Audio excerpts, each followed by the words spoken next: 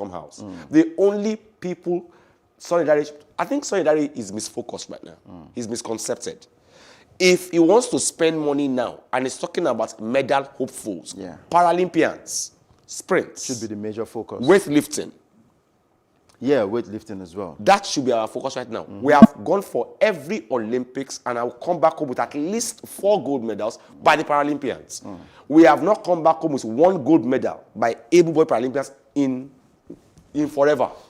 You know? Well, so I beg, let's just face... I think the problem with Sunday Dare is he likes to build castles in the sky. He has big dreams, you know? But when it's time for him to walk the talk, he doesn't do that. Let's be honest with ourselves. We should be... The Chinese, like I said, the Asians, know that our strength is in ping pong, table tennis, martial arts, acrobatics. They first of all spend all their money on that one. It is the change that remains that they use for football. Let us be honest with ourselves. The only heroes that we have in Nigeria today who are Olympians are the Paralympians. Well, that's the truth. I was still looking forward to the record set by Adesoji Fashuba, being Africa's fastest man. We're looking forward to that record broken in the Olympics for African athletes as well. Well, from here, let's go over to England and let you know that Manchester City have been given the all-clear after an emergency round of coronavirus testing. Pep Guardiola's squad reported to the City Football Academy on Tuesday for tests after 5 players and at least 2 staff members contracted the virus. Those results all came back negative on Wednesday afternoon, and the team trained shortly afterwards. Now, the training base will be partially reopened, and Guardiola's side are scheduled to face Chelsea at Stamford Bridge on Sunday. And the news of no additional positive tests raises the prospect of that game now going ahead. Yes, the game will go ahead. Well, when they're being given an approval to play that game against Chelsea. But the case is still there in Manchester City. It means that these players are not going to play, the likes of Kyle Walker and Gabriel Jesus. I think Man City have been fair. They only announced names of Gabriel Jesus and Kyle Walker and insisted that some other players are there too, but for security reasons, they won't call their names. So we have more than 2 cases in Man City. And don't forget that the UK government or the UK media have tried their best to actually limit the panic they could cause if they see the amount of people who have. So in a particular team now, when they call 2 names who have agreed to have their names put in public, you know, and then the other names are, so they will tell you and others for security reasons, and so as not to create panic in public. So I think that's a fantastic thing. So whenever you hear Man City has 2 cases, there are more, but the names are not called not to create panic, you know. So it's a good thing. I think we're happy for Man City now. We've been hoping, we are sports analysts, and we get paid and do our jobs based on if sporting activities exist.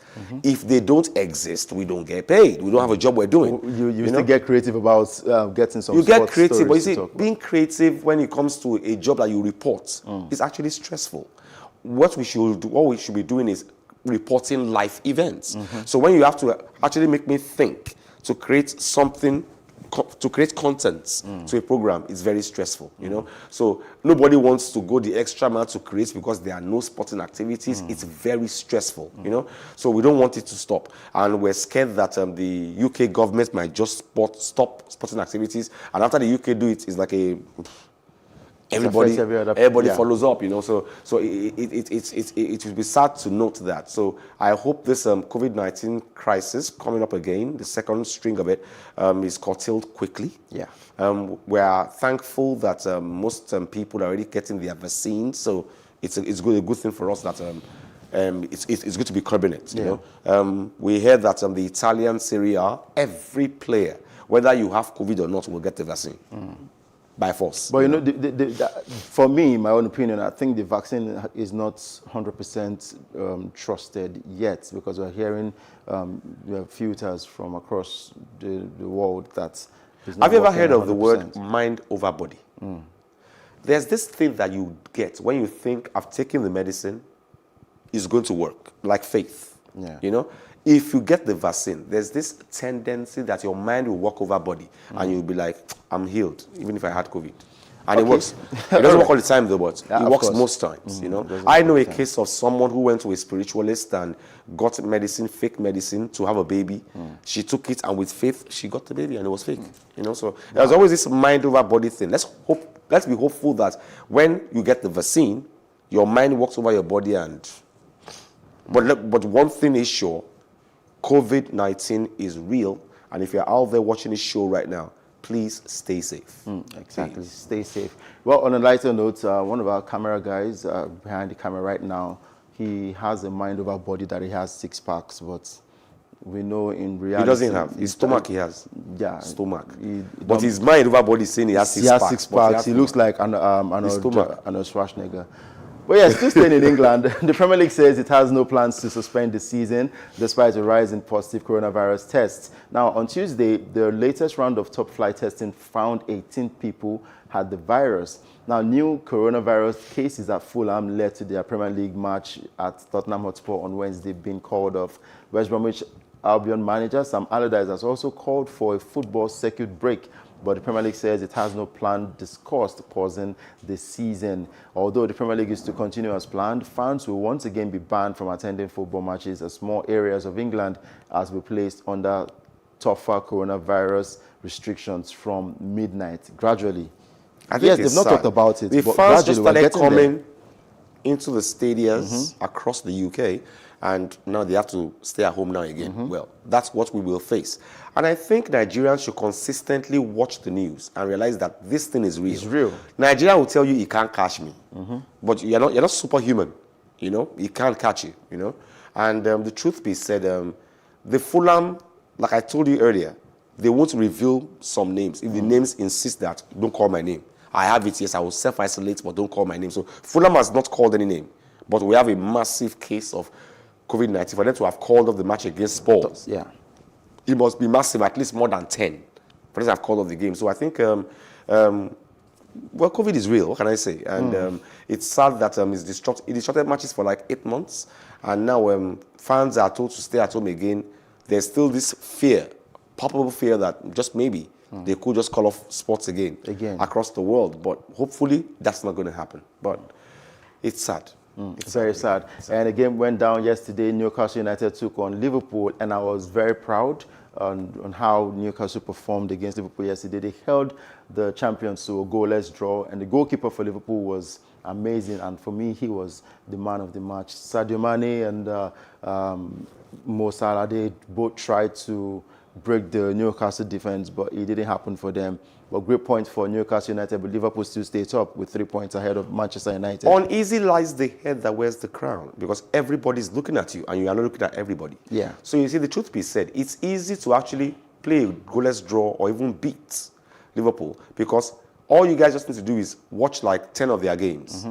When they change style and all that. See, they are champions. Yeah. So they are being watched by everyone. So all Newcastle needed to do was, okay, we know what Firmino can do. We know what Mane can do. We know what Jota can do. We know what Salah can do. Let's try and lock them down. So a good coach who has his head on his neck will just be like, Jota runs from the wings. Stop him. Salah will try and dribble you from the wings into the box and then try and take a shot. Stop him.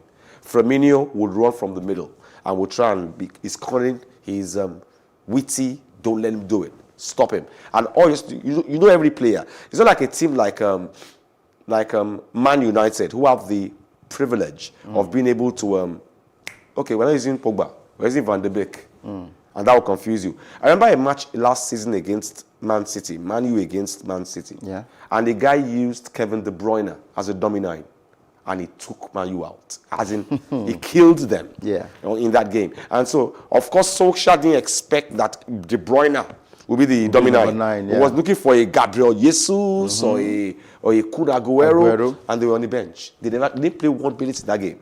And I'm sure at a point in the second half, Solskjaer will be like, okay, good, he's going to bring in Jesus, he's going to bring in Aguero, and we can take them out there. Because their plan was to take on either Gabriel Jesus or Kun Aguero, not a dummy 9 in Kevin De Bruyne. So I think that's good football being played. A coach that has the head on his neck.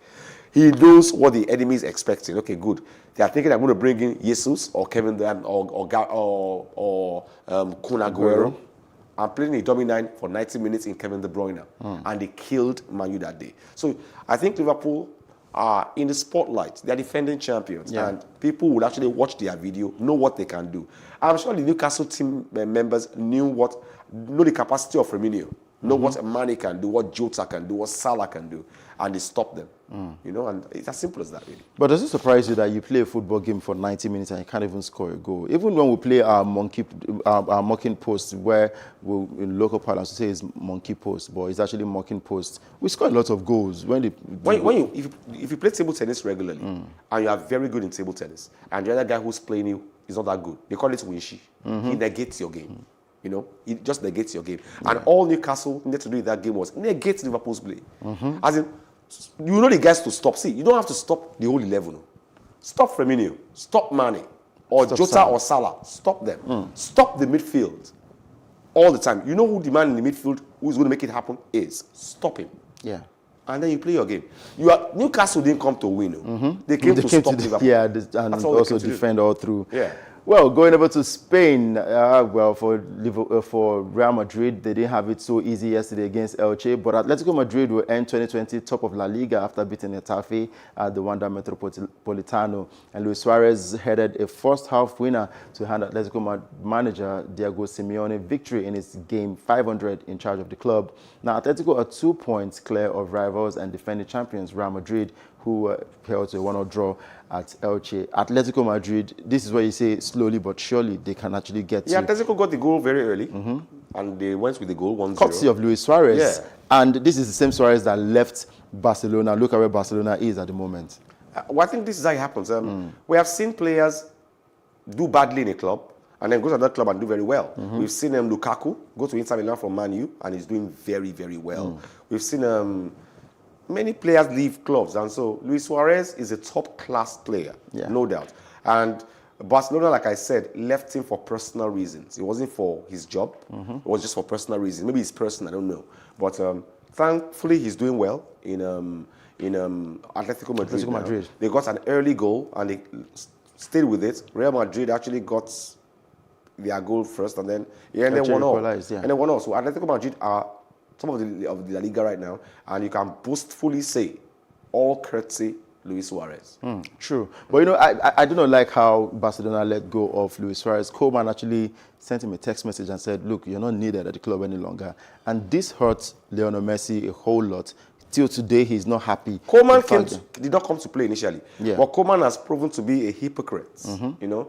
And I'll say that without any fear or favor. Because when Koeman came, he called Messi to a meeting and said, listen, all those privileges that you had when I was not here is gone. Don't feel cool about yourself. You are Lionel Messi to yourself, not to Ronald Koeman. And then he called Luis Suarez and says, you have to leave, you know. Yeah. And then Suarez left, you know, grudgingly, and he sidetracked on Messi. Maybe people spoke to him and said, come, na Messi, na chairman, na Igwe, leave me alone. And then he's not playing friends and playing cool with Messi, and Suarez is gone. So I think Suarez was just a victim of trying to get at Messi. Because Messi was publicly angry at the fact that why would Suarez go? He's a very good striker and everything, but Koeman had a point to prove. But by proving that point, Suarez is gone. You're now all paddy, all munchy with Messi now. So he's a hypocrite if you ask my opinion. You're trying to get at Messi. You wanted Messi to leave. You wanted him to get angry and leave. The guy didn't go again. You drive Suarez away, and you're all paddy with Messi now. I think he's a hypocrite.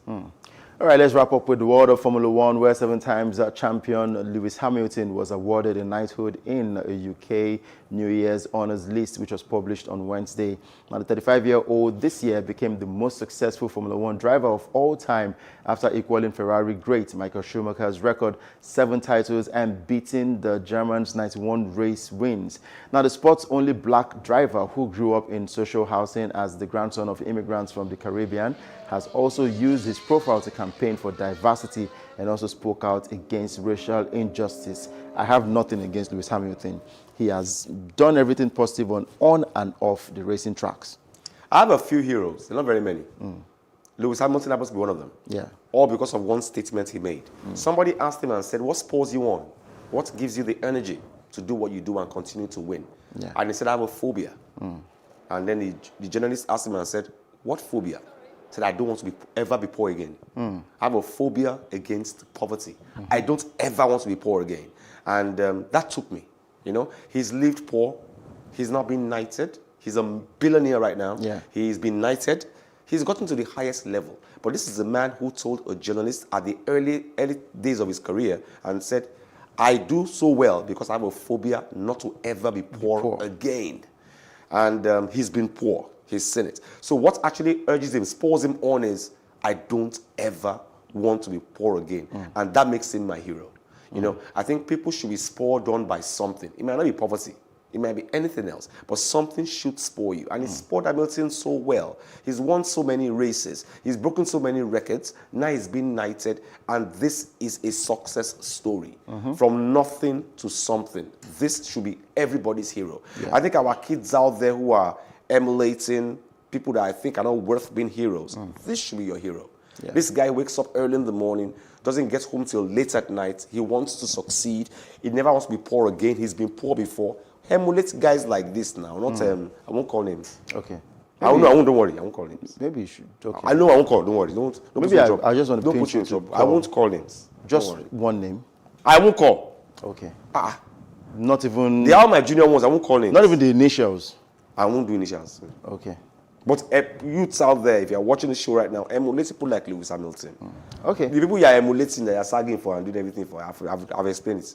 They know some people now. Okay, it's fine. I'm sure they know now. It's fine. It's fine. Maybe, okay, it's fine. Let's just leave it that way. But that's much you can take today on Plus Sports and Plus TV Africa. And I just hope that the cameraman can have his mind over body and build these 6 packs and make it. He just needs to buy a mirror. We can buy him one. Okay. So the long mirror, the tall one. So he can look at himself and say, I don't get 6 packs. Just mind over body. He should tell himself the truth. Tell himself the truth. Okay. Man in the mirror should talk to himself. Oh, yeah. Now, for legend, late Michael Jackson. But that's much you can take today. Plus Sports and Plus TV Africa. Thank you, Wale, as always, for your great analysis. Always good to be here. Exactly. Keep it locked down to Plus TV Africa. We'll give you the best when it comes to TV programming. Remember, wear your face mask and stay safe out there.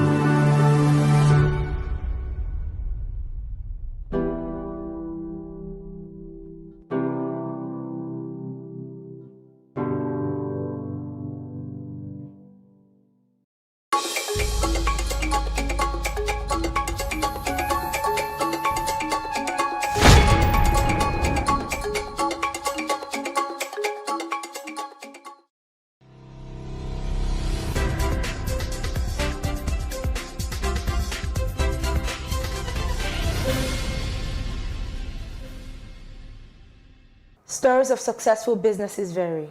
Some began as a result of following their passion. Others built businesses out of the need to solve problems, while others converted their struggles, which they overcame, to businesses, and the list goes on. Welcome to Ladies Talking Business. I am your host, Irene Ubani, and here with me is my co-host, Moremi Akon. Our guest today is Nkiru Okpareke. She's the CEO and co-founder of EnviroGrow Farms. She has over 20 years working experience, with a decade of that experience in ExxonMobil as a project and design engineer and project manager for infrastructure projects in Nigeria, the United States, Singapore, and France. Nkiru also works as a human capital development expert and management consultant in Canada and Nigeria. Nkiru has an engineering degree from the University of Port Harcourt and an MBA from the Schulich School of Business, York University, Canada.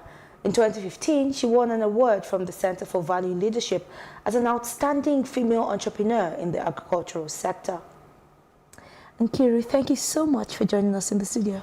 Thank you, Irene and Moremi. Oh, certainly. Of course, from what we have just read out, it's obvious that you did not start your career as an agripreneur. Tell us about it. I started my career working as an engineer with ExxonMobil. I did 10 years, and I just needed to do something else. So I went back to school and did 2 years MBA in Schulich School of Business. And after that, my business partner now was also completing an MBA from Harvard Business School. And we're thinking of what to do, and we just realized that agriculture, you never go wrong with agriculture. Even if people are sick, they have to eat. Right. You know, a very unique thing about your story. When we talk about the company where you worked at before, this is something that till date is some people's dream job.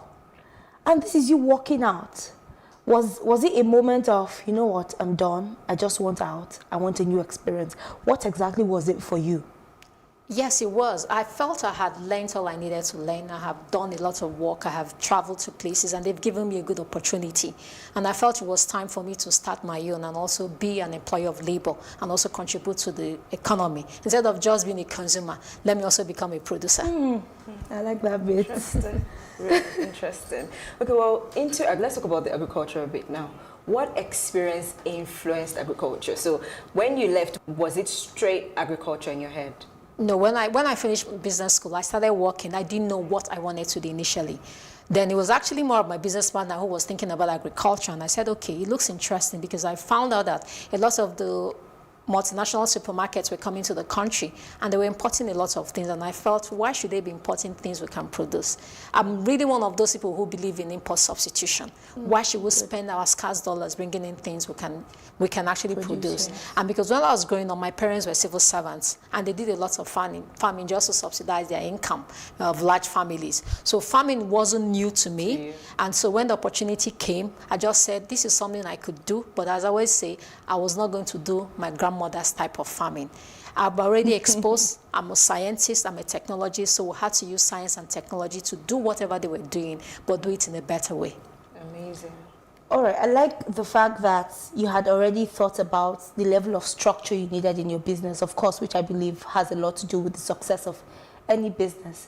Now, when it comes to agro businesses, for which you are a player in, I understand that it's not just when you say agriculture, there's the farming and then there's the processing. What really makes a successful agro-business owner? And an agro-business, of course. You have to study the value chain and find out where your strength is or where you want to play in. Maybe why I went into backward integration was because I'm an engineer, and I have done a lot of on-the-field work, working in the oil sector. I used to be offshore a lot. So being in the field and being hands-on, it wasn't a problem for me. But for lots of people, when I tell them now, when you think about agriculture, not everybody has to do backward integration. Look at the value chain, see where you can play. So try to understand the industry you want to go in. Don't go because people say, oh, there's a scarcity of chicken, you're all rushing. Everybody rushes in. And the time everybody's chicken is ready, the price crashes. You should not be producing for what is selling now. You should be producing for what will sell tomorrow. Because by the time your thing is ready, it's no more today, it is tomorrow. So try to understand which sector plays and how it functions before you rush in. Let's help our audience at this point to understand when we talk about, you know, the processing and then the farming. So can you help them just understand, for those that would want to play in the farming bit and then for those who want to play in the processing bit, Okay. what does this entail? Some people might decide to go into, let me use poultry for example. Some people might decide into raising chicken. You don't have to raise chicken. You might decide I'm processing feed for the chicken people. That's processing. So you're going to take maize and lots of protein and process that for the people who are in poultry. Some people might decide to, I'm going to buy chicken off people in large volumes. Then I'll smoke it. I'll cut it into parts and sell as frozen chicken. Okay. I can do grilled chicken. So you don't have to be just selling it in the raw state. You can just add a little bit more and sell it as processed chicken. So that's a processing line. Some people buy granules, peanuts. You can decide to buy fresh peanut. You can decide to buy fresh peanut, dry it, bag it, just do a little make bit of peanut butter. or make peanut butter instead of selling it in the rawest state. Because even most of the peanut butter was consumed, we're still importing peanut butter. So truth is, from your experience, I think you've had about 10 years experience Yes. in this now. Which of it really pays off more? Processing. Process. And how about packaging? I know there's a packaging bit to agriculture, Yeah, but, right? but you have when you process, you have to package. Okay, so it's Okay. part So of yeah, but processing. the only thing in processing is that if you're also processing, you also have to have a bit of your farming, because if not, you're going to be dependent on the people who are supplying your inputs. Okay, and what happens when And someone- when Yeah. happens when they don't. So Okay, even if you want to go into processing, after a while you might have to go back into backward integration. So you're not dependent on people who are supplying the input, because if you check it, practically everybody who's processing does a bit of backward integration to be able to assure that the feed into your processing is assured. Okay, so does that now mean that it's advisable to do maybe a bit of everything? Yes, you have to be, I mean, the More way of Nigeria which? is, More you of have which to would do you- a bit of everything. You have to be your logistic person, because even if you're depending on logistic people, sometimes they disappoint you. So you have to have a bit of everything, or know a bit of everything, or know the big players in everything, so they can act as backup for you. But you should find where your core strength is, and that's where you should play in. Great. So tell us about EnviroGrow Farms. What makes the business unique, or what's that selling point about the business? When we set up the business, we decided to produce using modern technology. So we do full irrigation. You press a button, all the water is sent to all the plants. All the chemicals are mixed in the bath and sent to the plants. And when we started, we made sure we had proper processes. We didn't just start at hot. We even brought in an expert agronomist to help us set up the business, and he worked with us for about 4 or 5 years to train us and to train our people. So we understand what the market needs. We go to the final consumer, get their needs. We're producing using what they call GAP, Good Agricultural Practices. So we'll make sure that everything we use is used according to how the manufacturer said it should be used. If they tell us spray chemical, but use it 10 days before harvest, we even give 12 days to make sure that the chemical is oxidized in the system. So we're producing according to the highest European standards, though we're doing export. But I believe that we don't have to wait till we export to them before we can eat good things.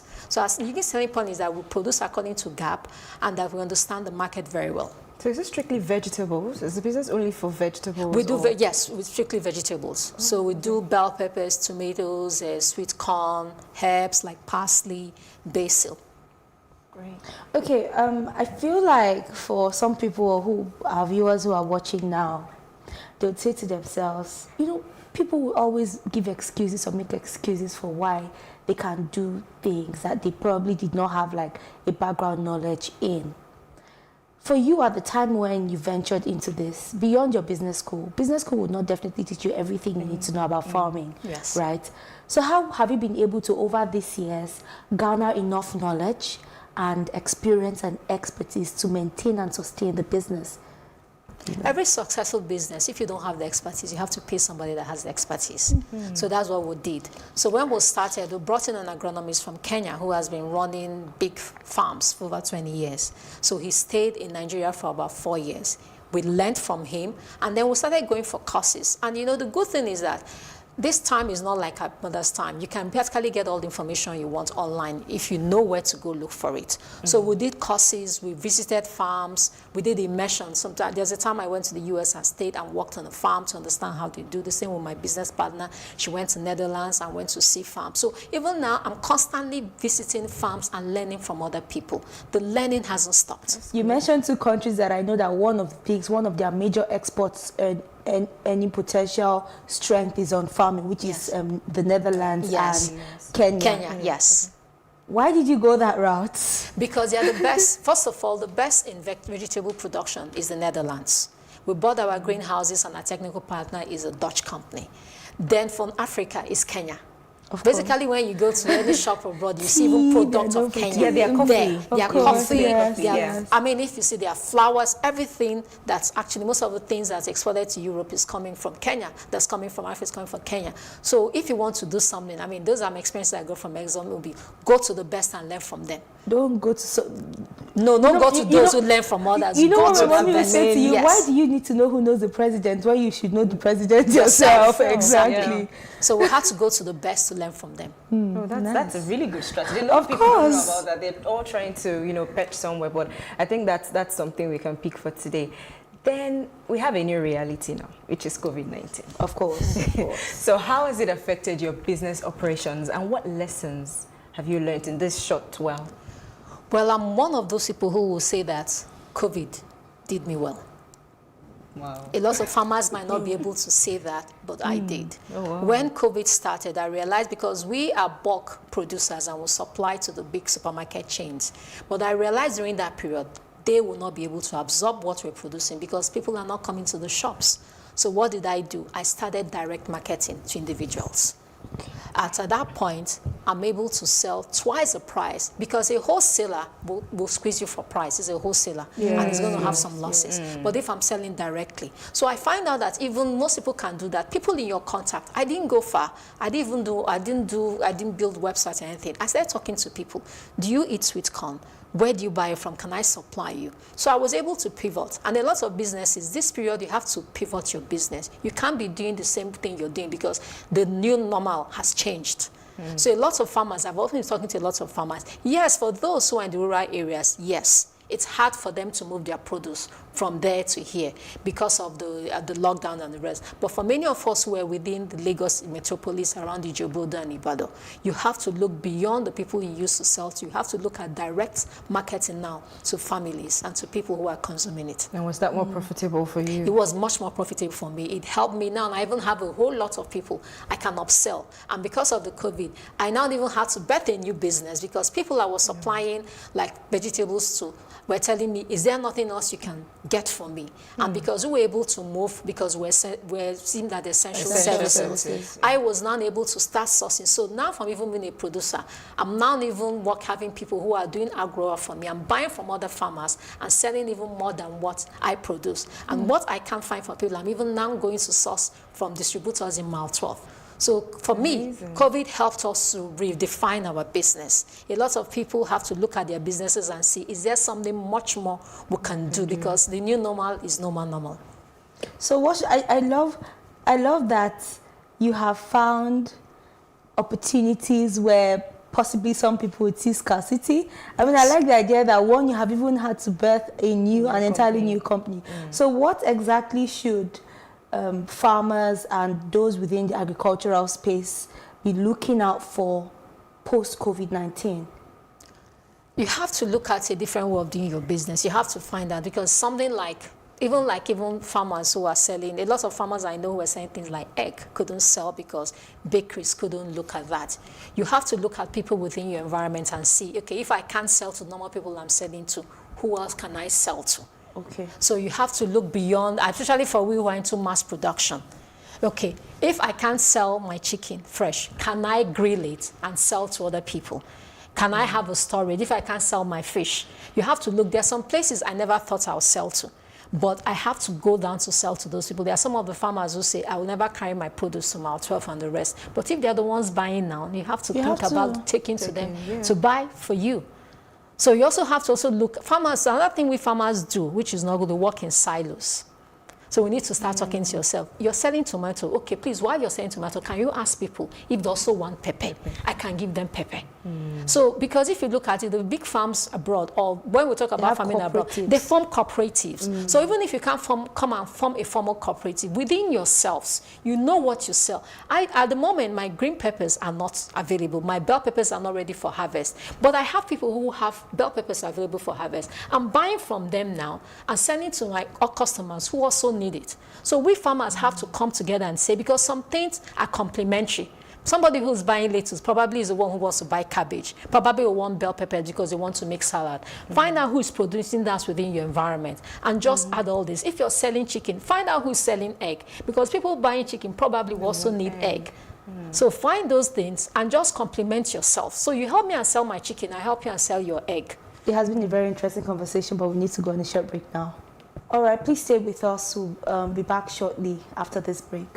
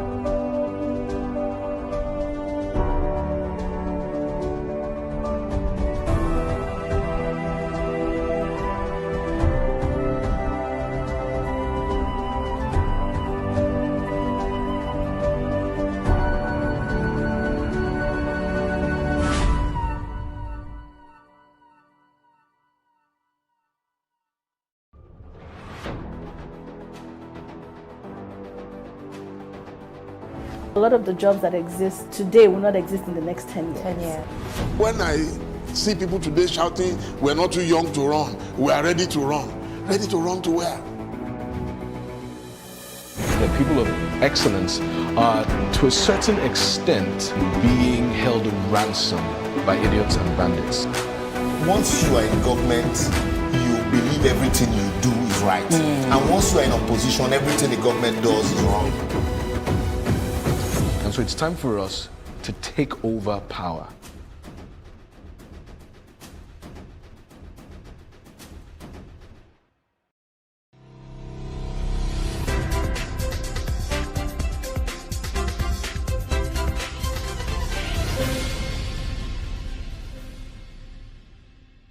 Thank you for staying with us. We've been speaking with Nkiru. Nkiru, thank you for sharing all of your knowledge, you know, from how you moved from being an engineer to becoming a farmer, starting a successful business. I mean, I feel like this is one thing that a whole lot of people would need to learn from, right?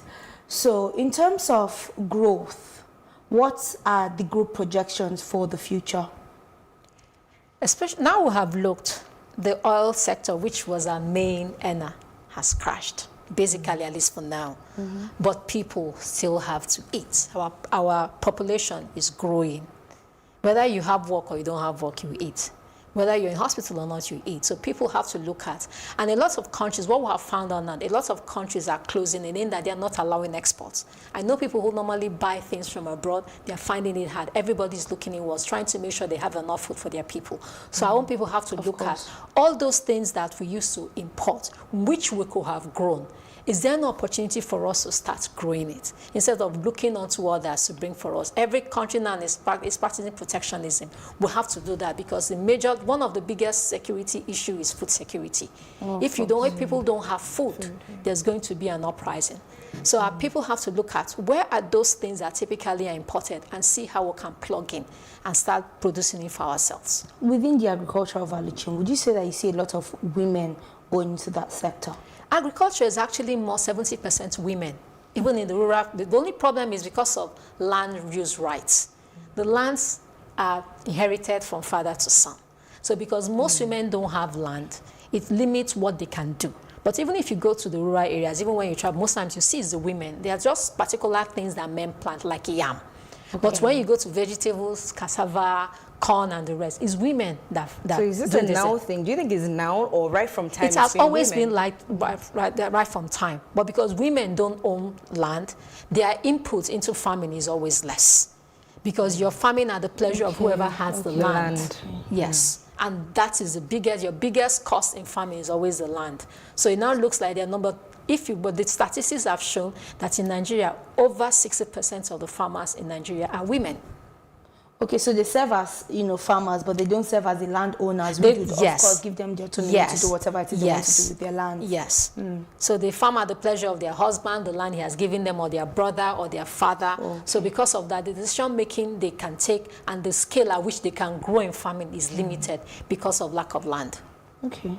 Great. So what would be your advice to other women who are actually contemplating going into agriculture and don't have a clue, maybe what to do, how to start, or think it's not for them? What's your advice to them? Spend time with those who are already in the sector.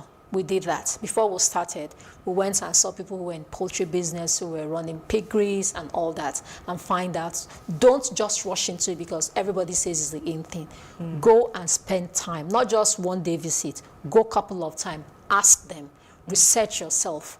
Spend a day, spend a week, even do internship. It doesn't hurt because that's how you learn. Everywhere abroad, when you want to learn something, they'll tell you, go and do an unpaid internship and learn. People are willing. We farmers are always happy and willing to share knowledge. But most times, people are not ready to bring out the time to come and spend time and learn that thing. So spend time with people who are already in the industry. Ask them the difficult questions. Talk to their staff. Don't just only ask the Oga. Talk to the people who are on the ground, who are doing things. Go to the market, find out what is selling. Find out from the processors or retailers which one that they have a problem meeting their demand. Because as much as you might say that, oh, a lot of people are producing egg, we're still not meeting the demand for egg. So find out maybe where you might play, it might just be meeting up the gap between what is produced and what is actually ends up on the table. So you must spend time with people in the industry to find out what you can do and where you can plug in. So it's basically beyond the book knowledge and Yes. everything you learn in business school. Yes. There's still the practical knowledge where you need to go down. If you Oh, need the to practical till the knowledge is ground. something else. That's probably the most yes, important that's bit, practically the right? most important thing. Of course. So at the end of the day, with all of your experiences so far, what misconceptions do you think people usually have about female farmers? It's a hobby. The first time I spoke to a couple of people, even my husband's friends, and when I wanted to start, they told me, oh, is it as a hobby or is it? They can't imagine that after the amount of time my partner and I have spent in business school, we want to say we're farming. So they always still come, okay, so what are you doing? You say, I'm a farmer. I say, is that all you do? Or you just do it on don't the think side? it's enough. They don't see it as enough because of the impression or because of the conception that there's not much money as in farming. But that's not how it is beyond Nigeria.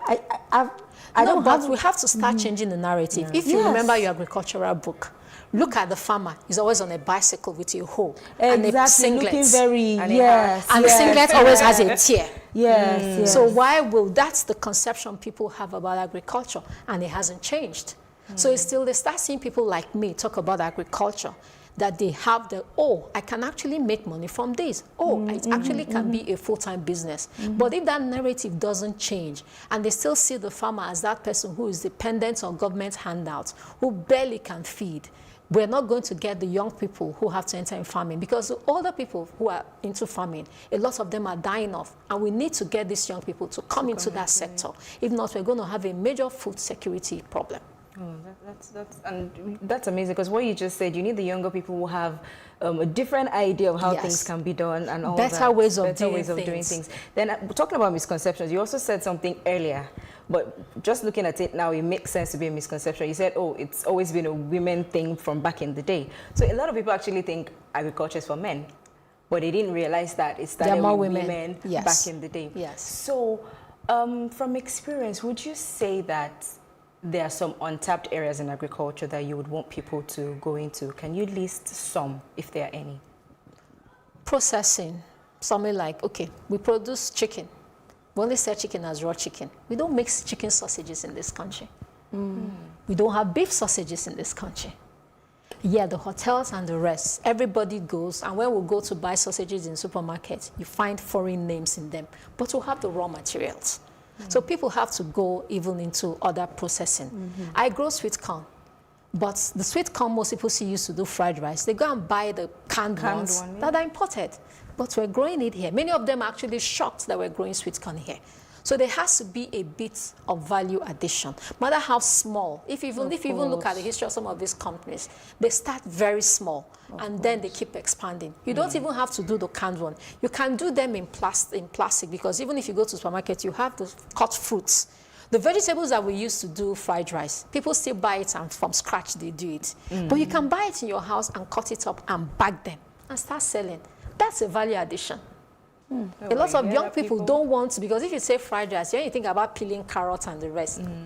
So there are lots of, yes, so you have to take, and even logistics, a lot of farmers, many times we're looking for, who will carry produce for us from the farm. So somebody can decide to set up a logistic company, and every farmer, like say the farmer family in Badagry or Ikorodu, we know, every Tuesday, a truck comes here, can carry everybody's produce to Mile 12 or to Lekki or the rest. And that's just all you do, giving us cooling vans to move things. So there's logistics, there's processing, there's even input supply. Similar like feed or fertilizers or seeds that we use are inputs. Improved seedlings. Somebody can decide I want to set up a nursery. I don't want to grow. What I'm just going to do, I'm just going to keep raising pepper to 2 weeks, and people who want to plant can just come and buy it and take away the stress of doing the nursery, because we've done all the work for them. So finally, before we let you go, because this has been a very enlightening conversation so far, what areas in agriculture would you say that people are yet to discover, but then it exists even here in Nigeria?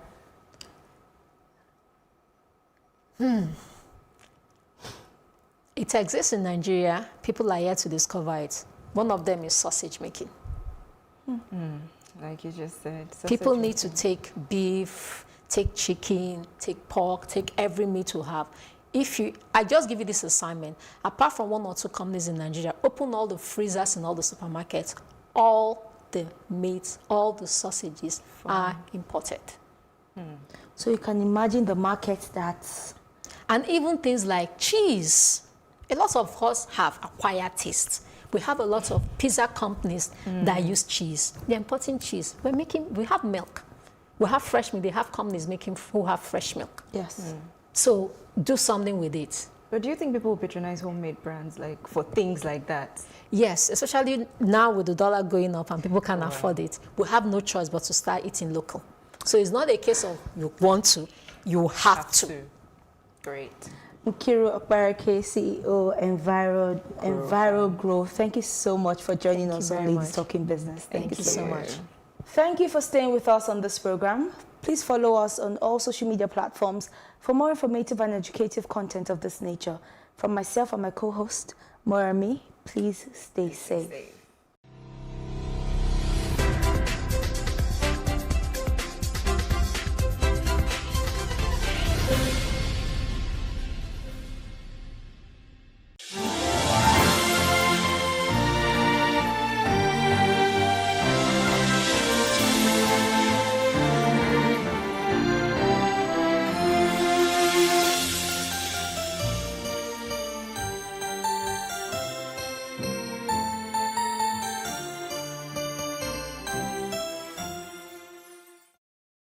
We can't talk about education reform if we don't decolonize our education system.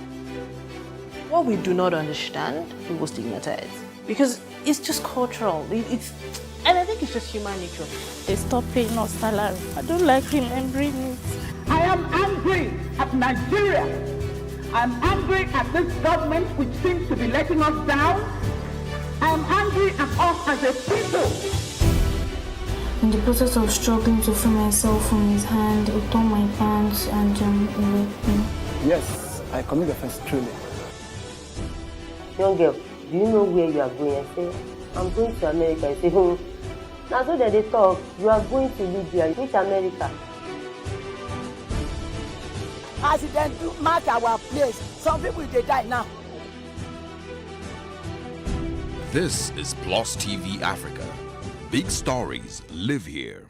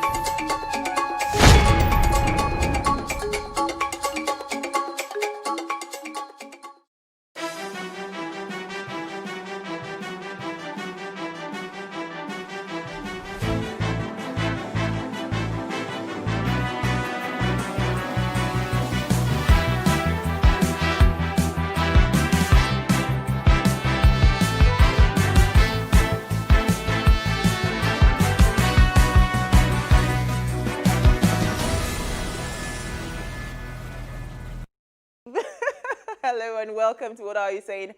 #Ways, where we talk about topics in the news as it affects us all. I am Osayiwa Mesale, and yes, I'm alone in the studio thanks to technology. And I have Uti Elu joining me via Zoom. Hey, hi Ua. Hi Uti, how are you doing?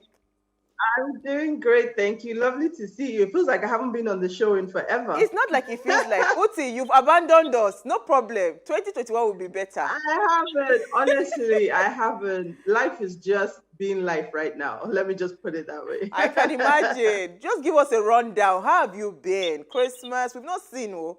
Well, I mean, Christmas was awesome. So Christmas, I think when you get to be in the adulting stage of your life, Christmas becomes about, your children and creating memories for them. So really that was what Christmas was about for me. And really, my son had a fabulous time, and that was I saw his pictures joy. With Muna and Nasa. Yeah. I'm jealous with your twinning. So I mean, so in that sense, Christmas was very good. A lot of Netflix and chill. And then it's been very busy at work. Like you said, I'm supposed to be on leave, right? Yeah, it's been round the clock working. There's a popular Yoruba adage that says, how does it go now? I think that's how it's said. So when you're looking for the work and then you find the work, unfortunately, I found the work at Christmas time. So, can you imagine? Yeah. Can you imagine? So how are you preparing for the new year? Well, I'm just in a state of thanks. I don't think I can say anything else. I mean, too many people have not had the luxury of sitting here or being able to be alive and talking right now. So my only thing right now is just to be thankful to see today, to be thankful to get to cross over to tomorrow. I'm just thankful. Absolutely thankful. I have no other plans for tomorrow than to just dance and praise the good Lord that, we made it to 2020. Absolutely. I'm also in that place of gratitude where, you look back and see that for the people that have passed, it's not like you were more righteous than them, you were more spiritual than them or whatever. But that you are alive, is something that we should all be grateful for. It's actually, that's the testimony of 2020. You are alive to see 2021. That's the testimony. There's nothing else. There's no other mark. There's no other measure of 2020 other than I survived. Absolutely. I'm here. Absolutely. That's it. Absolutely. And one of the things that we saw come to life in 2020, is the importance of technology. I mean, this would not have been possible if we didn't have the first COVID. I remember with the first lockdown where we were worried how we're going to do the show and all of that. And thankfully, the management at Plus TV, took on the challenge and decided, to make the Zoom a reality. I mean, that's the power of technology. And I'm so excited about the conversation that we're having today. Because we're talking technology and we're talking how it's going to impact our lives in 2021. So here's what we found as today's quote. Artificial intelligence is a tool, not a threat. Yeah, Uti, do you agree with this? Well, Rodney Brooks. So, I mean, yes, I do, but I still have all those visions of the sci-fi movies that I watched in the back of my head. And they're fighting. Like, AI can do so many good things, but then when we see what has happened in 2020, where truth is stranger than fiction, I'm like, AI, should we not? Yeah, and I'm so excited about the guest we're having today. Because he's very, very big on AI. So artificial intelligence is a wide-ranging branch of computer science concerned with building smart machines capable of performing tasks that typically require human intelligence. With what the world has witnessed in 2020, how do we embrace technology in 2021 and beyond? Now, Olushola Musa is here to discuss this, but first we'll take a break for what's in the news.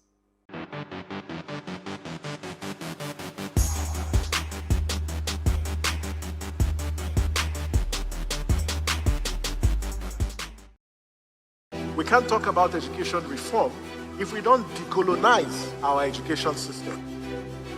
What we do not understand, we will stigmatize. Because it's just cultural. And I think it's just human nature. They stop paying us salary. I don't like remembering it. I am angry at Nigeria. I'm angry at this government which seems to be letting us down. I'm angry at us as a people. In the process of struggling to free myself from his hand, he tore my pants and he raped me. Yes, I commit offense truly. Young girl, do you know where you are going? I say, I'm going to America. I say, now so that they talk, you are going to Libya. Which America?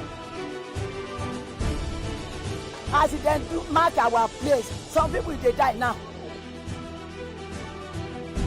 This is Plus TV Africa. Big stories live here.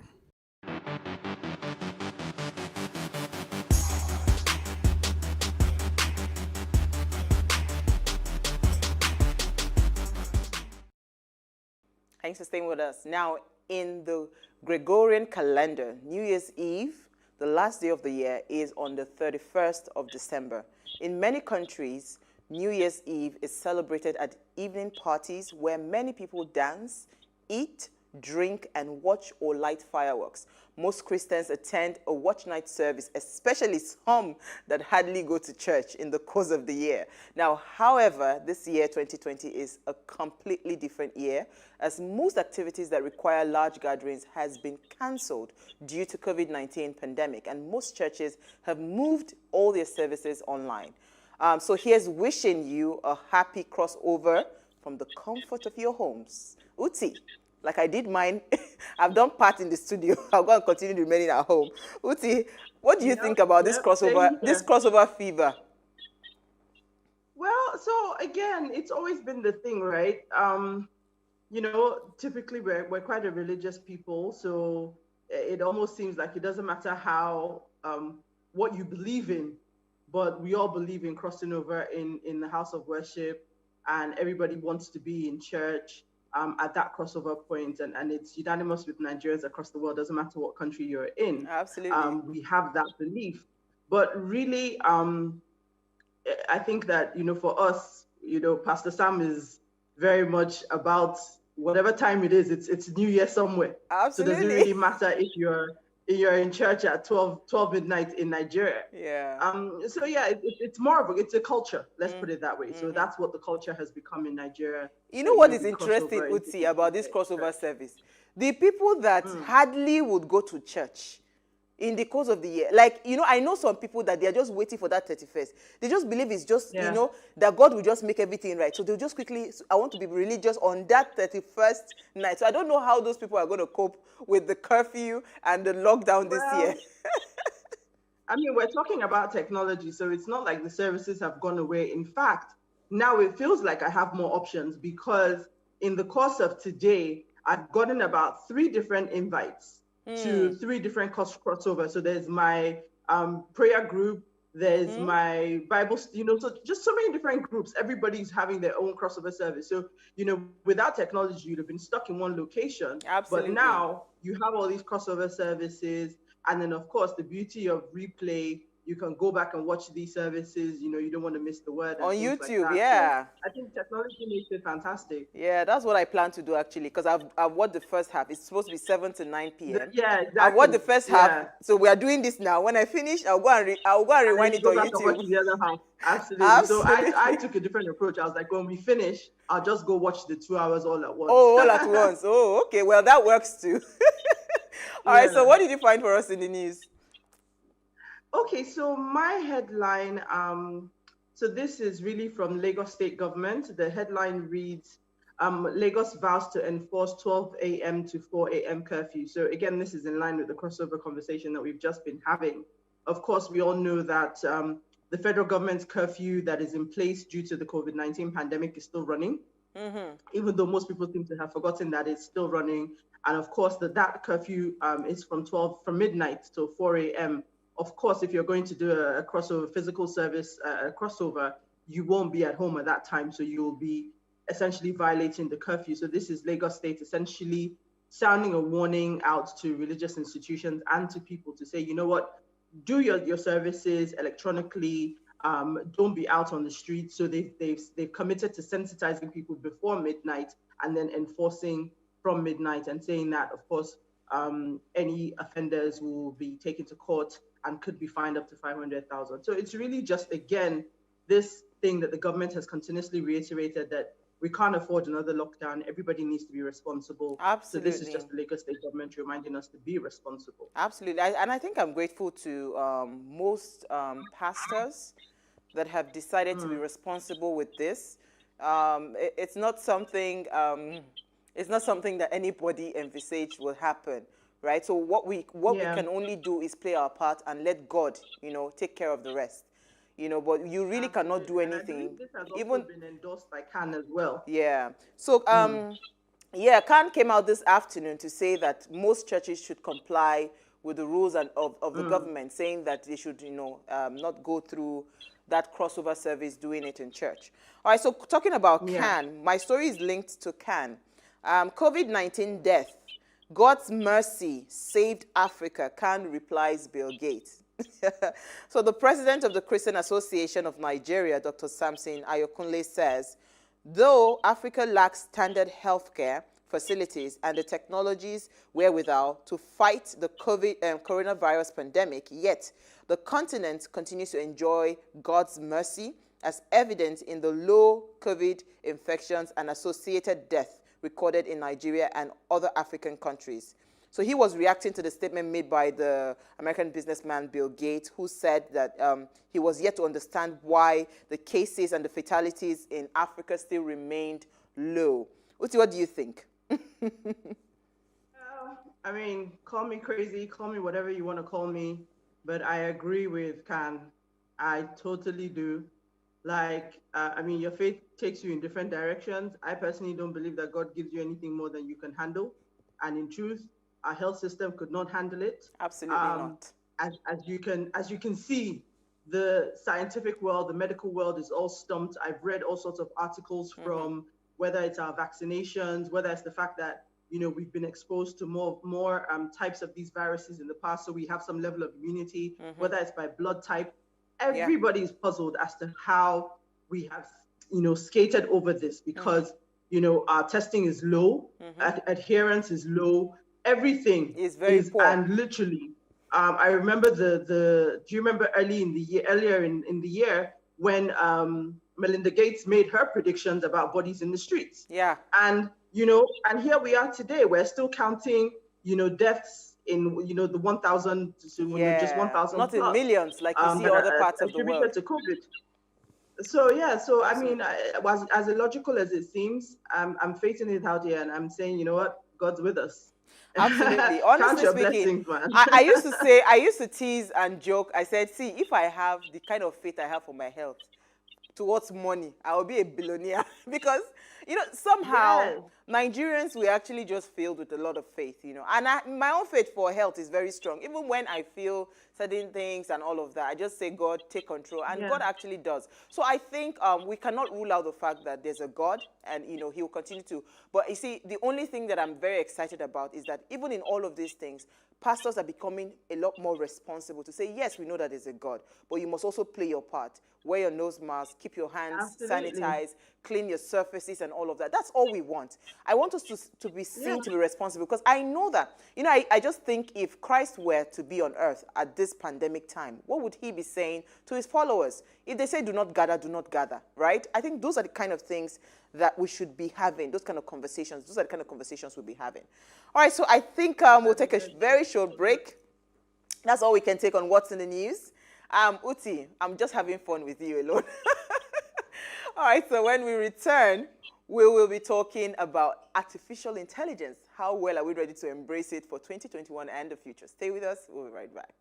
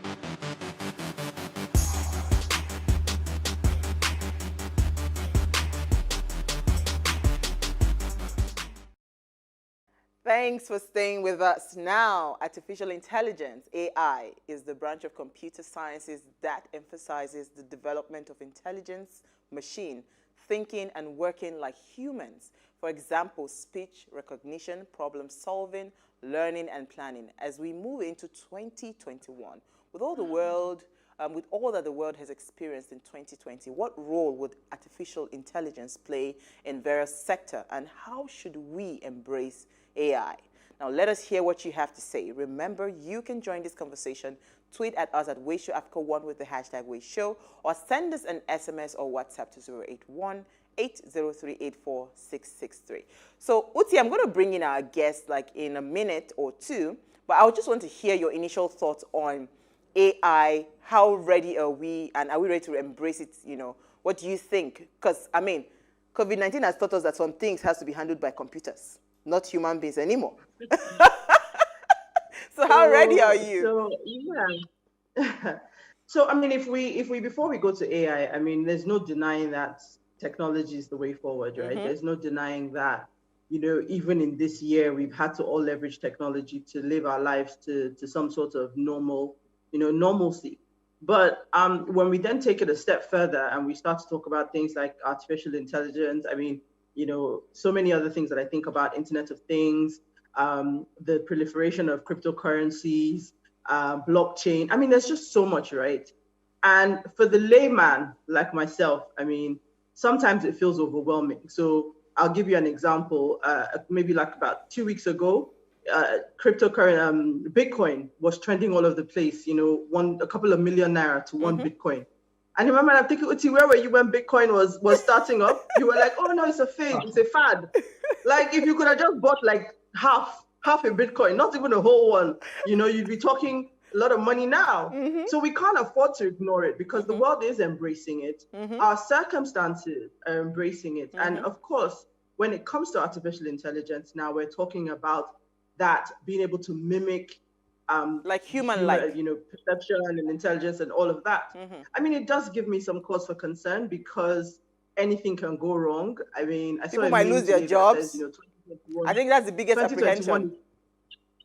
Pardon? I said that people might lose their jobs. That's the biggest apprehension a lot of people have. So apart from you people losing their jobs, you know, you just never know what it could become. Like I was saying before we started the show, you know, too many truth movies is now stranger than fiction. And we all watched Terminator. I'll just leave it at that.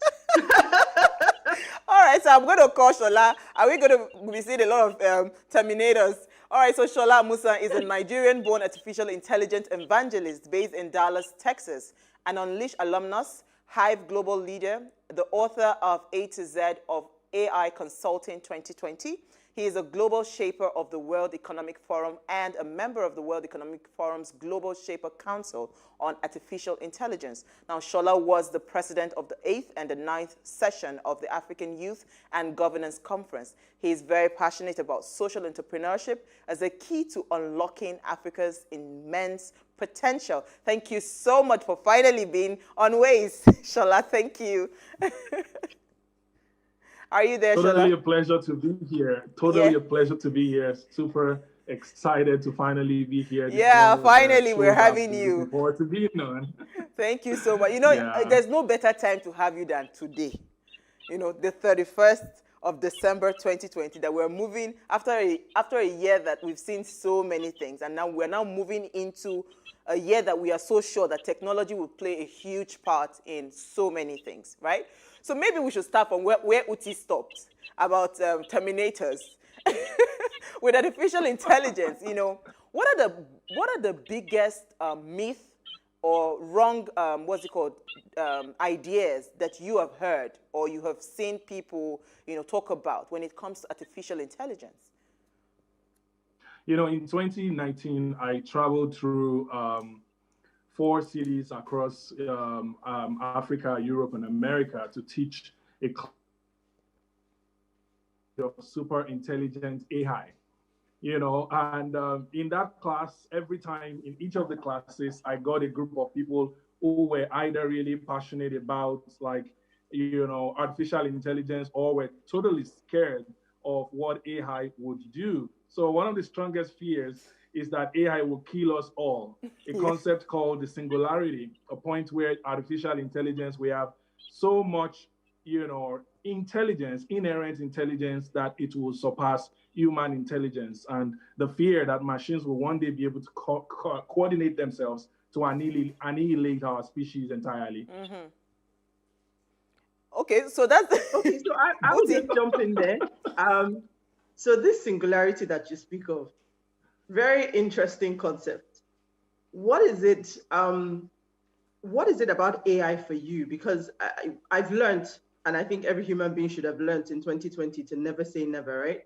So we're not saying that this singularity can't occur, but what for you is what is the driver? What is it about AI that is so necessary that we would risk the possibility of this singularity? Mm-hmm. Well, I think AI is in the fourth industrial revolution what electricity was in the second industrial revolution. It's that important. Like the fact that a single power terminal in a city could go wrong and burn up an entire village isn't enough for us to say that we would not power our homes, power our schools, power our cities or not. And when people worry about the singularity, in the AI quarters that I belong to, what we say is it's like worrying about overpopulation on Mars, because we haven't even gotten to Mars yet. So why would you be worrying about overpopulation on Mars? It's several hundreds of years away if it ever happens. Now, because of the self-preserving nature of our species, there is very strong likelihood that the skepticism, the same kind of skepticism that exists about whether AI will kill us all, is the real thing that would preserve us ultimately, because we're able to put the checks and balances already without even getting to the point called recursive improvement in AI that would take us to the singularity. There are already programs in Harvard University and in Stanford and hundreds of millions of dollars about ethics and governance of AI that we haven't even gotten to. Like, if you're very familiar with the field, you notice that we're still like in narrow AI. We've not even gotten to strong AI yet.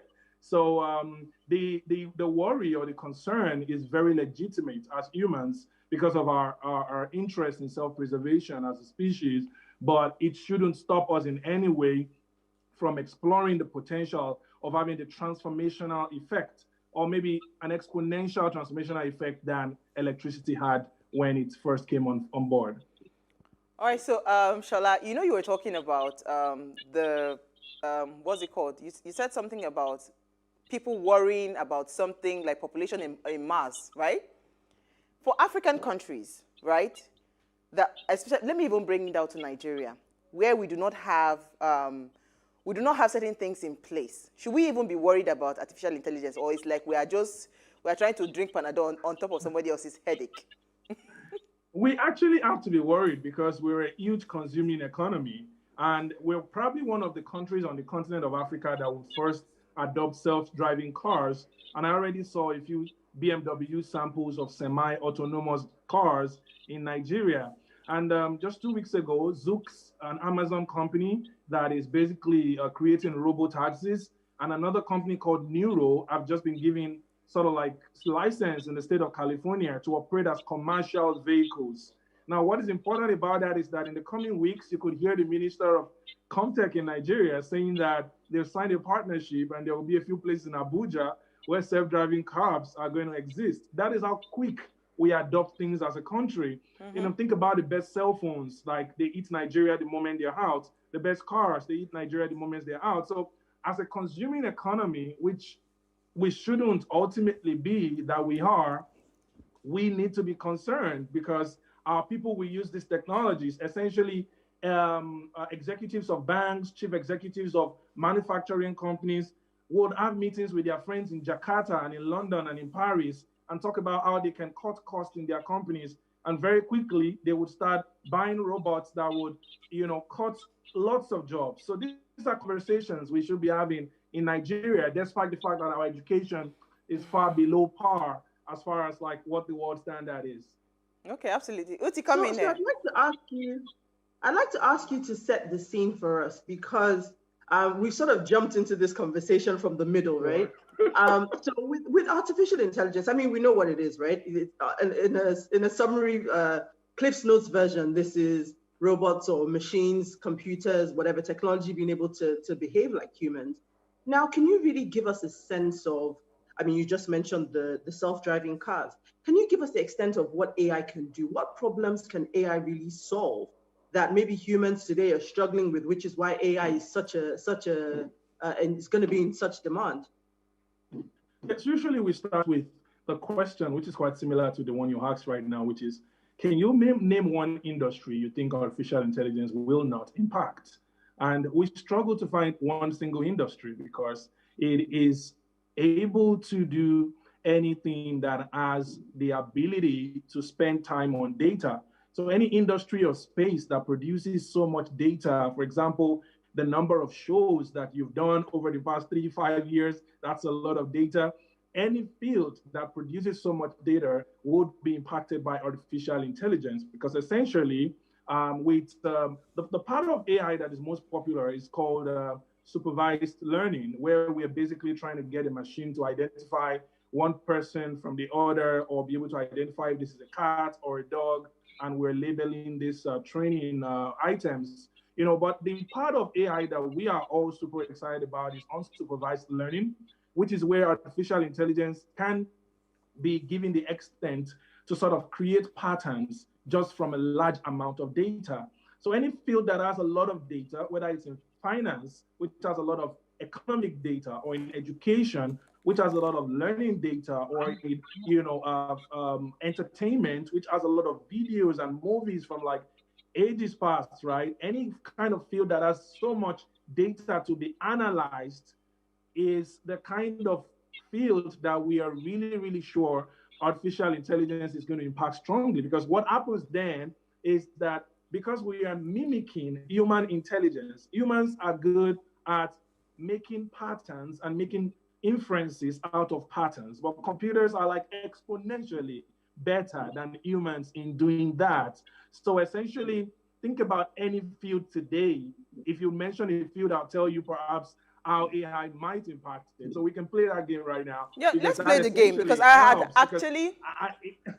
Oh, sorry, Shola, because I had actually listed a few industries. Like, for instance, in terms of, you mentioned entertainment, I talked about events. So when people want to organize events going forward, how would AI impact that? I talked about healthcare, for people that like security. What can AI do in terms of, like, for instance, we know we have security challenges in Nigeria. How can AI help with security in Nigeria?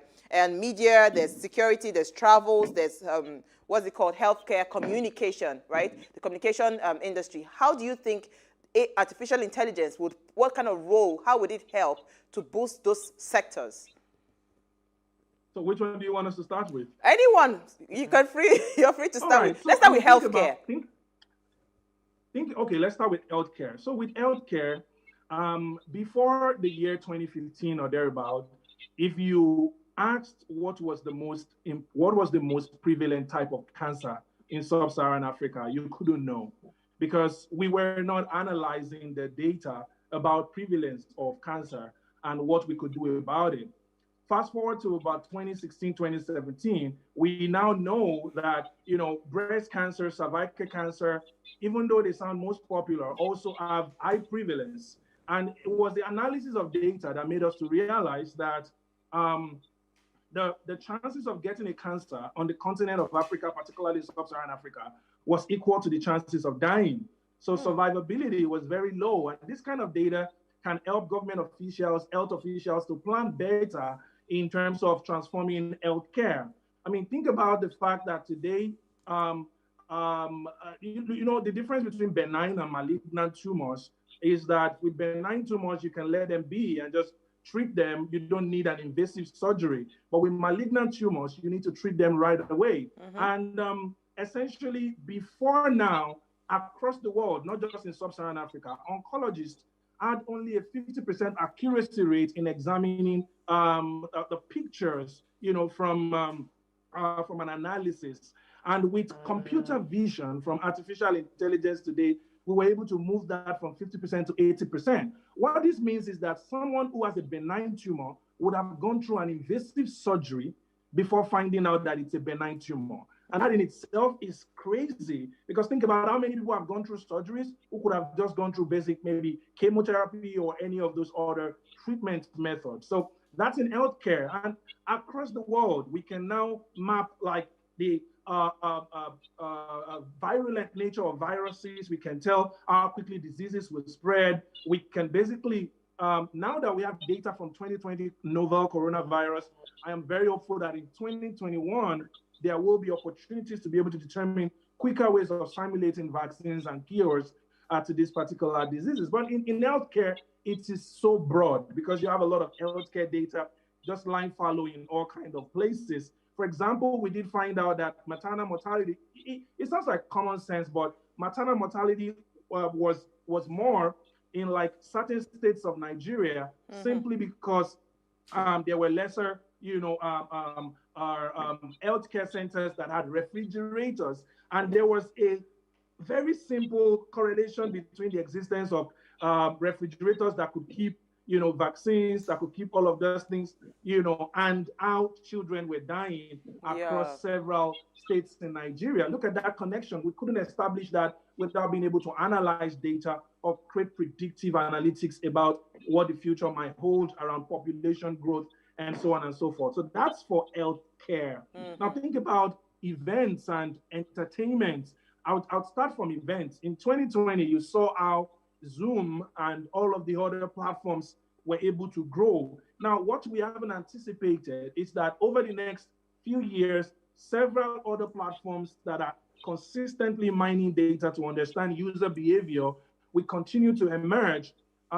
Virtual reality, which is like a sister to artificial intelligence, will be enabled by AI to form mixed reality. And what that means in essence is that beyond the level of connectedness that you and I have right now, I probably won't have this phone with me. I probably use just the single glasses, see a full image of you standing in front of me, and I will be in the studio mixed together, not boxed in side-by-side frames like people are watching right now.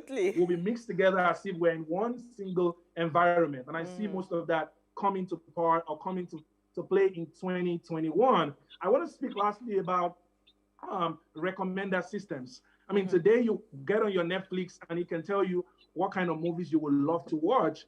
These recommender systems are possible because of artificial intelligence. Essentially, we can predict based on the movies you've watched before, the kind of movies you most likely watch, and new tools, new solutions, new platforms that will even be local to Nigeria will be able to determine all of these kind of things. So we're understanding user behavior more than ever before because of artificial intelligence and there's just so many other things. Shola, let me tell you something. It's like people are monitoring us. I don't like it. I hate to see like I'm being watched, because especially on social media, if you just like a particular post or something, or you talk about, it's like almost all of a sudden you start to see sponsored ads that are in line with what you just liked or something. It's too much. People are afraid that we don't have our privacy anymore. So but you know what, Uti, you're going to come in. Let me go on a very short break. When we return, we'll continue the conversation. Stay with us. We'll be right back.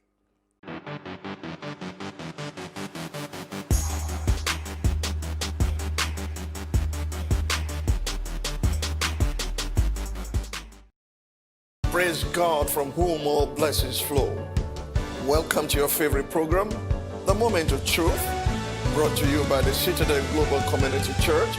Our God is a God of salvation, far above all principality and power and might and dominion, that regardless of what happens in this season, you will escape. Say to your neighbor, there is no peace for the wicked. The special anti-robbery squad who are now killing innocent citizens instead of dealing with robbers. Your axe will catch up with you. Finally, my brethren, be strong in the Lord and in the power of his might. Moment of Truth with Pastor Tunde Bakare, Sundays, 7 p.m. on Plus TV Africa.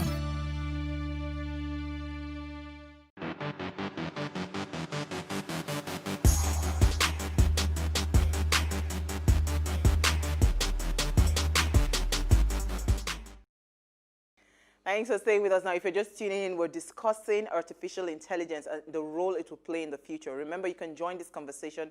Tweet at us at WayShowAfrica1 with the hashtag WayShow, or send us an SMS or WhatsApp to 081-803-84663. So, Uti, you were going to come in before we went on the break. Yes. So as Olushola was talking and talking about data and the amount of data that AI can, what it gives us, my mind went back to, I don't know if you remember the movie, Hidden Figures, with Taraji Henson. And when, these women were called human computers. And now we're moving to this phase where, you had the big IBM computers taking up a whole room to, laptops and phones and all of that. But I mean, that's just a bit of historical. When I hear you speaking, I understand now why in your bio there's evangelist in there. Clearly, you love it, you believe it, and from one evangelist to another, you can sell passion to passion. So I know. I feel you. I feel you. But when I think about it, right? AI, one of the concerns, like Uwa mentioned, is it's going to take people's jobs. And Nigeria as a population, we're a very young population. Odds are a lot of these developments in the AI space will come to reality in the lifetime of a lot of our youths today. And when we look at our education sector, it leaves a lot to be desired. So I'd like to know how you got into the space of AI and how youths can get into that space in an unconventional manner, because we certainly know that there are gaps in the conventional. I mean, absolutely. First, I'm grateful that my parents gave me the opportunity to try out things pretty early in life. Like when I went to boarding house, I would get the chance on weekends to get to use a computer.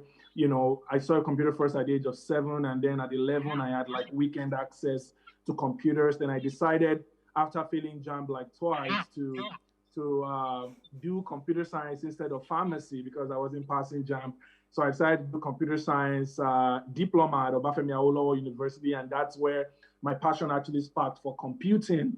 I went on to FUTA to do my bachelor's, and that was special because it was at FUTA that I discovered back then, this is, nearly a decade ago, finding out that we were being trained to be computer scientists, but we were not learning the programming languages that were necessary for our relevance. So we were learning Fortran 77 back in those days. A lot of things have changed now, and the Fortran 77 was made in 1977, and I was learning it in the 2000s. And this was the same year that Facebook came on board, and I asked myself, what can my Fortran 77 build other than a CGPA calculator? I can't do anything meaningful. So we started this group called Software Developers Research Initiative for Nigeria, and we had this long name, but we were basically training one another on C# and C++ and Java. And eventually we trained 4,600 of our colleagues and made our university get so much relevance that we won international competitions. I wrote on the back of this and joined Microsoft after serving in the university, joined Microsoft as one of its youngest manager, a year after I left college. And staying in Microsoft completely changed my paradigm, about what I could do, because basically I was working in cloud and AI for the philanthropic team, and I was doing Microsoft philanthropies, but I was exposed to a lot of work in cloud and artificial intelligence, and those were the early days of Microsoft Azure, and gradually this made me to realize that, look, there is something here. I stumbled on a Gartner report that said there's going to be more than 1.1 million new data scientists required in the workforce by the year 2022, and that by December 2022, 50% of all global organizations are going to use one form of automation or the other. So that showed me that where will these people come from? Which workforce will produce this kind of people? Then when China, United States saw all of this, they started developing new programs in all of their universities. And that was when I started a company called CovenWorks to train several thousands of people. And now today we have 5 other organizations who are playing in that space, who are also doing the best that they can do, in training people on data science and artificial intelligence. And that's been like the greatest joy of my life right now, to be able to show people that this is not a white person's thing. This is a human thing. If you can learn mathematics and learn statistics, you can learn artificial intelligence. And we shouldn't just be consumers, waiting to say, hey Siri, hey Alexa. We should be people who are creating a Banke, a Timmy, and we should be creating this artificial intelligence across Nigeria, solving demonstrable human problems. Absolutely. I mean, when you were talking, you touched on something that I was going to ask about, education, because listening to you, it just gives me that, it gives me the confidence that yes, something might be possible even amidst our very dilapidated educational structure, because we can actually get people like you create things outside of the formal educational structure to be able to help young people go into this space. But how I want to talk about the finance, the financial part of artificial intelligence. How economic is it for an average person? How expensive is it for an average person to go into artificial intelligence learning? That I want to become an evangelist like Shola. I want to learn, I want to know what it's about, and I want to use it to also better my world. How cheap is it for that person? I mean, first, once we stop demonizing people with laptop computers, like we can begin realizing that all that it takes is just a laptop computer and internet access. And with that, you can get started with learning. Even if it's a desktop or mobile phone you have access to. I say to people, there are 1 billion pages of information on the internet. Knowing where to go is another thing. And platforms like Udacity, Udemy, and AI School that I created are platforms that young people can basically use today to get access to learning about artificial intelligence. And within a couple of months, you can basically learn, because programming languages, which we use to instruct computers, is basically what we use to build artificial intelligence. And a few people have described artificial intelligence as automation on steroids. So essentially, we're trying to build, these fast, computer programs that can learn by themselves and can do better. Narrow AI today is basically just automating as many things as we can automate. And with strong AI, we can move on to the point where computers can actually do things intuitively by themselves. So it's not as expensive as we would have. It's not as expensive as we would have imagined. Like just running a program today, there are, as I said, there are 5 different organizations, all over Nigeria running data science and AI programs, including mine. And one of the things I realized, which is also a part of your question, which is also a part of your question, is we can't do so much, as organizations in silos. So the last 3 years, I've tried the model of actually training people within my own company. How many was I able to?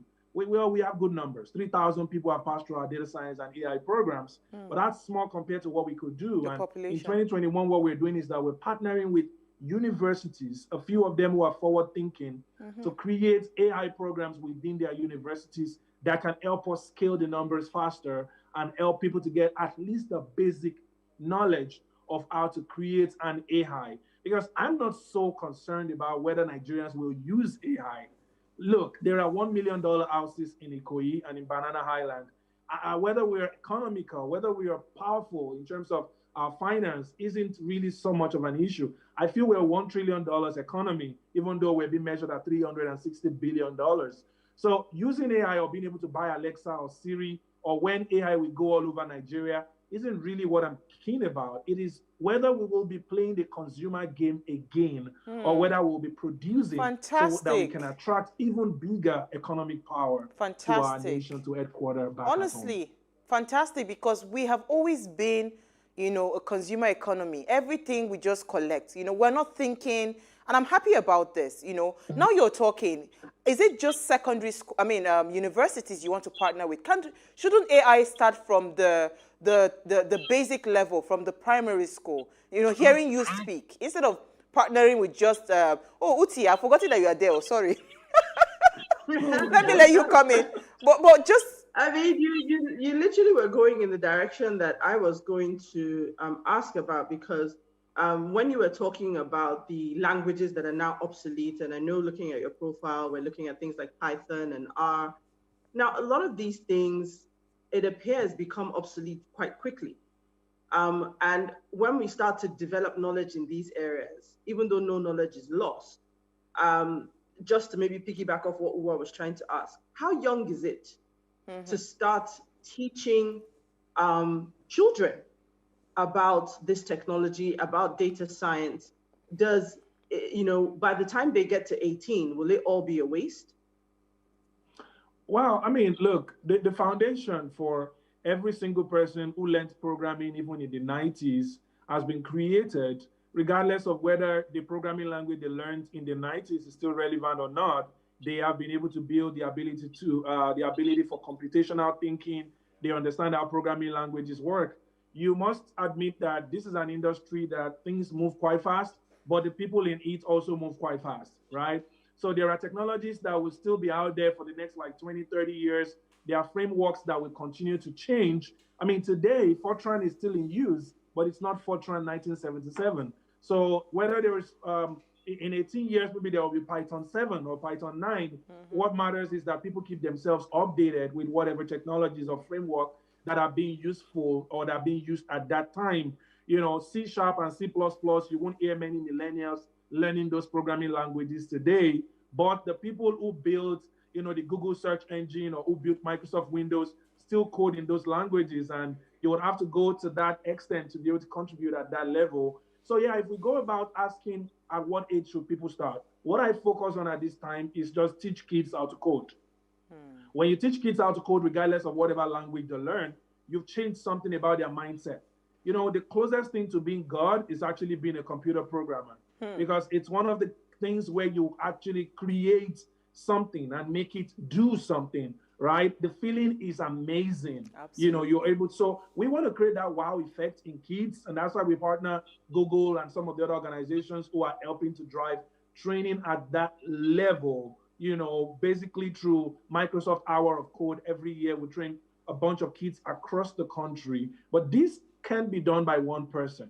I keep saying that there needs to be 1,000, you know, of our organizations across the country, you know, making this impact. It's a country of 200 million people, for God's sakes. So we need to do everything we can to keep training young people. Just focus on training them on how to code.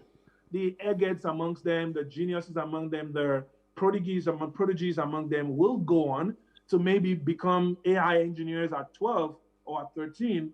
And every other person, whether they go on into programming or not, would know what works in a computer. Absolutely. And be able to understand the computational thinking that is needed for our collective future. So I really cannot let you go without talking about how AI will play, what AI can do for our political structure in Nigeria. You know? Oh my God, I start with every single human problem can only be solved by humans. That's what I start with.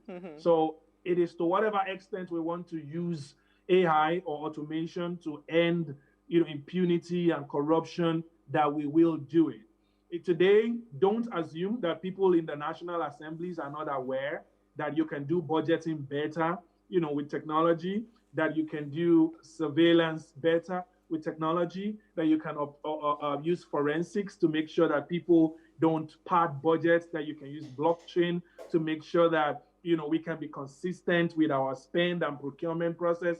They are aware. So you must start with individuals in government deciding to do that. The other alternative way is to have a few good rebels, young people across the country who can create systems that can make government transparent. For example, the company called Budget created Tracker and so many other solutions that can visualize the Nigerian budget. And for the first time, people were able to see how small, you know, the budget for education is compared to the budget for governance or National Assembly, for example. So I would always say that, yes, these technologies are available. It's either the government says, yes, we're ready to make this change and apply AI. We don't even have a national artificial intelligence framework on how are we going to adopt AI across the country. Yes, we have a Center for Robotics that's just been established, but not so much is clear about what the roadmap will be for our country to implement artificial intelligence. 30% of the United States military budget has just been devoted to the growth of artificial intelligence in the United States. 30% of the entire military budget. That is huge. So the Nigerian military, the National Intelligence Agency, the Office of National Security Advisor, the presidency itself must be inviting professionals in artificial intelligence to have these conversations to say, where do we head from here around how we adopt AI, implementing it and impacting our political process, find out how we have been keeping and marginalizing people over the years, how we've been only, having maybe 10, 15% of our entire population voting every election. How can we even transform the electoral process with artificial intelligence? These are conversations we need to have. But until we are ready, AI will continue to be the things available for the big corporates and individuals who are. There's something that can improve transparency, but when I hear that, the cynical side of me goes the self-preservation of our leaders and making sure that it doesn't see the light of day. But there is hope. I think what Olushola has shown us is the possibilities are endless when it comes to AI. So I'm sure we can find a way, even if it is to mix VR into Owambe, so that, exactly. so that we avoid some of the costs. I'm sure that there really is. I mean, you've taught me today that there's a lot more to AI than worrying about the singularity. So thank you for that. Uwa, do we still have time for one more question? Yeah, go ahead. Okay. So I think for me, I always like to think ahead. So as we go into 2021, what are the most likely things that we're going to see, or what areas when it comes to artificial intelligence are we going to see quick proliferation in? So what are our low-hanging fruits? Yeah, I mean, a few of the predictions that have come for 2021 is that I did a book in March about 10 industries the coronavirus will make bigger. We can't talk about 2021 without talking in light of how COVID has transformed everything. And most of the research that were just on paper and in labs across the world are now finding ways into production as far as artificial intelligence is concerned. So we're going to see a lot more of organizations, big tech like Google, Microsoft, Facebook, racing really hard towards self-driving cars, and not just because people would not want to drive anymore, but because people are reducing moving around. There's going to be need for robo-taxis that can do delivery. Amazon is trying that out in California, and it will go across the US, and you will start seeing companies in Nigeria making effort as well to be able to drive those partnerships as well. So yes, autonomous computing is going to have a lot of attention in the coming year, 2021. Also, in terms of healthcare, a lot of people were quite disappointed. They thought that AI was just going to create, boom, a vaccine for coronavirus. Why did we have to wait for 12 months or 8 months for that to happen? But now in 2021, hopefully on top of the data that we have from 2020, there will be a lot more impact. There will be much more impact of artificial intelligence in healthcare and in service delivery. Already there are AI simulations of like distributions of the vaccines around the world, how quickly it will get to continents like Africa that are still in the developed world, and so on and so forth. So I'm confident about how it will transform self-driving, that's the automobile industry. So you will see more mainstream manufacturers like BMW and Mercedes-Benz and Volvo, rolling out their own autonomous vehicles without any concern because of how necessary this will be at the end of the day. Like ambulances will now become autonomous, and trucks will now become autonomous, and people will work less in factories because of robotic arms and so on and so forth. So we might begin to see that job, loss beginning to take place already from 2021, and governments need to pay attention to how the impact of this is going to happen. Also, we see a lot of artificial intelligence impacting consumer behavior. So how we buy things on e-commerce will be governed very largely by artificial intelligence, and there will be a lot of more predictive analytics, predictive AI, recommender systems to be able to help us. I also feel very strongly that we might see better educational tools in 2021 that can create unique learning pathways. One of the things I'm learning, like living in the US now, is that many of us just never got educated because the school did not know what our learning needs were. We didn't know people who had learning disorders. We are not aware of that. But today with artificial intelligence and e-learning, advanced e-learning, we will be able to transform education by creating entire new learning pathways. For 40 students in a classroom, will be able to have 40 different curricula and be able to learn differently. And that will be totally amazing. Wow. Because then nobody will be, over the next decade and in the years to come, nobody will be a dull student because their needs will be taken care of. And I hope that spreads quickly across the world, including developing countries. I hope those are a few so. predictions that I would say for now. I hope so. I hope so. I cannot wait for that last one to happen. Thank you so much. We were having fun and we have run out of time. Uti, thank you so much for doing this with me. Thank you, Amusa. I had fun. Thank you. As in, I'm learning. I'm going to go back and watch again because I need to get all the juice out. You know, but my children, we are making sure that they do not miss this train. That's right. That's right. Yeah, Uti. So, what do you think you would take on, you know, in terms of practice for your son, for instance? What are you going to start doing in 1 minute? So for me, there's two things. And in fact, as we talked about coding, I immediately went onto YouTube. Like YouTube is my resource, and I started to Google how to teach kids how to code. But I mean, I think it goes beyond just the children. I think even for us, yes, we've seen today how much we can learn. And I totally agree with the amount of knowledge that is out there just on the internet. And a lot of these courses are free. Mm-hmm. So even for myself, I now have to pen down a couple of courses to help me understand these things just a bit more. So you're more receptive. Absolutely. Thank you so much, Uti. Thank you so much, Shola. We're going to do this more often. We have to learn. It's been an insightful conversation. Keep all the conversations going on all our social media platforms at Wayshow Africa 1 on Twitter, at Wayshow Africa on IG, and at Wayshow on Facebook as we continue to hear what you are saying. Now, in case you missed today's quote, here it is again. Artificial intelligence is a tool. It's a tool, it's not a threat. That's from Rodney Brooks. All right, so we will see you live tomorrow at 8 p.m. We'll see you in the new year. Yeah, that's the new year. Bye.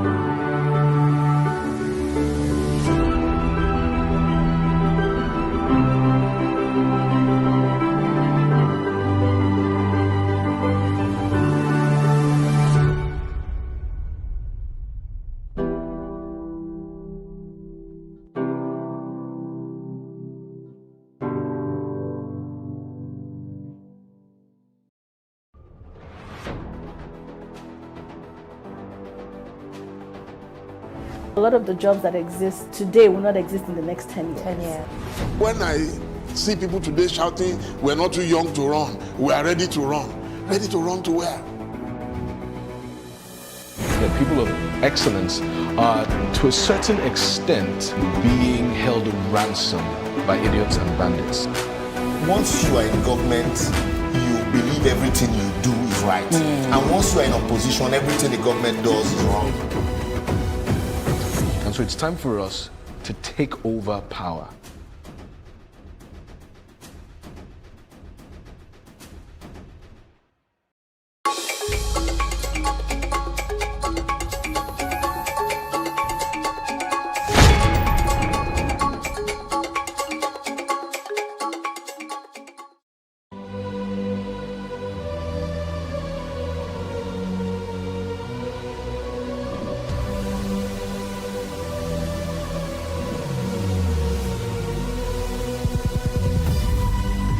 What we do not understand, we will stigmatize. What you can see is the remaining of the tanker that exploded. The suspect equally confessed.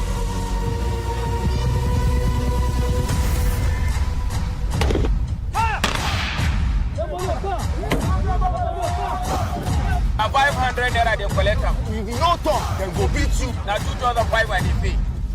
Thank God, because the year 2020 was one of the most trying years since our existence as a nation.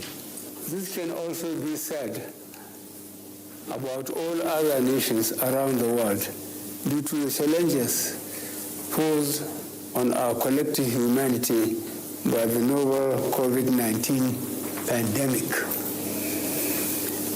While acknowledging that 2020 was a very tough year, we saw this year put to test our national resilience and ability to survive these tough times, and also give renewed hope that we will again brave any storms that lay ahead in 2021 and beyond.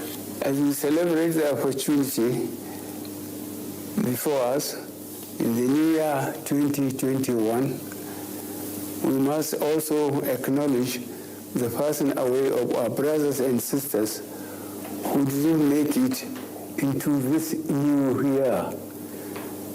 May their souls rest in perfect peace. We must remember that we also celebrated the historic occasion of our 60 years as an independent and sovereign country on October 1st, 2020. In the spirit of hope and gratitude, I would like to remind us again that as a country on the difficult journey to nationhood and greatness, we have confounded the many pundits at home and around the world who never gave the newly born country that emerged onto the world stage on the 1st of October 1960 a chance of surviving much longer than a few years.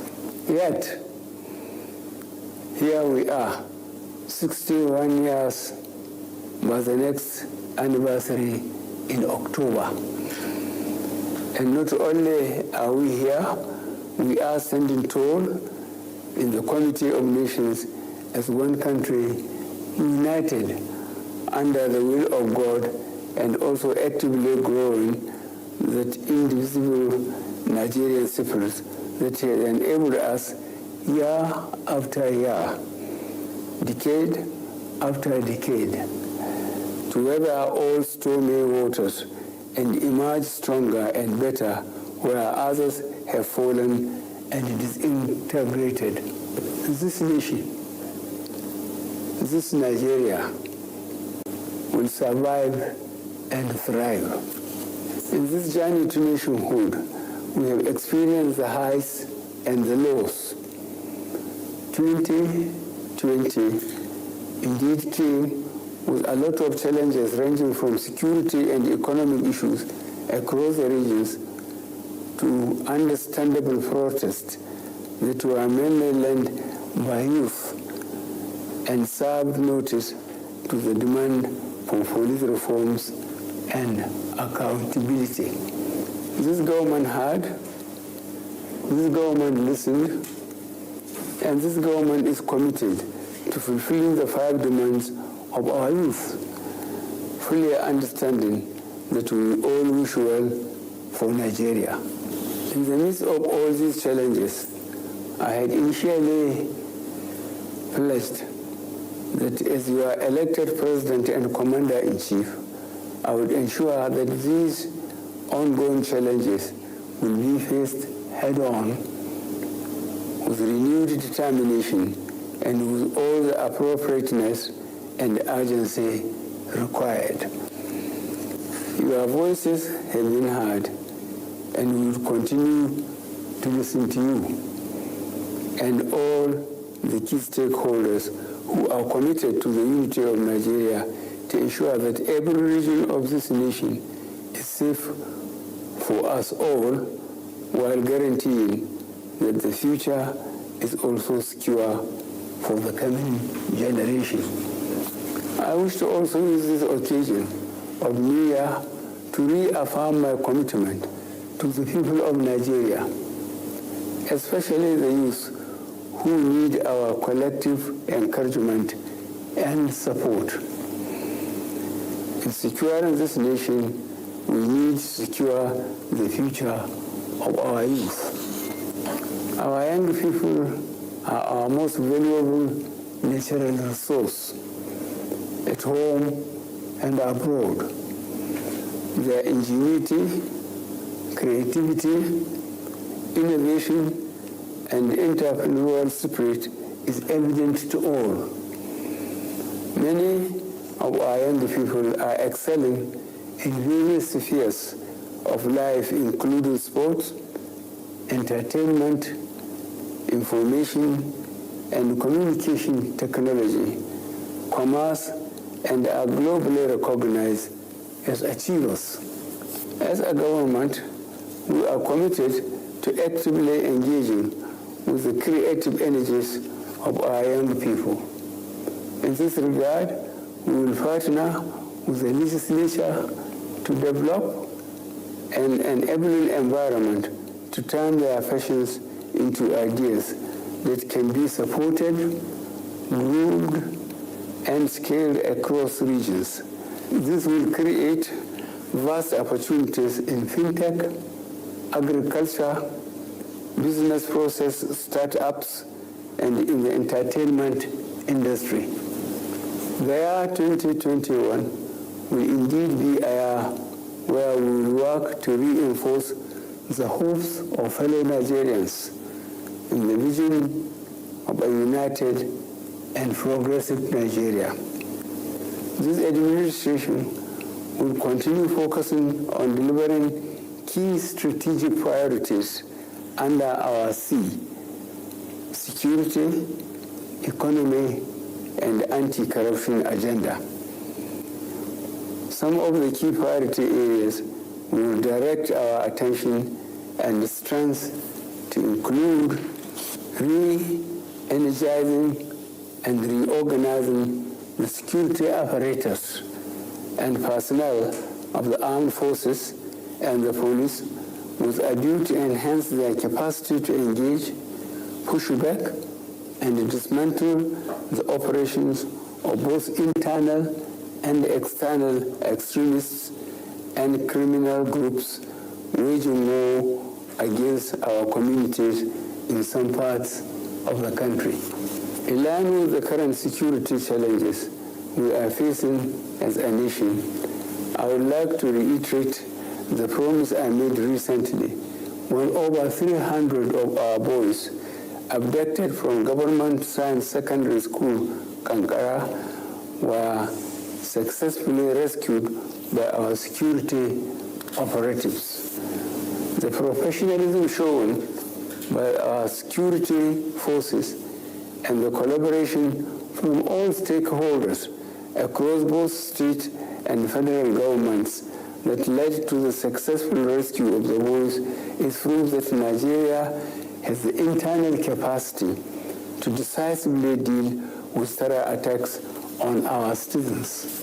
However, we recognize that we rapidly have to move to a more proactive and preemptive posture to ensure that these sorts of traumatic incidents do not become a norm. Our administration is fully aware of the responsibility we have to protect the lives and property of all Nigerians, and we will not relent in learning and adapting to changing threats to our national security and civic well-being. On economy, our focus on revamping the economy through the national economic diversification agenda that supports the primary goal of national food self-sufficiency. This has helped reduce the growing food-related inflationary figures and have in considerable measure positively impacted on our food security status during the long months of the pandemic lockdown.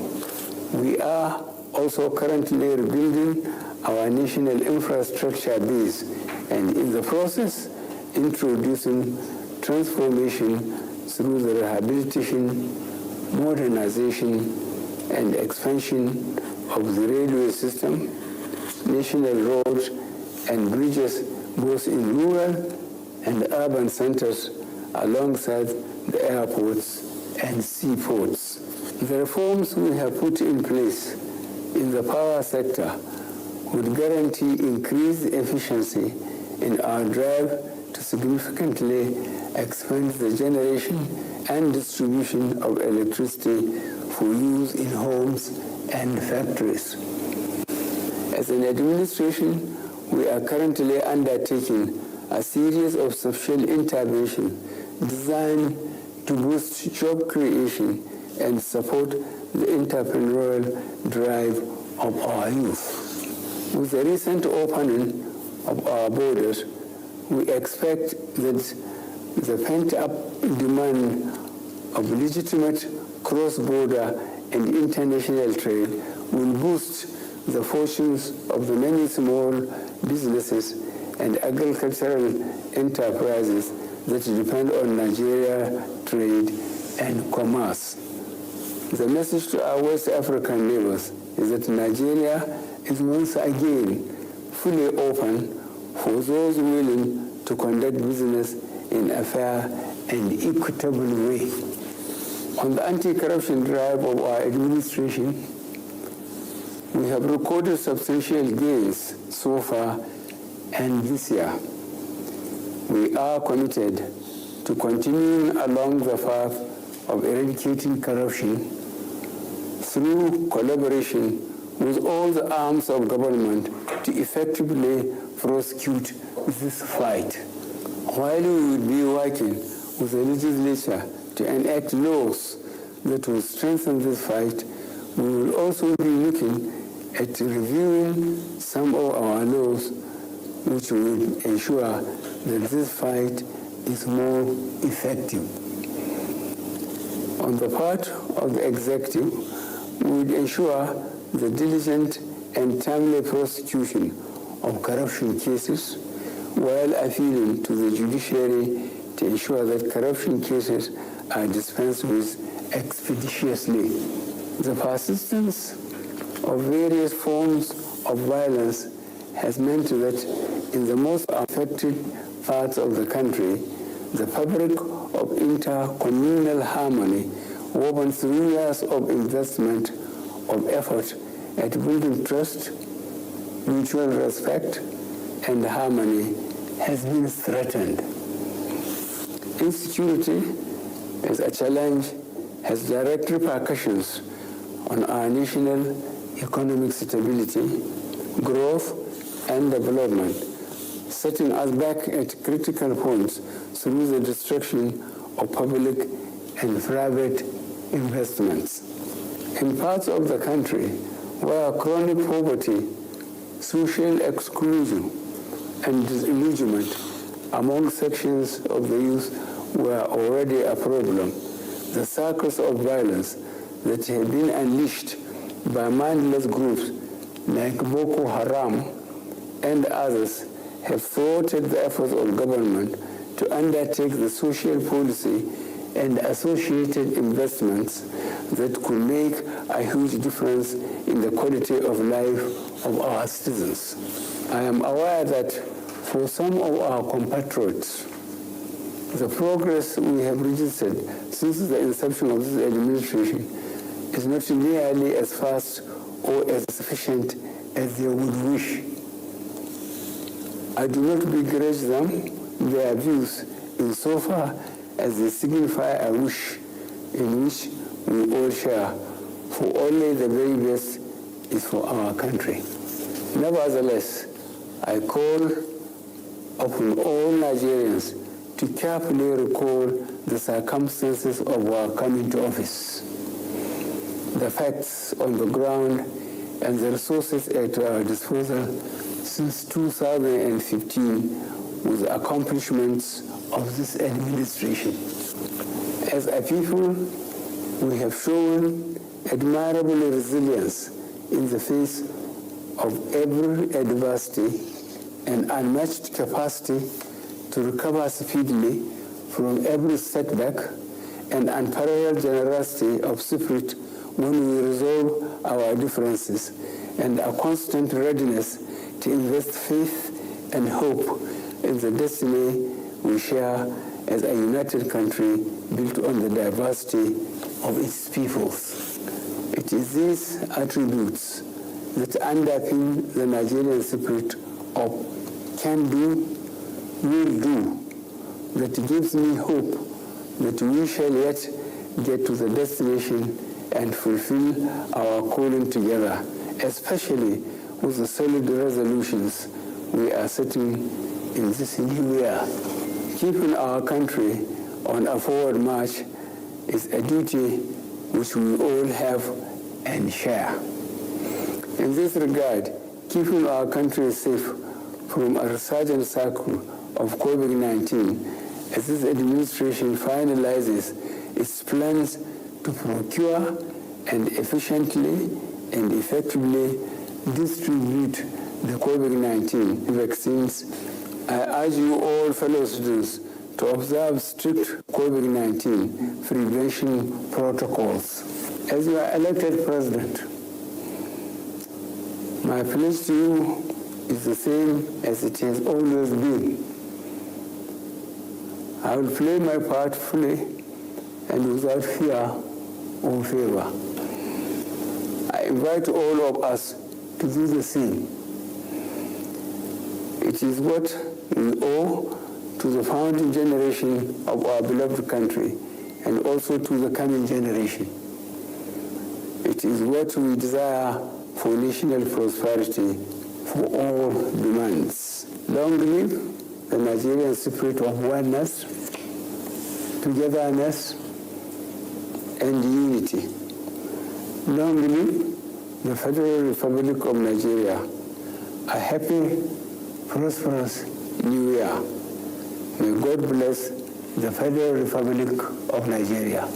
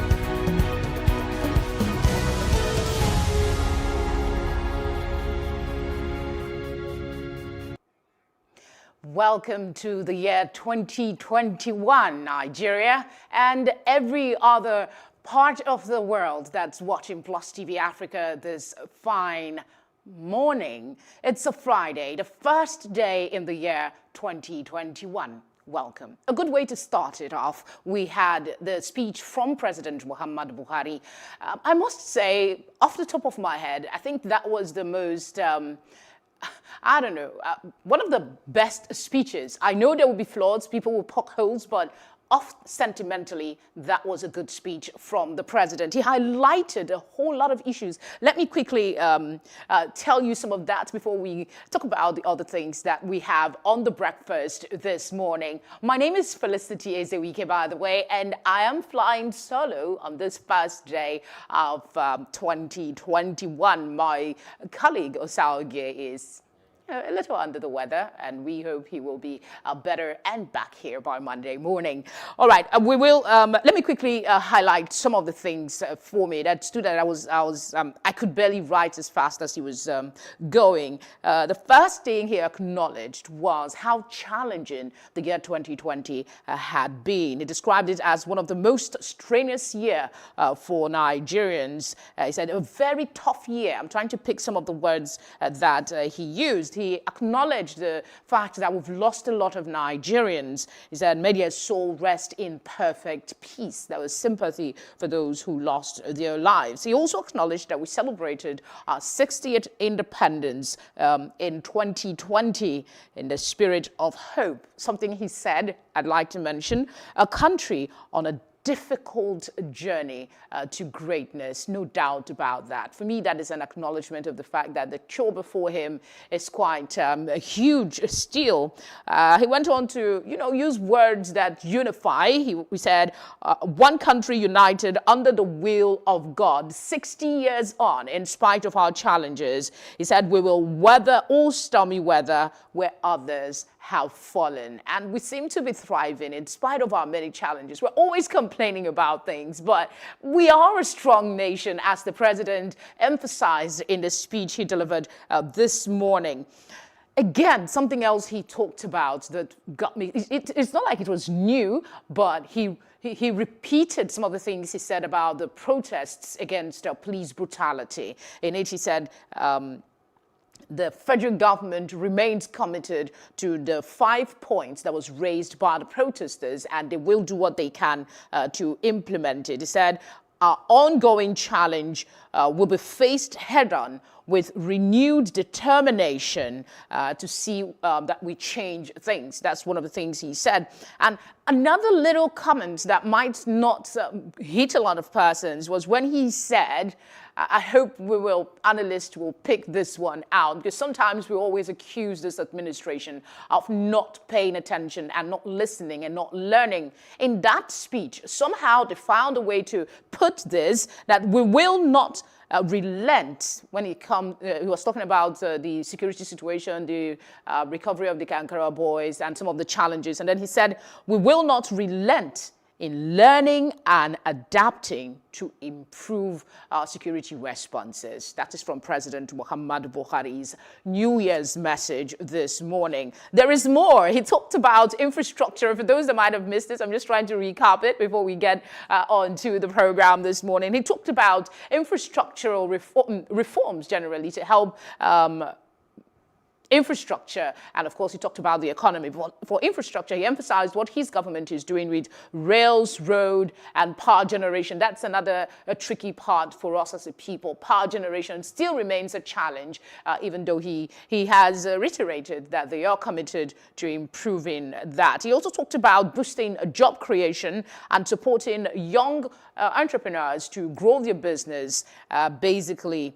And then he reminded us of what he met on ground in 2015, and Nigerians should look how far we have come since then. The anti-corruption fight also got a mention from that speech, and the year of the pandemic that we all talk about, he highlighted the fact for those that were worried whether Nigeria was going to procure a vaccine for the virus, well, he has said they will do all. Let me see if I can get the exact word as I wrote it. COVID-19 vaccine will be procured. But in the meantime, he urged that we all observe all safety protocol. So to stay safe until we get that vaccine and reduce the spread of the disease. That's the snippet from the presidential speech by President Muhammadu Buhari on this first day of January 2021. Welcome again. Okay, so on this day, we will be talking about the usual stuff. We'll be looking at the newspaper, what is making the headlines. We will have a guest join us, hopefully, Femi Lawson. He's a public affairs analyst to, share his thought, and I will pick his brain a bit on what the president has said. Today in history is also prominent. We can't miss that, can we? We'll be talking about the Naira. What happened with it today? Where's the conversation coming from? What does the Naira even mean? We'll look at that during today in history. We'll also talk about a very prominent body that has been championing peace and ensuring humanitarian efforts across the world is enhanced. I'm talking about the United Nations. On this day, it was established. We'll be talking a bit about that as well. New Year resolution, we all do that. We'll be talking about that, looking at how well some of us, yes, it was a year of pandemic, but there are some things we resolved to do. Maybe some character, behavioral changes, some decision about our diet, how many of us were able to, succeed with our 2020 resolution. And now that we have 2021, of what relevance really would it be to have New Year resolution? The budget was passed at the very last minute yesterday. The president signed the budget 2021, I beg your pardon, into law. That will be happening a lot in the coming days. Presenters will be making that mistake, as I know I probably would. We'll be saying 2020 until we get used to the fact that this is 2021. 2020 has packed its bag and went away. We'll be doing the 2021 budget. I'll be dissecting it and looking at some of the issues. One that I would like to really understand, even though we've talked about it a little here, the 2020 budget was extended to 2021, I think the first quarter. So how is this 2021 going to commence? I don't get it. We'll have someone, an economist, Dr. Austin Anyogu, joining us to talk about that in the course of this morning. We've got a short break now. I know that was a mouthful, an introduction, but let's go on a break. When we come back, we'll be looking at the papers. What is the headline on this first day of 2021? Stay with us.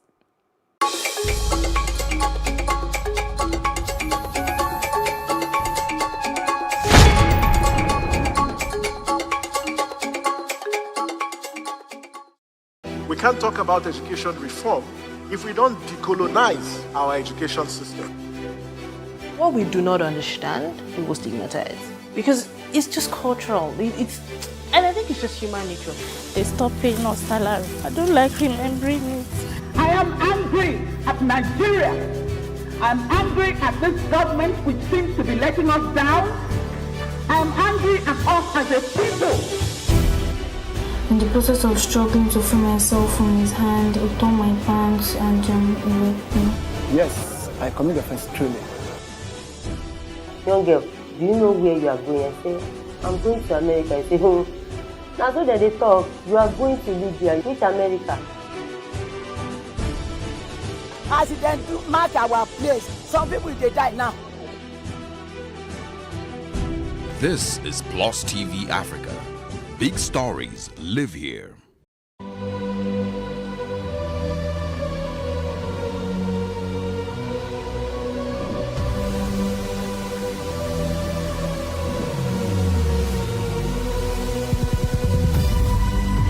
What we do not understand, we will stigmatize.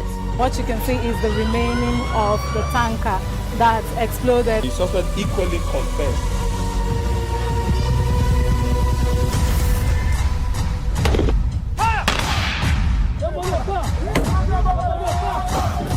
A 500 naira they collect them. If you no talk, then go beat you. Now 2,500 they pay.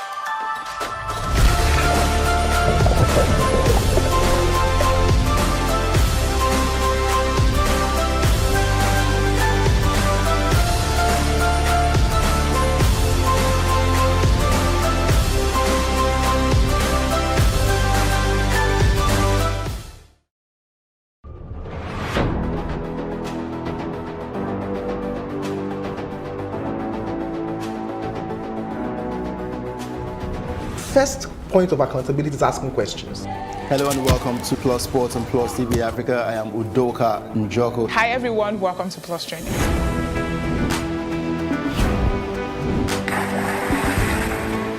You cannot continue to recycle poverty while you're spending a lot of money on unproductive ventures. The government has to feel the impact. Honorable Commissioner, sir, welcome to the show.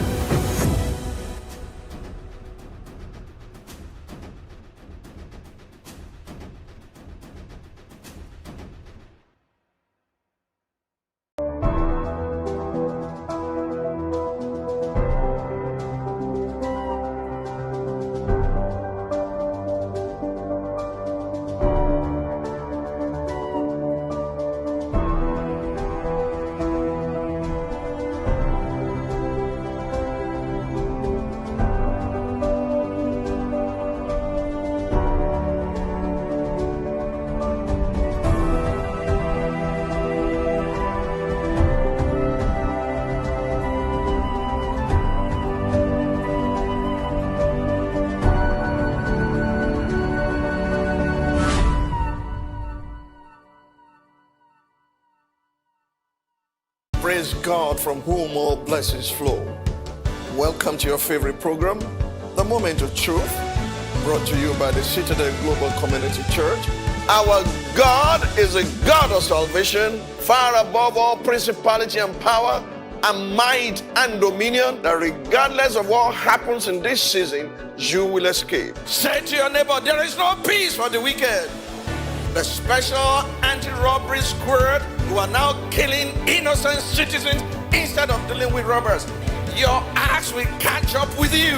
Finally, my brethren, be strong in the Lord and in the power of his might. Moment of Truth with Pastor Tunde Bakare, Sundays, 7 p.m. on Plus TV Africa.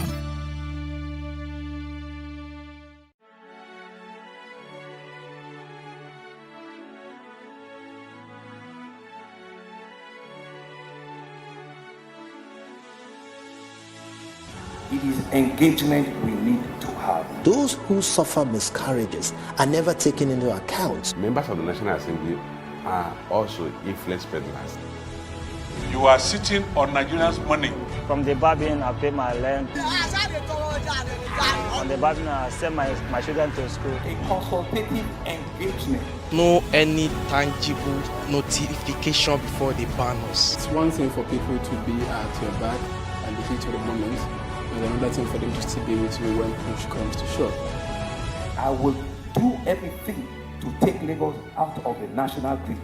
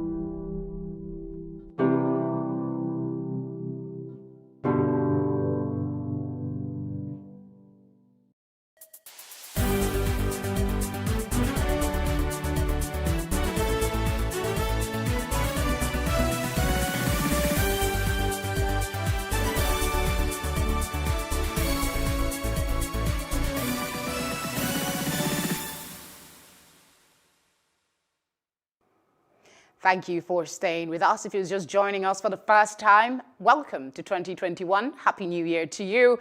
We're about to take a look at what is making the headlines in the newspaper review segment of The Breakfast here on Plus TV Africa. And I have joining me Plus TV Africa's news editor, Kayode Ladende. Kayode, good morning and thanks for joining us.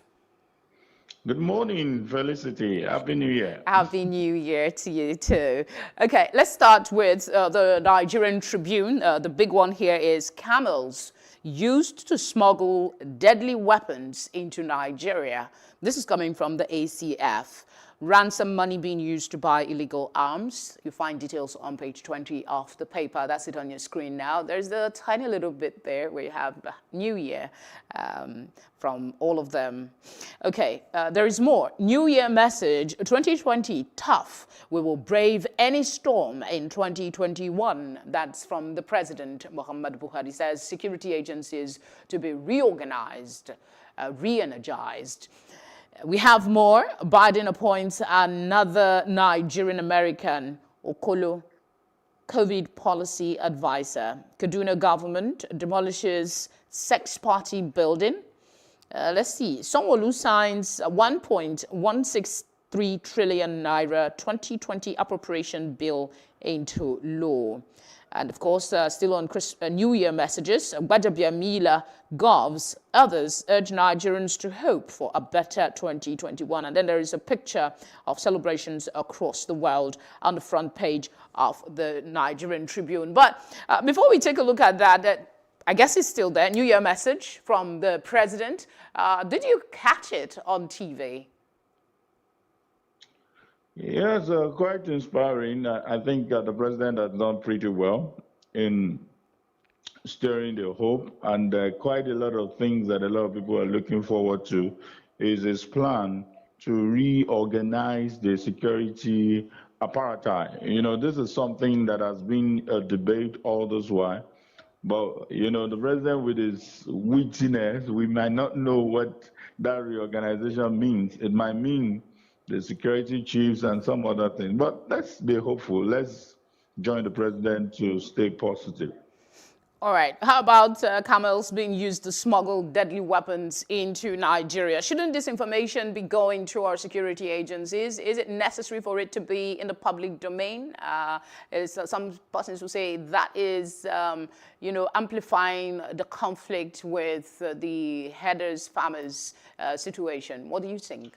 Felicity, what is germane in what has happened is that it's coming from ACF. It's just for us to, we shouldn't be too surprised that there has been proliferation of weapons across the country. But coming from ACF is to let the security know that they are not the only people that have this information. They are also worried. Our weapons getting to the bandits, our weapons getting to the Boko Haram insurgents. These are all disturbing issues. So for ACF to speak up, for ACF to speak out and say that it's so sad that as low as Camel is, they are using it to bring in weapons. Let's not be insensitive. Let's not turn a blind eye to the movement of these dangerous weapons into the region. So I see it as something that should be taken seriously. It's not hidden any longer. It's only a mark of the fact that it's so, our borders are so porous, things are just happening anyhow, and they cannot continue to be killed. Their children are killed, their wives are killed, their husbands are killed, and it's not time to say this is a security issue. It's already a terrible situation, and the best thing to do is to cry out and tell us how terrible it is for camels to be used to bring in weapons to the region. So I think it only underscores how porous how porous our borders are. All right. And it should be taken seriously. Let's jump to the Daily Sun this morning. 2020 are bitter experiences by Nigerians. Everybody has a story to tell about 2020. I know I do, but it wasn't all bad. Yes, we had a pandemic, but I don't know. What was your experience, Mr. Ladende? Was it all gloomy, or were there some spots of light? Now, I'm going to sound very religious now. Feel free. You know, it's a new year. For the fact that I'm alive, for the fact that despite the pandemic and the fact that we're very close to the heat of the NSAS pandemonium, and for everything, I think it's not so much of a bad year if we could scale through this. But the big issue is, have we learned our lessons? How did we approach the pandemic, which was quite strange to different parts of the world, including Nigeria? And God was really on our side, that the casualties were not so many like we have in United States and UK. So I just felt that enough of playing God, enough of playing religious cards. We need to be more proactive with the second wave that is coming. How prepared are we? Are we going to be having? Is it coming, or it's already here, Mr. Ladende? A lot of persons will say it's already here. It's not coming. I totally agree with you, because what I meant is coming is that we're yet to have serious lockdown. We're still struggling with the 12 a.m. to 4 a.m. curfew, and we have to come hard on people before they realize how serious the threat is. You know, we still see a lot of people taking directives for granted. Some people hold services against the protocols that are specified. So these are just to let us know that we're yet to begin. Anyway, there's more on the Daily Sun newspaper. While you were talking, my mind just flashed to how I got to know in 2021. The fireworks, as in the fireworks was something else. Did you experience that in your area?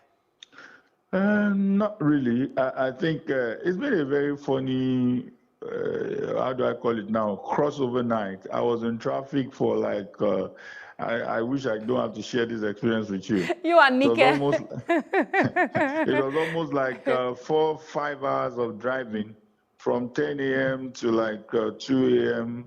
before I could get home. So I didn't have the luxury of even seeing fireworks. So I had to join, you know, I had to join my church online as directed. So it doesn't.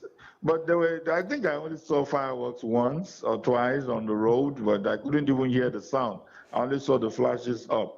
Okay, we'll definitely be talking about a crossover much later on the breakfast, time permitting. But let's look at some of the other issues on the Daily Sun newspaper.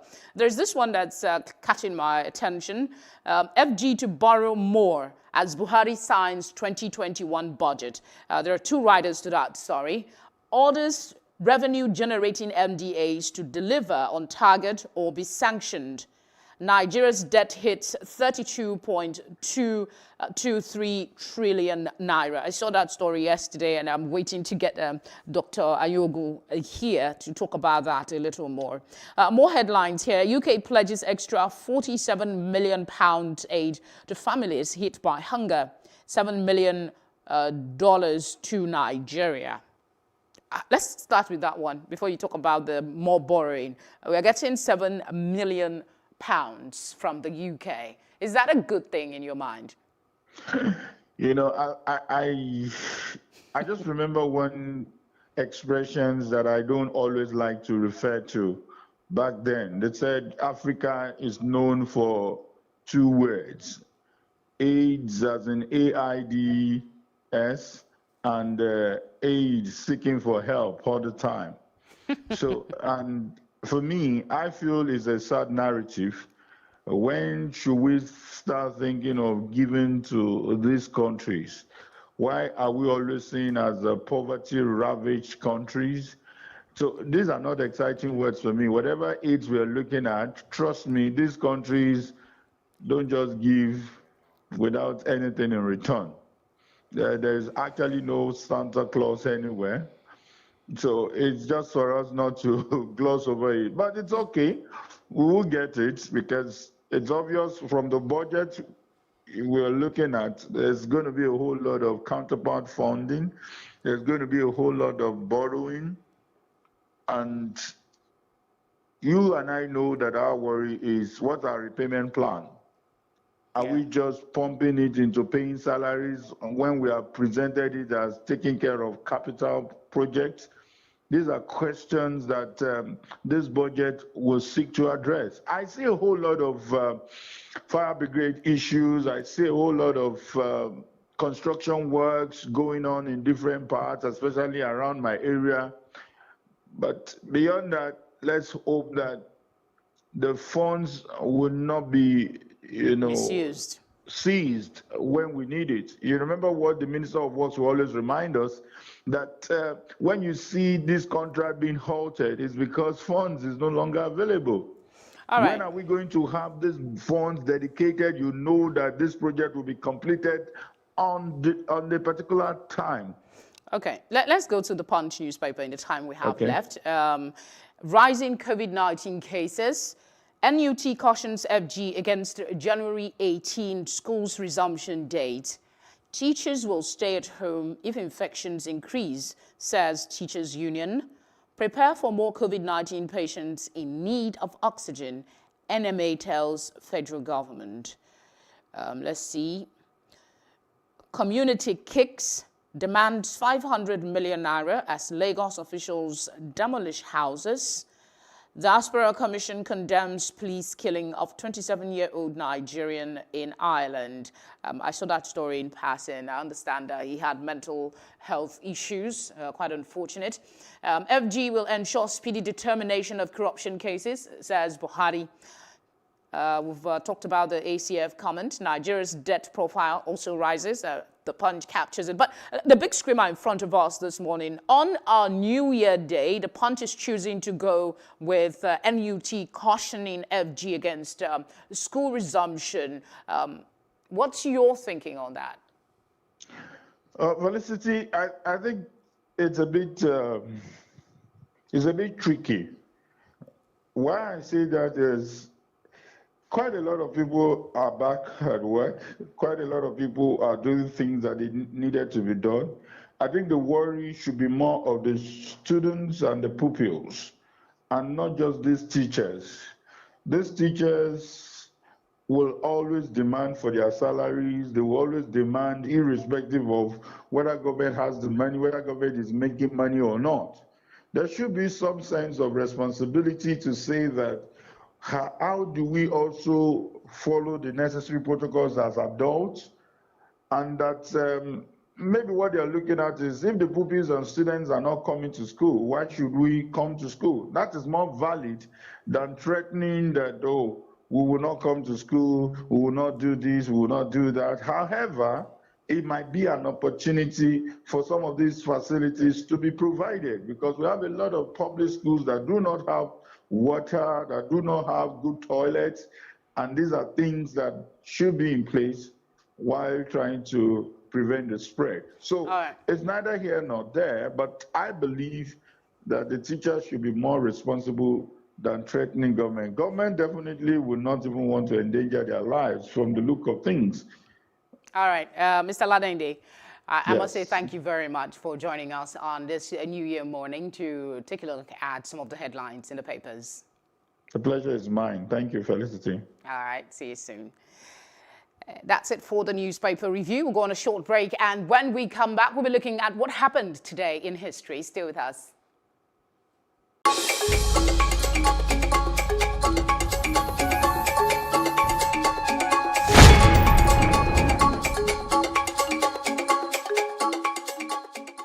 When you're talking about adoption, it's a very sensitive matter. And then why boys are more expensive than girls?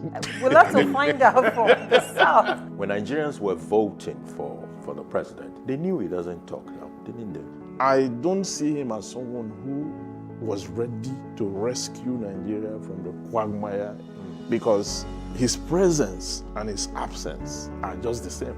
What we should do now is to start to seek a parliamentary system of government with less overheads and a weaker prime minister.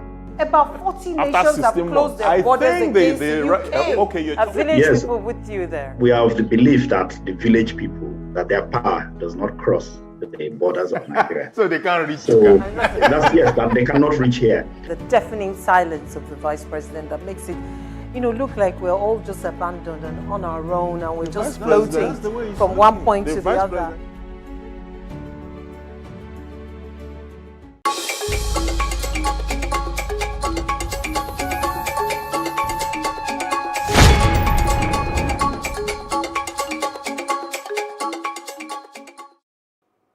Welcome again. We have something happen today, every day in history, and during this period on the breakfast, we just take a look at it, just to remind us of what happened and maybe a lesson or two. We hope that is the case today. In 1942, on this day, the United Nations was established. The name United Nations came up after 26 countries came together and signed a declaration that established its existence. They pledged that their government would continue fighting together against the Axis powers. This has to do with in the course of the Second World War. The first president to sign was the U.S. president at the time, Roosevelt, Prime Minister Churchill, Maxim Litvinov of the USSR, and TV Song of China. They signed the short document, which was later to be known as the United Nations Declaration. The very next day, representatives of 22 other nations added their signatures. Now, its history as an international organization, like I said, has its origins in World War II. International leaders proposed creating a new global organization to maintain peace and avoid the abuses of war. It initially had about 51 member states. Today, the organization has 193 members. Major initiatives from the UN include preventing conflict by exploring options to ensure peace, providing food and medical assistance in emergencies, and offering humanitarian support to millions of people around the world. There are goals. It's in line with their goals. The goals of the goal of the UN is basically for maintain international peace and security, develop friendly relations among nations, achieve international cooperation in solving international problems, and be a center for harmonizing the actions of nations in the attainment of these common ends. That's the basic goal of the UN. However, there has been criticism. It has been able to do a lot, as we all know. It's been provide food for millions across, some say over 100 countries, some say 70 countries, some say 75 countries, but we know that they have been part of international peacekeeping missions. They've worked with climate change. They diversified some of their core mandate to include vaccination when it comes to health, human rights issues as well. But like I said, there have been criticisms of their role because initially it was established to focus on peace and security, but now it's onto healthcare, environment, justice. Of course, let me not forget to mention the role that they play with migrants, refugees, people seeking asylum, and all of that. There are those who say they are promoting globalization, backing provocative policies. They're also providing controversial health options. They're saying they're giving certain countries more power than others and spending too much money. But however you look at it, they've done a lot more, assisting countries, many countries per year, being there when there's crisis to help save civilians, protecting human rights. So as an organization that champions peace, a lot of persons would say, would much rather have the United Nations with all its flaws and its various arms helping to promote peace across the world. That's what happened today. This great organization was established in 1942. That's one of the things that happened today in history. But There is more. Like I said, we're going to shift it a bit and come here to Nigeria. On this day in 1973, we had the naira replace the pound. Yes, at some point we were a colonized nation. The UK was the boss, and we were under them. On this day, it was introduced, 2 naira for 1 pound. 100 kobo makes 1 naira. That's the explanation that was given. Nigeria was the last country actually to abandon the pounds, the shillings, and the pence. They used to call it LSD at that time. The name naira, like I mentioned, I alluded, I'm going to explain a bit, is simply a contraction of Nigeria. While the subdivision kobo is named by a derivation of the English copper. On January 1 in 1973, we adopted the naira, basically. That's what we know. It has gone through evolution from having the highest denomination at 100, or now we have 500, we have 1,000 naira denominations and others. But one thing that bothers me about the naira is the fact that we no longer have covers. You don't see them. Is it kobo now? We no longer see covers anywhere. We only see them when we're doing calculation, but in actual fact, it's no longer there. Even you don't see 1 naira anymore. You don't see 2 naira anymore. The list you see is 5 naira. And I kind of miss the days where you can go to a school and you take 1 kobo to buy sweets in primary school. I used to steal my mom's money, but don't tell her to go to school. And don't steal if you're a child listening to me is wrong. I know that now. I didn't know that then, but you know it now.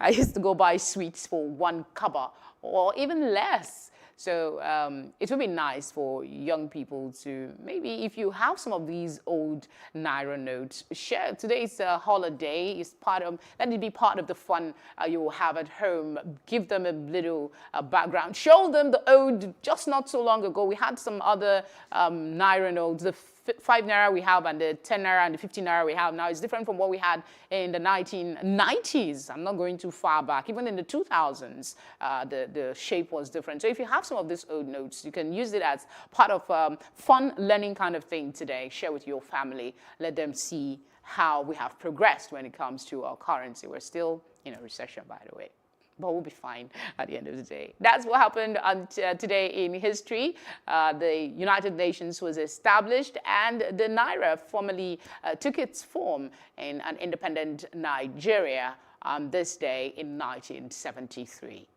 We'll go on a break now, and when we come back, we'll be looking at crossover. How did we fare in spite of the restrictions? Did we comply or not? Stay with us.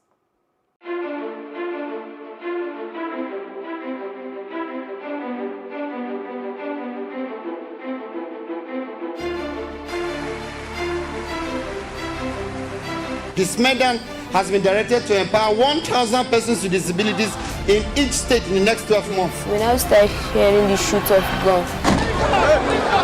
Whatever I have done. Every public policy has winners and losers, and some will not be very happy with you, while others, usually the silent majority, will be quite happy.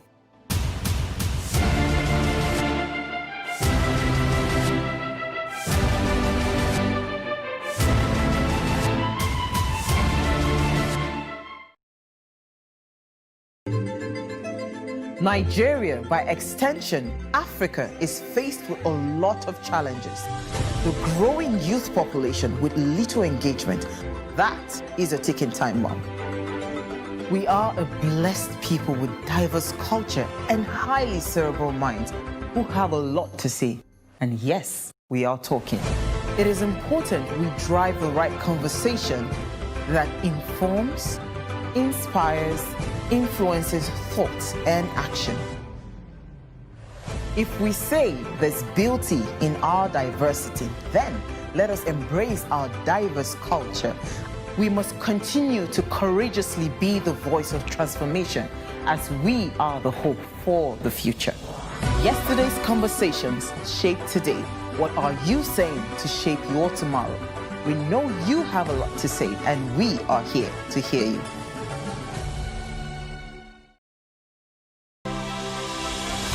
Congratulations, you beat coronavirus hands down. Yes, I did. The problem is when people lose confidence in governments, it becomes very serious in emergencies like this. To all citizens who stay at home in the areas under lockdown. I never chopped since yesterday.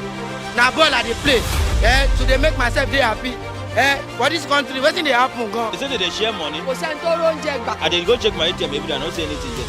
That this is indeed the most challenging crisis we have faced since the Second World War. A week ago, Mother Rika declared a state of national disaster. All things are not equal. When you come out of prison, you will not go back. That's a challenge at the moment. We have had 100% recovery. Virus, what they talk about, say, hungry big pass up. Understand? No virus, no big pass hungry. Plus TV Africa. Plus TV Africa. Big stories live here.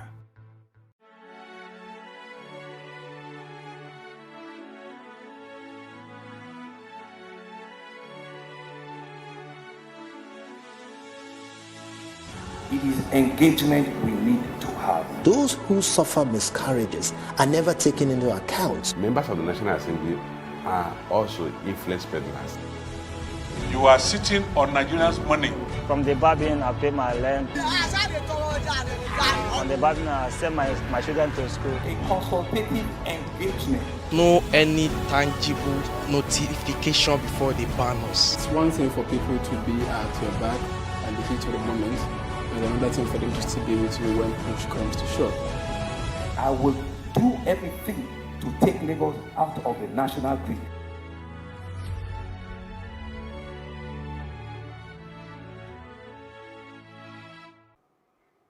So before last night, there was a lot of advisory from the government. Lagos State government was emphatic about do not cross the 12 a.m. deadline given to you, as all churches should close before the 12 a.m.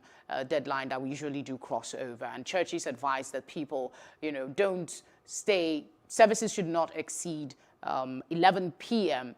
Some seem to have complied. We'll be having a special package on that subsequently on Plus TV Africa. But there was some compliance by churches. But how did we manage with a crossover service that didn't have that symbolic 12 midnight? To talk about this is Pastor Shokpe Ilori, the Revival Assembly Church, Lekki. Thank you very much for joining us. Yes, thank you again for having me. Pastor, Happy New Year. Happy New Year. Okay. How was it for you, crossover in a pandemic?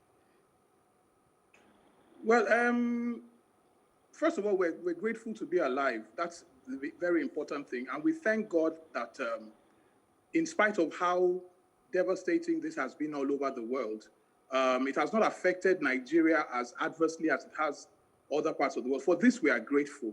And the fact that we are able to even have the opportunity to gather, to come together to say thank you to God for bringing us into a new year is enough reason to be grateful. So what do I see about us doing this in this pandemic? I have this attitude of gratitude. I'm just grateful that we are able to even have a new year, that we're able to even cross into a new year. Not saying that the people who have we've lost along the way, we are sad about that, but nonetheless, we are grateful. So that's what I have to say about we're grateful that we are able to cross into a new year.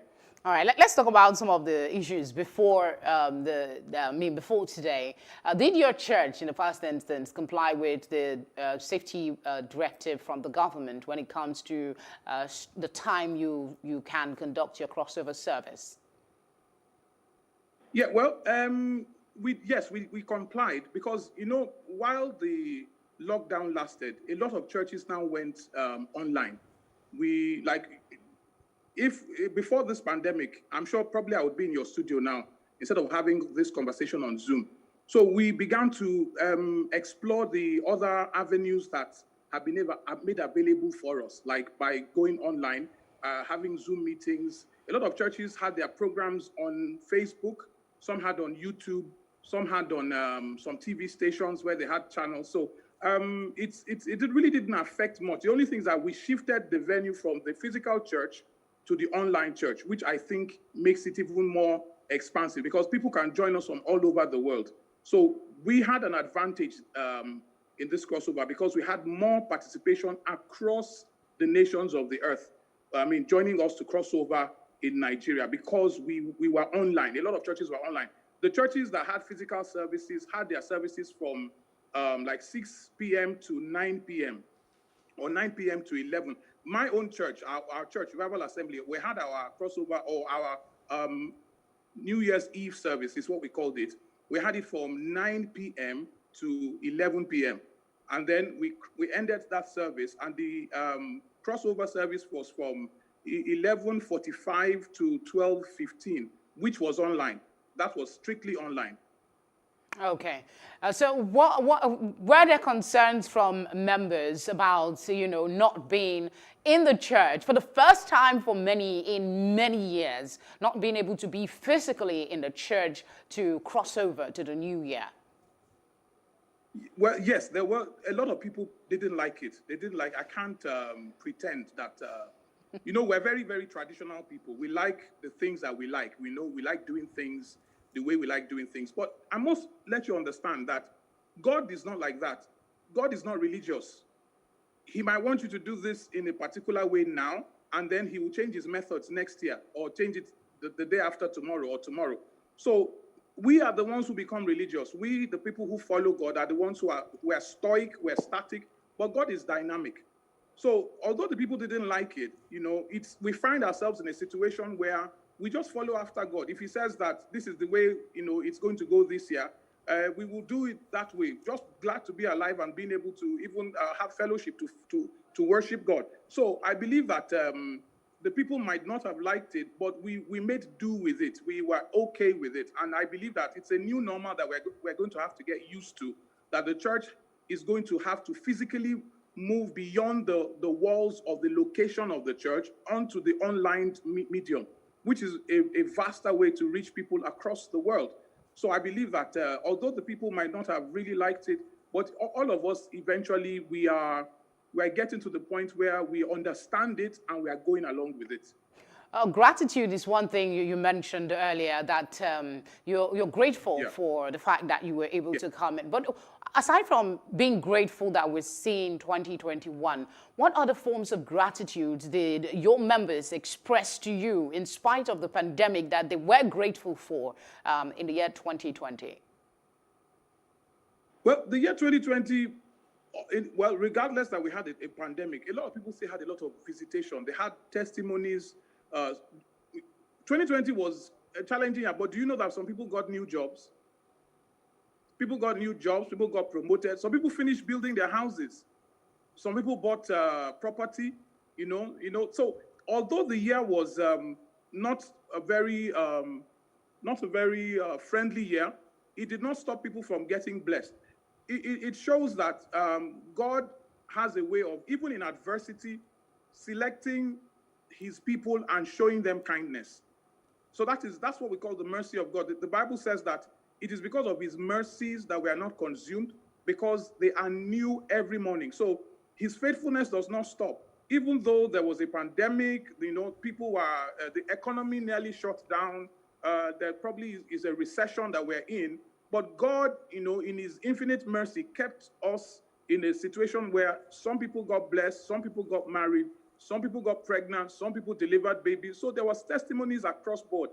So for as many people that went through challenging times, some people lost their jobs, some people lost their businesses, some people lost family members, but other people also, gained in different areas. Indeed. So for as many people as lost, a lot of people also gained. Even the people that lost things are still, grateful, because in spite of their losses, they still believe that God has been good to them, because he still satisfies them with the gift of life and the ability to carry on in spite of the losses that they suffered. So, that is the way that we see that. Though 2020 was challenging, we still have a lot to be grateful for. And the fact that we know, the coronavirus took us by surprise in 2020. But in 2021, we already know there's a pandemic. So when we're entering 2021, we're entering with an understanding that there's a pandemic. So 2021 has a virus. We know about it. We know how to deal with it. we lay it before God, and we are entering at an advantage. So this year is going to be better than last year. All right, the Christian community, there was some controversy over the restrictions imposed as a result of COVID-19. What is your assessment of the response of the leadership of Christendom in Nigeria to government's outlined, safety measures as regards controlling the spread of COVID-19? What is my assessment? Could you say that again? My assessment. Your assessment of the leadership, the Christian leadership in Nigeria, how they have reacted to the numerous directives from the federal government and the NCDC to protect and stop this, protect Nigerians and stop the spread of COVID-19.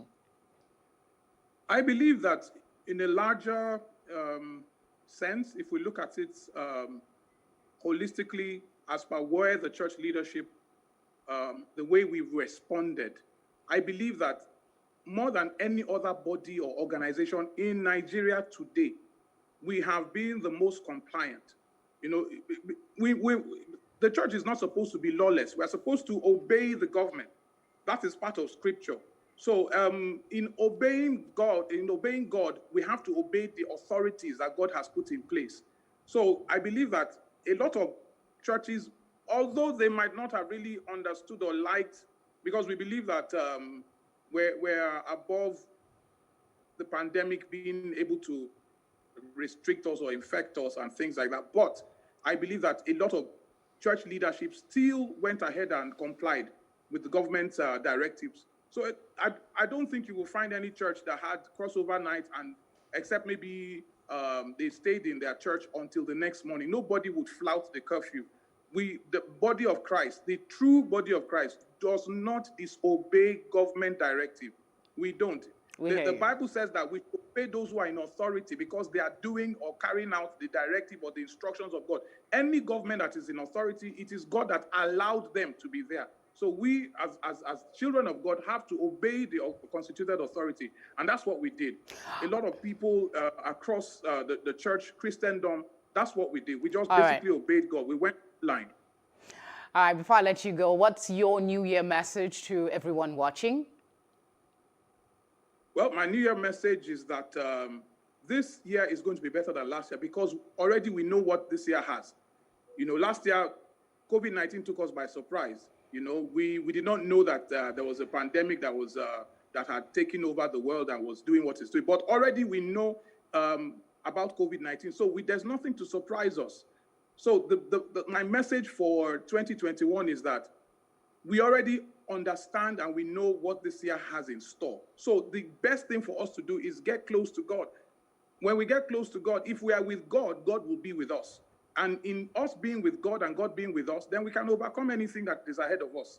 So this year is going to be a very, very easy year. It's going to be a simple year because we already know what is coming, because we already know who we have and who is on our side. And if we submit ourselves to God, then we are going to win all the way. Every month, every quarter, we will rise above every challenge. Praying Christians will say amen to that one. Thank you very much for joining us, Pastor, and sharing your thoughts on this matter. All right. Have a happy New Year and blessed day. I wish you the same. All right, that's it for the crossover conversation. We looked at it. I mean, a lot of persons didn't find it easy to, like the pastor said, with the decision of the government to restrict the crossover service. But like good Nigerians that most Christians are, they complied with the directive. For those that went to church, they stayed there until 4 a.m. when the curfew, at least around here in Lagos. We'll go on a short break, and when we come back, we're still talking New Year. New Year resolutions is up next. Stay with us.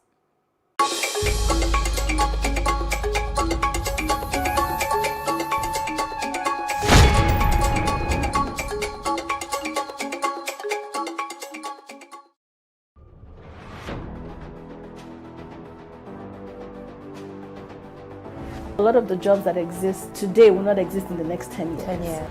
When I see people today shouting, we're not too young to run, we are ready to run. Ready to run to where? The people of excellence are, to a certain extent, being held ransom by idiots and bandits. Once you are in government, you believe everything you do is right. And once you are in opposition, everything the government does is wrong.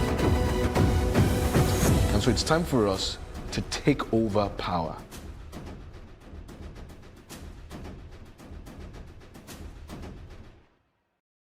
We can't talk about education reform if we don't decolonize our education system. What we do not understand, we will stigmatize. Because it's just cultural. And I think it's just human nature. They stop paying us salary. I don't like remembering it. I am angry at Nigeria. I'm angry at this government which seems to be letting us down. I'm angry at us as a people. In the process of struggling to free myself from his hand, he tore my pants and he raped me. Yes, I commit offense truly. Young girl, do you know where you are going? I say, I'm going to America. I say, oh. Now so that they talk, you are going to Libya. Which America? As it then mark our place, some people they die now. This is Plus TV Africa. Big stories live here.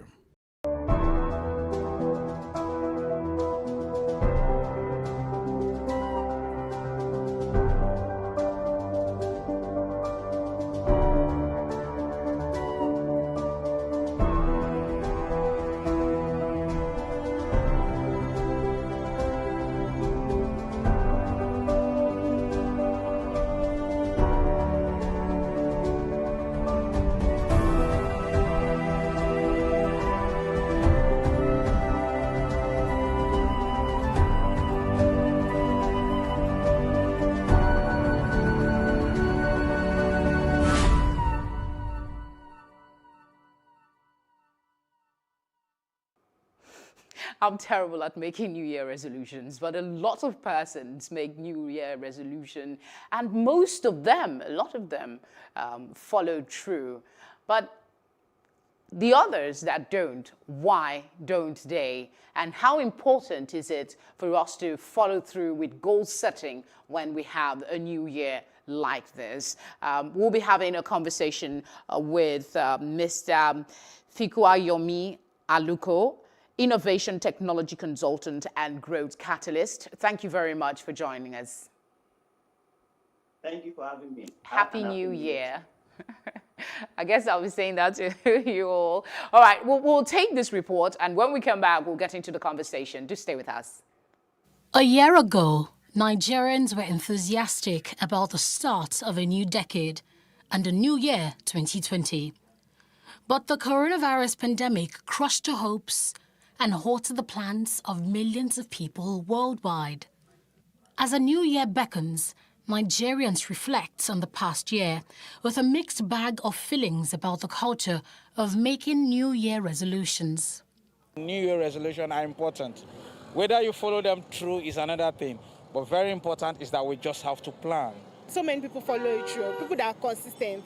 It's not everybody that can manage to be consistent all through the year and beyond. Discipline consistency is very important, but does it have to come in the new year? Like we've all in everything we are doing, we usually do need that consistency and discipline in everything we are doing. So being a new year, fine, it's a new year, but I think it should be an habit even before a new year. Performance coach Abiola Salami argues that the bone of contention is not in making resolutions, but in resolving to make them work. The thing with New Year resolution is that a lot of people pay lip service to it. And if you really want to change, if you really want a transformation, right, it's about really scheduling that change that you want. Experts will tell us about goal setting, simple, measurable, achievable, realistic, and timely. What we should do is do the work, not just resolution, set measurable goals and commit to achieving those goals of renewing yourself. A cross-section of Nigerians agree with him. Prior to this time, I hardly make resolutions because I feel like when it comes to discipline, I wasn't so disciplined enough. So I didn't want to be frustrated at the end of the year when I look back and see that, okay, I haven't done or achieved anything yet. But for the coming year, and because I'm getting older and I've experienced more in life, I just feel that there's a need to make plans and then keep to your goals. Some people can say, okay, this year I want to stop having bad friends, I want to stop smoking, I want to stop doing this. At the end of the day, they find themselves still doing the same thing. So I don't feel there's any need. Just if you know you have a goal, then follow that goal. For me, I don't have New Year resolutions. I just write down things I plan on doing next year. So I'll say that's like a goal for me. New Year resolutions are actually important if you actually you are disciplined enough to keep to it. Because most people tend to make New Year resolutions and after the first 1 month or 2 months, they don't keep to it. So I feel if you're not ready to keep to that New Year the resolution that you actually planned out, then there's no need for you to have it because you have to keep through it until the end of the year. Here's what's on the mind of some Nigerian youth to achieve in the new year. More money. We want to make more money. Before now, I wasn't really a business person, but I'm thinking of business this coming year and also self-development. Next year, I would want to focus more on my business. I sell perfumes, so I would want to expand because I like to try out new things when it comes to fragrances. So I would want to expand more, try out new things and see how it works out. Then, of course, add weight. My New Year resolution is to be more consistent in anything I'm doing. Many lost loved ones and opportunities in 2020. But the advice here is that for 2021, hope must be kept alive. Aneta Felix, Plus TV Africa. Thank you, Aneta, for that report. Amazing. Somebody wants to gain weight in an era where people are looking to lose more weight.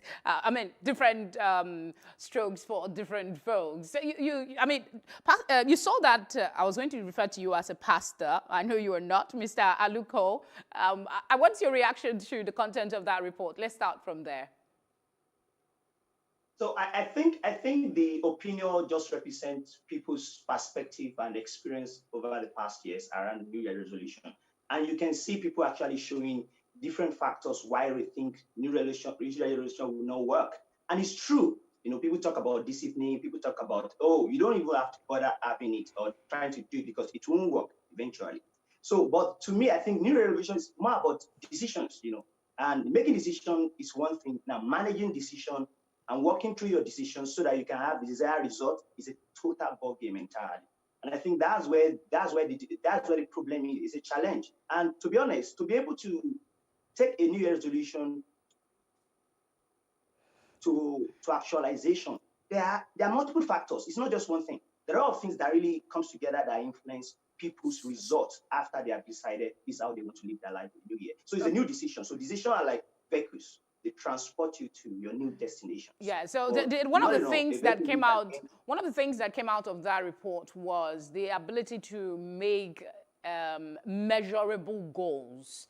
How can people actually make? Sometimes you have very laudable ideas, like you said, pulling through is the problem. How can people make goals that are achievable?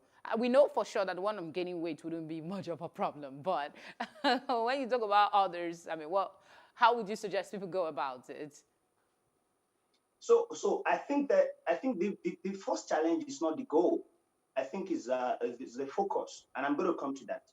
What I'm saying is that people like this last year, it was a destructive year for everybody because there was different unexpected results on actions due to COVID and other things. So the most important thing is focusing on growth, because sometimes goals that people set, they can't really measure. But when it comes to growth, you can measure growth because you are in charge, you have control. And that's why when you are setting up your goal, you need to create metrics. So there has to be a metrics. So you can't say, I just want to lose weight. That goal in itself will fail because how much do you want to lose and when? And how are you going to pace yourself and break that down? And how are you going to bring in accountability partners and put structures around that goal that is now specific, that you can measure now to be able to achieve your results? So I think the first thing is that we have to think about growth first, not just goal, because in growth, you have control. So you can introduce those metrics. And beyond introducing those metrics, you can measure those metrics and build structures that will sustain that your growth goal so that you can get to where you want to go. Like I said, it's like you are making decisions. actually. Forget about all the label. It's about decisions.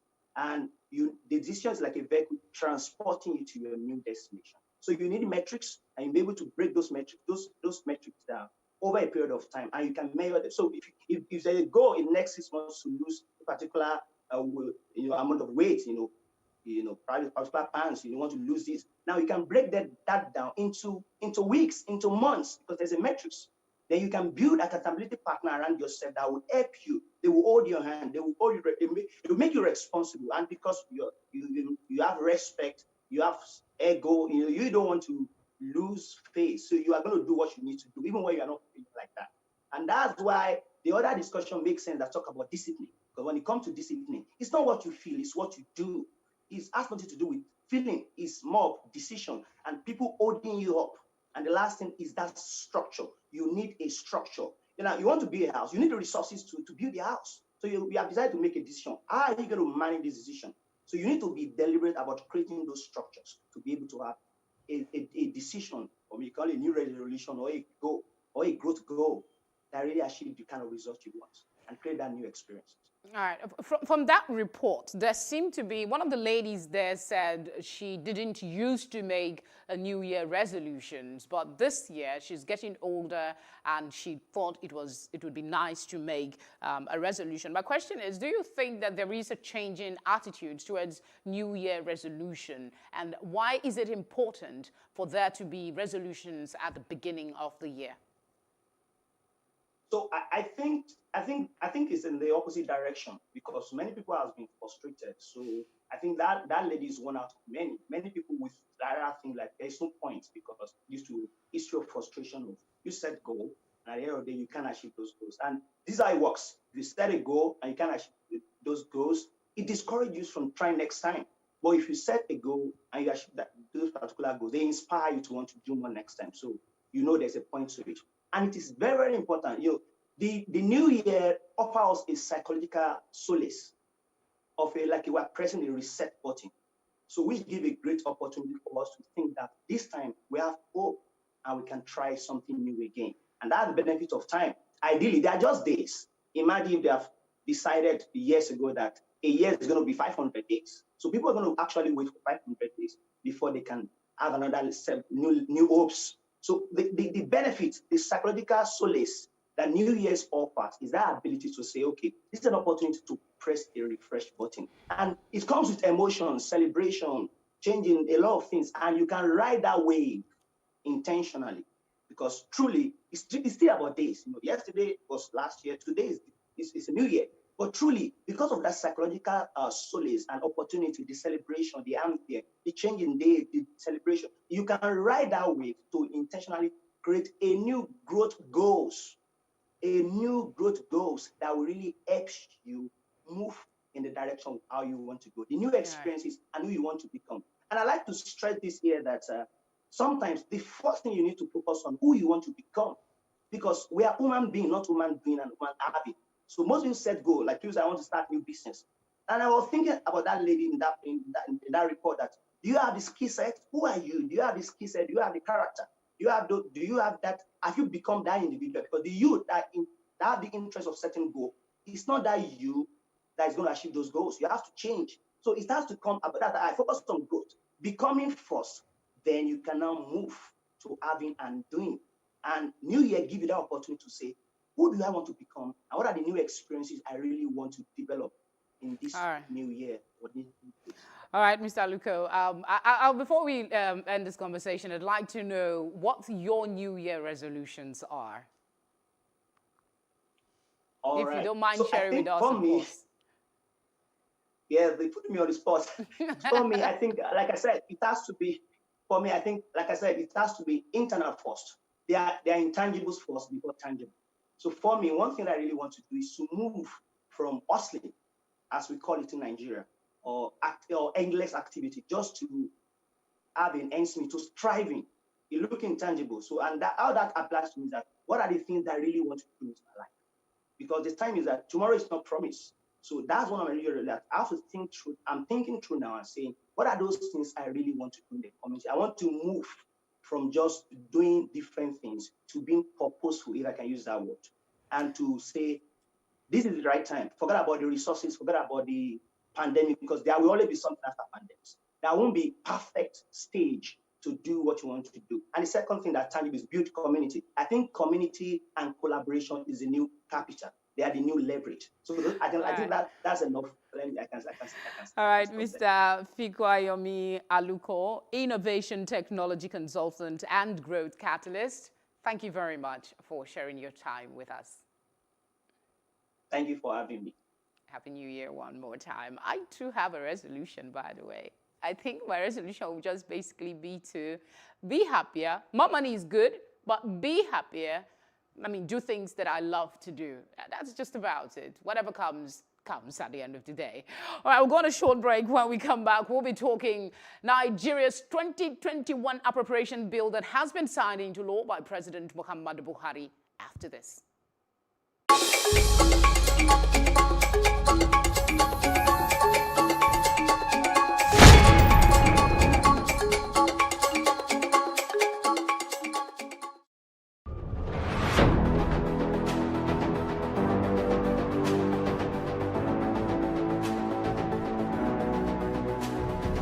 First point of accountability is asking questions. Hello and welcome to Plus Sports and Plus TV Africa. I am Udoka Njoko. Hi everyone, welcome to Plus Training.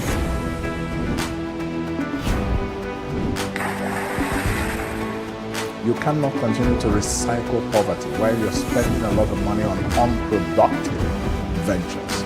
The government has to feel the impact. Honorable Commissioner, sir, welcome to the show.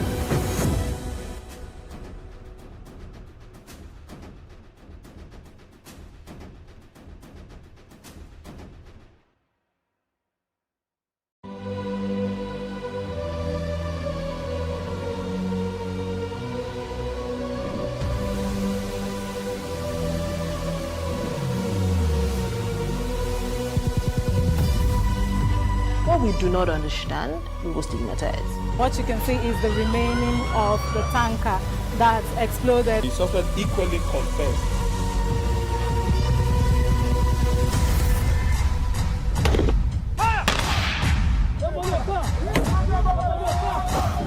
A 500 naira they collect them. If you no talk, then go beat you. Now 2,500 they pay.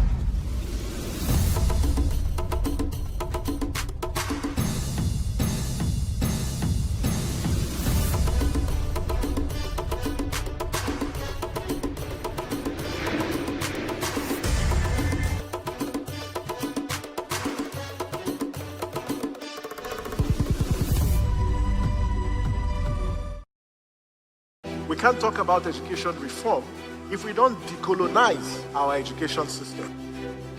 What we do not understand, we will stigmatize.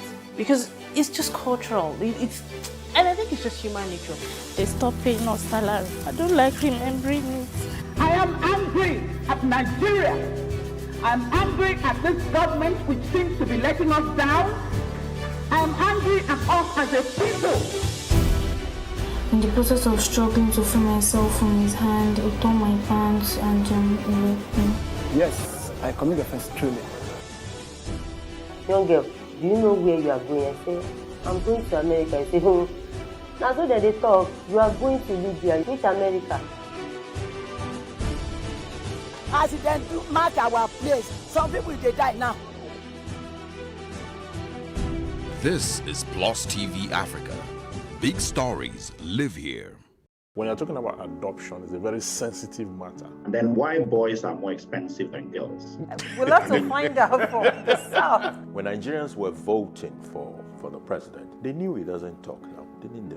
I don't see him as someone who was ready to rescue Nigeria from the quagmire because his presence and his absence are just the same. What we should do now is to start to seek a parliamentary system of government with less overheads and a weaker prime minister. About 40 nations have closed their borders against the UK. Okay, are village people with you there? We are of the belief that the village people, that their power does not cross the borders of Nigeria. So they can't reach. So that they cannot reach here. The deafening silence of the vice president that makes it, look like we're all just abandoned and on our own, and we're just floating from one point to the other.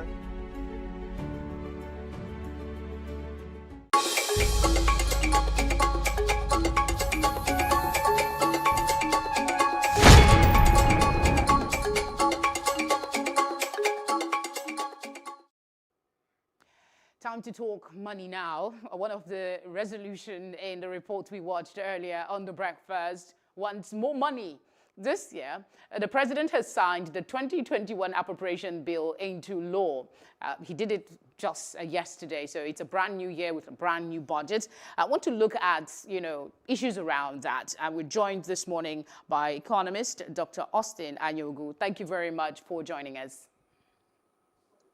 Thanks for having me.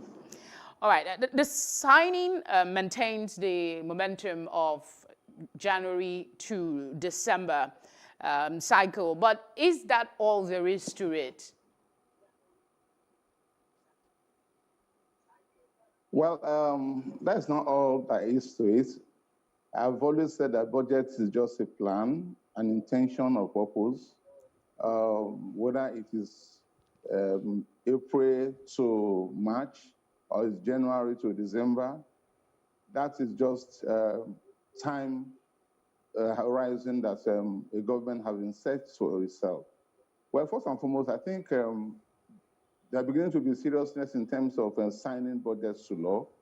In the past, you find budget being stagnated for several months, and implementation becomes a very difficult thing. So I can say the government has done well by maintaining the status quo of the January to December. But that is not all about what budget entails. Budget has more issues that borders on development, borders on infrastructure, borders on the growth of the economy, borders on the welfare of the people, borders on the implementation of the capital expenditure, borders on the current expenditure, a whole lot, debt servicing and whole lot. So the fact that maintenance of January to December is welcome, but there's more to it. Okay, let's look at some other issues. One has to do with the concerns being raised. I want you to speak on it. The 2020 budget has been moved to the first quarter of 2021 that we're now in, and then we have a new budget. How does this work? Could you explain that to us? Yes, like I started, budget is not sacrosanct. It is actually an intention or purpose of government. So a whole lot of things may not have been implemented last year because of the pandemic. Remember, the government has to rewrite the budget with so much reality on ground. So we have a new budget now, which has been signed to law, and that's what we should concern ourselves with. And those new budgets is actually what we should bother ourselves with. And the concern is so many indications in the budget. What are my concern? My main concern is the growing budget deficit, and it is rising on a yearly basis, and it simply shows that the economy is not really focusing on recovery. But well, we will talk about some of the strengths and the weaknesses of the budget if we have enough time on the show. But I want to ask you to maybe rack through your mind, if there's been ever a time in our history where we had budgets overlap like this. Were there any consequences to the implementation of the incumbent, so to speak? Oh, yes, there are consequences. There are consequences because it simply means that you did not meet your target. And a whole lot of things will be hanging in terms of implementation. But however, we are lucky enough, we are still in the same administration, we are still in the same government. So such overlapping may not be very visible in terms of a lack of performance of the last budget. But however, you agree with me that government is a continuum, and government is not sacrosanct. For example, you could have projected security with 1 billion or 1 trillion, and then insurgent increases. So it then means that there must be need to adjust in that area. So budget will continue to shift in line with the reality that you have been faced. In as much as you have planned so much to carry out this particular, line of activities So budget is actually flexible in nature, but it's just a guide. It's just a guide to shape on those who make decisions for this country on how to go about decisions, and that is what budget is about. It's not about carryovers. It's not like when we were in school, we talk about carryovers. It's actually a continuation. A project that could not be completed this year has the opportunity of being completed this year, and Okay. there could have been several votes, for that project. So it's a going concern. Let me just put it that way. All right, then you were referencing some of the concerns you have with the budget. Could you speak in specific terms, areas that, you have issues with and the areas that you see strength in this new budget? Okay. Well, let me start with strength. When we talk about strength, it simply means that I am happy in some areas of the budget. And that means that the capital expenditure will actually create an enabling environment for economic growth, development, and infrastructure that will help businesses to strive in 2021. And that is if they are truly implemented.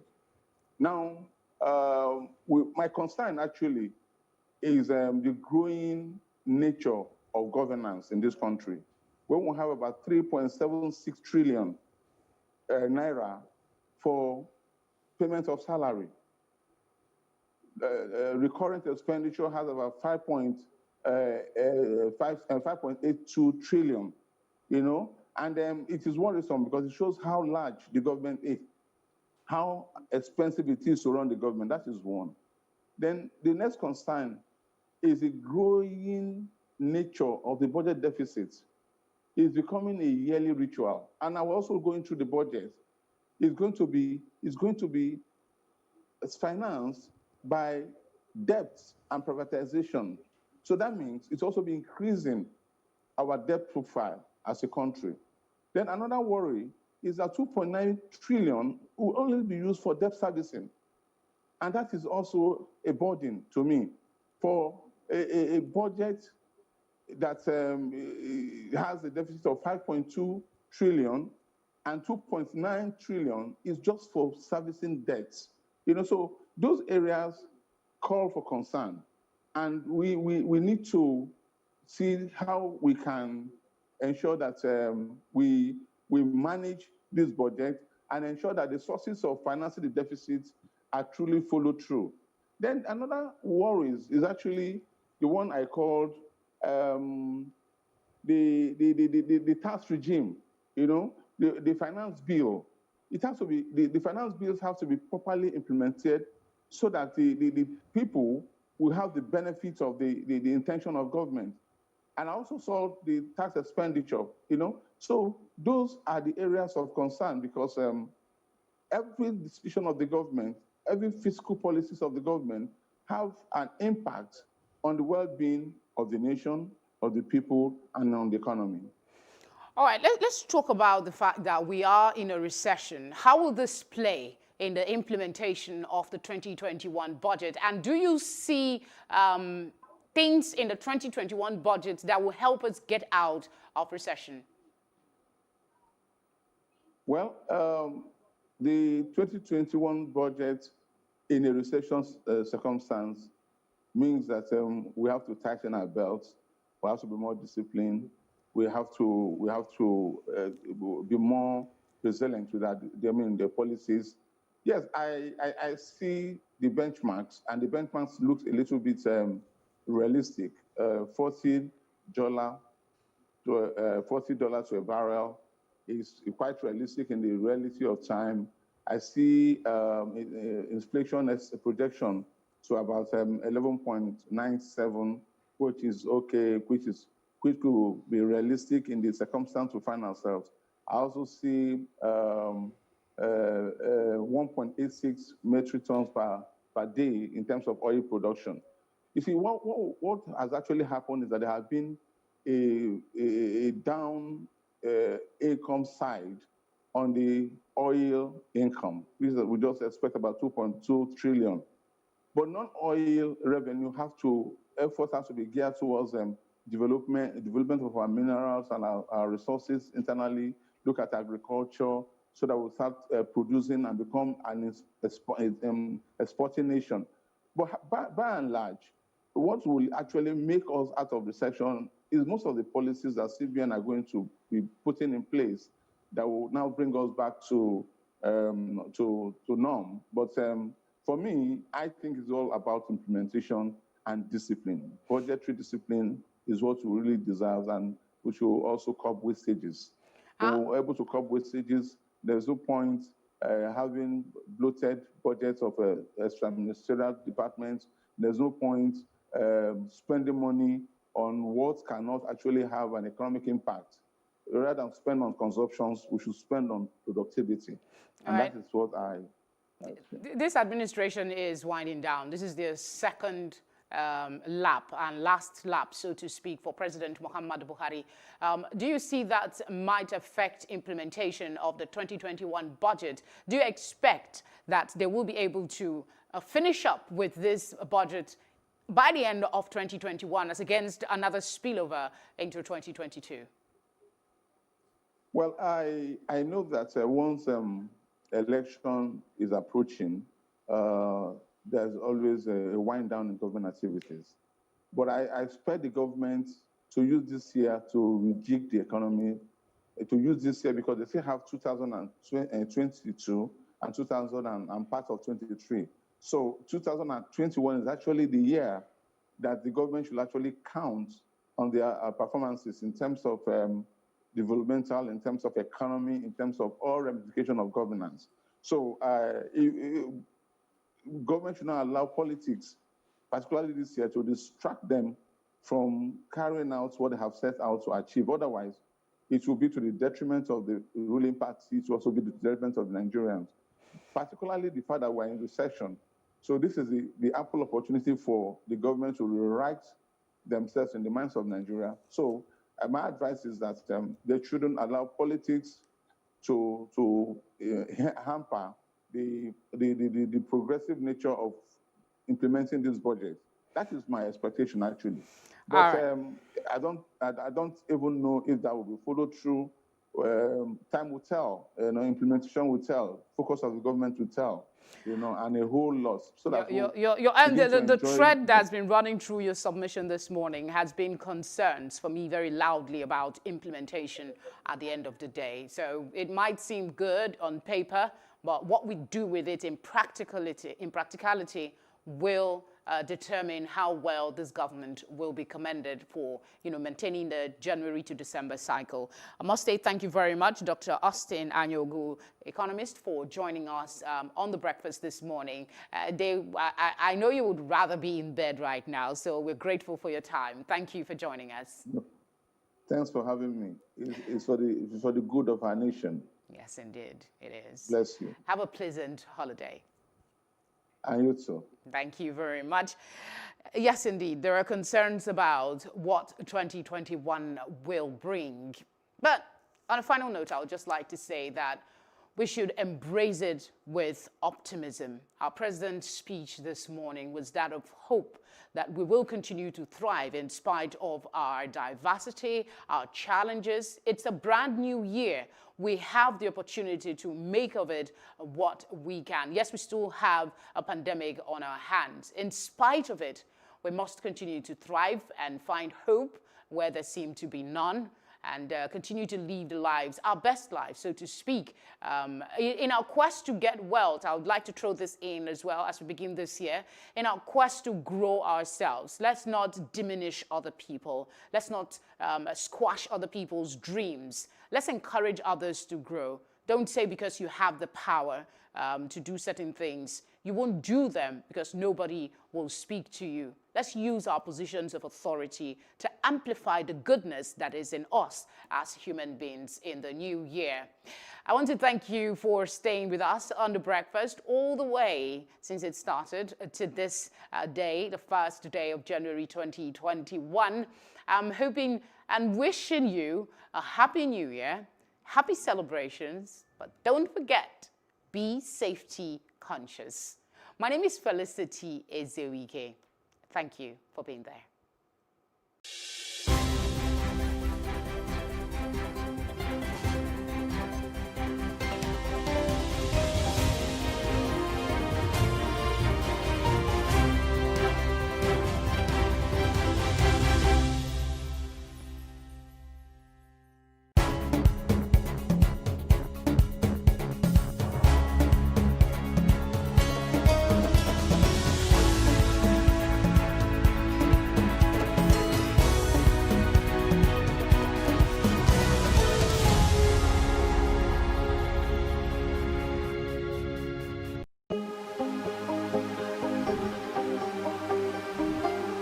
It for upcoming artists to blow in Nigeria.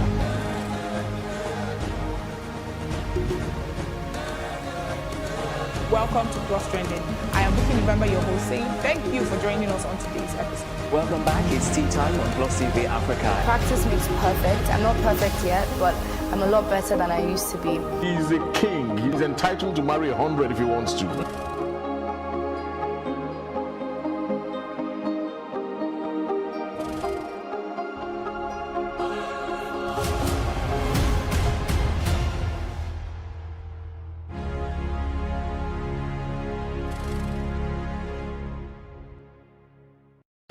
On Wednesday, October 17, Nigerian Communication Commission, NCC, released a statement directing all mobile network operators to deactivate SIM cards that are not duly registered with a valid national identity card in 14 days. Some Nigerians were furious over the NCC actions as they argued the time allocated was just inadequate.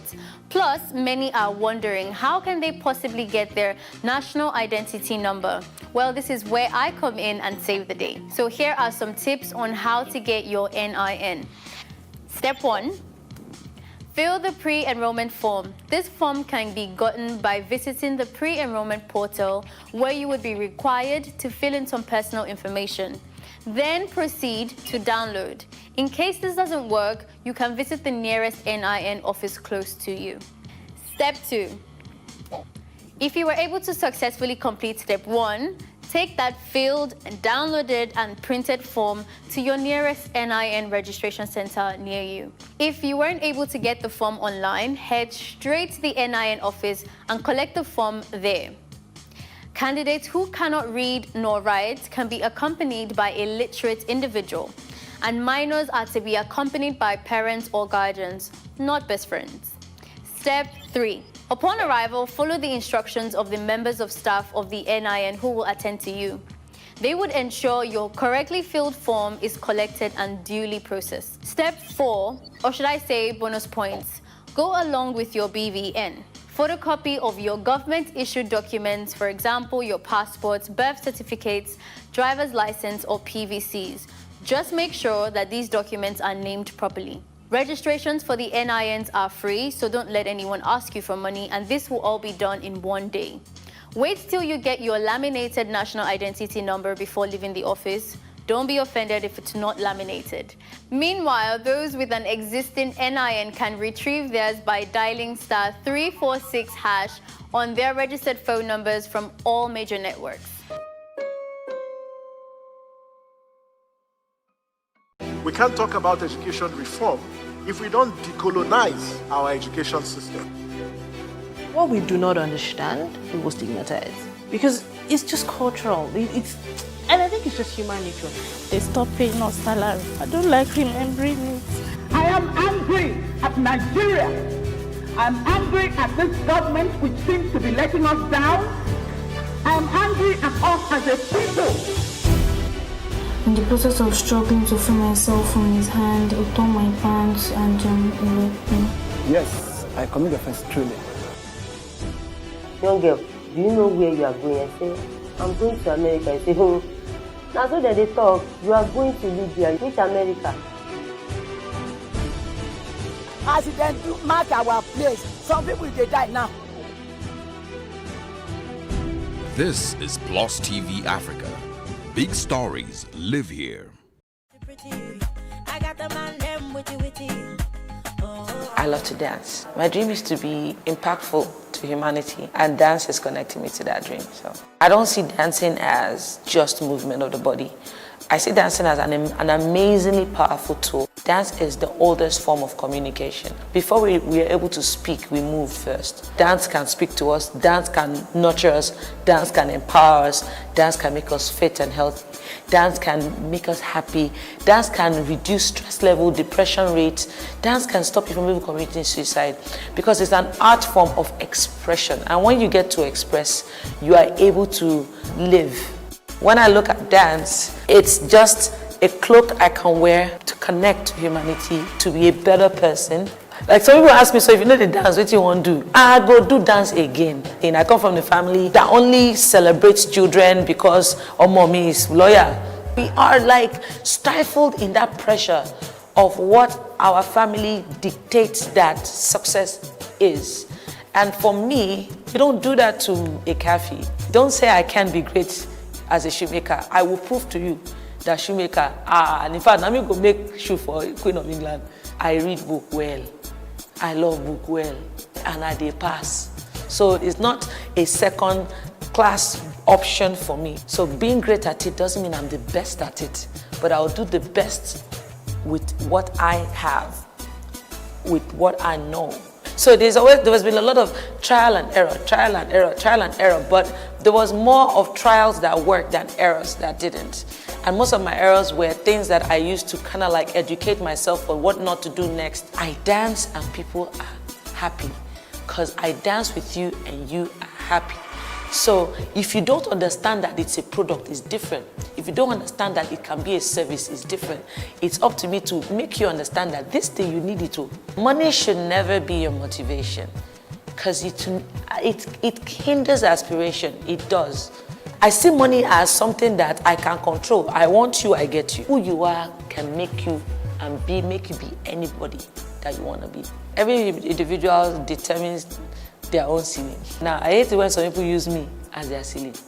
I want to be better than Kafi. That's why you are not getting to where Kafi is. If I can dance better than her, I am better than her. Our African system doesn't like to learn from one another. We feel learning from each other belittles us. If I go somewhere now to go and learn from a younger dancer, the way he will carry it for head, the way he will talk about me in a very dishonorable manner, is what to make somebody that knows so much not want to go and learn from a younger person. I always want to impact. I don't like to see the bad in people. I always want to see the good in you. And the good in you, for me, translates at what God put in you that is not yours.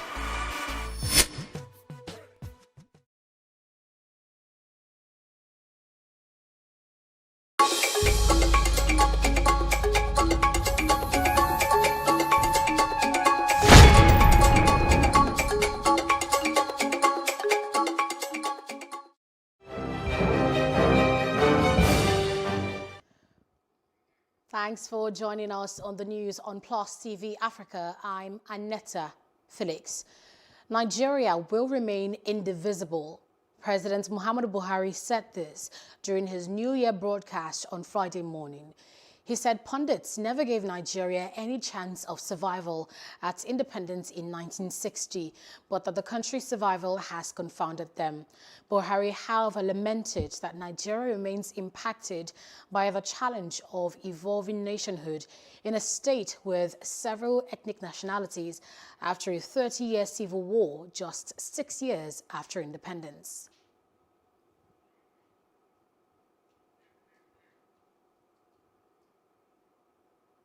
We must remember that we also celebrated the historic occasion of our 60 years as an independent and sovereign country on October 1st, 2020.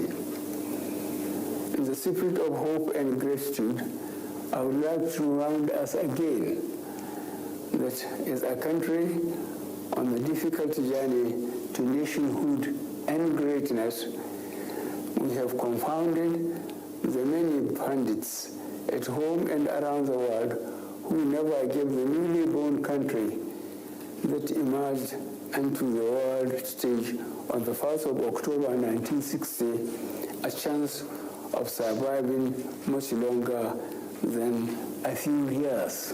Yet, Here we are, 61 years, but the next anniversary in October. 2020 indeed came with a lot of challenges ranging from security and economic issues across the regions to understandable protests that were mainly led by youth and served notice to the demand for police reforms and accountability. This government heard, this government listened, and this government is committed to fulfilling the 5 demands of our youth, fully understanding that we all wish well for Nigeria. I wish to also use this occasion of New Year to reaffirm my commitment to the people of Nigeria, especially the youth who need our collective encouragement and support. In securing this nation, we need to secure the future of our youth. This administration will continue focusing on delivering key strategic priorities under our C: security, economy, and anti-corruption agenda. The President of the Senate, Ahmed Lawan, has assured Nigerians that the country will exit economic recession in the new year. Lawan gave the assurance in his New Year message to Nigerians, which was released to journalists in Abuja on Thursday. He stated that the COVID-19 pandemic caused Nigeria to experience another economic recession in 2020, shortly after it recovered from a similar one.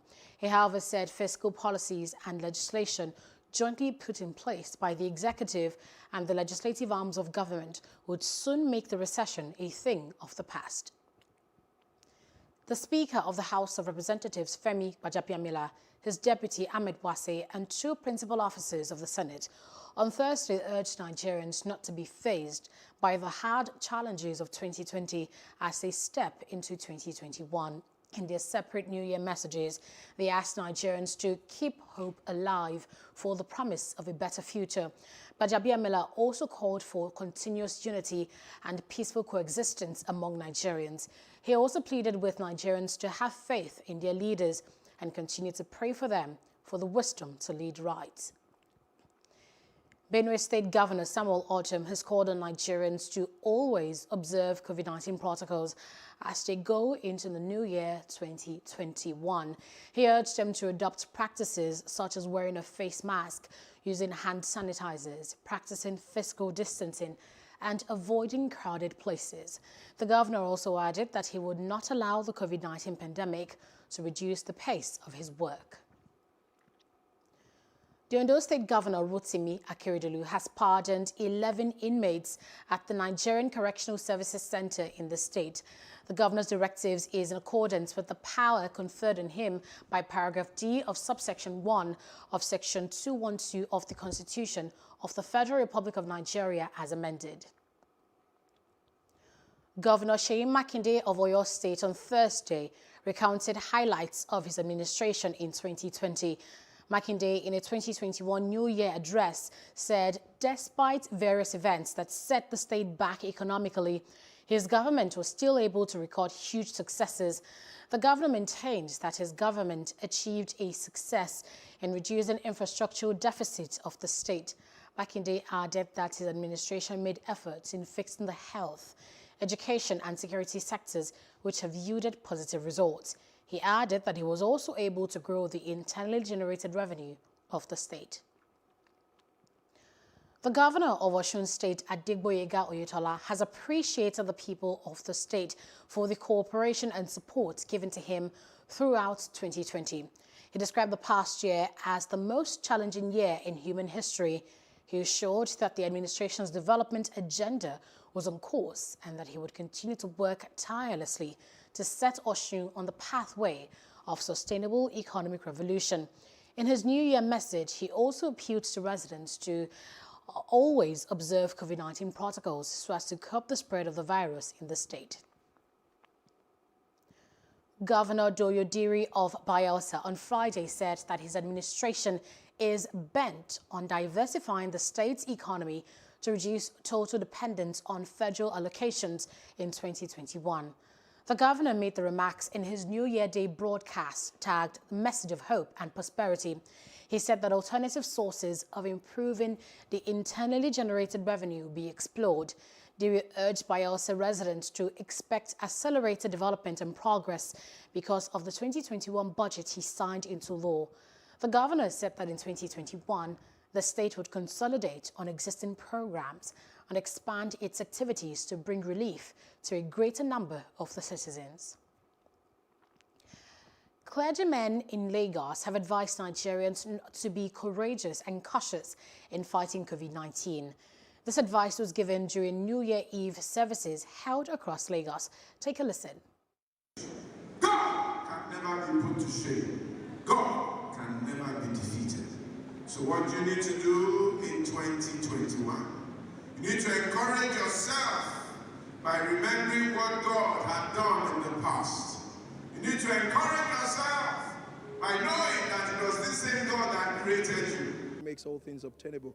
It is with faith that we come into 2021 knowing that everything we need, God has already done it, and God has gone ahead of us, because God is not in time, He's in eternity. So when God speaks a word to you, He's not saying something that He wants to do, He's saying something that He has already done, and you're just about to walk into it in manifestation.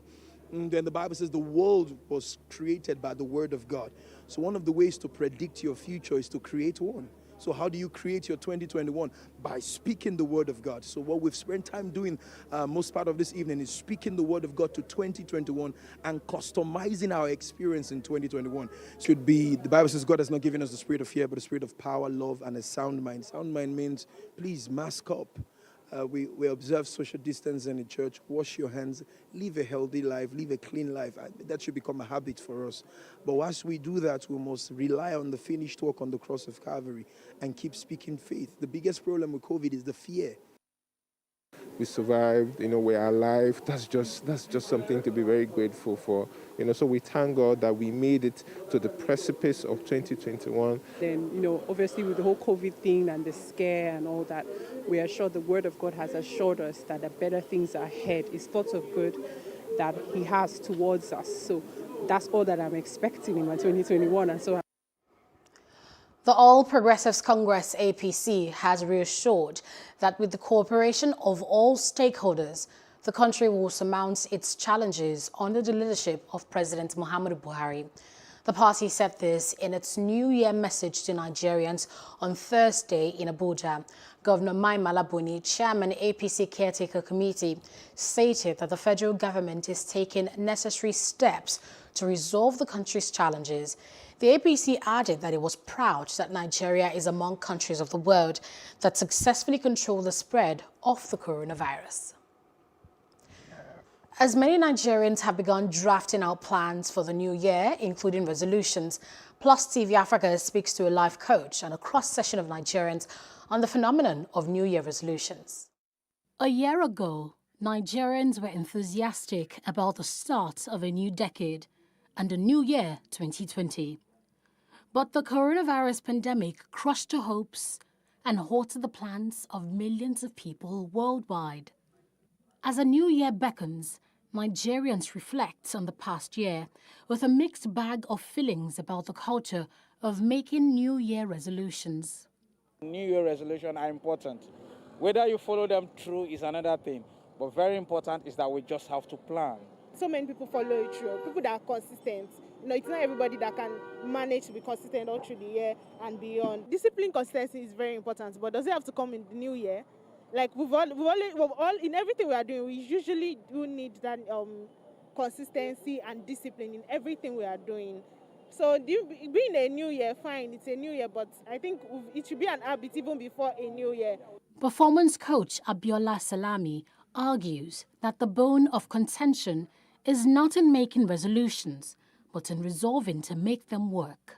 The thing with New Year resolution is that a lot of people pay lip service to it. And if you really want to change, if you really want a transformation, right, it's about really scheduling that change that you want.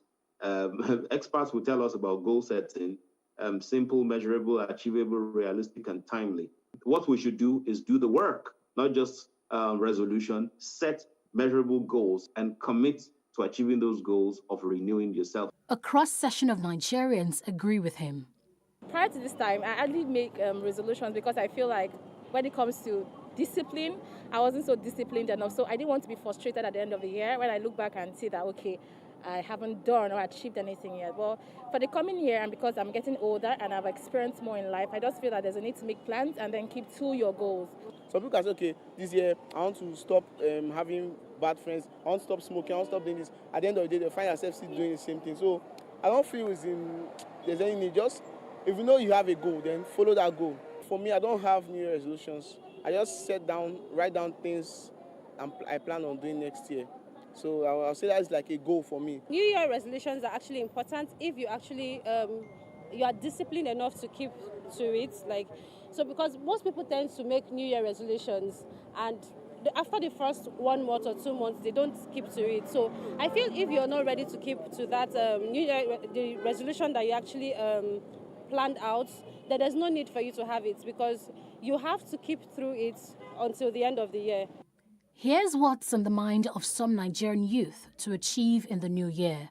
More money. We want to make more money. Before now, I wasn't really a business person, but I'm thinking of business this coming year and also self-development. Next year, I would want to focus more on my business. I sell perfumes, so I would want to expand because I like to try out new things when it comes to fragrances. So I would want to expand more, try out new things and see how it works out. Then, of course, add weight. My New Year resolution is to be more consistent in anything I'm doing. Many lost loved ones and opportunities in 2020. But the advice here is that for 2021, hope must be kept alive. North Korean school children performed at concert on Thursday, December 31st. In a video shared online, children were seen dancing and singing on a stage in front of an audience in face masks on New Year's Eve. The celebration concert was called "We Are the Happiest in the World." North Korean leader Kim Jong-un marked the new year with a letter to the country's citizens and a visit to the tomb of his father and grandfather.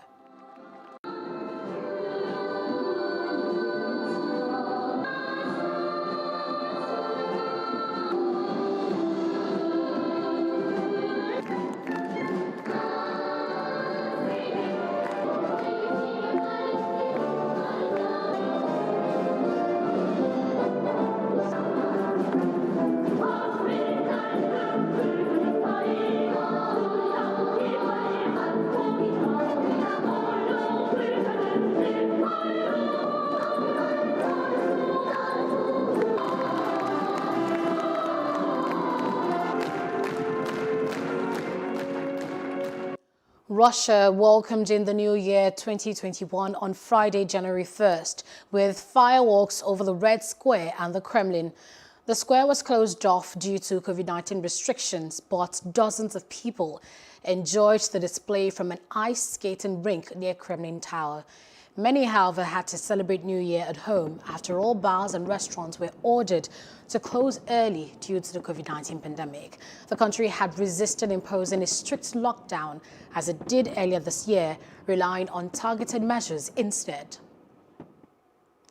And fireworks lit up the night sky over the Acropolis in Athens on New Year's Eve, January 1st, to welcome 2021. But few Greeks ventured outside to witness the sight because Greece has been under lockdown since early November. There's also a night curfew and a ban on travel between provinces to combat the spread of the coronavirus disease. The lockdown was extended to January 7th, and Greece began vaccinations with the Pfizer-BioNTech shot on Sunday, December 27th. Edo State has recorded 14 new COVID-19 cases on Thursday. The state incident manager on COVID-19, Dr. Andrew Obi, in a statement in Benin on Thursday, said that government had reactivated isolation and treatment centers.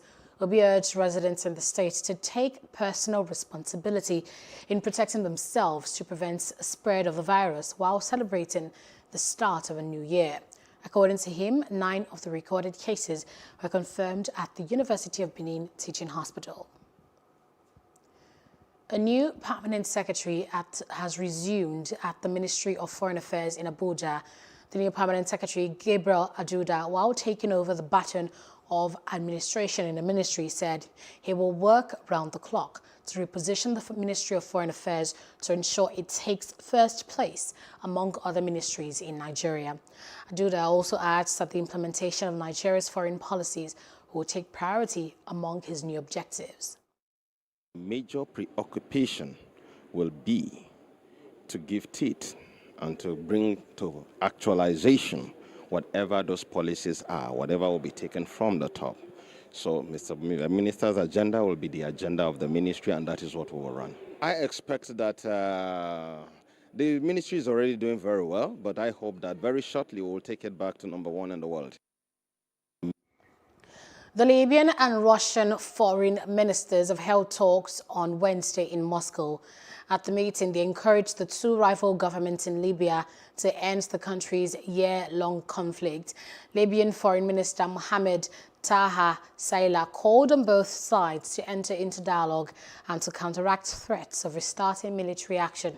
As part of the preliminary ceasefire agreement, Libya's rival leaders have begun a United Nations-brokered prisoner exchange. Australia welcomed 2021 on Friday, January 1st, as fresh COVID-19 restrictions and border closures forced families to ditch New Year plans. People tried to get flights out of Sydney as they rush home to avoid border restrictions that kick in from midnight. New South Wales, the epicenter of the latest outbreak, reported 3 new coronavirus cases overnight from more than 32,000 tests. Its largest cluster in Sydney's northern beaches is now at 146 cases. The strong message to all of us across New South Wales is to be on high alert, to come forward and get tested with the mildest of symptoms. Make sure when you're in indoor settings you're wearing a mask. Make sure if you can't guarantee social distancing you're wearing a mask. And make sure you keep COVID safe, and make sure, of course, you keep within the restrictions. We are at a stage in the pandemic where we do need to be on high alert. We want to make sure we've captured all those strains of transmission. I understand the frustrations that people have with the disruption that comes from those changes. We're dealing with a pandemic. That hasn't changed. But it doesn't change who we are as Australians. Australians are Australians whether they're in Queensland, New South Wales, Western Australia, Tassie, wherever they happen to be. And that's not affected by those things.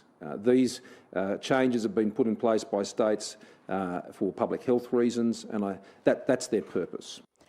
In business, the Lagos State Governor Babajide Sanwo-Olu has signed into law the state's 2021 appropriation bill. The budget, christened the Budget of Rekindled Hope, consists of capital expenditure and a current expenditure of a ratio of 60 to 40%.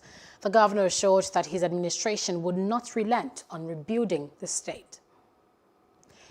In entertainment news, global K-pop sensation BTS celebrated New Year's Eve with an online concert on Thursday, December 31st.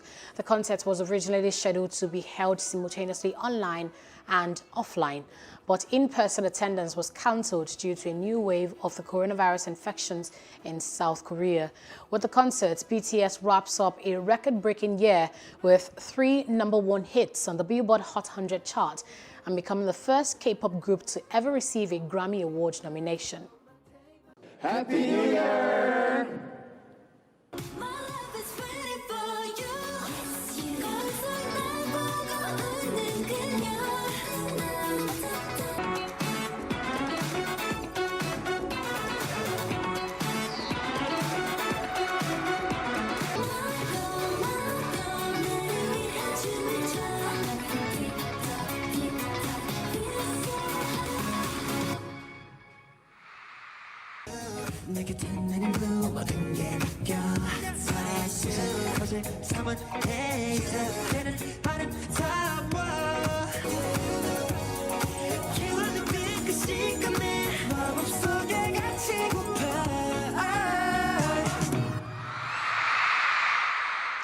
And in sports news, the General Assembly of the Nigeria Football Federation has commended the federal government for the totality of its efforts in containing the spread of the COVID-19 pandemic in Nigeria.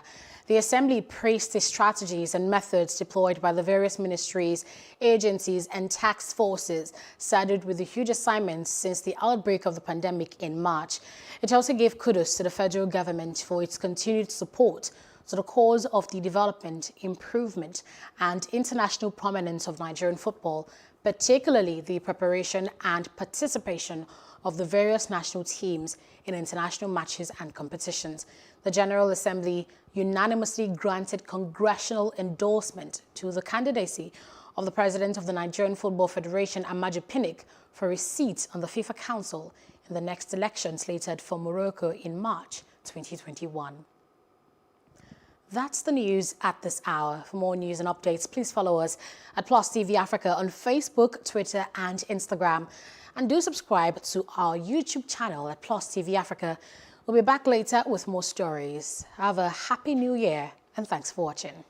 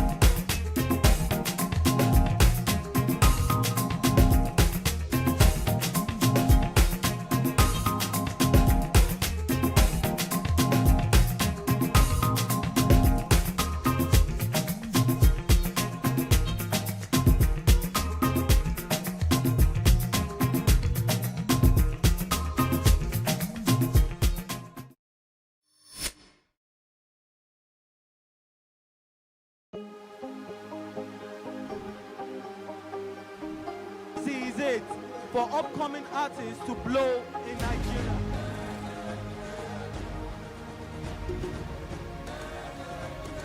Welcome to Plus Trending. I am Bukky November, your host, saying thank you for joining us on today's episode. Welcome back. It's tea time on Plus TV Africa. Practice makes perfect. I'm not perfect yet, but I'm a lot better than I used to be. He's a king. He's entitled to marry 100 if he wants to.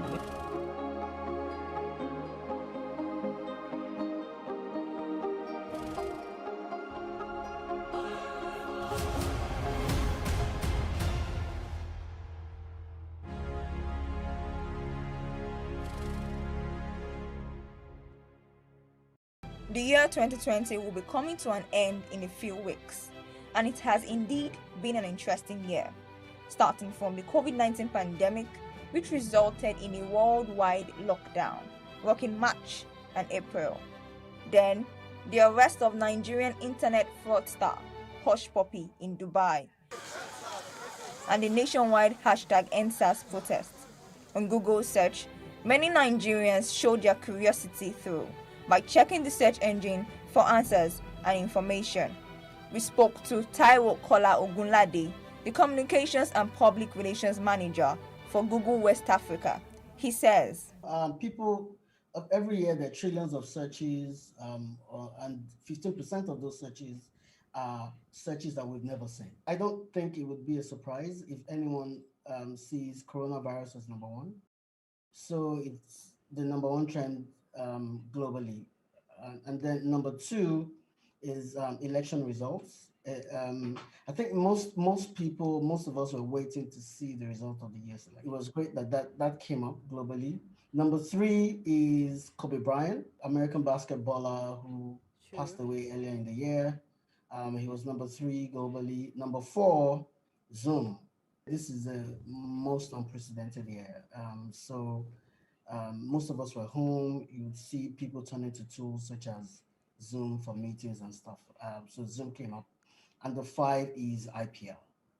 And that's globally. The 9th of December, Google announced the results of its 2020 year-end search, sharing what the world and Nigerians searched for in 2020.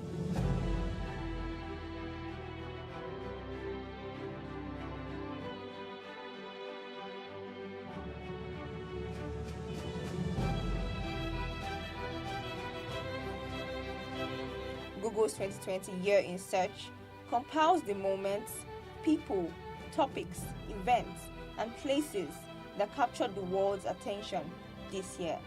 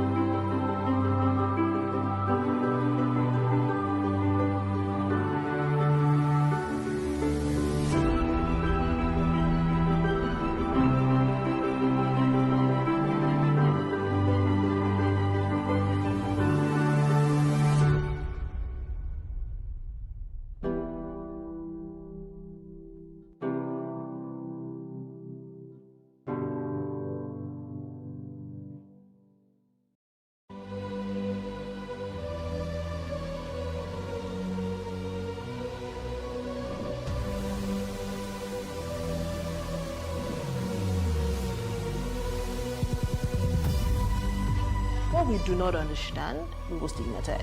What you can see is the remaining of the tanker that exploded. The suspect equally confessed.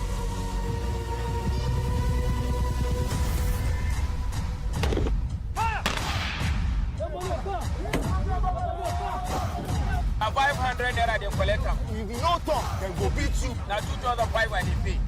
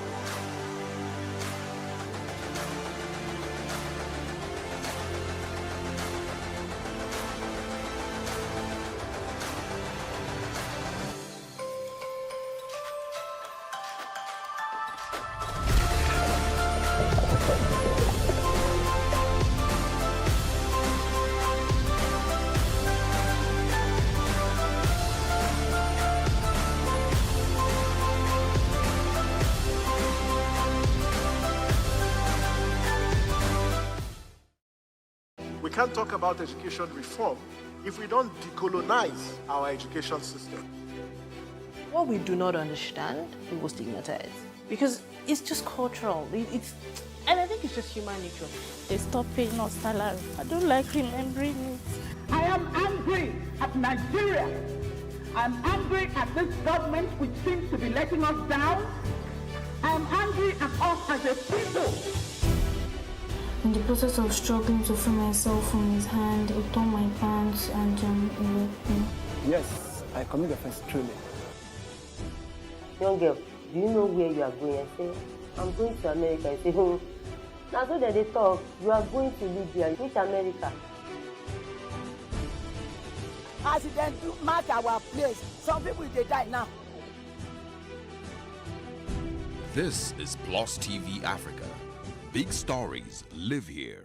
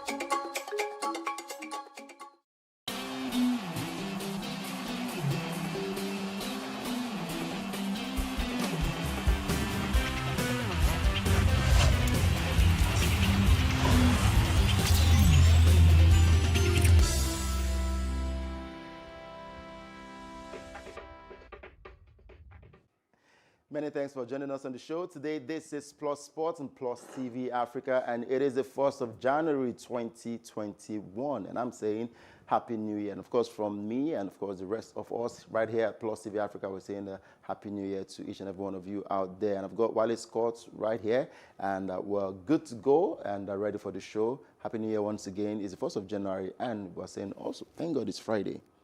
I think what everybody should be doing today and for the rest of the year should be 2020, just come and be going. Just go. Don't Goodbye, go. we're You've done gone, with you know. We don't remember anything. It's sad that we've lost friends, we've lost brothers, we've lost people that are close to us. And 2020 has just been the year, you know, and we're happy we're still here. Very true. And we're right here to give you the very best of sports on Plus Sports and Plus TV Africa. Do you believe in New Year resolutions? No. I don't believe in birthdays. I don't believe in New Year. I don't believe in Easter. You know, I believe that when you pick the New Year as a time to actually thank God, why can't you thank God every day? Every other, yeah. Why do you pick Valentine's Day and stay with your wife or your fiancé or your girlfriend? Why can't you love her every day? Why can't you take her out every day if you can? You know, so I don't believe in picking a day to do things that you should do like every day. Yeah. Really. So it's a new year. You want to get, I understand it's a new year. The calendar says so. But if you want to actually make New Year resolutions, why not make positive resolutions every day? Why pick a day to do that? Nice. I have this friend of mine who made a resolution at the start of 2020 and said, this is my year of settlement. This is my year. What happened in 2020? And he said, this is my year. He said his year of settling It was down. COVID stricken. It was NSAS stricken. Yeah. So couldn't make it happen. last night, I now sent him a message. I said, the guy, how far? Are you married now? He said, you did Chris. And I'm wondering, why? Why would you tell me? Because it was COVID stricken. A lot of people got married. 2020 was COVID stricken. 2020 was NSAS stricken. And yeah, some people would still go all out to make things happen, but some will just be like, let me do it when everything is conducive and we'll have fun. Well, it's a new year, but it doesn't mean that coronavirus left with 2020 is still out there. You still need to stay Still safe, there, wear yeah. a face mask, practice social distancing, wash your hands regularly, and of course, use hand sanitizer. Well, let's take a look at what happened in the year 2020, talking about the retrospect in the world of sports. Let's see that report, and we'll be right back. The year 2020, a year filled with its fair share of world-shifting events, and most people would want to forget in a hurry. It has been most challenging for the entire world, including our world of sports. 2020 took away sporting greats, some from coronavirus, while others due to natural causes. Kobe Bryant, Michael Ojo, Diego Armando Maradona, Paulo Rossi, Gerard Houllier, Papa Bouba Diop. May their gentle souls continue to rest in peace.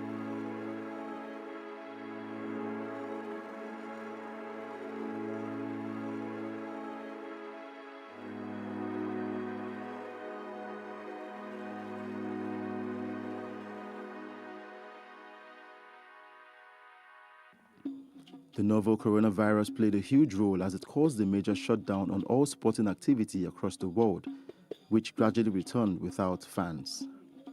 One of the highlights of 2020 was football returning in the face of the ravaging coronavirus.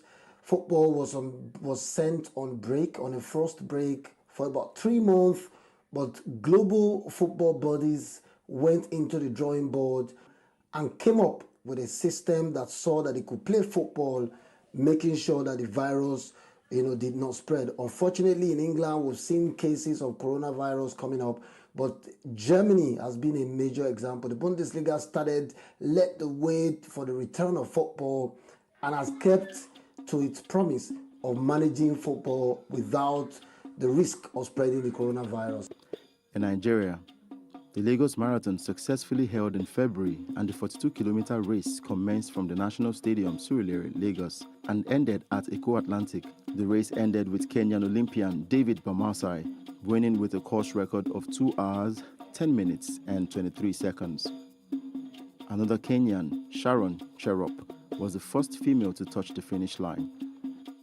In the world of Formula One, Lewis Hamilton passed Michael Schumacher on the all-time wins list. The 35-year-old Mercedes driver sealed the 7th driver's title at the Turkish Grand Prix in November, equaling Michael Schumacher's championships record. The Briton has been knighted in the Queen's New Year Honours list. In football, Ajax Amsterdam midfielder Abdelak Nouri recovers from a coma after 2 years, 8 months, and 19 days. Nigeria's Victor Osimhen's transfer from Lille to Napoli went into the record books as he became the most expensive African player in a deal worth almost 80 million euros.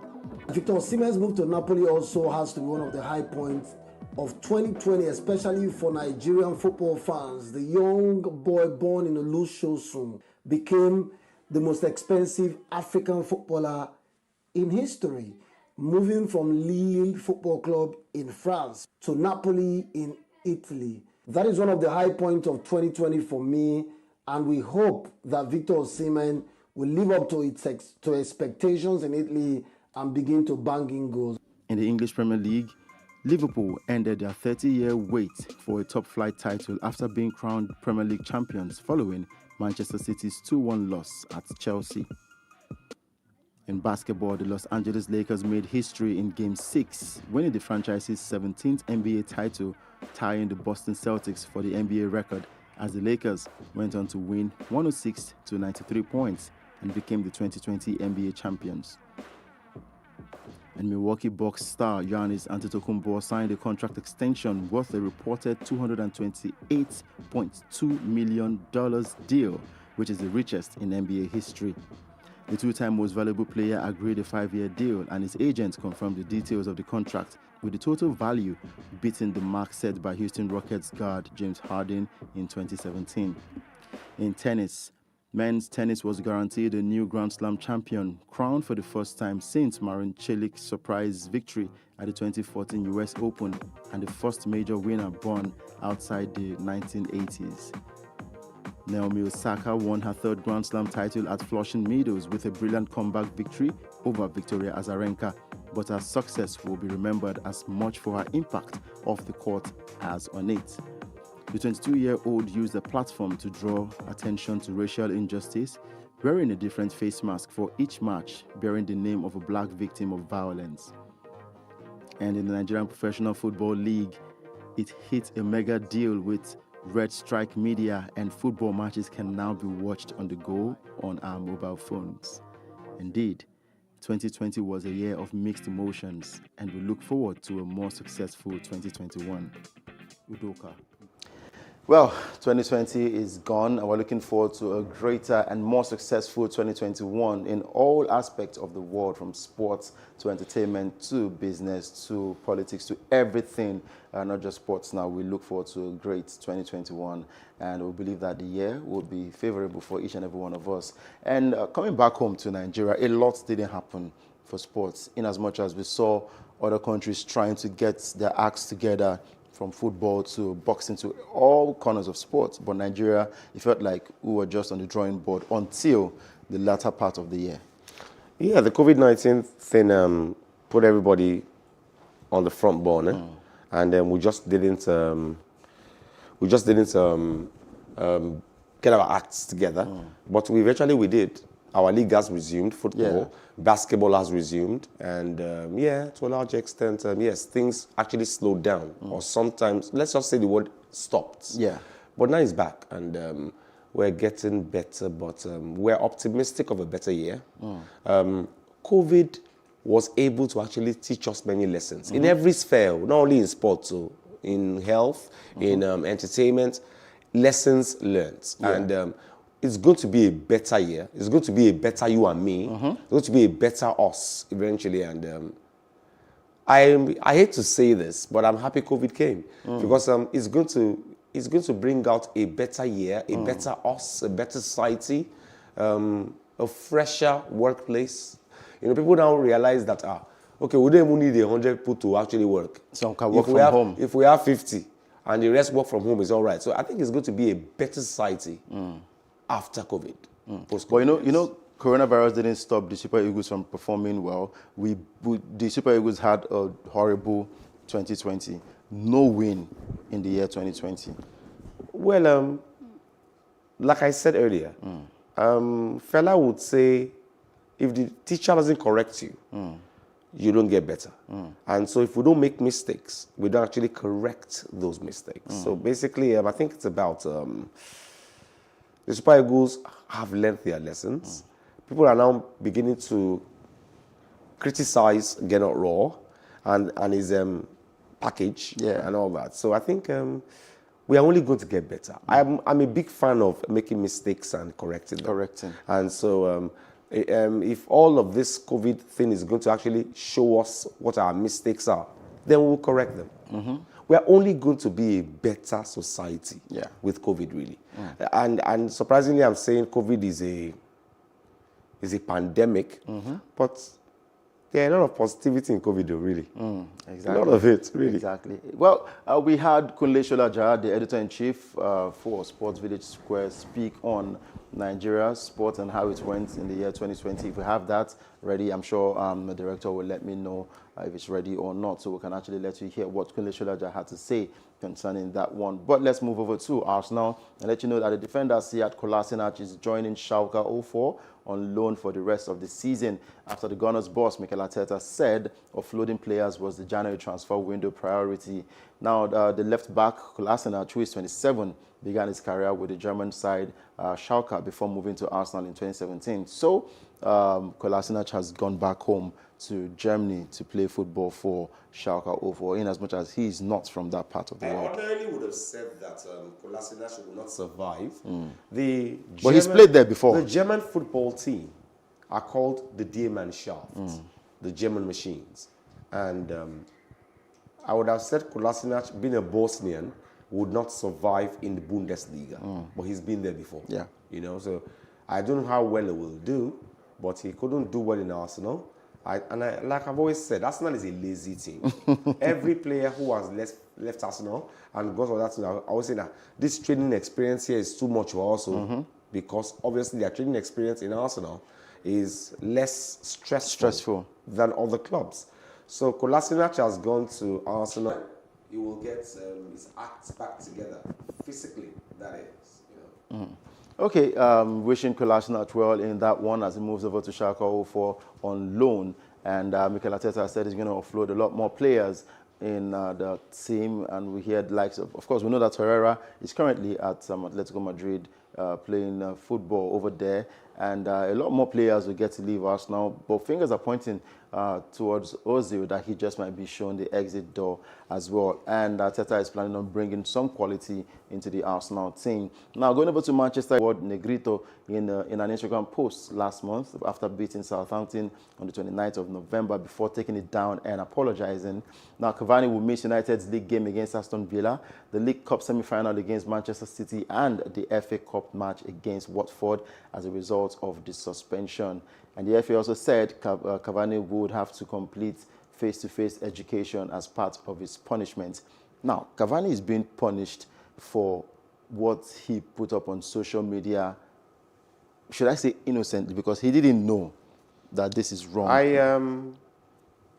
But when they corrected him, he took it down immediately. I want to go to the safe side then. I want to go to the fence on this one.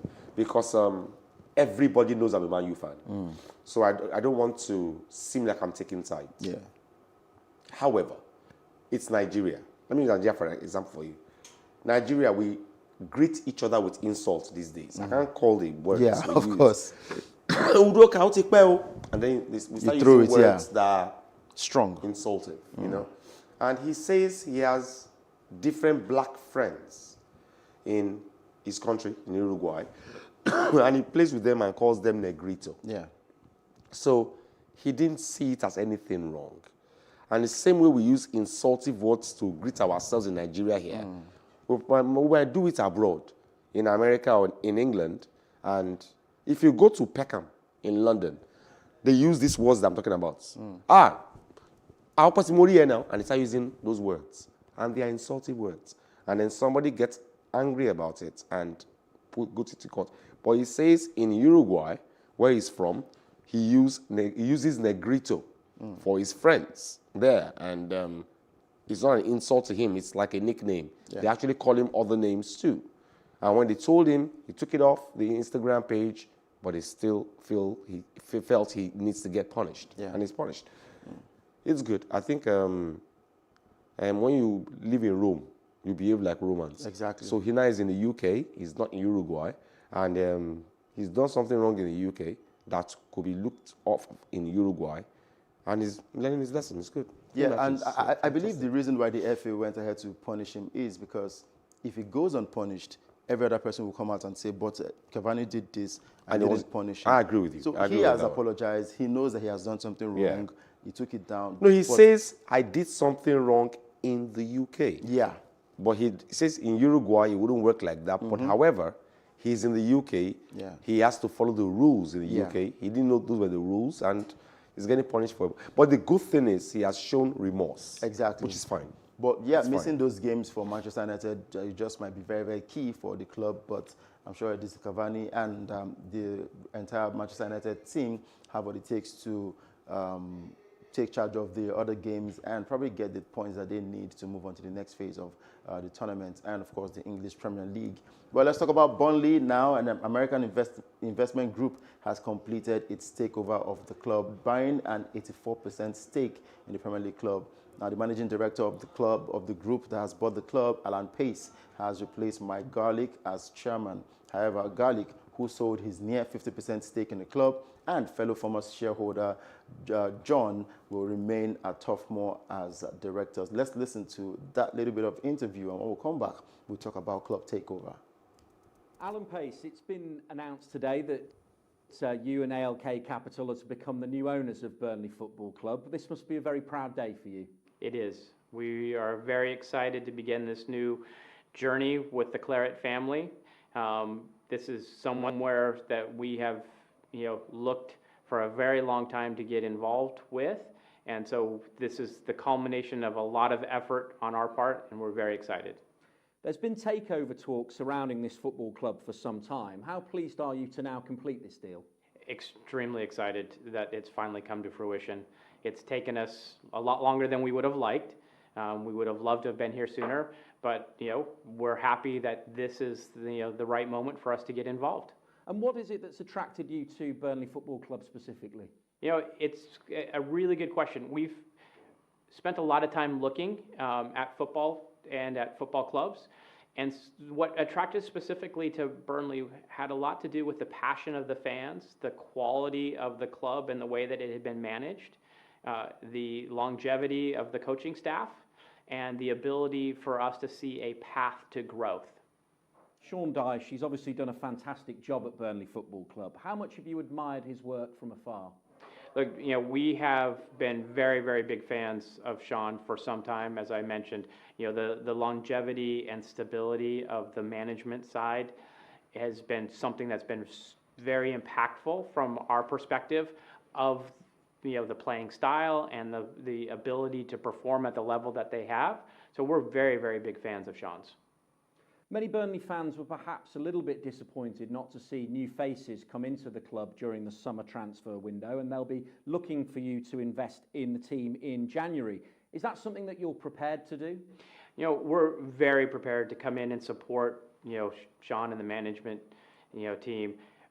We need time to get in and understand what their needs are, what they've been planning for, what the decisions were that they've taken so far and where they're, desiring to go to. But we're fully prepared to back the manager. There's been a lot of talk about club takeover, and the North London club, Arsenal, most of the fans are still hoping that one day someone bigger than Kroenke will come in and take over. I think it's a good thing. We saw Glazers take over in Manchester United, and we saw the difference. We saw Paris Saint-Germain, the Sheikh Al Khaled, take over, and you see what PSG has become. We saw Leicester being taken over, and they surprised bookmakers and won the English Premier League. So I think Burnley, a takeover is going to be more money for them, better players. They will try and lure more players to them. So I think takeovers have always been good for football clubs. And I think I want to congratulate Burnley. I think they'll only get better right now. Yeah, but they are somewhere around the relegation zone. Don't you think it's with a takeover, they will try and work towards... There'll be a turnaround? They'll try and work towards remaining in the Premiership. And then by next season, they'll get new players and pumping money. Well, talking about the Premiership, if they stay in the Premier League, games will be going down later today, and of course this weekend in the English Premier League. Everton will take on West Ham United, Manchester United will take on Aston Villa, Tottenham Hotspur against Leeds United, Crystal Palace will battle it out with Sheffield, Brighton and Hove Albion will be up against Wolverhampton Wanderers, and Arsenal takes on West Bromwich Albion away from home. And on the 3rd of January, Burnley will be at home to Fulham, Newcastle United versus Leicester City, Chelsea versus Manchester City, Southampton will take on Liverpool.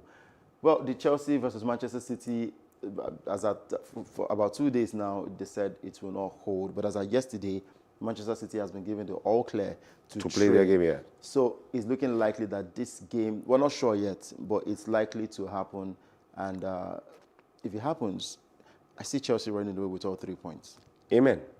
Amen. Yeah, I give it to them. I think the Chelsea players are being underrated. They've made some few mistakes. They've dropped points in a few days, but yes, they can do it. They can do it. Against the Manchester City side, we know that some of the players have contracted the virus, talking about Kyle Walker and Gabriel Jesus, and they've been out isolated. And there are some unnamed players. Unnamed players. Yeah. So I'm sure they will not put out a very strong squad against Chelsea. But let's see how it goes for this weekend games. And we're right here to give you the updates tomorrow and on Monday for the rest of the results. Remember, other leagues have also resumed: the Spanish La Liga, the German Bundesliga, the Italian Serie A, and the French Ligue 1. Well, that's much you can take today on Plus Sports and Plus TV Africa. I hope you enjoyed the package.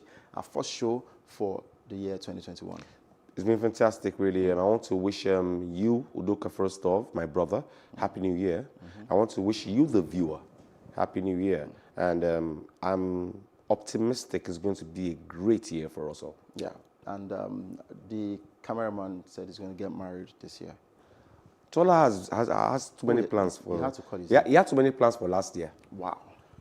Well, we can always blame it on COVID and then yeah. SARS. So let's hope. Hopefully, he will do it this year. Okay, we look forward to. And you too. Me? No, we're. Your plans, though. I'm not talking about just we're your plans. done, Your general plans. No, we're done. With We're the done show. Hope you enjoyed the package. Remember, you can reach us on social media at Plus TV Africa on Twitter and on Instagram. And please subscribe to our YouTube channel, youtube.com/Plus TV Africa. And for those juicy stories, log on to our website, www.plustvafrica.com. I'm Udoka Njoko saying, please enjoy the rest of your day. Have a happy new year, but please stay safe out there.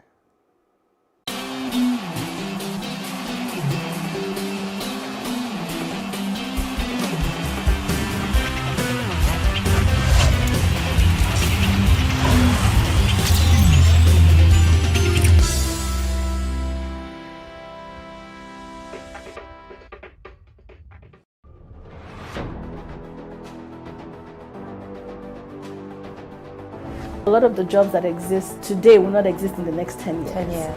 When I see people today shouting, we're not too young to run, we are ready to run. Ready to run to where?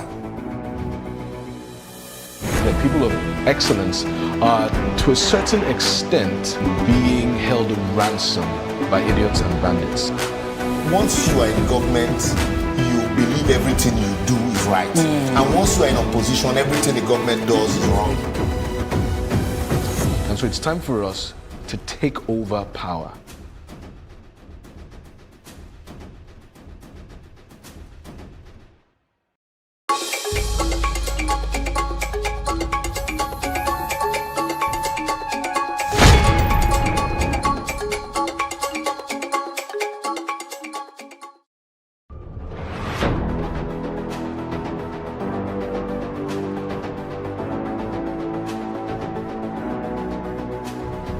First point of accountability is asking questions. Hello and welcome to Plus Sports and Plus TV Africa. I am Udoka Njoko. Hi everyone, welcome to Plus Training.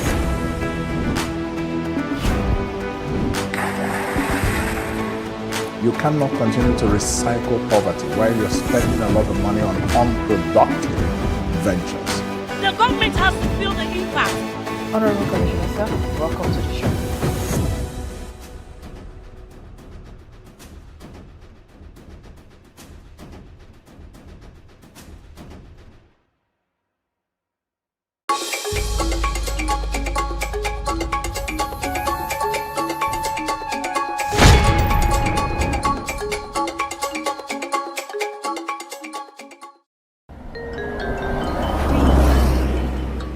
On the 28th of February 2020, Lagos confirmed its first coronavirus case.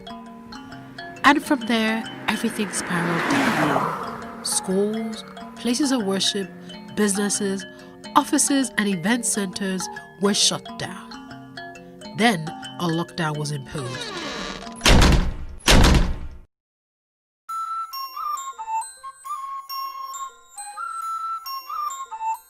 Food. One of the essentials for human survival was considered during the lockdown, with many school spaces converted into mini markets. One could easily assume farmers were making some gains during the lockdown. Right? Wrong. Many farmers were stuck with produce they could not sell, throwing away lots and lots of their produce.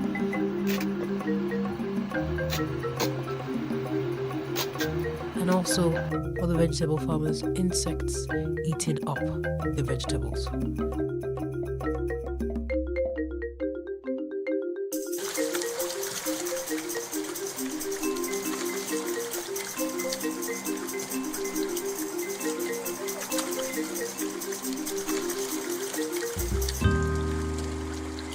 When we heard that there was going to be a lockdown, then the fishes I have to call somebody. Somebody introduced that person to me that, you should come and buy our fishes. So that person came, he couldn't pay all the money. He said we should send somebody along with him to the bank to get the money so that he can balance our money. No, during this process, the person that followed him, he tricked that person, then ran away with the money. So the little I have that I could use to feed the fishes, well, even one of our members was involved. So I called that person. He said he would try and find him. He said, okay, if he couldn't find him, then I've not been able to trace. So I have no money now to feed the fishes, no, even to feed myself. I couldn't get the right feed. As I'm into hatchery, you don't just change feed abruptly. But because I couldn't get the right feed, the feed I was using at the initial stage, I couldn't get them. I had to change. And when I bought what was available at the market at that time, giving it to my fish, they started dying. So I lost so many. But if the COVID, if there was no lockdown, I'm quite sure those feed will be available in the markets. So that was a major setback for me.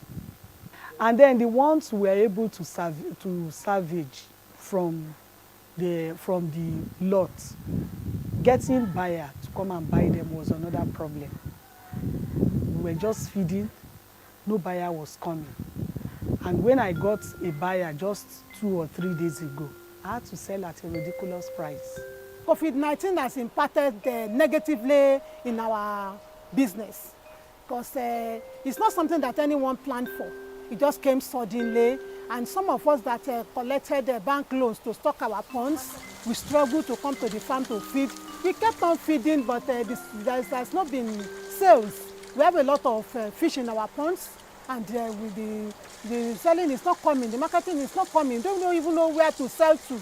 We just keep on feeding our fish because those are our major customers: the hotels, the restaurants, the joints, the party, the caterers. They are on lockdown, so we don't have sales. Like you can see, all my ponds are filled up with fish. There's nowhere to sell to. So we are in agony of selling, and yet we have to feed. Because if we don't feed our fish, they will cannibalize themselves, and it will amount to loss. Already we are having post-harvest losses already now. So that is the dilemma we found ourselves in. So there has not been sales. Actually, it has been very difficult. It has been difficult in the sense that where we buy feed, we have been buying some feed on credit, and we have been sourcing funds to feed the fish from. I personally have been sourcing funds from family and relatives to give me money to buy feed so that I'll be able to. But we have to ration the feed because the resources that we have is limited. Because the savings, the little savings and the business money that we had before the lockdown, we have spent everything on buying feed. As soon as we are able to sell now, we'll be cycling the money and be using it to turn it over to buy feed, sell fish, then buy feed and feed the ones in the pond. But now it's on standstill. Nobody is asking us that what are we selling. Even the retailing selling that we thought we'd be selling in large quantity, the purchasing power is so very low. The populace, they are saying they don't have money. Those that used to buy 2 kilos, 5 kilos every week before, they don't even ask. When you call them that, do I supply? They say, larger, there's no money. Don't bother to bring it. So, and even the ones that we normally process, they're still smoking because you can say they have smoking cabinets that we can process. But because we don't have order to process, it's just there hiding. For the farm, I have 4 staff. I was able to pay them last month from the savings I had, and then the little sales we had during the lockdown. But some of us that are privileged to go to the makeshift market were able to sell small, like 50 kg, which is so minimal compared to what we have in our farm. So the little money I made from that, I used it to pay my staff salary. But this month, I don't know where I'm going to get money to pay them. I asked some of them to sit down at home. I actually told some of them that sit down at home, 2 of them to sit down so that I will not have to pay 2. But they said, no, Elijah will be coming, whatever you have to give them, because they don't have the hope of getting money from elsewhere if they don't come to order. Whatever I have, I should give them. So I'm still thinking of where to get money to pay them. For the aquaculture, we have a lot of fishes in our ponds, which we took loan to raise, and there are no sales, nowhere to sell them. We try to smoke some because I'm into production too. I smoke some fish, my smoke clean. They're in my freezer now, nowhere to sell them. If all these funds are sold, we won't be crying that loud. No money to feed, no money to do any other thing. We know that the government are trying, but we too are contributing our own quota. Yes, businesses are reopening, but some restaurants, schools, and event centers remain shut, and this has affected the farmers. The loss is enormous in the sense for the poultry aspect. I do broiler production for meat, and it's mainly 6 weeks. I know the best I had before the lockdown, they were already 3 weeks old before the lockdown. So just under 3 weeks before the commencement of sales. But you know, because of the lockdown, there was no sales at all. So I just started giving it out, you know, at a very, very cheap rate, you know, in my neighborhood during the Easter period. Then the last one just left during this, the end of the fasting of the Muslim religion. But you know, normally, as I did that 3 weeks, if not for the lockdown, once it's about 3 weeks plus, I take another order for a continuous, you know, stocking. But because of the lockdown, there was no continuity, number one. Then the sales of the one that I stock, you know, was halted. I couldn't do that. Then for the egg production for fowl, for the birds, there was no sales of egg because my major customer does egg roll at Agege. So she collects as much as 10 crates per week. And I have other people around that are collecting. But that business was also out of the way because she couldn't come out to sell egg roll. So supply for that one was out of the way. Then I have turkeys. I breed with my turkeys, local turkeys. So I have somebody that collects the eggs for me. We take it to the hatchery at Abeokuta. But because of the lockdown, no interstate movement, all the eggs that the birds laid those periods, all we did was to eat them. There was no way we could take them to Abeokuta for hatchery. And that's one problem we are facing because we have been talking about it. Lagos State don't have commercial hatchery at all. So during the lockdown, there were commercial hatchery in Lagos State. At least there was a pass for interstate movement. Would have been able to use the hatchery in Lagos State, you know, to hatch those eggs. You can imagine you boiling up to 50 eggs of turkey. And you know, when you take 50 eggs of turkey to the hatchery, you are sure of like 90% results. And the time of the lockdown was the time a day old of pot was being sold for 700 naira. So you can imagine you having 40 pots per week times 700. So those are the amount of money we lost. Even now that the lockdown is over, it's still skeletal. You know, now that they slow it down, it's still skeletal. We are just trying to, you know, push it. But we need hatchery in Lagos because we are not praying for other pandemics to come. Something else could happen that we won't be able to go to Abeokuta or Ibadan, you know, to go and, you know, take our eggs for hatchery. I've heard this poultry, even despite how little they are, the eggs that we produce, we were unable to sell them. He said that even the little people that came, instead of the usual price, they beat the price down, and the price of the feed rise up. So that's how it affected me for the chicken. Though earlier, some of the chicken died. You can see this, I have some spaces here. So it's supposed to be more than this. Earlier, some died, but with the little one that remain, we still find it difficult to sell our eggs.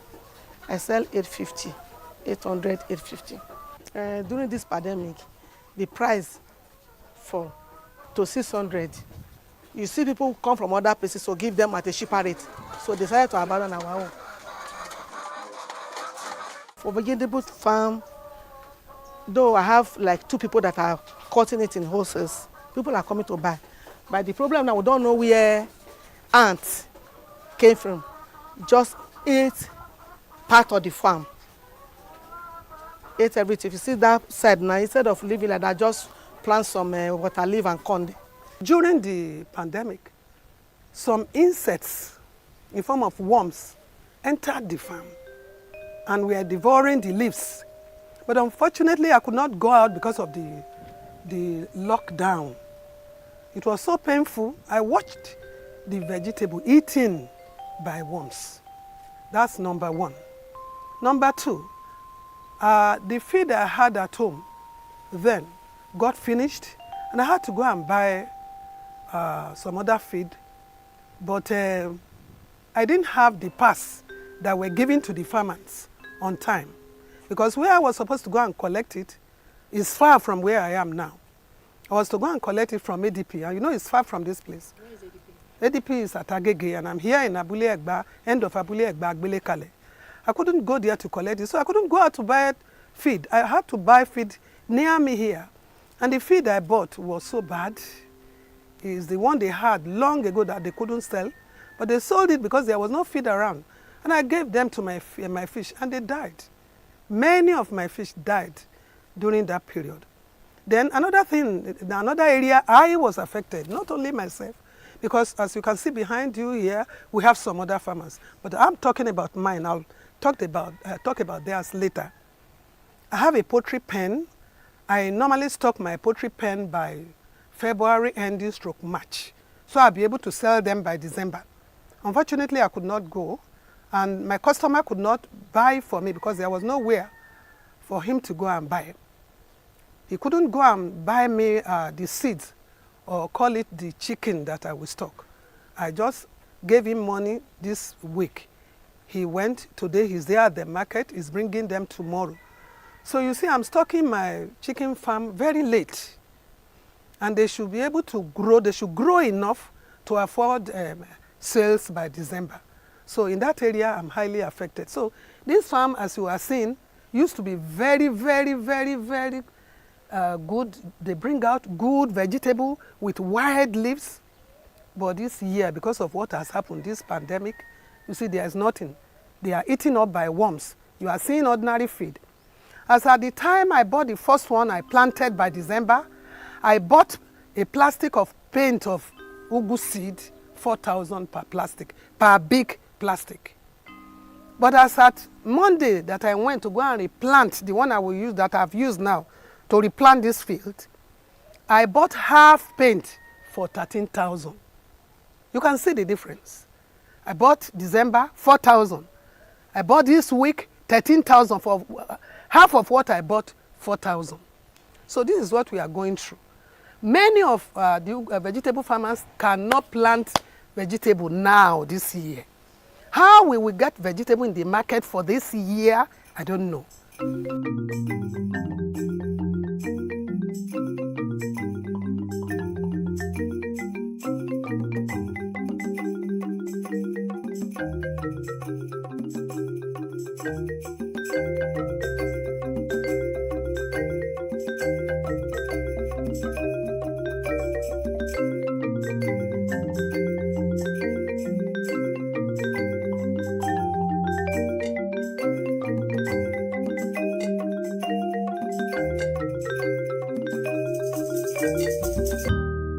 I got a loan of 5 million naira from Lagos State Employment Trust Fund.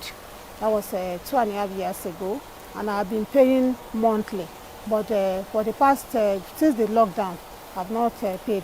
But I heard in the presidential report that they should give some waivers to us. But up till now, the bank has not sent any formal notice to us whether they are deducting or not. But last month they didn't deduct formal. There's no money in the account for them to deduct anyway. But if they wanted to deduct and they did not see money in the account like that, they normally send text message that you have defaulted. But personally, they know I don't default, so they have not sent me any text message requesting for money because there's no money in that account. When we sell, I always put money in that account so that when it's time for them to deduct monthly, they deduct it. But they didn't deduct last month. There was no money there. I don't know how I'm going to settle it. I'm supposed to pay up by October this year.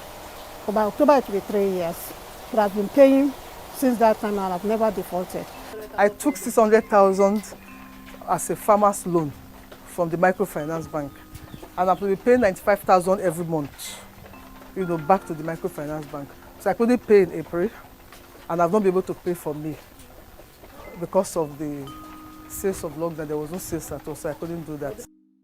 If I actually calculated that I will use that broiler production, you understand, for the repayment of those loans. But that is hearted. But as farmer, we do just looking for money to go and repay the loan, because you're not going to tell your creditor that you didn't make sales. That's why you are not going to pay back their money. So we are really, in fact, it's a burden on how to pay back the loan. I'm expected to pay the loan every 17th of the month. But during the pandemic, I couldn't meet up because there was no sales. And even after that, there's no sales. So we have not been, and the microfinance bank only gave us a month. And that was the month of the lockdown. So they are expecting me to pay by the end of this month of February. Most women that took loan. I, for instance, I took CBN loan. I'm supposed to be due in June. So they now call me, Madam, your loan will be due in June. I say, what the hell are you talking? Where did I work that I will be paying loan? Which work did you give me to come and use in paying your loan? But haven't you heard that the federal government has advised all finance institutions or banks that if you have customers that are on loan, you have to extend the dates for them. So it just dropped. I dropped too. They haven't called me back. If they call me, I'm ready to go to EFCC with them. Honestly, I'm ready to go to EFCC. Even the loan is there in their account. I cannot access it because it's in their coffers. I don't have access to it. Out of 10 million, I took 777. That is what they are calling me to come and pay. To come and pay loan. I said, the money you are even calling me for is there. If you like, return everything. I don't care. I'm not even interested again. So, I'm still waiting, Sha. We hope that the federal government and the Lagos state government will come to the aid of these farmers quickly to avoid food scarcity. Small scale women farmers, so fun. Small scale women farmers, so fun. Small scale women farmers, so fun. No farmers, no food, no nation.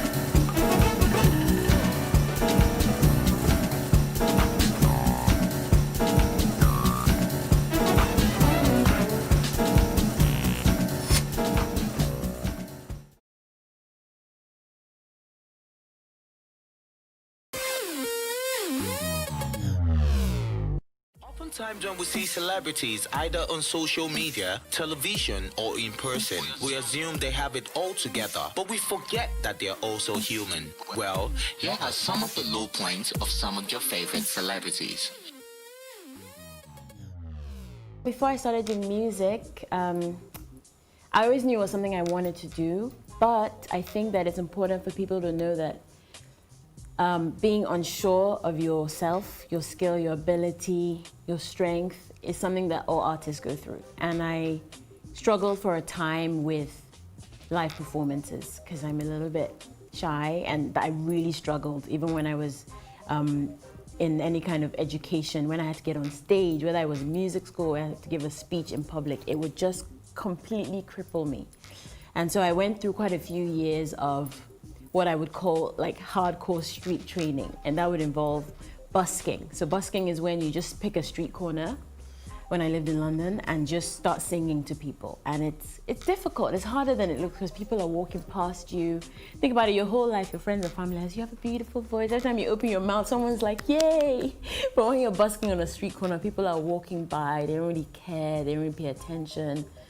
But that really helped me to build my confidence and to face music. Even though you're performing for people, it's important to know they're also performing for yourself. So I got to a point where I was like, you know what, as long as I sing my absolute best and give it my all, if people are watching or not, I'm still aware of the value of what I'm bringing. I had my money stolen.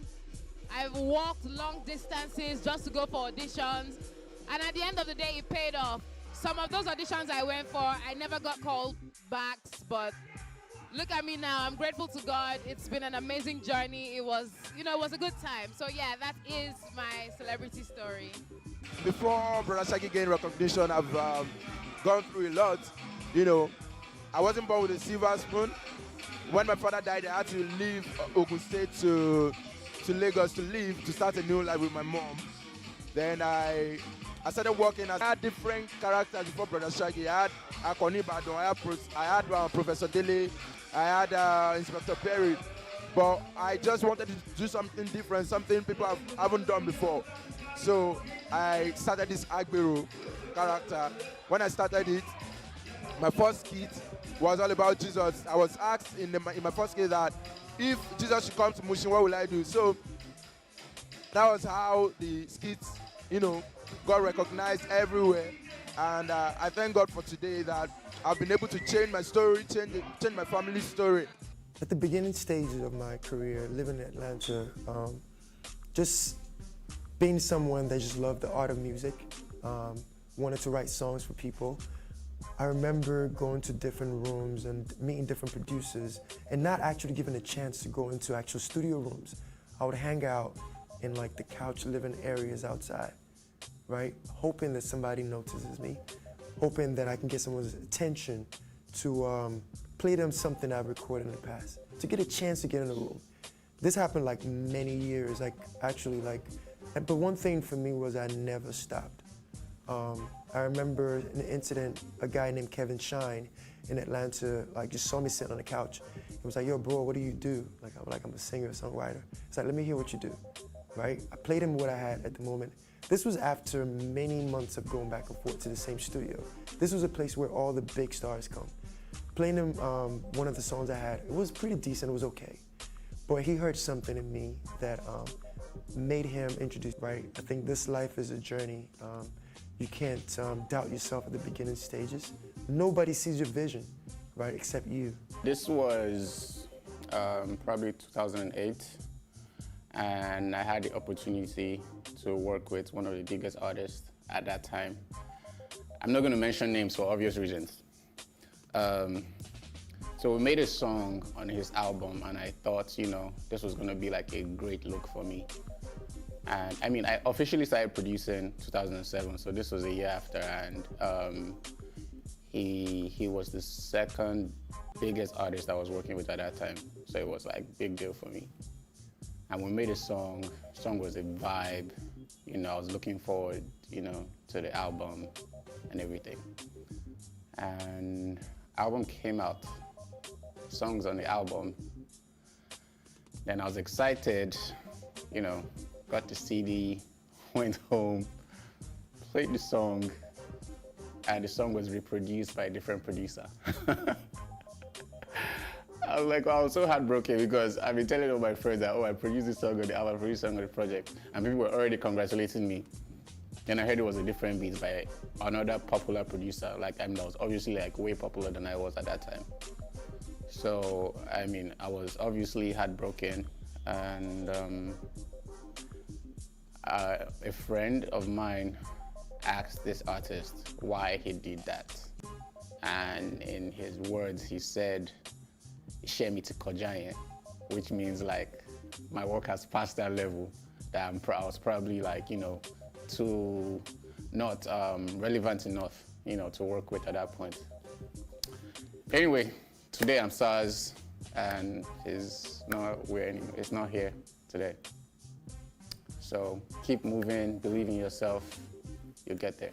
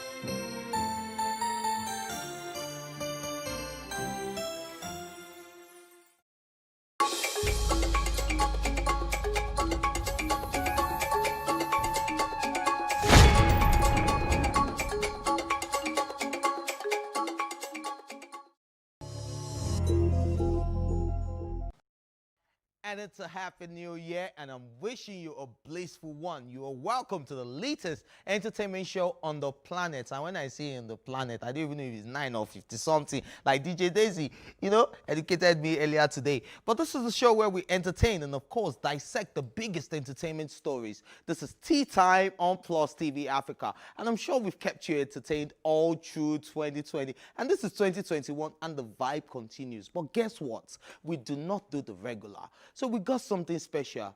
Man, right now, when I say something special, are you guys ready to party? Because right now, it's about to be a lituation up in the studio. And yes, I got my man, Msophish in the building, and DJ Daisy, and they're going to be taking us away. And wherever you are, please get up and just dance and just vibe. Because 2020, let's dance it away. And 2021, it's the real deal. Let's do this. That's right, ladies and gentlemen. First of all, I'd like to say a happy new year to everybody. It's going to be a wonderful year. I got my sister, DJ Daisy, right now, a.k.a. the dancing DJ. Let's go. Get up. Let me see what you got. You better show me what you got. Hey, come on. Come on. Come on. Hey. Get. Let's go. Get up. Come on, it's tea time with my friends right now. My friend, Ifez right here. We're just having fun. Happy New Year. Happy New Year. Happy New Year. Happy New Year. Happy New Year. Happy New Year. Happy New Year. 2021. Happy New Year. Let's go.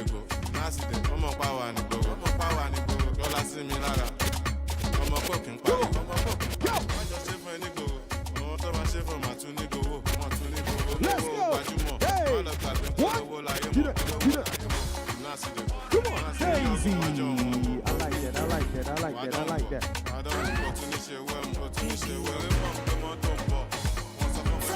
It's a new year, so the mood is to be happy right now. 2021. Come on. I know you know it. Tea time with my friends. Tea time with my friends. Tea time with my friends. There we go. Go. Say what? Shogat. Come on. Hey. It's a good vibe. It's a good day. 2021. Let's go. Here we go. Hey, Daisy.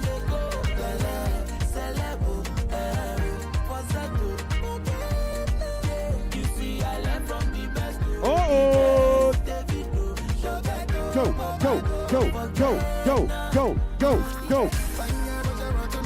Big it down, big it down, big it down, big it down, big it down, big it down, big it down, big it down, big it down, big it down. Hey!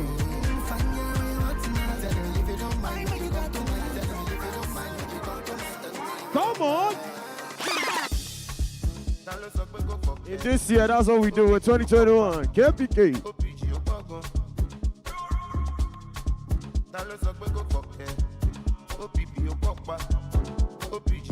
The dancing DJ Daisy, come on. Hey!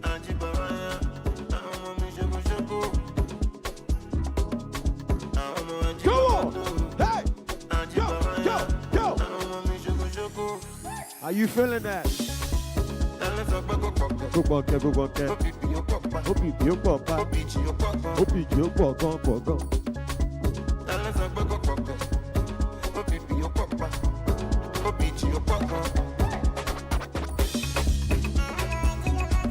Come on! Get it, get it, get it, get it, get it. DJ Daisy, get it, get it. Come on! Happy New Year, everybody. If you're watching this, Happy New Year to you. It's a wonderful year. Let's go. My name is a real lazy fish. I like to hype as I wish. My name is a real lazy fish. Tea time with my friends. 2021 with my friends. Hey, tea time with my friends. 2021 with my friends. Get it. Get it. Get it.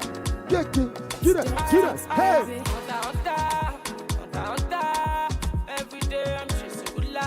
Life is free. Enjoy life. Happiness is free. There we go. There we go. Daisy, come on. Hey!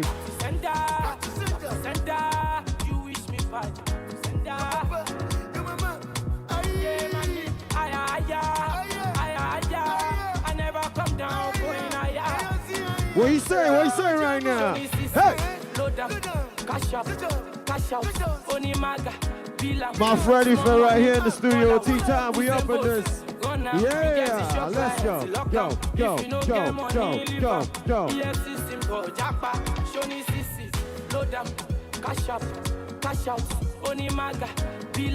Come on. There we go.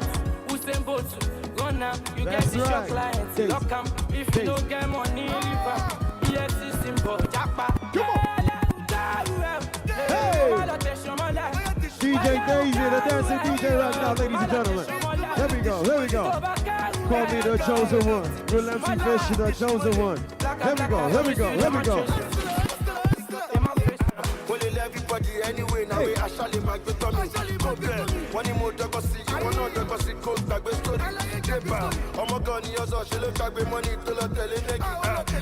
Come on, hey, let's go, go, go, go.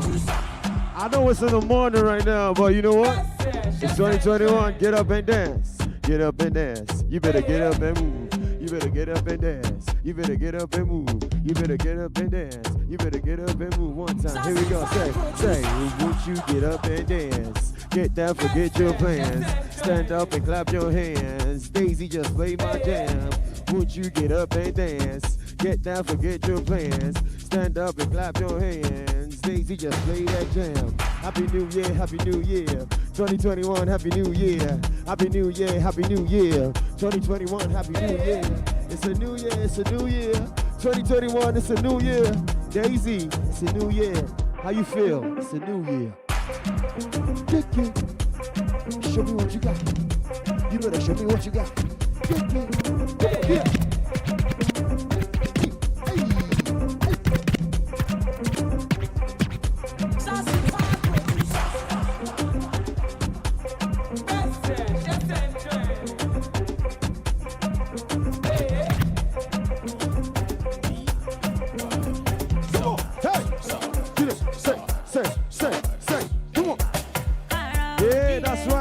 Fun up in this. Let's go, go, go, go, go. Hey, this one is for the ladies right now.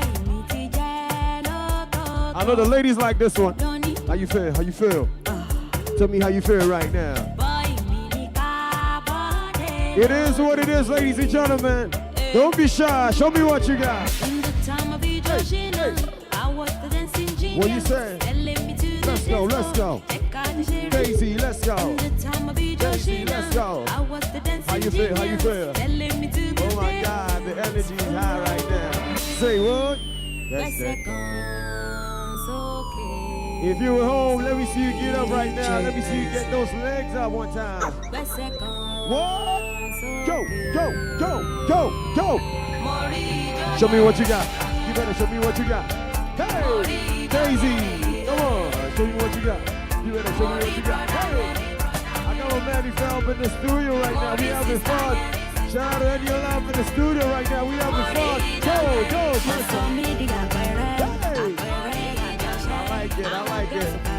Kick it, kick it, kick it, kick it, kick it, kick it, kick it, kick it, kick it. Go on, say. Go, tres. What? At this point, I'm gonna say yeah, yeah, boo. That's right. Get it, get it, get it. Daisy, get it, get it, get it. Daisy, get it. If you feel the vibe, if you know the music, let me see you move right now. Just move, just dance, just move and dance, just move and dance. Here we go, say. Oh my God, 2021, 2021, 2021, 2021. Let's go, come on. Hey, hey. How you feel right now? Let's go, go, go, go. Say what?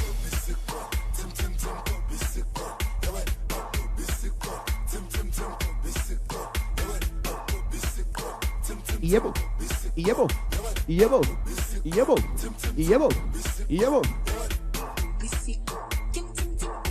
Daisy, baby. Hey, let's go.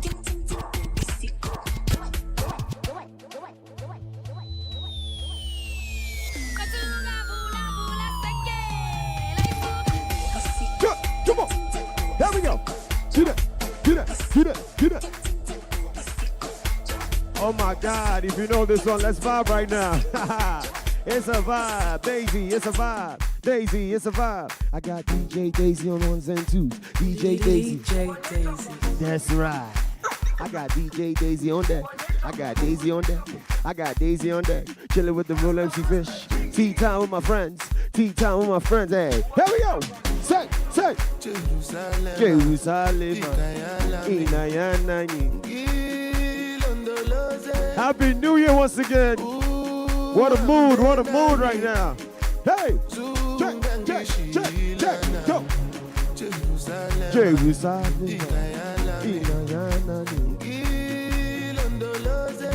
I'm feeling good, I'm feeling happy right now.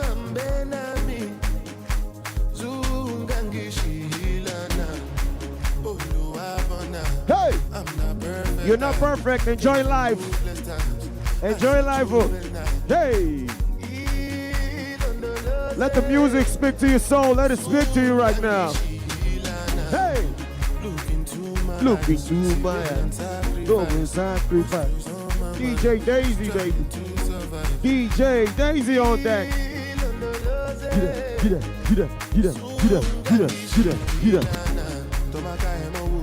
Hey. Come on.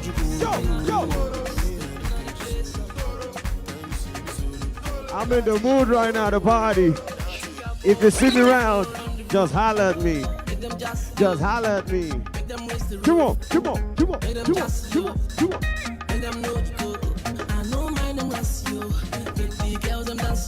Everybody right now in your home, sing it out. Say what? Hola. Vibe with me right now. Yeah, that's right. There we go. Go. I like this one right here. Hey, I'm taking you to the moon right now. Daisy, DJ Daisy on deck. DJ Daisy on deck. DJ Daisy on deck. Hey, here we go.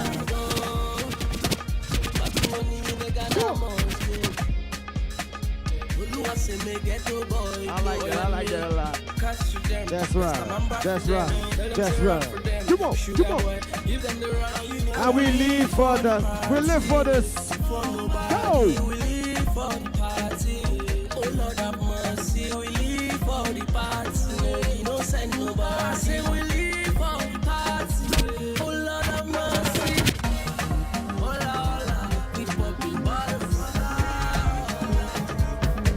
Let's go. Come on. Come on.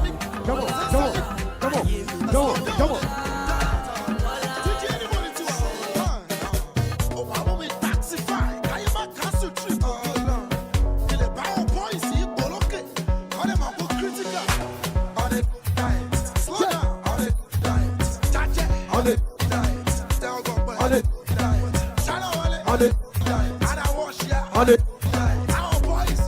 Daisy, let's go. Go, go. Hey, let's go. Hey. Come on now.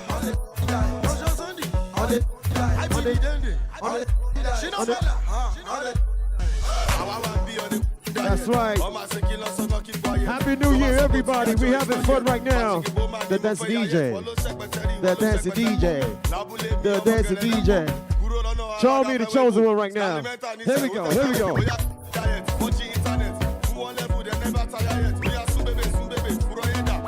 we go.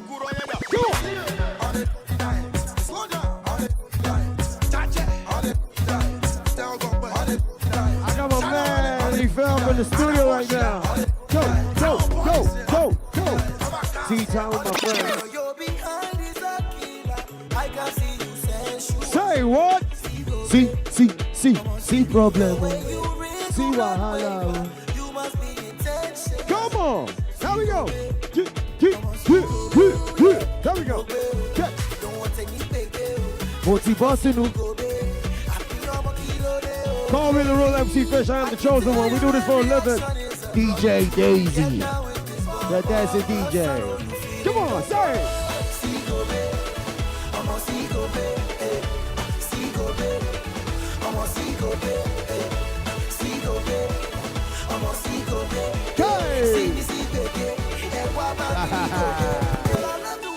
Say what?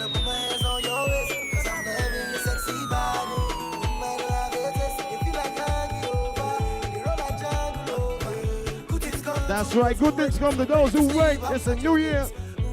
Hey, say. Daisy.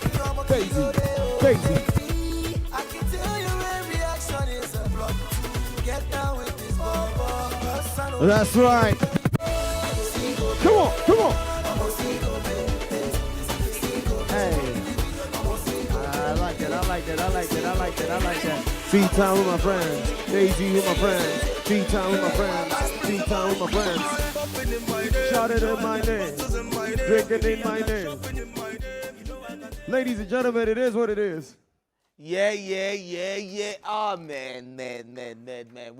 We've been having fire in the studio, and it's been a lituation, like I promised you. Happy 2021, beautiful people. And you know what show it is? It's only tea time that can give you this vibe, this swag, this energy. And you know what it is? But we have to go on a quick break because I have to catch my breath. I can't breathe. So let's go on a real quick break, and we will be right back. Big shout out to my brothers in the building, MC Fish, and yes, my girl DJ Daisy. Big shout out to y'all. Yeah, and we're going on a quick break.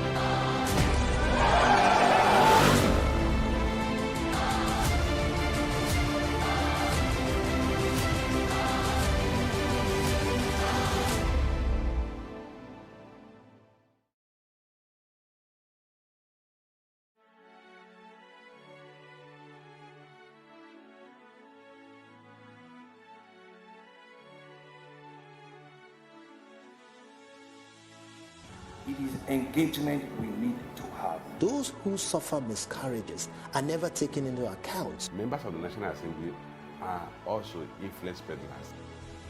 You are sitting on Nigerians' money. From the barbing, I pay my rent.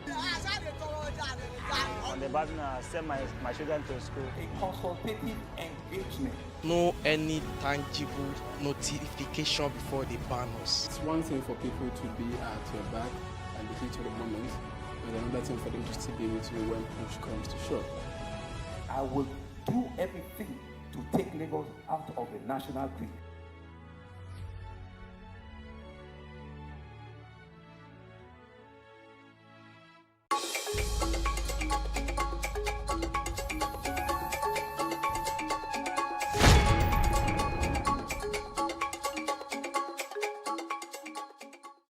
We can't talk about education reform if we don't decolonize our education system. What we do not understand, we will stigmatize. Because it's just cultural. And I think it's just human nature. They stop paying us salary. I don't like remembering it. I am angry at Nigeria. I'm angry at this government which seems to be letting us down. I'm angry at us as a people. In the process of struggling to free myself from his hand, he tore my pants and he raped me. Yes, I commit offense truly. Young girl, do you know where you are going? I say, I'm going to America. I say, now so that they talk, you are going to Libya. Which America? As it then do mark our place, some people they die now. This is Plus TV Africa. Big stories live here. When you're talking about adoption, it's a very sensitive matter. And then why boys are more expensive than girls? We'll have to find out for yourself. When Nigerians were voting for the president, they knew he doesn't talk now, didn't they? I don't see him as someone who was ready to rescue Nigeria from the quagmire because his presence and his absence are just the same. What we should do now is to start to seek a parliamentary system of government with less overheads and a weaker prime minister. About 40 nations have closed their borders against the UK. Are village people with you there? We are of the belief that the village people, that their power does not cross the borders of Nigeria. So they can't reach so that's yes, and they cannot reach here. The deafening silence of the vice president that makes it look like we're all just abandoned and on our own and we're just floating from one point to the other.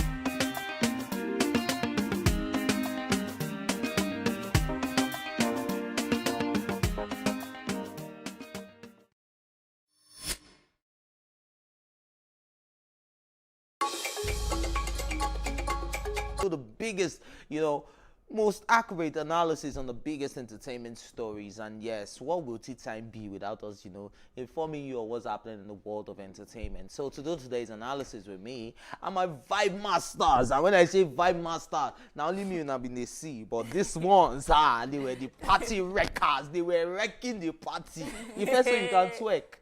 Mommy and my don't pie. Mommy and hear this. And you, what are you doing with your front? Yeah, it's a morning show, ladies and gentlemen. When I say front, I mean the front of the bosom of the Lord.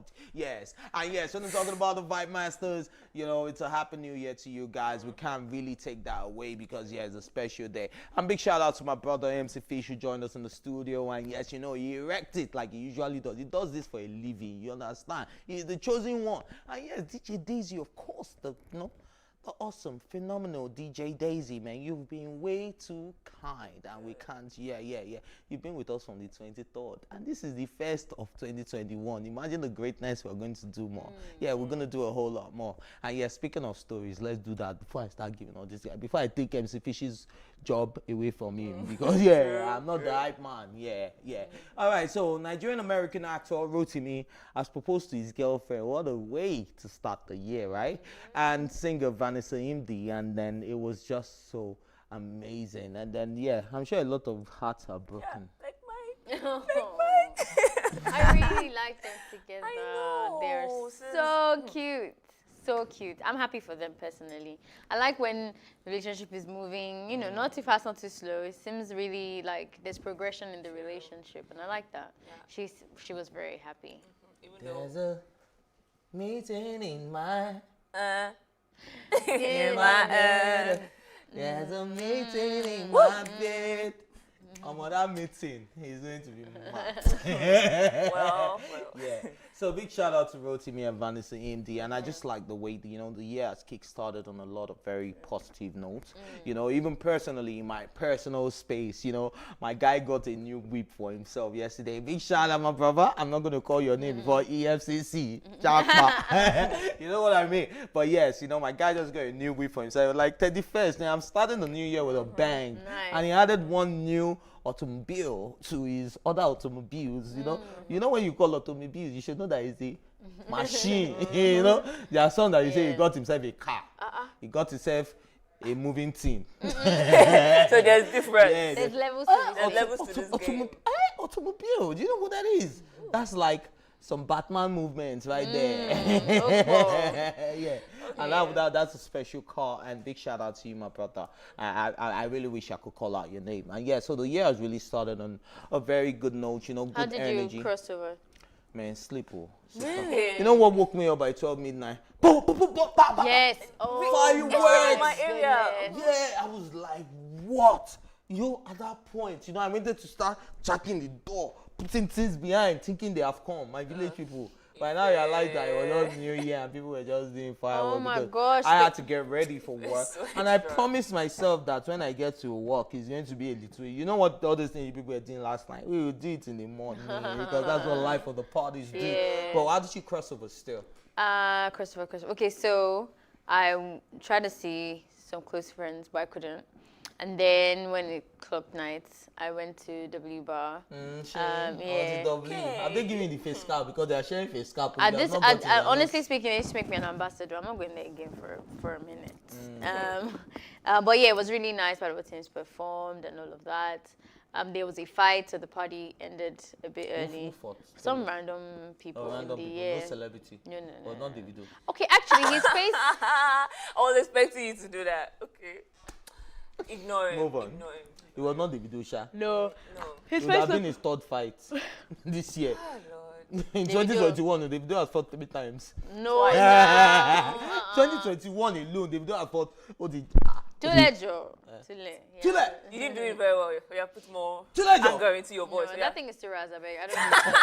But you still do it when he drops a song called Tule. That's the thing about Davido. You can hate him all you want, but the guy knows how to do the business. And he's going to do the business so right that he's going to do a song called Tule. And before you know it, we're all in the club saying, Tule, Joe, Tule. Like example that is a song that people were making fun of him. It made it into a banger. That's why actually I Killer Kami and getting money. Remember when the rap just came out that they were So what is funny? Hey, You be whiskey, for the whiskey.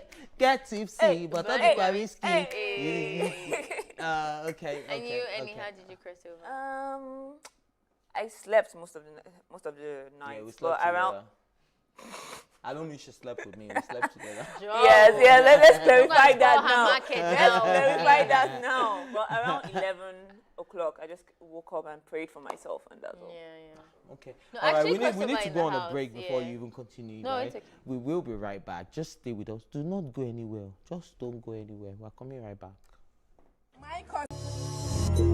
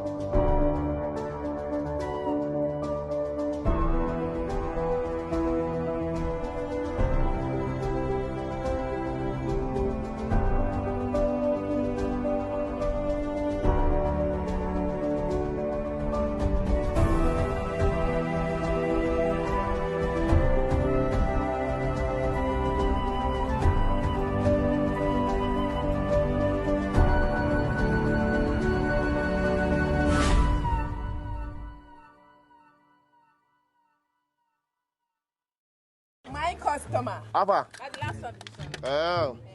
How much my money? You say you pay for those people, Abi? Everything could be 5-8. 5-8. I know all that. Yeah, I trust you. Nah, be this. Stop, see. You just stand up. They follow us go station. Hello, what is my offense? Good. Illegal representation of wildlife animal. Move. You never pay me. Come correct time for station. Let me beg them now. I beg now. I go stop you. I go shoot lot of. What people for just a big person for body like that? Nah, make our action film sweet. Let the mic. Which of this one be my own, I beg? Make you share this one, Jari. Oh yeah, nah. What? Now they come next time. Now go change face. No, wala. You owe me one. You owe me one.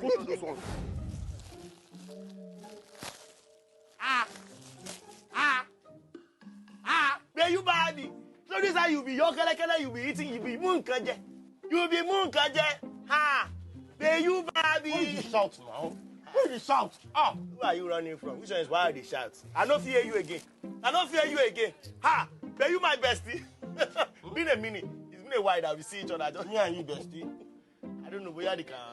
Hey, that's where you're going. Now what do you want with that? Where you baby? Number one. Madam, the usual. Where you baby? Number one. Half an hour. How that business? Where you tell me about? Where you are saying? Forget about business. Because you. Huh? I need job with this. What happened? Are you planning on dying tomorrow? No, this one appetizer. This one is going to the main dish. Because I really beans I like. This one I just use on the pan. That business, what you tell me about? Where you say, hey, make a come like. Use business. Me and use business. Are you Mr. Bayu Orisokoko? Yes, that's me. You are wanted for your fraudulent and mischievous act. So, you are under arrest. You have the right to remain silent. Anything you say can and will be used against you in the court of law. Sir, it's not intentionally. Who is doing fraud? We give away. Say fraud. Why fraud? BM. Yeah, it's fraud. Bestie. We give away. Take him away. Bestie. Oh, guy never pay. His money na 3-5. If we pay. Yes. Let's go. If we pay. 3-5. No, we are doing the fraud together. I'm his partner. Want your money? Come to the station. So move. It's because I cannot pay. That's why I say I'm part of it. I'm not his partner. I don't know him before. Shut up.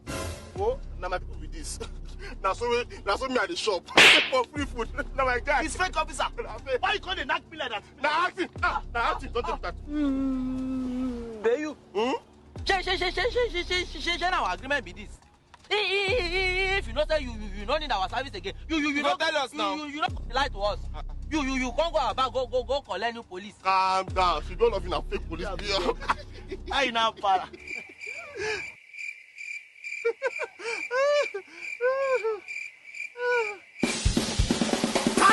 You're under arrest.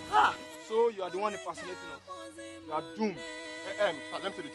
This is the mastermind. I'm not there. Officer, I don't have mind. I don't have any mind. I'm not a mastermind. Lesson learned, I suppose. Welcome back. This is still Tea Time on Plus TV Africa. This 2021, if you want to scam me, Mama Muel, you better know already. But yes, you know we'll do it on Tea Time. Yes, we'll always have somebody special in the studio with us.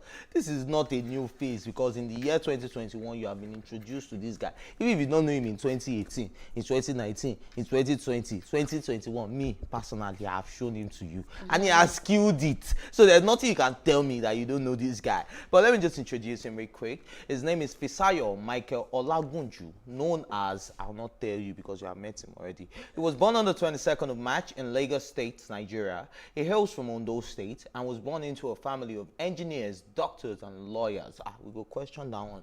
And he, okay, I will not still call his name. He has always had the knack for show business, as he has made a name for himself as a host and hype man that brings great value and finesse to the hype industry. If I do say so myself, trust me, it is true. With his fluency and style, he had his primary education at Grace Children's School, Bagada. He attended Baptist Academy, Obanikoro, Nigerian Turkish International College, and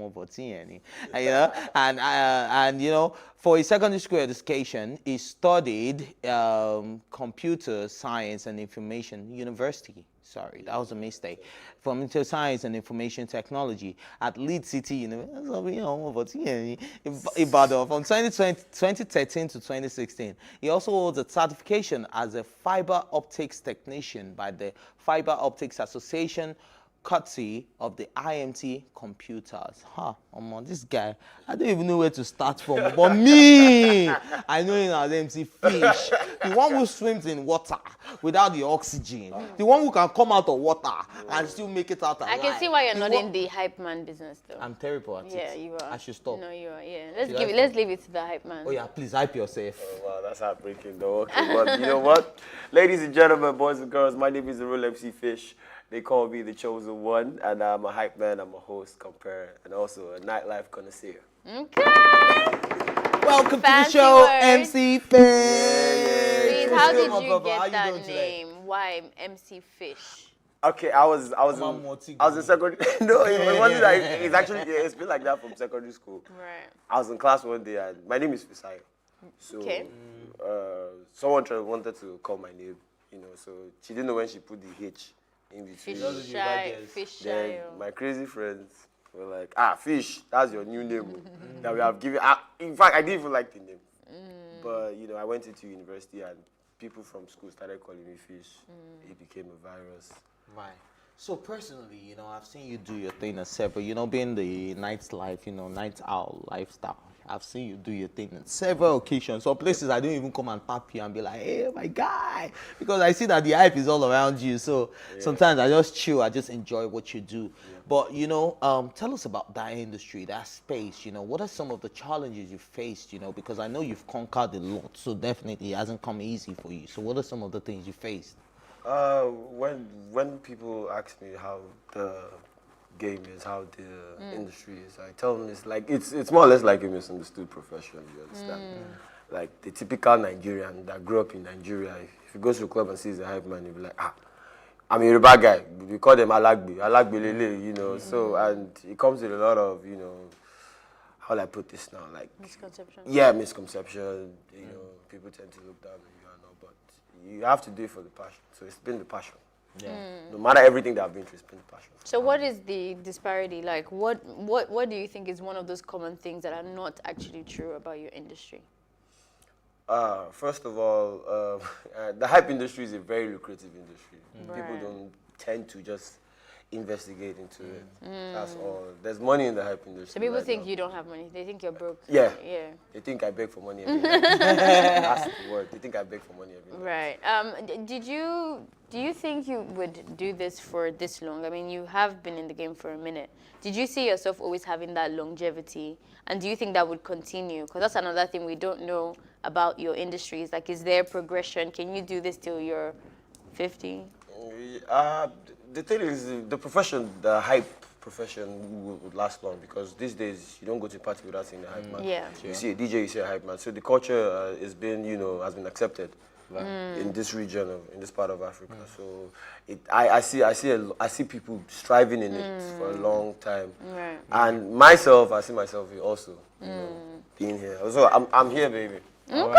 I'm So here to you're married to one of the most controversial women when it comes to the entertainment industry. And the whole entire Nigerian internet. I know, yeah, one of, yes, it's allowed. Yeah, she's very, very controversial, yet very, very on point, right?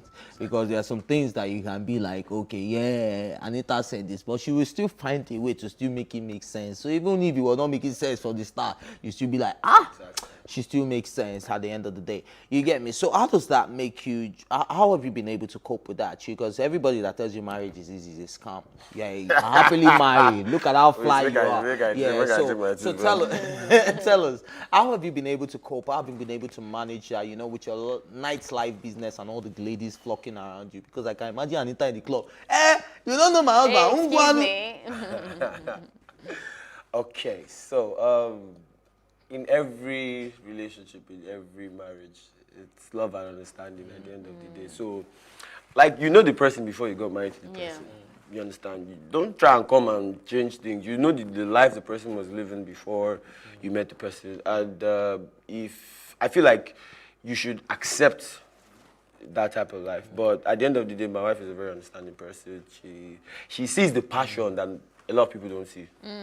I'm not a matchmaker, but it's New Year Day, and I think she deserves a special shout out. She's been very hard working all through the year 2020, and I think this is your opportunity to just give her a special shout out before it's 2021.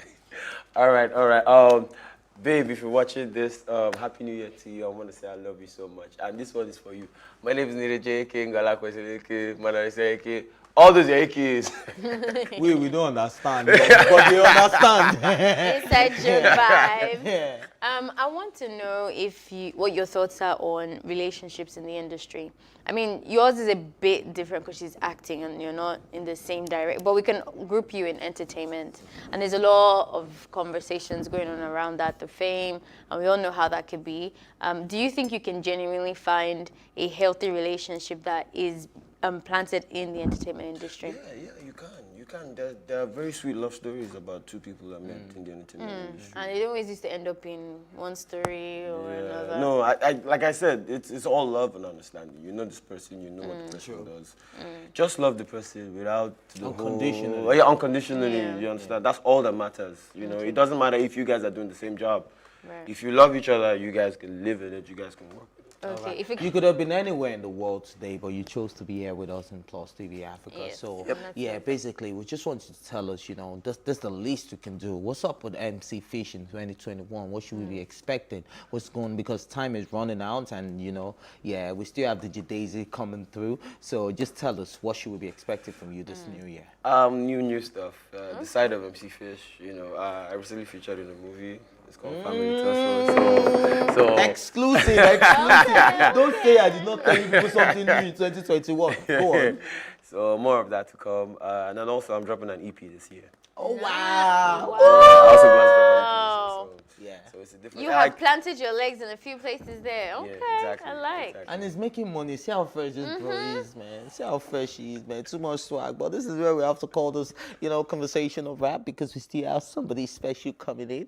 But yes, MC Fish is still, wrap up the show for us. Don't go anywhere. If you think you are done because it's only this fine boy you came to see, you are not done. So stay with us until time we'll be right back after the short break. Stay with us.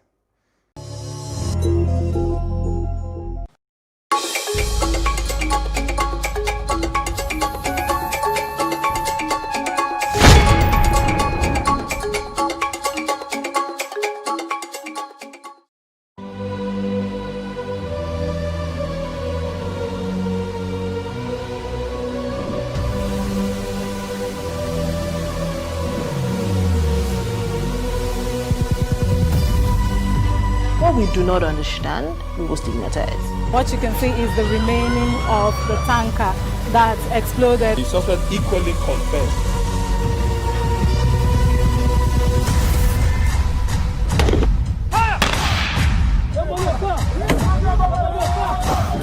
A 500 naira they collect them. If you don't talk, then go beat you. Now 2,500 when they pay.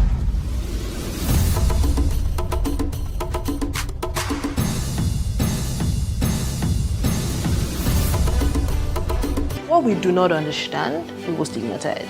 Because it's just cultural. And I think it's just human nature. They stop paying us salary. I don't like remembering it. I am angry at Nigeria. I'm angry at this government which seems to be letting us down. I am angry at us as a people. In the process of struggling to free myself from his hand, he tore my pants and he raped me. Yes, I commit the offense truly.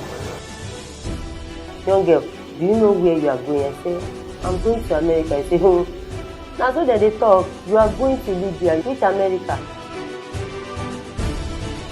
As it then do mark our place, some people they die now. This is Plus TV Africa. Big stories live here.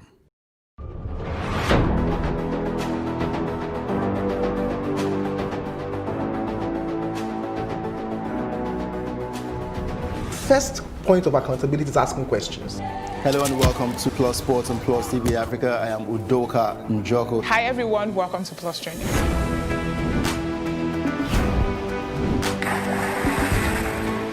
You cannot continue to recycle poverty while you're spending a lot of money on unproductive ventures. The government has to feel the impact. Honorable Commissioner, sir, welcome to the show.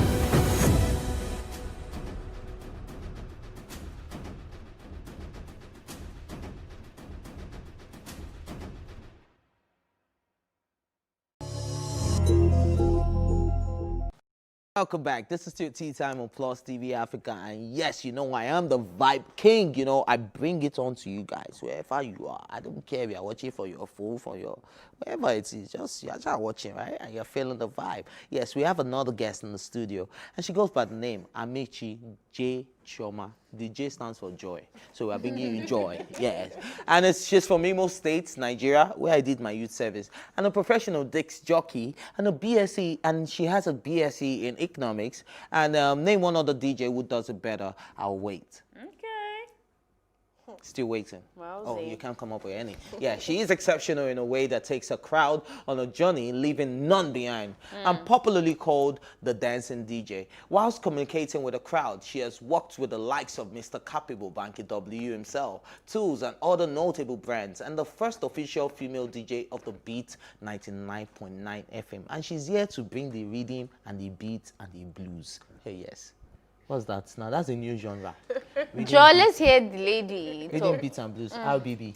Oh, Please, welcome. Thank you so much. Welcome, man. Yeah. How you doing, man? The dancing DJ. You know, yeah, so we dance now. Come on, man. Do that now. You're the dancing DJ. Wake up. Hey. What's going on? What's going on? What's going on? Yeah. Thanks for gracing, this new year. It's been blissful. Tell us how you do it, because I know you performed somewhere important yesterday. I don't want to call the name before they start UFCC will call for you. What is EFCC? This has nothing to do with COVID-19, Kenny. Do you know how much they are paying this girl? Do you know how much they are paying her? No, I don't. Should we start? No, Should we call let's EFCC? Let's not start. Do you know how much they are paying her to come and perform? If EFCC has to investigate her. I don't want to be a snitch right now. But I know you performed somewhere very important last night, and then here you are with us. How do you keep the energy up still? So I think it's natural. It's natural. Been very hyperactive, since I was a child. So needing no aid, no support, it's just me. Did you know that when you were studying economics that this is just for papers? I know I'm going to go because those two things are very different. No. Okay. No. All right, so tell us about the disc jockeying space in Nigeria, because I know that is like the most underrated industry. A lot of people look at DJs and they think they're the ones that do the mixes, and sell pirated copies and stuff. But you're one of the people who's made a good name for yourself, and you've been doing exceptionally well for yourself. Now, tell us about that space. How do you think it can be made better, in the industry? What are the structures that should be put in place? And then how do we change the narrative of people looking at you like, man, are the ones that don't make stages on the side? Okay, this is a very, very large topic, but I'll start from somewhere. Okay, the industry really, like years back, it was really, really underrated. That's the DJing aspect of the industry. But I mean, I never really saw it that way. So the moment I put my mind into it, I started to move. What about being a woman? I mean, I remember first time I got introduced to you was when Tools was really loud about how excited about the fact that there had been a first female DJ. Yeah. I mean, the fact that we are still doing first female in this day and age shows that there is, you know, there's a disparity, and obviously more space needs to be filled. So you mean the gender now? Yes, in your space, like being a female. If you're having the first female, that means no one has ever done that before, which is weird because they've had males. For the beat, actually. Yeah. So. How is that like for you? Like, do you feel like there are spaces that you can't really enter, or it's not that they're even blocking you, just that a lot of women just don't go into that space? What do you think? Is this structured, or is it just a personal thing? No, so generally I believe in positivity. So for the longest time, I had my fellow DJs debate on people not saying female DJ, but a DJ, you know. But I mean, I'm just moving. Somehow I'm just moving because I don't even want to put my mind in that, you know, that space, trying to limit myself from doing things I know I can do. Exactly. You know, your mind is very powerful. The moment you start to use it, you know, you fly. So. All right, so the mind is very powerful, and of course, man, the legs are very powerful to they carry us to dance. And of course, you have to dance us out of this show, you know, and then, you know, people have to vibe at all. But before we let you go real quick, you know, tell us what's going to happen with DJ Daisy in 2021. What should we be expecting? All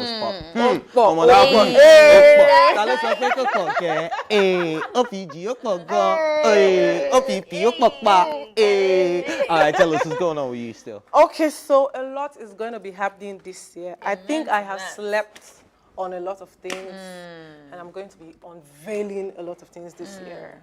I'm going to expand the vision, you know. It's not just going to be DJing this time around. I'm going to let you know soon, but not now. All right. Unveiling, what are you unveiling? You can't be on tea time without spilling tea.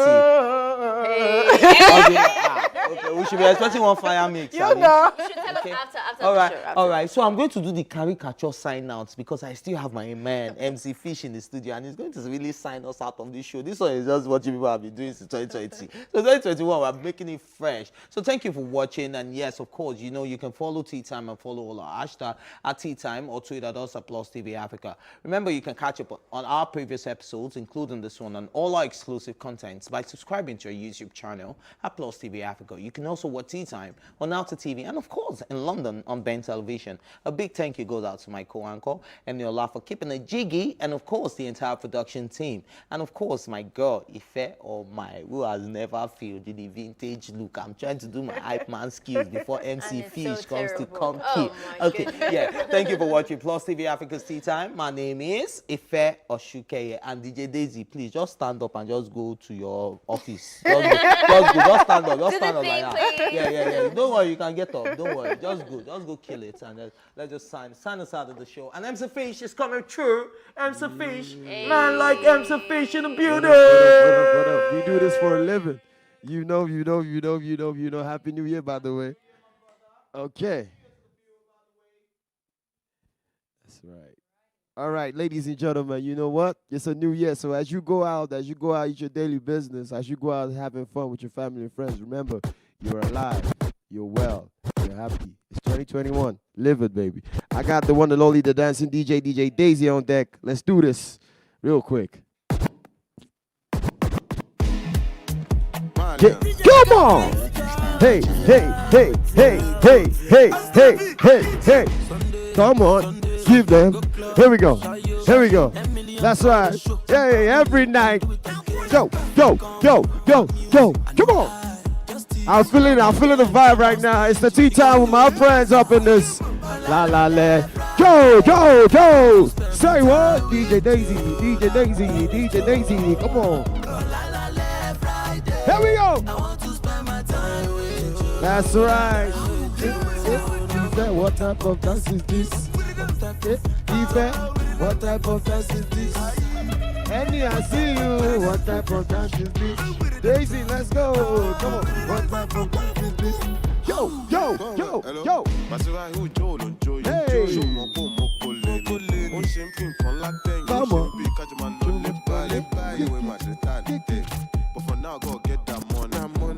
We vibe right now. It's the tea time, my friends. Let's go. Daisy. Plus TV Africa, we vibing right now. From the city to the world, from Africa to the world, we up in here. Tea time, let's go. DJ Daisy, get in. DJ Daisy, get in. DJ Daisy, get in. DJ Daisy, get in. DJ Daisy, get in. Here we go.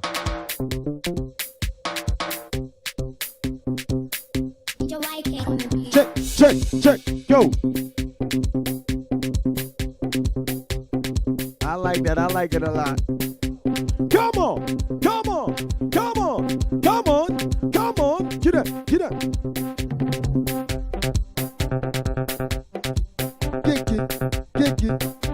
Ife, what type of dance is this? What type of dance is this? Let's go. Hey, come on. Get up. Daisy on deck. Daisy on deck. DJ Daisy on deck.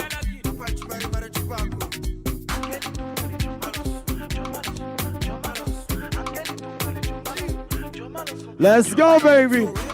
So Ebuka in 2021. Bless me. God bless you, Daisy, in 2021. You know what it is. Hey, let's go. We want this money. Go. No more bad news. No more bad news. Go, DJ Daisy.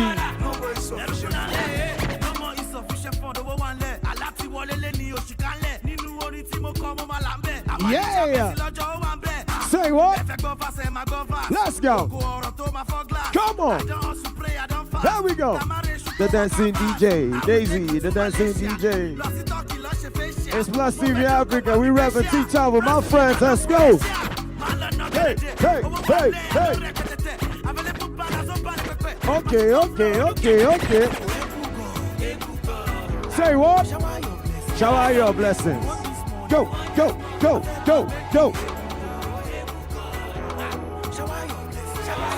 I like it. And this year we ain't gonna die. It's gonna be a lovely year for everybody. From us at the Tea Time Plus TV Africa, we say Happy New Year.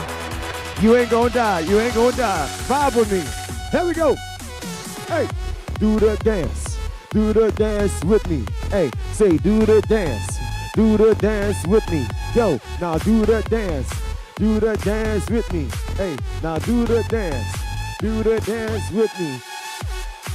Say do the dance with me. Hey, now do the dance with me. Go, everybody right now. I love it, DJ Daisy. Go. Hey, 2021, it's a new year. Tea time, it's a new year. 2021, it's a new year. Daisy, what? It's a new year. 2021, it's a new year. Call me the real MC Fish. There we go. Come on. Daisy. Okay.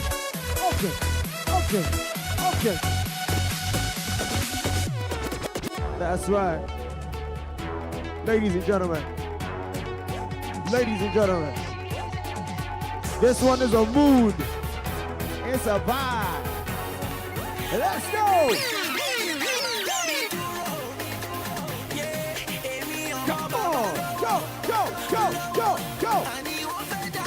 I swear we making money in 2021, Daisy. You better book her right now. Keep those bookings coming, ladies. Go.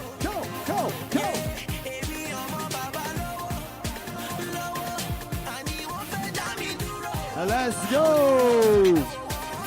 Hey. Yeah, that's right. Come on.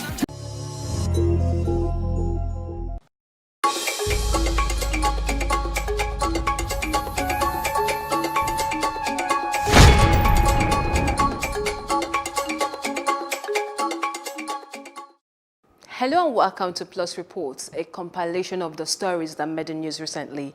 I'm Jacinta Obiuku.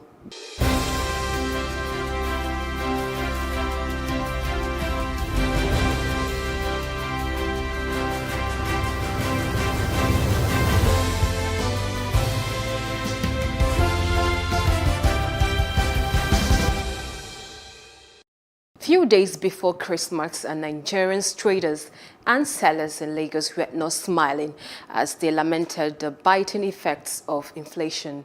Justin Akadwe was at Popular Mile 12 Market. Just some hours before Christmas, and the Popular Mile 12 International Market is bubbling with activities. However, not as previous years. The surge in inflation has taken its toll on business activities, with buyers and sellers telling sordid tales. Surprisingly, vegetables, especially onions, which have skyrocketed for months now, have reduced, although not comparable to prices of previous years. However, like Oliver Twist, buyers demand more. Before, 90,000, 95,000, but now 30,000 a day, 50,000 a day, 40,000 a day. It's okay for me. It's affordable compared to 2 weeks, 3 weeks to this time. Before we are selling 20, but as at now we are selling 10,000, 9,000, 8,000. I bought one basket, not full basket, that's the way they normally share it. I bought 4,000 naira, but before it's also of 2,000 naira. The same can be said for other staples like rice, beans, and gari. The traders are quick to blame the rippling effect of COVID-19. Last year, bag of beans, we are selling 17,000, 18,000 to 20. But this year, they reach 37,000, 35,000. They double money too. Foreign rice, they are selling for now. The small one, they are selling 23, 24. And big one, they are selling 27, 26. The price that we bought full stop last year is quite different to this year. Meanwhile, the market authorities have assured all of adequate security and good shopping experience this season. So we have made a provision for security. They're much enough that at least they can secure people's, even though we don't have any experience of thieves in the market. In the roadside, we can't say because it's Xmas period or festive period, we displace people and police ourselves. So we have a lot of people who are working in traffic. The Yuletide cannot be complete without chicken and turkey. Yet again, the rising prices of cost of feeds resound. Last year, this one you see here, this little one in my hand, what we sold last year is 1,112. When you come with your 1,000 sometimes, we just have to, because we want them to leave in time so that we have many goods on ground. But like this one now, you can see, like last year, this one now, we sell 2,500. But truly, this one, this year, if you can't buy 2,000, that's the least. And for those who cannot afford chicken, there are always options of beef and goat meat. So as Nigerians celebrate Christmas in the wake of the rising COVID-19 figures, the market authorities say it may be difficult to ensure physical distancing. However, Nigerians are advised to commemorate the season moderately. Justin Akadoye, Plus TV African News.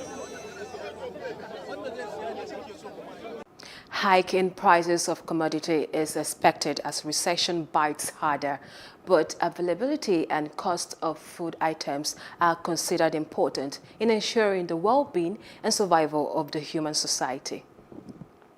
Another hike in prices is on transportation fare, as passengers using public vehicles to commute to their hometowns to celebrate the Yuletide are asking the government to intervene. Plus TV Africa's Mary Chenda followed the story. With less than 48 hours to Christmas, passengers found at the Ajah end of Lagos, Nigeria, have decried what they call unreasonable hike in the fare this year. The hike in price of transportation during seasonal period like this is something that is not called for. What is going on is that the passenger is very, very angry with the way everything has gone high. The transport going to Port Harcourt now, you can imagine, it's just 16,000, 17,000.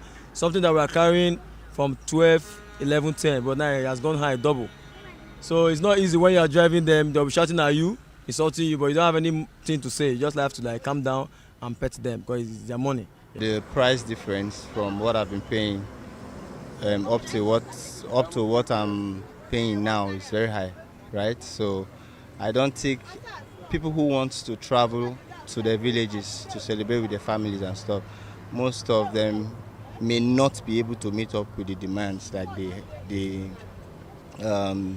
the difference in price, because initially I was paying like 8,500 to get to Asaba, but today I'm paying 13,000, which is like 4,500 difference. And a lot of people would not want to travel because considering this, the extra thing you get to pay, I'm not sure plenty of people want to travel.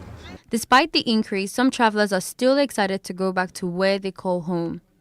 Last time, I think when I was going back to Owerri, my destination, I think I paid about 5,000 naira.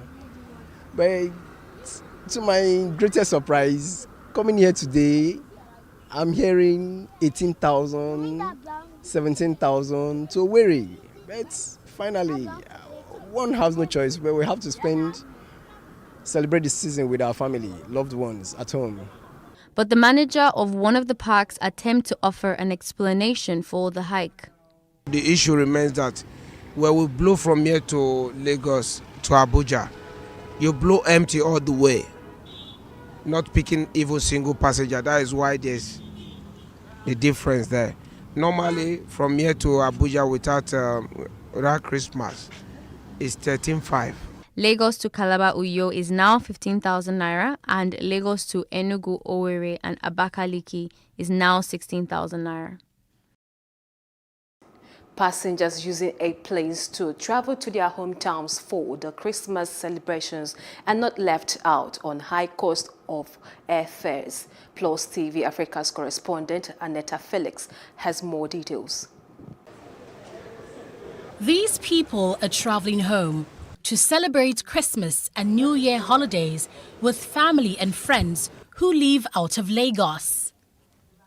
Their bags are packed, they comply with COVID-19 protocols, and everything seems fine, except they soon find out that their plan to spend time with loved ones doesn't come cheap. From Lagos to Owerri, for 4 of them to travel. Everything going and coming cost me 200-something thousand. So it's at the high side, unlike before. Before going and coming, it would be around 90,000, 120. Yes. I used the same airline last month. When I was going, I paid 26,100. Flying now is very, very expensive. Traveling to Imo Airport, and you would be paying nearly 100,000 for a single journey. The last time I called my agent, I was trying to book a return flight ticket, but she was calling 60, 80, 90, like, how come? It's quite expensive to fly now, especially it's the Utah season, because Nigerians don't earn that much to be able to afford this. Others accuse the airline operators for capitalizing on the annual rituals of Southeasterners of traveling home on holidays by hiking airfares to their home states more than to other regions in Nigeria. Any festivity we are traveling to the East, they like to hike the price of transportation, unlike other tribes. Okay, check from here now to Kaduna or other northern states. It's not up to that amount. But check out from here to the East. You are spending a fortune to get to your village. It's unfortunate. It's not good. Behind me is the tarmac of the Murtala Mohammed Domestic Airport, and passengers who are boarding right now have paid almost 5 times the regular cost. Holiday fares are always expensive, but at a time of a global unprecedented pandemic like the coronavirus, fares have reached astronomical levels. But researchers suggest just one way to go around this, and that's planning for your Christmas and booking your flights about 4 or 5 months ahead. Aneta Felix, Plus TV Africa. Well, the hope is that the government gets to do the needful and intervene. Christmas, or the Feast of the Nativity, is an annual festival commemorating the birth of Jesus Christ, observed on December 25th as a religious and cultural celebration among billions of people around the world. I was there at some churches in Lagos to observe how they celebrate amid the second wave of COVID-19 pandemic. A different Christmas celebration it is, more like a new normal atmosphere as the Christian faithful assembled to celebrate the birth of Jesus Christ at St. Dominic Catholic Church, Yaba, Lagos. The parish priest says it is still a season of celebration and that the faithful should be grateful to God despite all odds. For us as a people, it's been a turbulent year, but particularly for us as Nigerians, we will say He has been with us in a profound and unique way. We all know that it was predicted that Africa will be littered with dead bodies, but that we're still alive is the grace of God. I wouldn't want to believe it's because of what we have done, because we don't have as much sophisticated equipment or hospitals to be able to handle the situation. He also called on government to do more for her people. The government should try as much as possible to do a little more for the people. They need the government more than ever before. Some parishioners expressed their feelings about the not usual Yuletide season. The pandemic did not stop me from celebrating my Christmas, because Christmas is all about giving, sharing, and being with your family. And also, no matter the situation, you have to thank God that you are alive. Now the economy is not looking good, so people can't even afford to buy the things they really want, so they are not happy. But I enjoy everybody to still be happy in every situation. We give praise to God. Plus TV Africa, on a quest to assess situation in other denominations, discovered that some Pentecostal churches are closed, like this one, the Redeemed Christian Church of God, Greener Pastures Parish, Yaba. We ran into a member who explained the reason for the closure. So today, because actually we should have about 4 or 5 services on our normal Sundays, but due to the Christmas day, it should also be a 1 hour service, but we can't contain much people in the church today, so I just feel that's why everything else should just be a virtual service. It might not be business as usual, but the goal here is that everyone might stay safe even while celebrating Christmas. The recession, according to many financial experts, was expected for the obvious reason COVID-19 pandemic. Aneta Felix took a look at both defining events in the year 2020. In the first quarter of 2020, most countries had experienced an outbreak of the novel coronavirus, and an economic recession had become a global phenomenon. The Nigerian economy was not immune from this, especially as the prices of crude oil experienced a drastic fall. Millions of businesses were shuttered due to the COVID-19 lockdown and the country's recent history with a recession in 2016. Nigeria's Minister of Finance stated soon afterwards that Nigeria would exit recession historically fast. What will decide how fast we're going to get out of the recession is actually the specific steps that we take. And I'll give you an example. 774,000 jobs were meant to have been created since June up till now. We have not been able to execute on those 774,000 jobs. So if this is the same way we're going to do with all the other initiatives and we're not taking the right steps or executing on our policies, then working out of recession will not be automatic. Economic expert Mokhtar Mohammed adds that the government needs to concentrate on building a buffer against negative economic trends by developing our human capital. We need to invest on our people. Our people are supposed to be the most powerful resources that we have, not the type of resources we are seeing from the government or just depending on crude oil. The economy has moved beyond natural resources into digital, and then when you talk about digital, then you talk about your people. Another big economic issue in 2020 was the Company and Allied Matters Act, simply known as CAMA. It was a controversial document that enraged religious groups because of certain provisions. The bone of contention of the bill was regarding the management of the church if it is found to be erring on the side of the law. I don't think the church is against CAMA. I just feel that the church needed a little bit of clarity from the government, and they wanted to be involved in the processes so that they tell the government how the churches work, and through that the government will be able to set up that law. But the government never gave them that opportunity, just came up with a law and said, this is what is entailed and this is how it has to be followed. And like I said, in every law there should be justice. So if you are telling me that I don't have a right to challenge you, I don't think that it gives you. You are not being the judge on your own case. But when you look at the broader picture of the CAMA law, I think it's one of the best law in terms of business when you look at other businesses. But when you look at charitable organization, I think that's where they had a problem. Bonahon agrees with Mokhtar, saying the aspect of regulating the church management was only a controversial issue that distracted from other merits of the Kama bill. Generally, the focus was to make the business environment more friendly. We shouldn't allow 2 pages of contention to diminish 600 pages of work. What we need to do, I read the contentious part, and honestly, it is deeply contentious, and we need to revisit it. The best way to do that is to sponsor an amendment. 2020 might have been a gloomy year globally, but the African Development Bank Group projects a positive future for the Nigerian economy. They say real GDP growth would rise to 3.3% in 2021. But they peg this to how effective the government can implement the Economic Recovery and Growth Plan, ERGP, which emphasizes economic diversification. Annetta Felix, Plus TV Africa. Well, the hope is that come next year, 2021, Nigeria and her economy will sing a new song. It requires not just the government alone, but all hands to be on deck in rebuilding the nation's economy.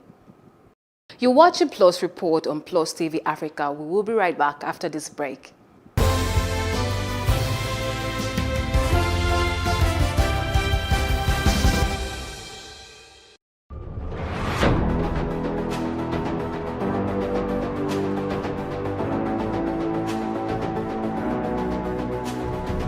First point of accountability is asking questions. Hello and welcome to Plus Sports on Plus TV Africa. I am Udoka Njoko. Hi everyone, welcome to Plus Training.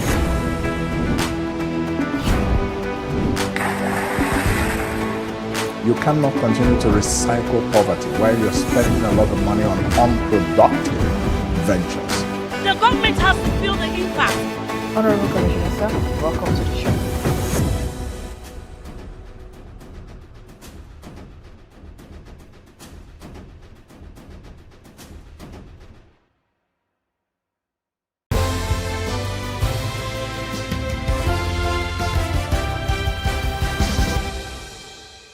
Thanks for staying with us. Well, this is on power sector, where the Minister of Power had said Nigerians are assured of a robust and reliable power supply as the country witnessed its highest energy of over 115,000 megawatts and attained a generation of over 5,520,000 megawatts for the first time in the history of Nigeria. For the first time, we have generated the highest energy in this country, over 115,000 megawatt hour, and we have also attained a generation of 5,520 megawatts, which is the first in the history of this country. Assure Nigerians that we will give them a robust, sustainable, and also a reliable power supply. NCC has a quite number of issues and challenges to contend with in its day-to-day operations. Since the operations sector provides services to all users of the grid, namely other stakeholders in this season of rising incident of fire outbreaks in Nigeria, so that the firefighters can cope with the prevalent threat. Now to Ekiti State. Ekiti State Governor Kayode Fayemi has assented to the 2021 appropriation bill of over 100 billion naira passed by the State Governors Forum Secretariat for providing technical support to achieve this milestone. The objective, therefore, is to complete the ongoing projects and commence new ones that are very critical to the economic development of the state. The 2021 budget estimate is 109,666,376,722 naira 61 kobo, out of which 53% is appropriated for recurrent expenditure and 47% for capital expenditure. Young Nigerians has been asked to place value on the family unit and give adequate respect to their spouses. Minister of Transportation Rotimi Amaechi made this charge during the 50th Thanksgiving service of his wife Judith Amaechi in Abuja. Marriage is it's not as easy as everybody thinks. It's a tortuous journey, and 80% of the success of every marriage is on the wife. Men are I'm not supporting that men should be reckless, but men take their wives for granted. Once a wife comes in, you turn her into your sister, the wife becomes more understanding. I'm not also saying that men should rely on the fact that the wife's understanding to be reckless. So for me, what's been the strength of our marriage is that I have a wife who plays the role of a mother. So she literally took care of the children, took care of the house while I was out there playing politics. So, and the fact that no successful marriage exists without the understanding of both parties. To be honest, God is more than faithful. What I didn't anticipate, what I didn't expect, a good husband, lovely children, wonderful friends, and us. Wonderful friends, wonderful family. To be very honest, more than I ever imagined. Even the position of my husband and the achievements in all ramifications, even in the project for charity, I think God is just too much. Yes, you might not have everything 100% at a time, but if I'm to count mine, I can tell you that I've had most of them more than 100%. Isn't marriage a beautiful thing? And that's a wrap on today's edition of Plus Report. But before we go, let's remind you to follow us on Plus TV Africa on Facebook, Twitter, and Instagram, and to subscribe to our YouTube channel at Plus TV Africa. I'm Jacinta Obiugu. Thanks for watching.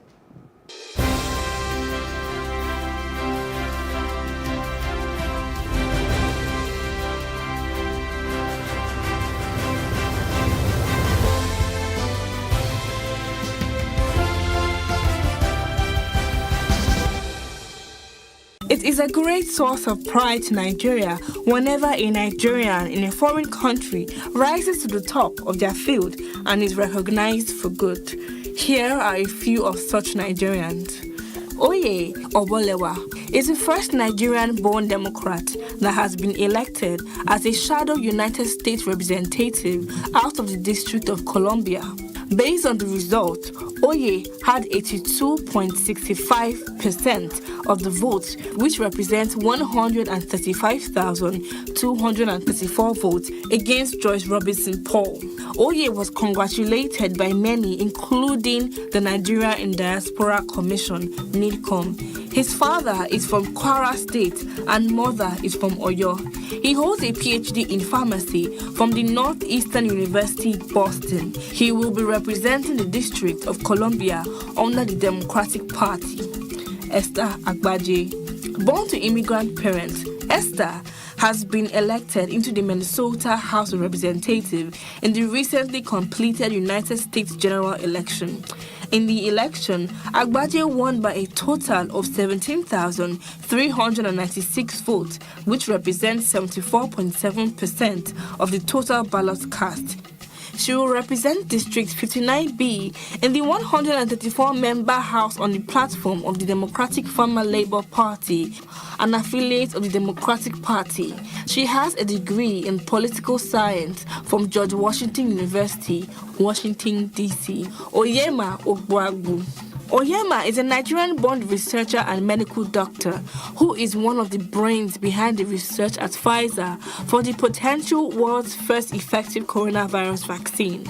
The vaccine has been tested on over 43,000 people in 6 countries and no safety concerns have been raised. Oyema is the son of a former vice-chancellor of Abia State University and a professor of sociology. He was born in New Haven in Connecticut but went to the University of Calabar in Cross River State to complete his university education in medicine. He then returned to the Yale School of Medicine to work as the director of the institution's HIV clinical trials program. After becoming a fellow of infectious diseases, he rose to the height of an assistant Associate Professor of Medicine at the Yale University School of Medicine, New Haven. He has worked there for 5 years, focusing on finding a cure for HIV/AIDS. Robert Shola Okoje, the Nigerian doctor who is a native of Uromi, Eson North Okoro.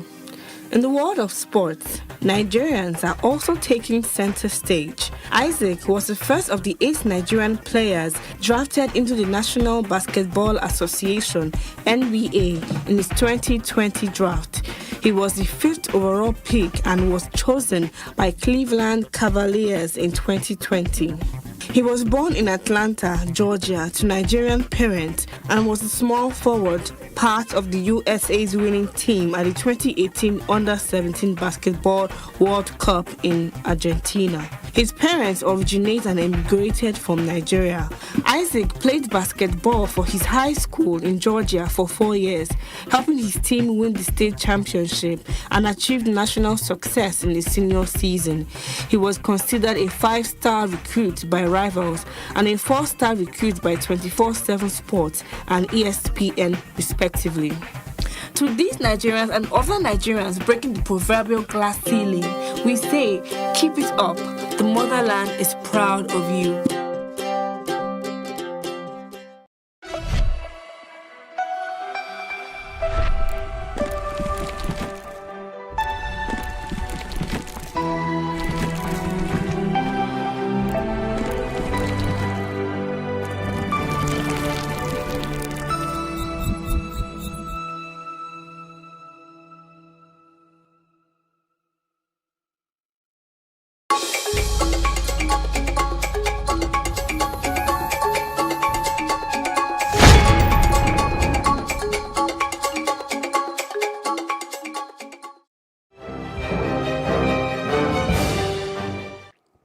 Thanks for joining us on the news on Plus TV Africa. I'm Aneta Felix. President Muhammadu Buhari says he will face Nigeria's socio-economic challenges head-on with renewed determination and urgency required. In a New Year broadcast on Friday in Abuja, the president said he has no option but to ensure the safety of lives and properties of all citizens. He also pledged to continue to listen to advice and suggestions on how best to address challenges for the progress of the nation. Buhari also saluted the courage of Nigeria's youth and reassured them of his commitment to securing their future.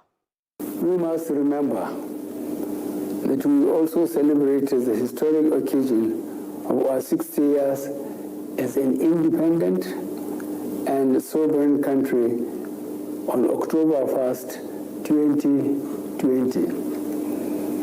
In the spirit of hope and gratitude, I would like to remind us again that as a country on the difficult journey to nationhood and greatness, we have confounded the many pundits at home and around the world who never gave the newly born country that emerged onto the world stage on the 1st of October 1960 a chance of surviving much longer than a few years.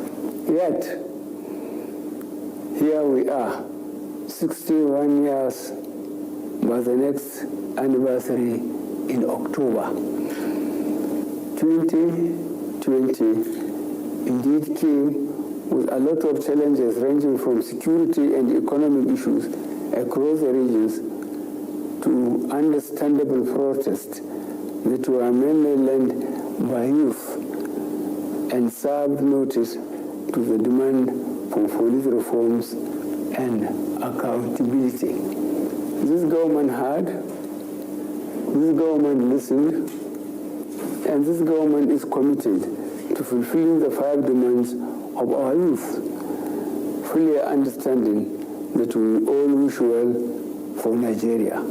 I wish to also use this occasion of New Year to reaffirm my commitment to the people of Nigeria, especially the youth who need our collective encouragement and support. In securing this nation, we need to secure the future of our youth.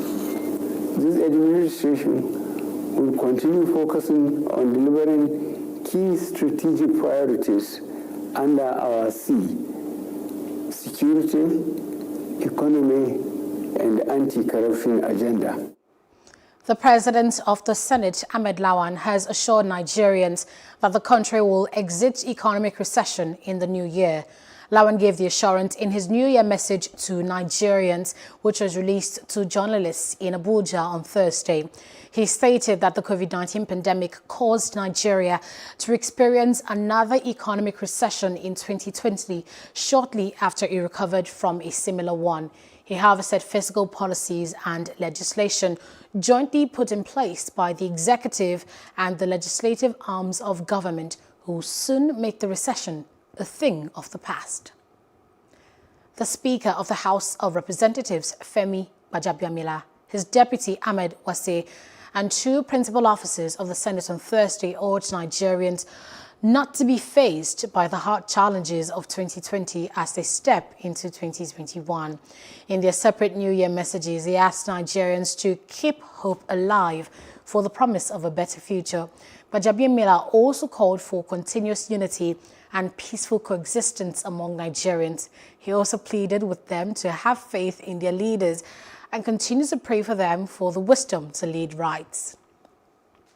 Former Vice President Atiku Abubakar has issued a New Year message to citizens in which he lamented that Nigeria is suffering under the lazy and uninspiring leadership of the federal government. Atiku also highlighted the negative impact of the COVID-19 pandemic on the country. He described 2020 as a dramatic year, adding that it will take a while for life to return to normal. He, however, expressed hope that COVID-19 vaccines will soon be available in Nigeria. Governor David Umahi of Ebonyi State has said that his administration would deliver on key infrastructure in the year 2021. Umahi said this in his New Year message on Friday in Abakaliki. He listed the infrastructure to include Ebonyi International Airport, the Olympic Stadium, the shopping mall, Abakaliki Ring Road, among other landmark projects. The governor added that some of his key priority areas include massive investments in education, qualitative healthcare, and economic empowerment. Meanwhile, Umahi urged Nigerians to keep hope alive to overcome all challenges in the state as they step into the new year. The General Overseer of Dominion Chapel International Church, Archbishop John Praise, has urged Nigerians to repent and turn to God for an awesome new year. He made the call at a crossover service to usher in 2021 on Friday in Abuja. Praise assured that great things were on the way, but that Nigerians must unite and rebuild the country for the benefit of all. The cleric also prayed that God would heal the land and restore peace to the country. Other pastors also encouraged Nigerians to be more hopeful and continue to trust God for a fruitful and graceful 2021. Benue State Governor Samuel Ortom has called on Nigerians to always observe COVID-19 protocols as they go into the new year 2021. He urged them to adopt practices such as wearing a face mask, using hand sanitizers, practicing social distancing, and avoiding crowded places. The governor also added that he would not allow the COVID-19 pandemic to reduce his pace of work. The Ondo State Governor Rotimi Akeredolu has pardoned 11 inmates at the Nigerian Correctional Services Center in the state in light of the New Year celebrations. The governor's directives is in accordance with the power conferred on him by paragraph D of subsection 1 of the section 212 of the Constitution of Federal Republic of Nigeria as amended. Governor Seyi Makinde of Oyo State on Thursday recounted highlights of his administration in 2020. Makinde, in a 2021 New Year address, said despite various events that set the state back economically, his government was still able to record huge successes. The governor maintained that his government achieved a success in reducing infrastructural deficit in the state. Makinde added that his administration made efforts in fixing the health, education, and security sectors, which have yielded positive results. He added that he was also able to grow the internally generated revenue of the state. Governor of Osun State, Adigboyega Oyetola, has appreciated the people of Osun for the cooperation and support given to him throughout 2020. He described the past year as the most challenging year in human history. He assured that the administration's development agenda was on course and that he would continue to work tirelessly to set Osun on the pathway of sustainable economic revolution. In his New Year message, he also appealed to residents and citizens of Osun to always observe COVID-19 protocols so as to curb the spread of the virus in the state. Governor Doyodiri of Bayelsa on Friday said his administration is bent on diversifying the state's economy to reduce total dependence on federal allocations in 2021. The governor made the remarks in his New Year Day broadcast tagged Message of Hope and Prosperity. He said that alternative sources of improving the internally generated revenue would be explored. Dewey urged Bayelsa residents to expect accelerated growth and progress because of the 2021 budget he signed into law. The governor said that in 2021, the state would consolidate on existing programs and expand on activities to bring relief to a greater number of citizens. Clergymen in Lagos have advised Nigerians to be courageous and cautious in fighting COVID-19. This advice was given during New Year Eve services held across Lagos. Plus TV Africa's Mary Chinda reports. It's an unusual crossover service for 2021. A crossover service of nose masks and social distancing as the fear of more spread of the dreaded COVID-19 variant, even as the Lagos state government has tasked churches to hold services before 12 midnight.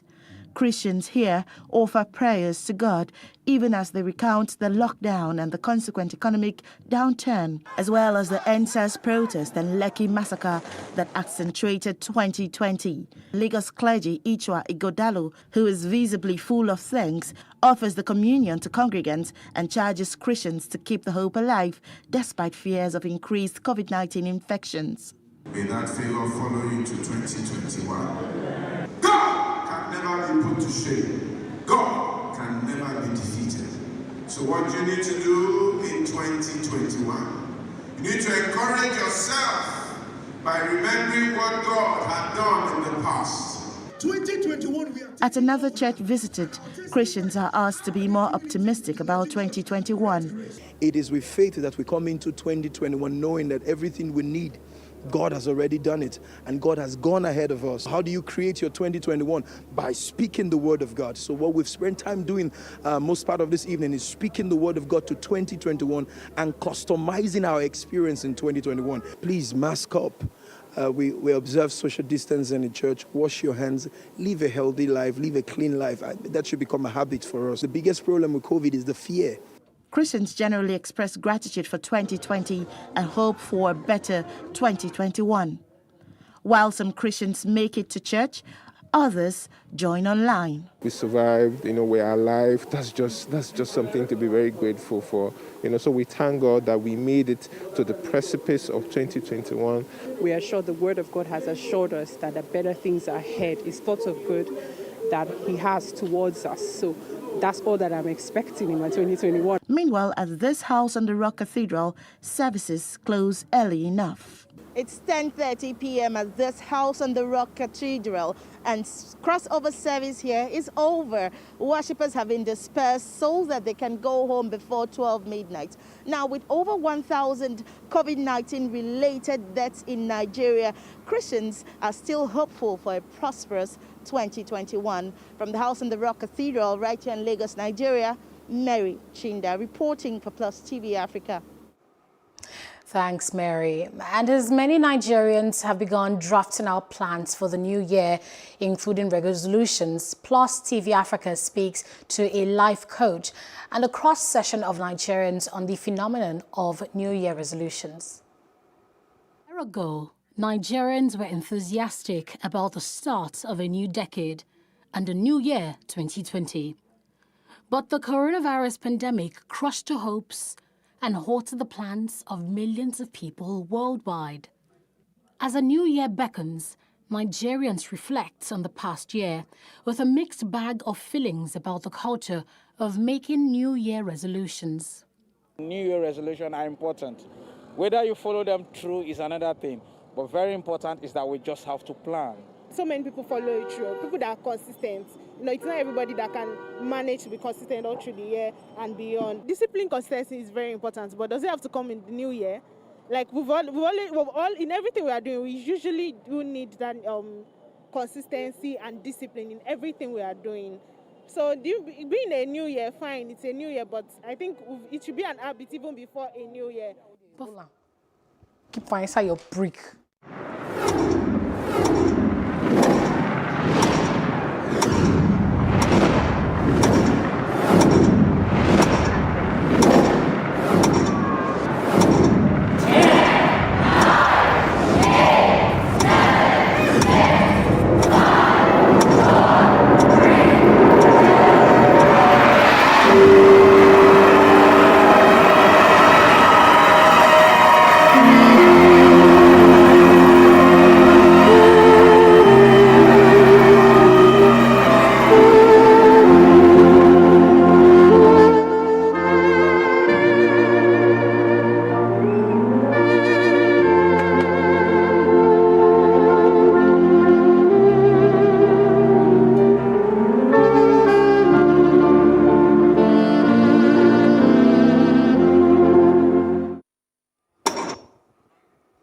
And that was a video of residents of New York counting down to the new year just a few hours ago. And moving on now, a handful of invited guests, including healthcare workers and other frontline workers, gathered in New York's Times Square on New Year's Eve to witness the dropping of the New Year's Eve ball to mark the end of 2020. For decades, thousands of tourists have filled the blocks around Times Square on New Year's Eve. They stand for hours in the cold, waiting to see the glittering crystal ball glide down a pole atop a skyscraper in the final year's seconds. When the ball reaches the bottom, the crowd erupts in hugs, kisses, and good cheer. But this year, police officials told New Yorkers to stay away and watch festivities on television. A large contingent of police officers barricaded the area to prevent unauthorized people from gathering, aiming to prevent an event that could accelerate the spread of COVID-19 in a city that's already struggling to contain it. I want to be a part of it, New York, straight right through the very heart of it, New York. And from America to East Asia, thousands of people in Japan visited Meiji Shrine in central Tokyo on Friday to pray for the end of the pandemic in the new year. This comes as the country currently faces a third wave of coronavirus infections. New Year's Day is the biggest holiday in Japan's calendar, but this year's festivities have been subdued following record highs in new COVID-19 cases nationwide and calls from the government to stay home. About 3,480 people have died in Japan from around 235,700 cases during the pandemic so far. North Korean school children performed at concert on Thursday, December 31st. In a video shared online, children were seen dancing and singing on stage in front of an audience in face masks on New Year's Eve. The celebration concert was called "We Are the Happiest in the World." North Korean leader Kim Jong-un marked the new year with a letter to the country's citizens and a visit to the tomb of his father and grandfather.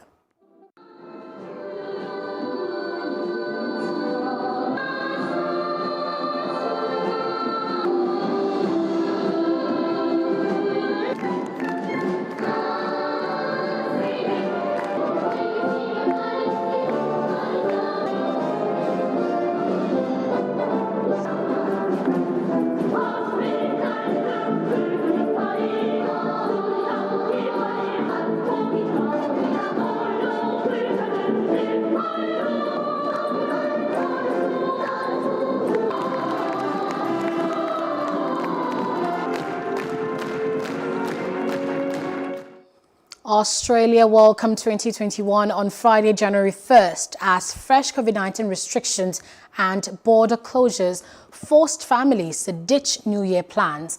People tried to get flights out of Sydney as they rushed home to avoid border restrictions that kicked in from midnight. New South Wales, the epicenter of the latest outbreak, reported 3 new coronavirus cases overnight from more than 32,000 tests. Its largest cluster in Sydney's northern beaches is now at 146 cases.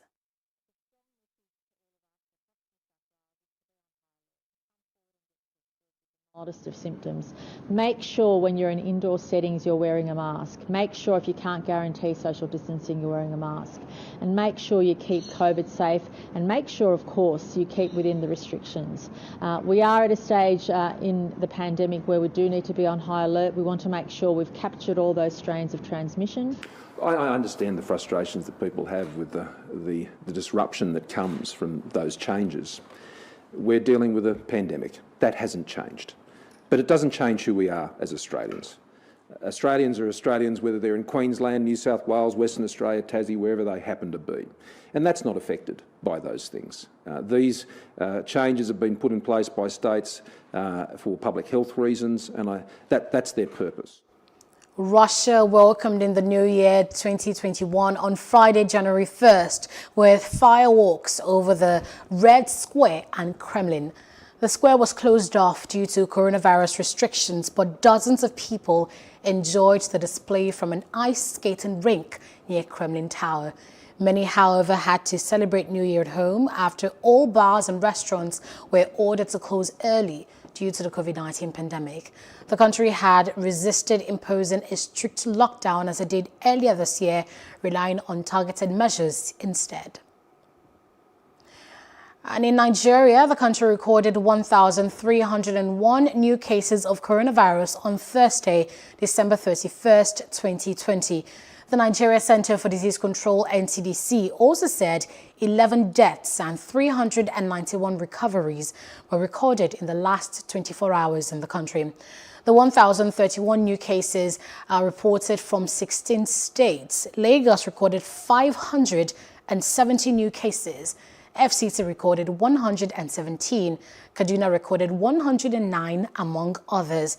Nigeria has so far tested 948,048 persons since the first confirmed COVID-19 case on February 27, 2020. As of New Year Eve, a total of 87,510 cases have been confirmed in Nigeria, 73,713 discharged, and 1,289 dead in 36 states and the Federal Capital Territory. The Minister of Communications and Digital Economy, Dr. Issa Pantami, has approved the development and release of an improved National Identity Number slip and a mobile application that will help in securing NIN. Technical Assistant Information Technology to the Ministry, Dr. Femi Adeluyi, said that the mobile app has been sent to the National Identity Management Commission, NIMC, and the Nigerian Communications Commission, NCC, for implementation. The minister's aide said the NIMC mobile app and the improved NIN slips are now available for public use. Adeluyi also announced that NIMC has waived the 20 Naira fee for NIN verification by individuals and the 40 Naira fee for NIN verification by mobile network operators. The news continues shortly after this break.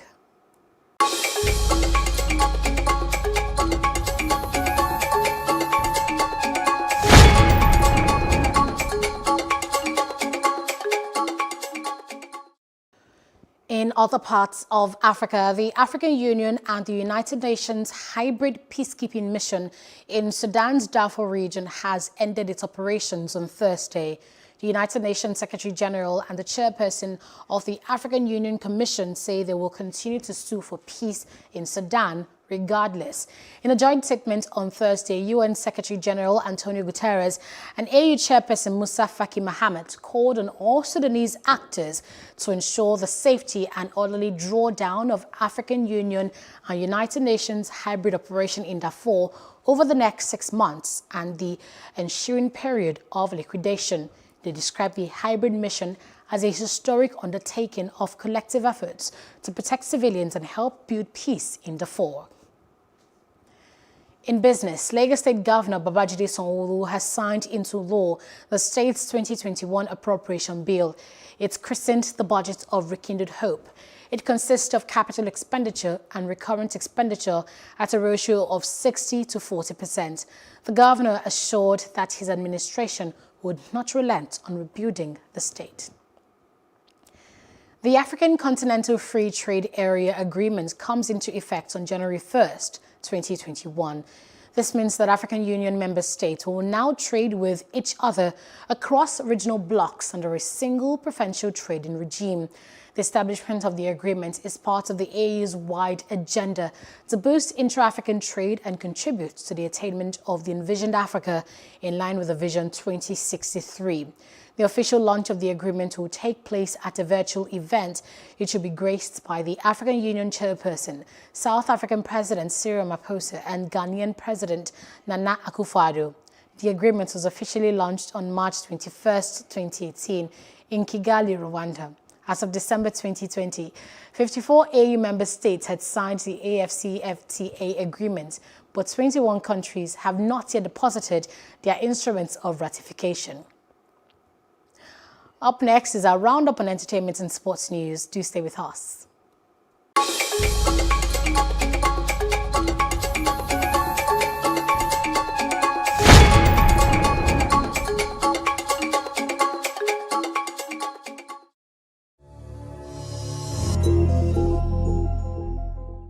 Global K-pop sensation BTS celebrated the New Year's Eve with an online concert on Thursday, December 31st.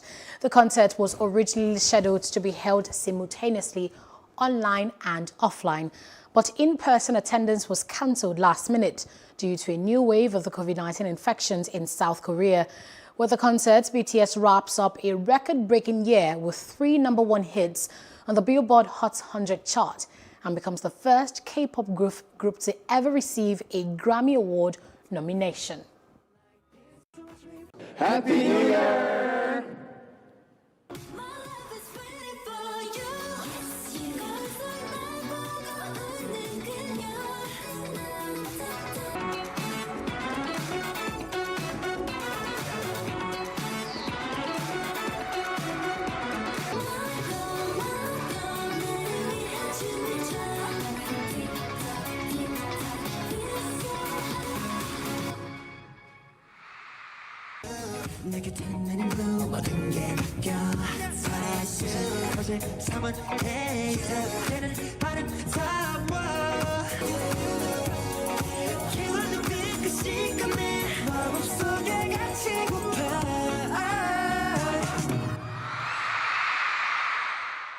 In sports, the General Assembly of Nigeria's Football Federation has commended the federal government for its efforts in curtailing the spread of COVID-19 pandemic in Nigeria.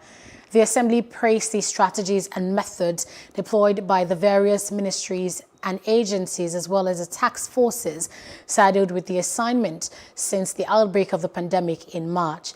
It also gave kudos to the federal government for its continued support to the cause of the development, improvement and international prominence of Nigerian football, particularly the preparation and participation of the various national teams in international matches and championships. The General Assembly unanimously granted congressional endorsements to the candidacy of the President of Nigeria's Football Federation, Amaju Pinnick, for a seat on the FIFA Council in the next elections slated for Moscow in March 2021. That's the news at this hour. For more stories, please follow us at Plus TV Africa on Facebook, Twitter and Instagram. And do subscribe to our YouTube channel at Plus TV Africa. We'll be back later with more stories making headlines. I am Annetta Felix. Thanks for watching and happy holidays.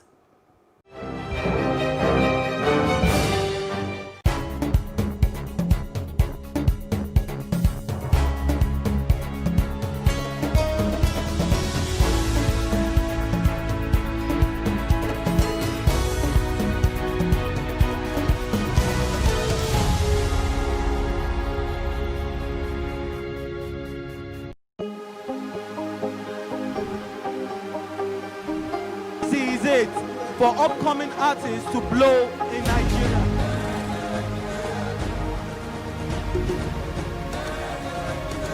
Welcome to Cross Trending. I am Booking November, your host, saying thank you for joining us on today's episode. Welcome back. It's tea time on Plus TV Africa. Practice makes perfect. I'm not perfect yet, but I'm a lot better than I used to be. He's a king. He's entitled to marry 100 if he wants to.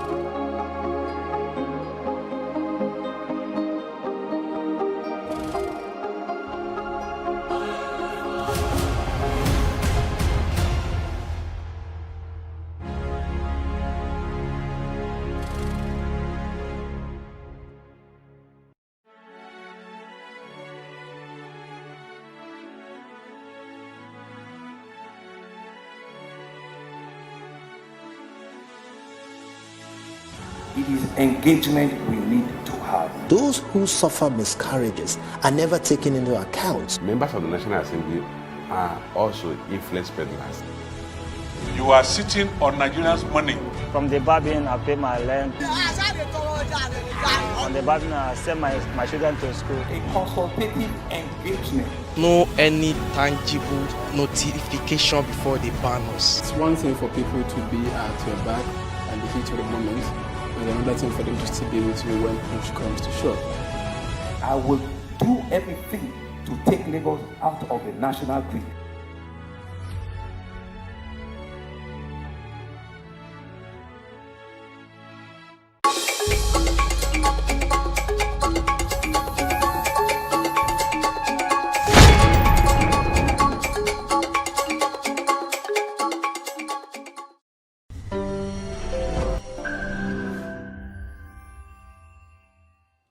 Welcome to One on One. My guest on the program is Sergeant Bassey Osagie.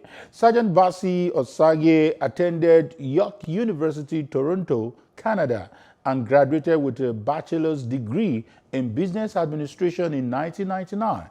Bassey joined the Toronto Police Service in June 1998 as a court officer assigned to the Ontario Superior Court as a member of the security team for judges, crown prosecutors, prisoners, and members of the public. He was hired as a police recruit in December 2000 and graduated from the Ontario Police College in April 2001. He was later elevated to 4th class police constable in May 2001 and then 1st class police constable in 2004. He was then assigned to 32 Division, where he served in the Primary Response Unit, Alternative Response Unit, Community Response Unit, Divisional Warrant Officer, Detective Constable in the Major Crime Unit, and the Criminal Investigation Bureau. He has also served in the Street Violence Task Force, Toronto Anti-Violence Intervention Strategy, Human Resources Management, and as a detective in the Elite Homicide Squad. He was promoted to the rank of Sergeant Detective in 2011, making him the highest-ranking Nigerian-born police officer with the Toronto Police Service. He is a recipient of the 2015 Black History Month Community Award. He is also a seasoned expert in community policing with over 20 years of policing experience in different areas. Bassey Osagie is the president and chief executive officer of Uhi Security Services Limited, an innovative security company. Welcome, my guest, Sergeant Bassey Osagie. Good day. Thank you, sir. Thank you for having me. Oh, such an awesome curriculum vitae, I must say. Thank you. Yeah, you're doing quite a lot. And I think what got my attention to get you invited to have this discussion was to see a police officer, encouraging people to get involved in the NSAS protest. What exactly necessitated that? I've listened to some of your interviews, but maybe for the benefit of those who probably haven't heard you, what really pushed you to say that? Yeah, what happened was that I received a call from a community member in Toronto about having to organize a protest, and they did not earlier get a permit to organize that protest. So I was officer at the station at the time, but I drove on the road to meet them and help them to make sure the protest is being organized. And the reason is that the police system in Nigeria, from colonial era, nobody have done anything to improve on it. So because of that, and the notorious squad, the SARS notorious squad, the behavior have been very brutal to our people. And although I believe that ending SARS was not a solution to the police problem in Nigeria, but I believe that was the beginning of it. Okay, just to put it on the awareness. Just to put it on record, how many years did you stay here in Nigeria? Probably to appreciate the kind of situation we face here. Well, I left Nigeria when I was about 19 years old, and since I left Nigeria, and I started coming back to Nigeria since around 98, and I have returned to Nigeria almost every year. Awesome. Since 1998. Now, without boring you, some of the things that led to the formation of SARS was said to be the peculiar situation we were facing. But do you have such kind of unit in Canada, and what kind of model was used, to cop such extreme criminalities? Yeah, the way we do it is this. We have what we call gang task force. When I was a young officer, I used to be a member of a gang task force. So what you do, the way SARS is supposed to be, is you do the investigation. It's what we call intelligent policing. So the reason is because you don't want to cast a net to the crowd and you start asking every young man to ask for their phone. That's not effective. So what the kind of unit we have is you do investigation, you do surveillance on the bad guys, and you follow them. And what that unit is supposed to do is to then identify a particular target, what we call like a subject, like someone, like a bad guy, and then follow them plainclothes or even uniform, but undercover, and then have a uniform officer make that stop.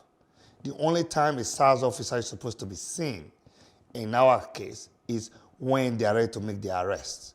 What you see, probably seen in a movie, we go, we identify the suspect, we locate the vehicle, we buzz them in, then we jump out of the car with police uniform or just a vest or a sign that say we're police.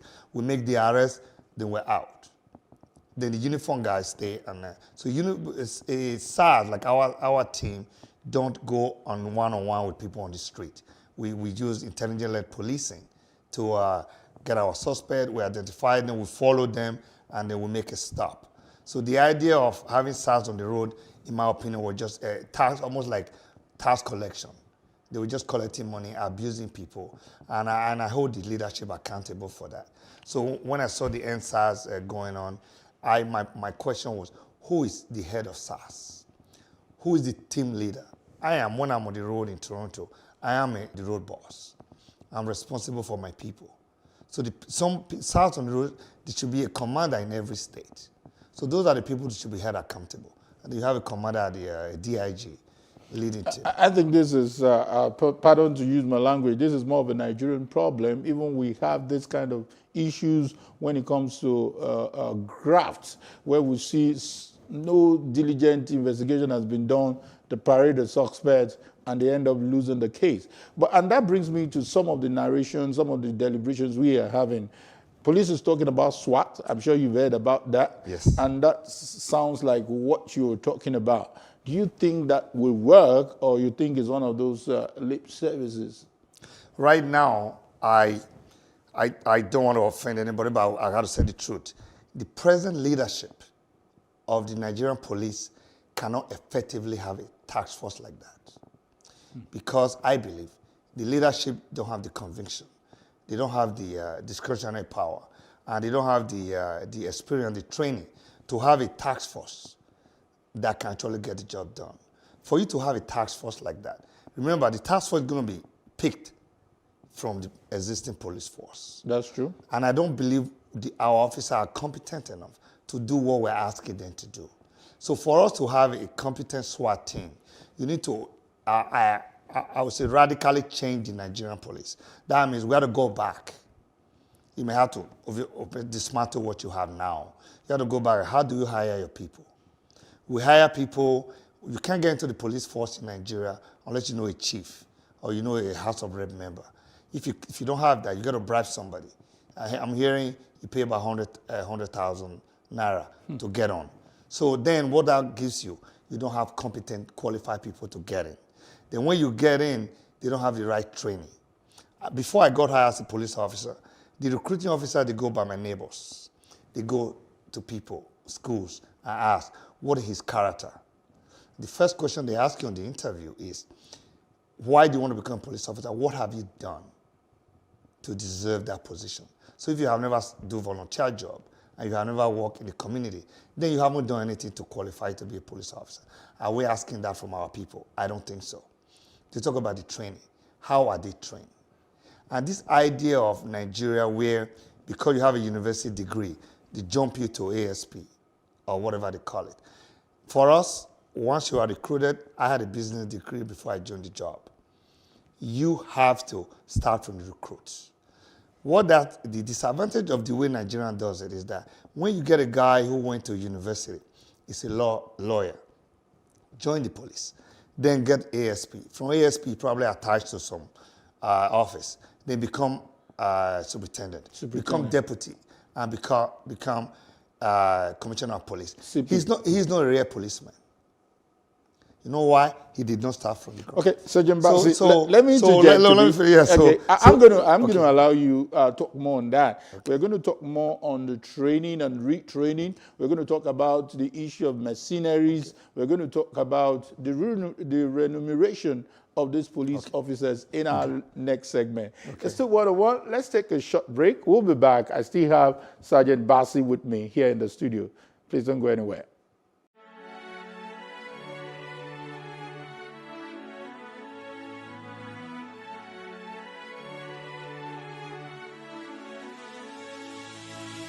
It is engagement we need to have. Those who suffer miscarriages are never taken into account. Members of the National Assembly are also influence peddlers.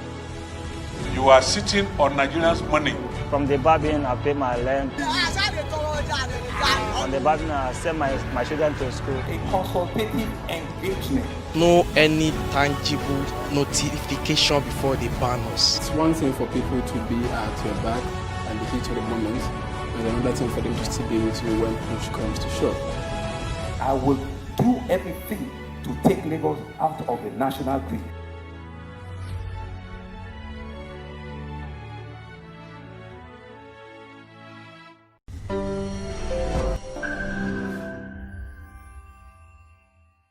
Welcome back. It's still 101. I have Sergeant Bassey, who is a detective with the Canadian Police, and he's been talking to us about the police force in Nigeria, how they can be trained and retrained so that we can have a better police reform. Yeah, you were just talking about the kind of training that you expect, and I was shocked to hear that we have to go straight to the head for us to make headway. What exactly is now the way forward? Are you saying we should disband the police force entirely so that we can have a total overhaul? And how should that be done? My belief is that the present leadership, just because of the way they groom the leadership in the Nigerian police, is not competent enough. People will argue with you and say, well, they all have master's degree, they have PhD. What I told a friend of mine the other day was that if they were really doing police job, they wouldn't have time to have PhD in psychology. Because being a police officer is not just a job, it's a way of life. You got to be entrenched in it in order to do a good job. So leave education out of it. Education is basic, is to give you the background. But what I'm saying is that, yes, I believe that we need to, like what I call, we have to poof the Nigerian police and kind of reorganize it. Even the ranking system is bad. My solution, if I was the IG, is to reorganize it, maybe 80% of them will be gone. And we have people who have done the youth service for the past 5 years. I will call them up, train them for like 6 months, and start a total overhaul of the police force. The other thing, the problem is that you may not be able to do that because the politicians benefit from the inefficiency and effectiveness of the police. Wow. So they cannot allow police to be efficient and effective because it will cut into their benefit. So that is why it's like you are asking a thief to help you look for your money. Someone stole your money. It's like that because the politicians will benefit from the bad system. Because if you have a police service that's like Toronto, that means there cannot be questions. That means they now have a police force that is paid probably more than them. How? You mean that it's possible for policemen to be paid more than the politician? Yes. That sounds quite our chief unusual. Our chief of police make more than our mayor, and our mayor of the city of Toronto have control over billions of dollars. But the chief of police make more. Someone of my rank make more than a councillor. So that is one of the ways to hold police back, because once police start making the same money and you promote them, then they have control, have discretions, and that way they will not have to suck up to the politicians. I'm quite interested in this, and that's, for me, it's the irony we see here.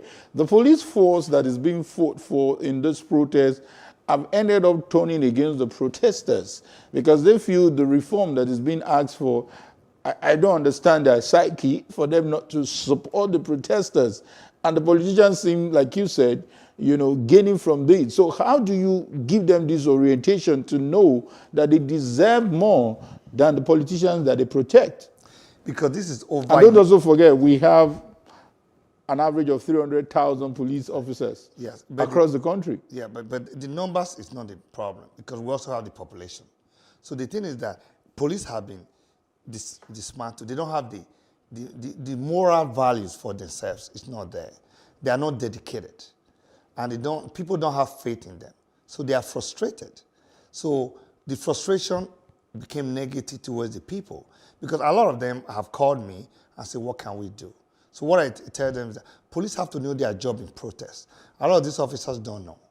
Your job as a police officer is a complete neutrality in a protest.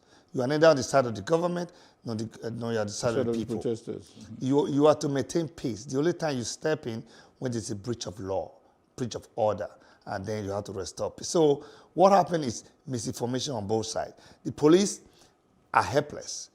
They're under the control of the politicians. One, like we talk about, the pay. Police officer get assigned to a governor. The governor gave him extra $10,000 a month. And that is where his bread is buttered. So when the citizens are protesting, he doesn't see the benefit. Plus, he doesn't have faith in the system either. He doesn't think that your protest is going to yield any positive things. Wow. So he doesn't have faith in your protest, so he's not going to support you. If the police are paid well and they know that the protest is going to yield positive for them, then they will support the protest. But right now, they have no faith in the system, and they are frustrated. And so many things is happening to them. So they don't want to be against the people, but it looks like they are going to where their bread is buttered. The little change they are getting in addition to their salary. I don't think the police are really against the protest, against the people. It's just misinformation. Okay, let's also look at something you mentioned that has to do with community policing, where you have a whole lot of experience there. This is also a part of the conversation, but it appears the Constitution definitely does not support that, and we are yet to get that competition rejigged. How does community policing work over there in Canada, and if there's anything we can learn? So the first of all, what I would say is this, and I bet anyone to challenge me. Community policing has been, I see on the news, have been practiced in Nigeria. It's not community policing. So I don't know where they get the idea from. When you set up a Moteco, or like the one we do in Benin, that is not community policing. You are just setting another parasites, military parasites, to do the same job that police are supposed to do. But they are no more than glorified security guard. That's the Moteco now? Yes. And I can ask them to challenge me, what is supposed to be? What is community policing? Community policing is not a program. It's a philosophy. It's a strategy. Go back to Robert Peel principle of policing. The primary mission why police exist is to prevent crime and disorder. Community policing is a strategy of policing where you proactively prevent crime, not to be reactive. Because I remember when I joined the police, one of my boss told me, said, by the time you start arresting people, you have failed in your job as a police officer. Because your job is to prevent crime.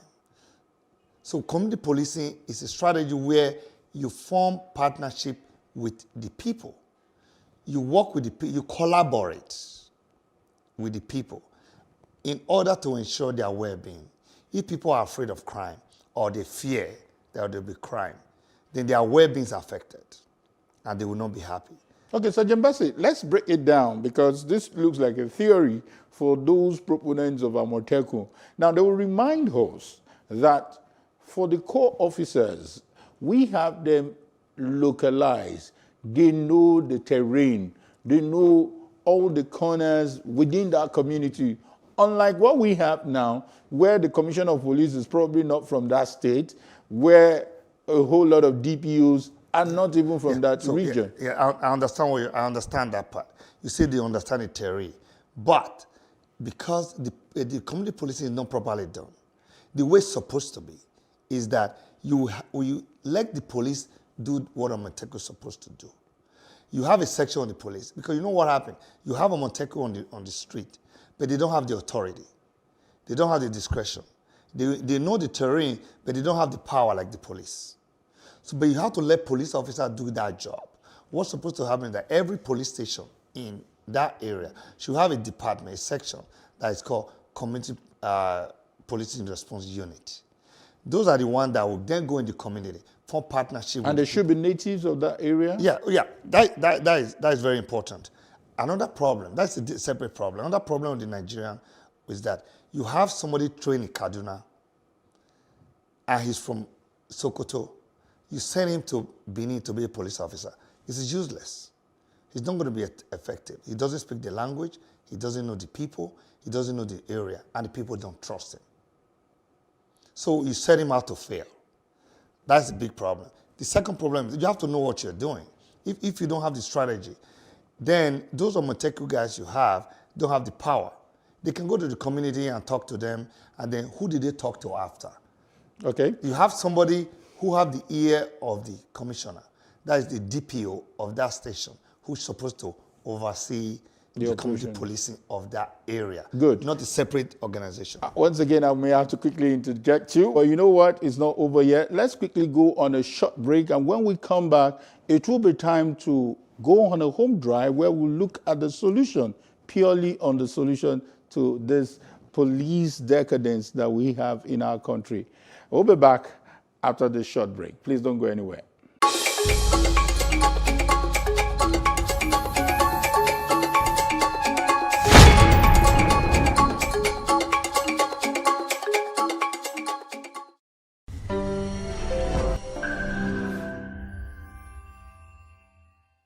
Welcome back. It's still 101, and I have Sergeant Bassey all the way from Canada, but he's currently here in Nigeria to see how we can get it right in our policing system. But let me take you a bit away from police and look at security generally. Now, there is a conversation ongoing, and that has to do with deployment of mercenaries. Let's have mercenaries help us solve the problem of insurgency. What is your opinion on this? Some believe that our problem should be solved internally rather than going out. When you say mercenary, you mean bringing people from abroad to do it? Depending on the context. Some said you can even get some mercenaries within the country. For me, by the time you go into bringing mercenary in, you have almost admitted that you have failed. And the army or the police are the legal authority, not the mercenary. If the people with legal authority to maintain peace cannot maintain peace, then mercenary is going to do it. Then you're going to fail. But isn't that the reality? That is the reality on ground. But what the government should be thinking is how to improve on their military training or the equipment they need to have. But that is a bigger issue, because what the military is going on in the military is the same thing that's going on with the police.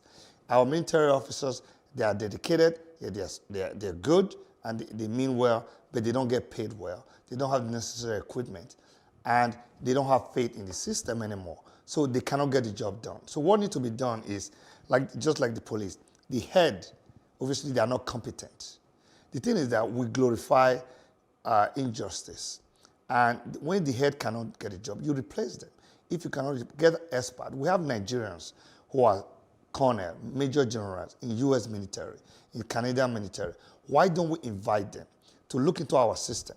And then that way help us run the organization, because they will be able to have the trust from the U.S.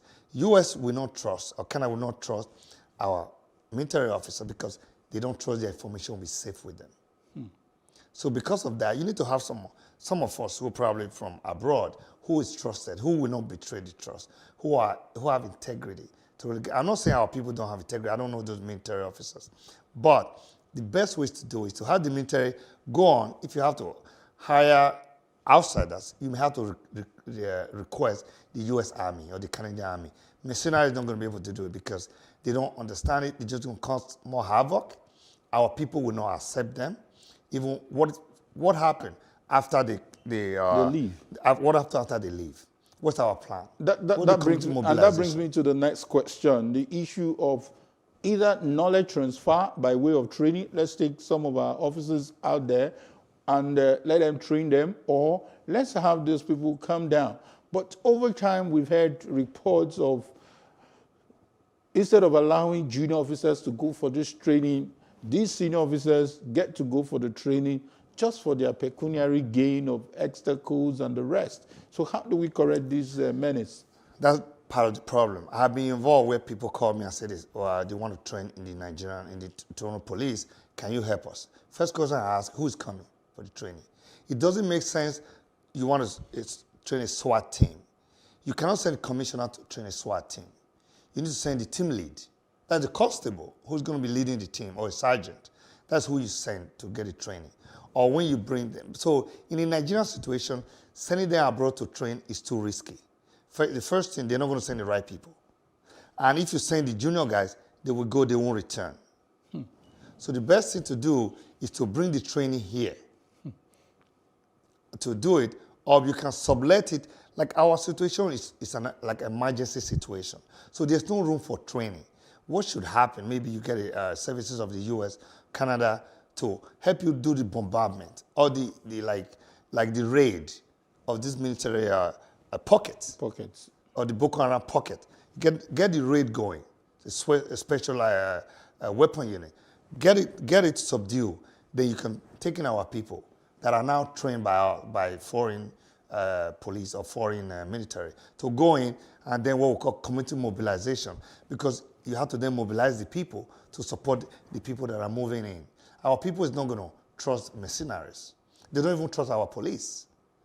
So, but we need to go there, let police start building their integrity. Let police start showing to our people that they care about them. Because police cannot do their job without the people's support. Okay.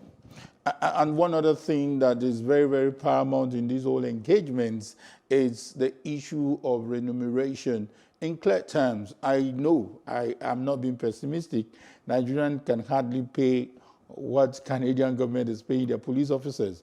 But what do you think it's sizable amount that should be the minimum wage for the police officers? Because this current administration had done that once, but even then, the full implementation was yet to take place. So what would you recommend? I think that, I believe that our government, our leadership, they are not serious about reforming the police. Because it doesn't take more than 2 minutes for the president to make an executive order to say, I believe the minimum any constable should make should be about 100,000 naira a month. We start with that.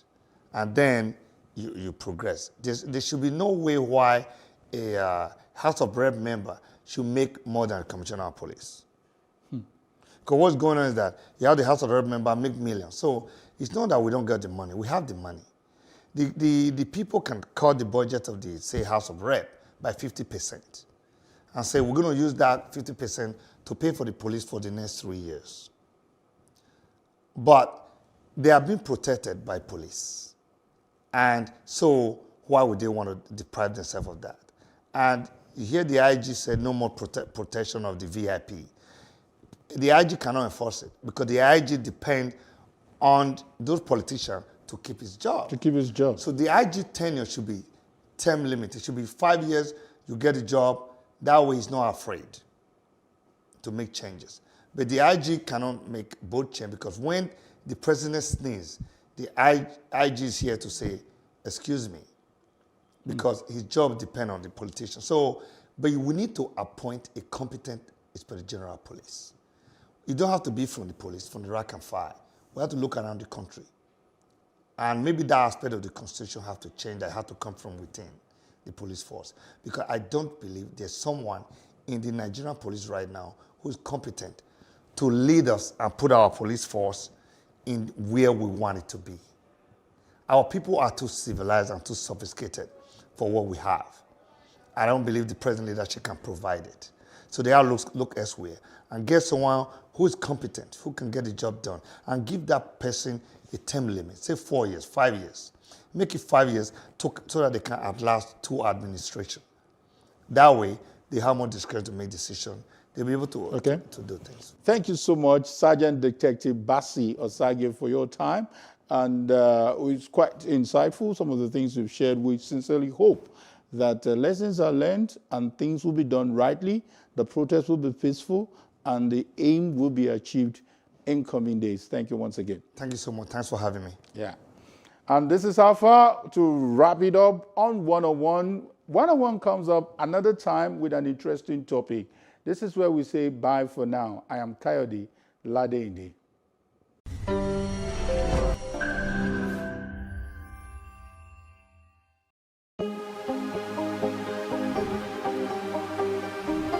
Seize it for upcoming artists to blow in Nigeria.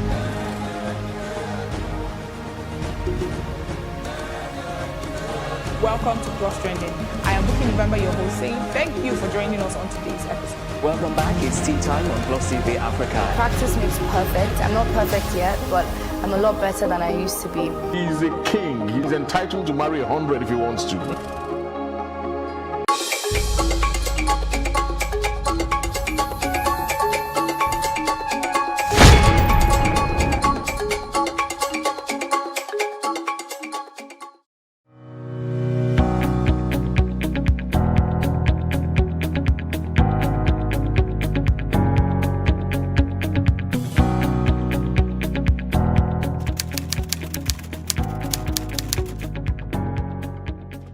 Cerebral palsy is a condition that results from a damage to a part of the brain that controls motor movement.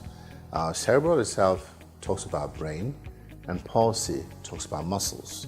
So put the two together, we're looking at a situation where that part of the brain that sends motor signals to parts of the body that need to move with muscles is damaged. It doesn't necessarily mean that it's totally dead, which is why you find people affected in the various ways. But it just means that the individual is unable to control optimally the movements of his or her muscles. It's a disorder that affects the movement, the posture, or the tone of an individual, usually as a result of a damage or an injury that's been done to a developing immature brain. Usually it would occur before, some occurs before birth, while the baby is still in the womb, where for some others it occurs around birth. Standard definition usually covers the time of the birth, the time of the child being in the womb, to about a maximum of 3 years old. Simply put, it means there's a damage or injury to this brain that is still developing that results in the dysfunction in movement of that child, or the posture or the tone. When we say tone, we're referring to how rigid or how flexible that child or the group of muscles is in that child.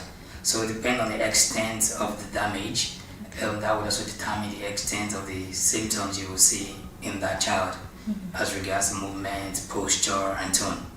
For most cerebral palsies, we don't get to diagnose them until the child is an infant. The infant is between delivery to about 1 year old, and for some preschool, because that's where you get to start seeing the signs and the symptoms of them. If you have a child before the age of 1 that is predominant, already has a preference of what handedness they're going to be, that could be a red flag. Ideally, most children start to choose what hand they decide to use above 1 year.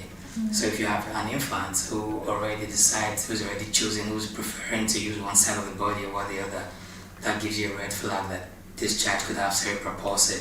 The concept of cerebral palsy is wrapped in mystery, so to speak, as not so much is still known about the condition. What causes cerebral palsy?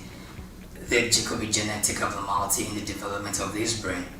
So for the child, there is no injury, so to speak, from the outside. It is just a dysfunction in the genetic makeup of the development of the brain. So the child is born with that defect already, and then there's a problem with the muscle tone, with the rigidity, with the posture. While for some mothers, it could be as a result of an infection to the mother while being pregnant of the child, and then that affects the development of the baby. Commonly, we have viruses like herpes virus affecting the mother, measles, rubella, and Zika virus. If the infection affects the mother to a point where it is transferred to the child, it could, in some cases, lead to a malfunction in the development of that child, in the brain of that child, which could now show up later on as a defect in the muscle tone. Also, around the delivery of the baby, tenuous and strenuous delivery process, prolonged ones, where the child there's an issue with the delivery of oxygen to the brain. The developing brain, the neonate or the new baby's brain cannot survive without oxygen. It is highly dependent on oxygen. So if there's a delay in the delivery of oxygen during the resuscitation of the child, or the separation of the child from the mother, or during the delivery, for example, when the child is not well positioned and coming out during the process, that could lead to a delay or a disruption in the flow of oxygen to that brain, and then we could have a damage to the brain.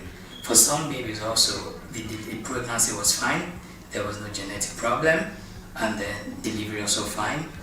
Then they get infected either by bacteria that cause meningitis or encephalitis. Meningitis is an infection that affects the covering of the brain, or encephalitis is an infection that infects the brain substance. That also could lead to a damage to that brain because it's still developing, and then the aftermath is seen as cerebral palsy affecting the posture, the movements of that child.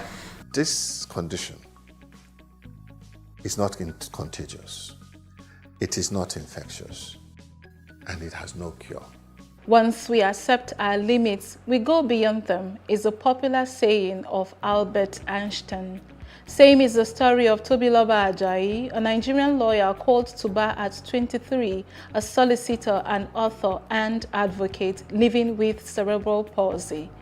Toby's life exemplifies the possibility for every child with disability to achieve their life's dreams and biggest goals. I like to say that I'm a disability management advocate with a special focus on inclusive education for children with cerebral palsy. And people ask me, like, why cerebral palsy? And I always say, well, the answer is pretty simple. It's because I live with cerebral palsy myself.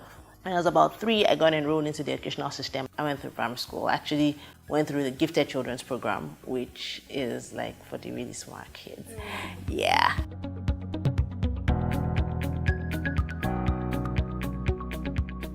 And in 2011, I went off to get a master's in international law.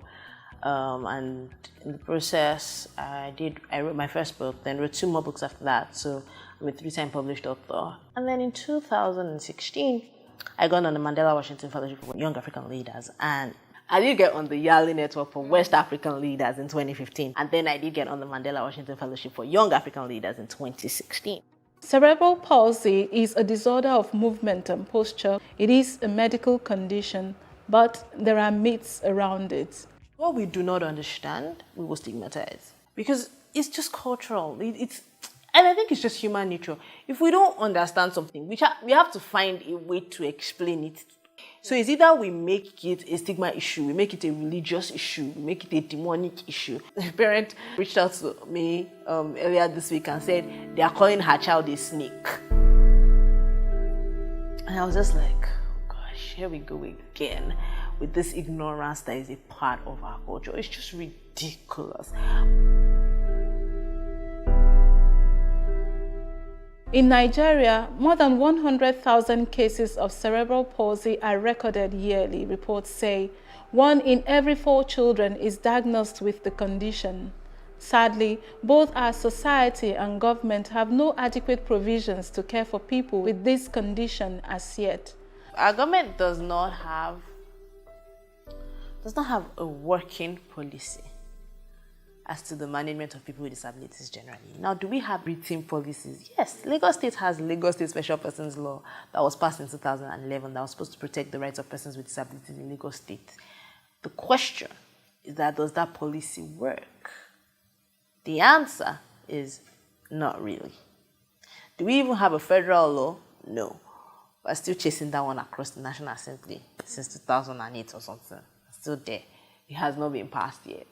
But even the state laws that have been passed can be enforced better, can be implemented better, but they are not. Like Toby, Bisola is raising a child with same condition and, of course, not without the challenges and issues of stigmatization. I've had issue with my families, saying, okay, you're the only one in this family that has given birth to a child with disability. People will tell you that it's your sin, or it's the sin of your forefathers that you are bearing. People would, come at you. They practically attack you. You can't take your child with disability out without having a stare. People stare at you like, why are you bringing this child out? This child, you should just go and lock him up. There are people that would advise you that, you can actually get medical assistance to terminate his life. Have him killed and all that.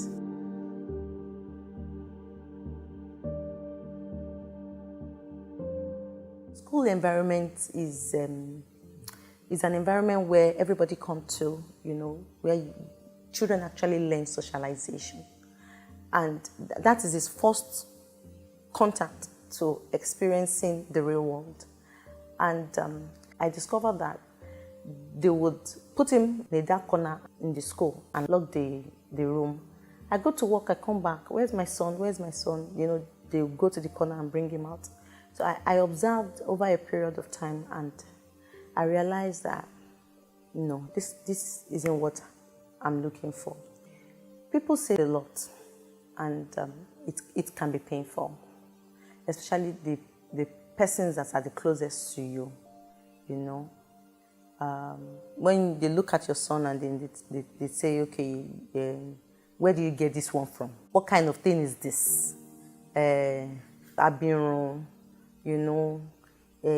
Obanje, all these words, or they even make gesture of the kind of child that you've given birth to.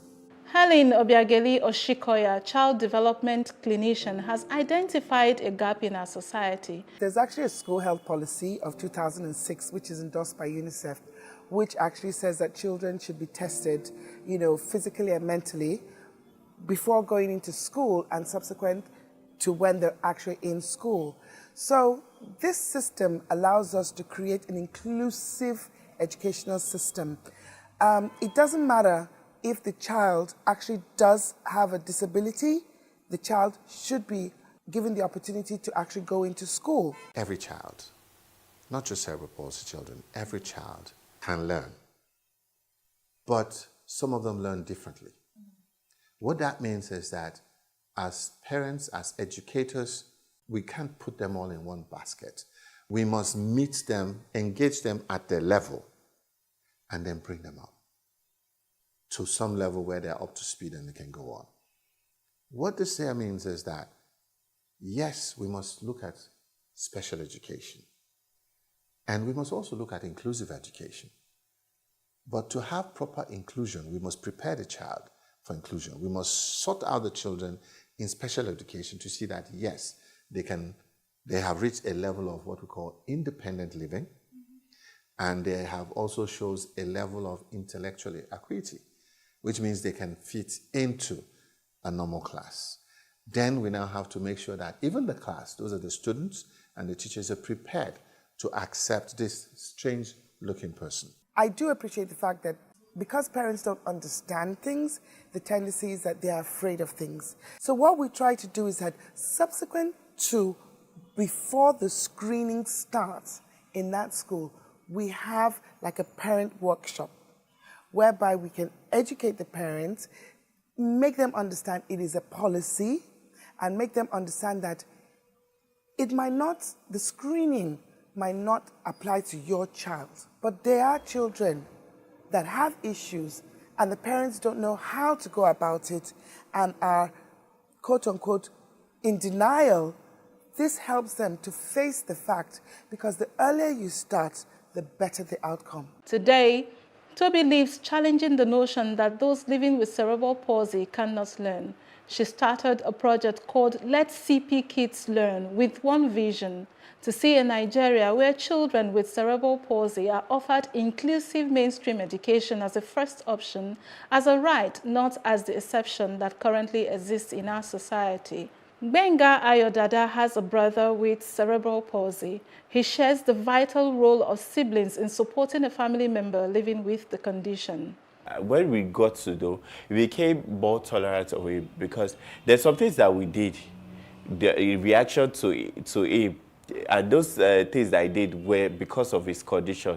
But now that we knew better, that it's not his fault, we learned to empathize with him, like help him when he's walking, he's stumbling or he's wobbling, we quickly step in and help him. All of those things, we're still giving him tough love, but we became more tolerant of his excesses. Tobiloba is someone you want to know for her abilities and not her disability. She's a talker, as you may already know. So it was easy to look beyond that. She could do a lot of things herself. She was in the hostel for the 3 years she spent in my school, SS1 to 3. She has definitely beaten all the odds that I think most people face. In the end, disability is a matter of perception. If you can do one thing well, you are needed by someone, and the world needs more people standing tall above disability. We can't talk about education reform if we don't decolonize our education system. What we do not understand, we will stigmatize, because it's just cultural. And I think it's just human nature. They stop paying us salary. I don't like remembering it. I am angry at Nigeria. I'm angry at this government which seems to be letting us down. I am angry at us as a people. In the process of struggling to free myself from his hand, he tore my pants and he raped me. Yes, I commit offense truly. Young girl, do you know where you are going? I say, I'm going to America. I say, now so that they talk, you are going to Libya. Which America? As it then do mark our place, some people they die now.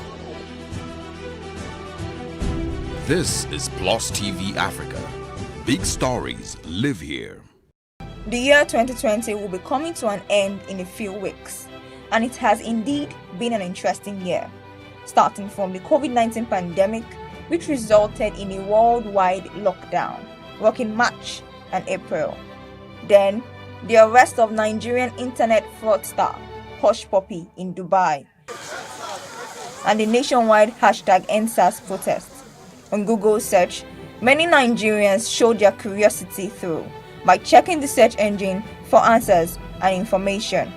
We spoke to Taiwo Kola Ogunlade, the Communications and Public Relations Manager for Google West Africa. He says, people every year there are trillions of searches, and 15% of those searches are searches that we've never seen. I don't think it would be a surprise if anyone sees coronavirus as number one. So it's the number one trend globally. And then number two is election results. I think most of us were waiting to see the result of the year's election. It was great that came up globally. Number 3 is Kobe Bryant, American basketballer who passed away earlier in the year. He was number 3 globally. Number 4, Zoom. This is the most unprecedented year. Most of us were home. You would see people turning to tools such as Zoom for meetings and stuff. So Zoom came up. And the 5 is IPL. And that's globally. The 9th of December, Google announced the results of its 2020 year in search, sharing what the world and Nigerians searched for in 2020.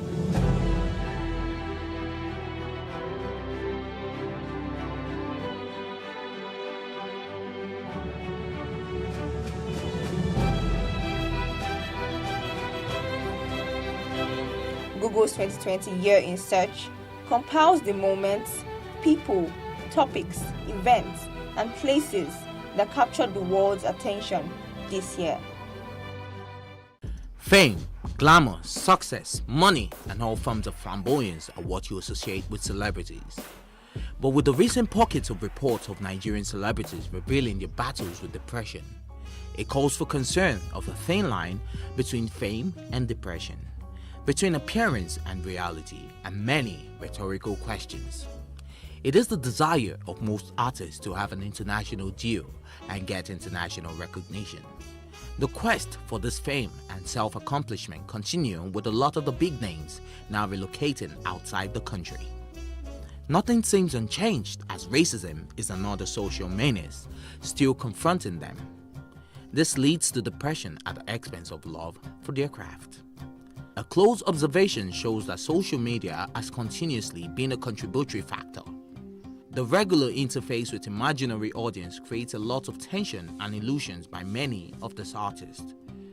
Recently, many of our favorite stars such as Ari Song, Wajay, Dija, and a host of others have been vocal about their battles with depression.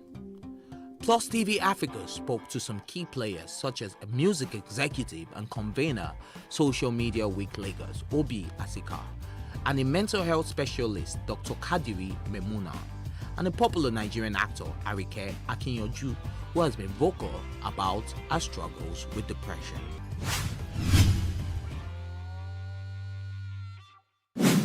I think it is. Yes, especially in this part of the world that we belong to, Nigeria, fame here, I think is a major cause of depression. Because human beings are unique, and because human beings are, we all have our personal journey. They are what we call vulnerability risk factors.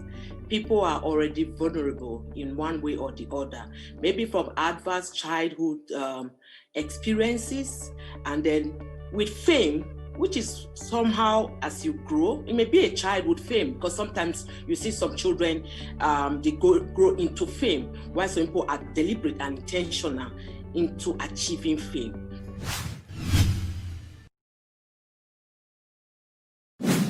Famous people have to keep up with, entertaining us. Famous people have to keep up with a particular personnel. Famous people have to keep up with, with all the challenges, even if they are going through a lot. We do not want to see them down. We are following them for the things that we want to get from them.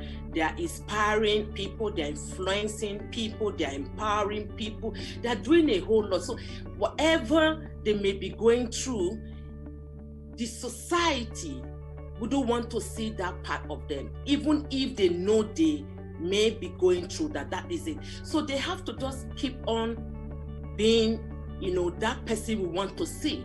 We should not be calling talents celebrities. Yes, they have become celebrities, but they became celebrities because of their talents, because of what they do. They are not just celebrities because they exist. So everybody, from my experience in life, all creative people have challenges in terms of putting together their process. And every time, it's like anywhere in the world, if you don't hear of your favorite actor for 5 years, it's one of two things. It's just A, they're not working, and B, they're not at this point in time getting offers. So what I would say is that a lot of people, if you work in the entertainment industries, if you work in those spaces, you will know that it is a high stress, high anxiety business. So therefore, the people who are working in these businesses are constantly seeking for affirmation and for support to see them through what they're doing. So in that regard, if you're in the public eye and you're constantly having to keep up appearances, it can become very, very difficult, especially if things are not going as well as they used to go in the past. There was a time in my life I passed through depression, but I think it's not because of my career. It's because naturally I'm not the type that, things people say get to. Fine, I feel concerned when they say things or they expect me to live in a certain way and I'm not living that life. I feel concerned and I feel like, but it doesn't really get to me. So if I ever had depression, it wasn't basically on my career level.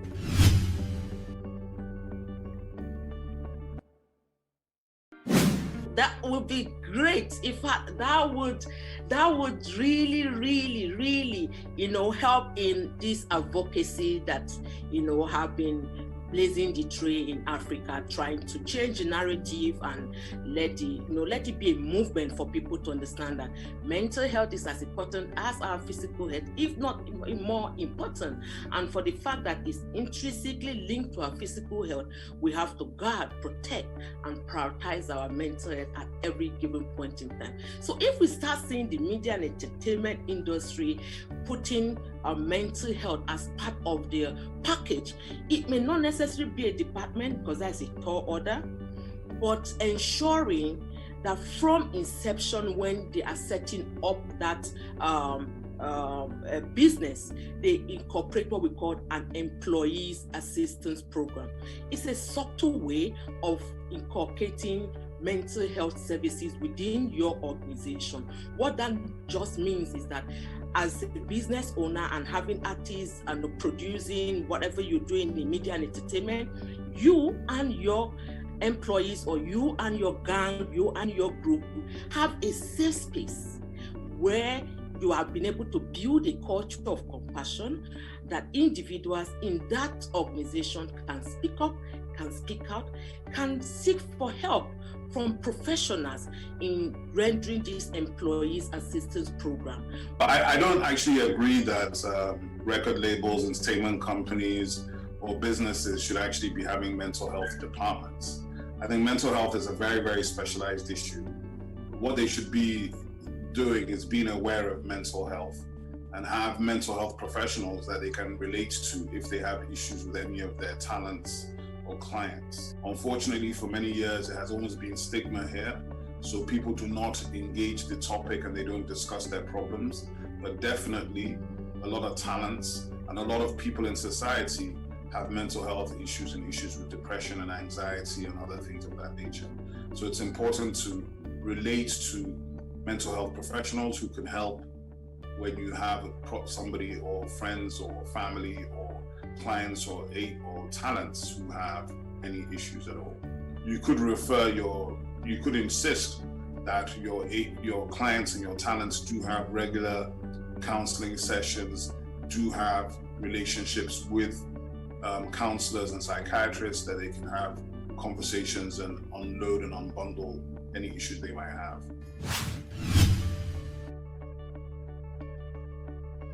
The best thing anybody can do is to stay engaged with the talent. So the talent, and that means that understand and know your talent very well.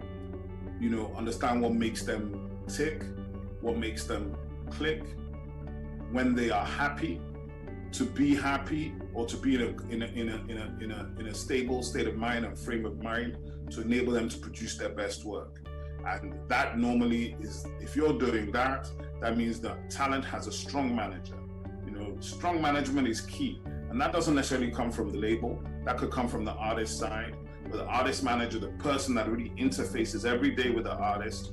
A lot of times the label is literally just there to provide distribution, retail, marketing, and finance. One dominant recommendation is for this artist to live in their realities and not all about impressing fans who changed loyalty at slightest disappointment by their so-called quasi-demigods, whose foibles are as real as any man on the street. The story of Michael Jackson, who died in 2009, and later Whitney Houston in 2012, are few of these sad reminders that despite fame and pageantry, one's mental health must not be ignored. Reporting for Plus TV Africa, Ife Oshunkeye.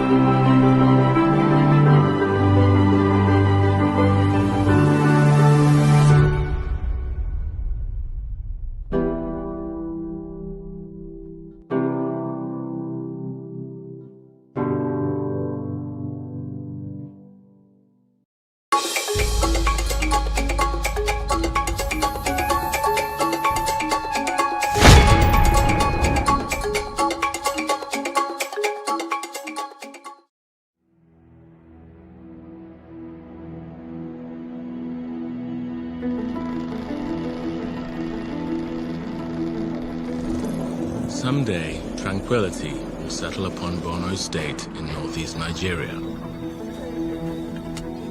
The ordinary rhythms of life in the rural areas will return, as will the everyday bustle of the city. But for now, a restless tension lurks beneath the surface. Not a moment goes by without the threat of violence. Without the fear that the militant Islamic group Boko Haram might unleash an attack. A grim reminder of a conflict still to be resolved. A country's struggle with extremism. An unfinished journey from evil. Yet there are Nigerians who've stood up to the terror, who've shown the courage to fight back, the determination to go forward, and the resilience to forge a new future for their nation.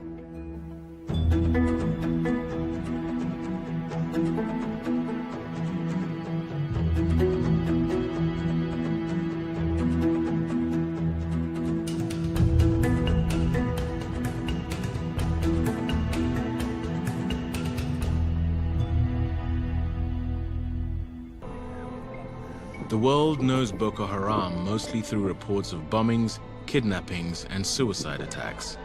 But the insurgency has also made millions of Nigerians homeless and laid waste to the rural economy that long sustained the region. In village after village, devastation. Area of the Boko Haram, they are rushing to this place. So that is the market.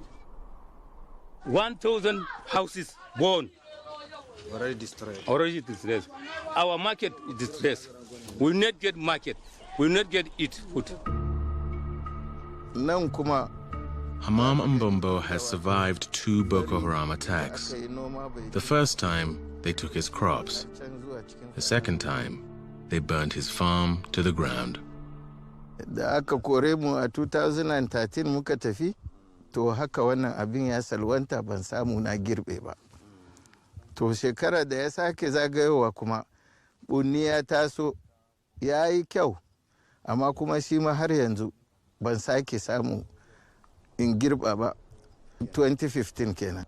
To daga nan kuma ban sake aiki a gonan ba. Rashin aiki a wannan gonakin ba ni kaɗai ba, manoma yan uwana ma duka gaskiya ya dagula mana rayuwarmu. Farmers are not the only ones suffering from Boko Haram's plundering. These herders narrowly escaped a Boko Haram surprise attack with their cattle. They are aware that next time they may not be so lucky. Sai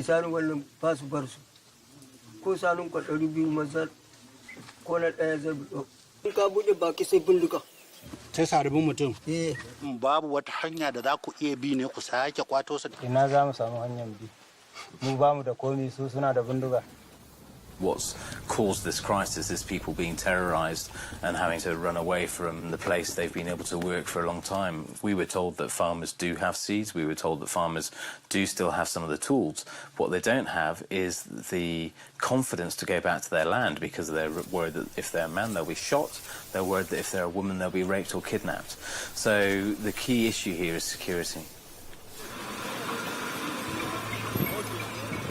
Although the Nigerian military has recaptured and garrisoned some larger towns, the Northeast's breadbasket remains a free fire zone.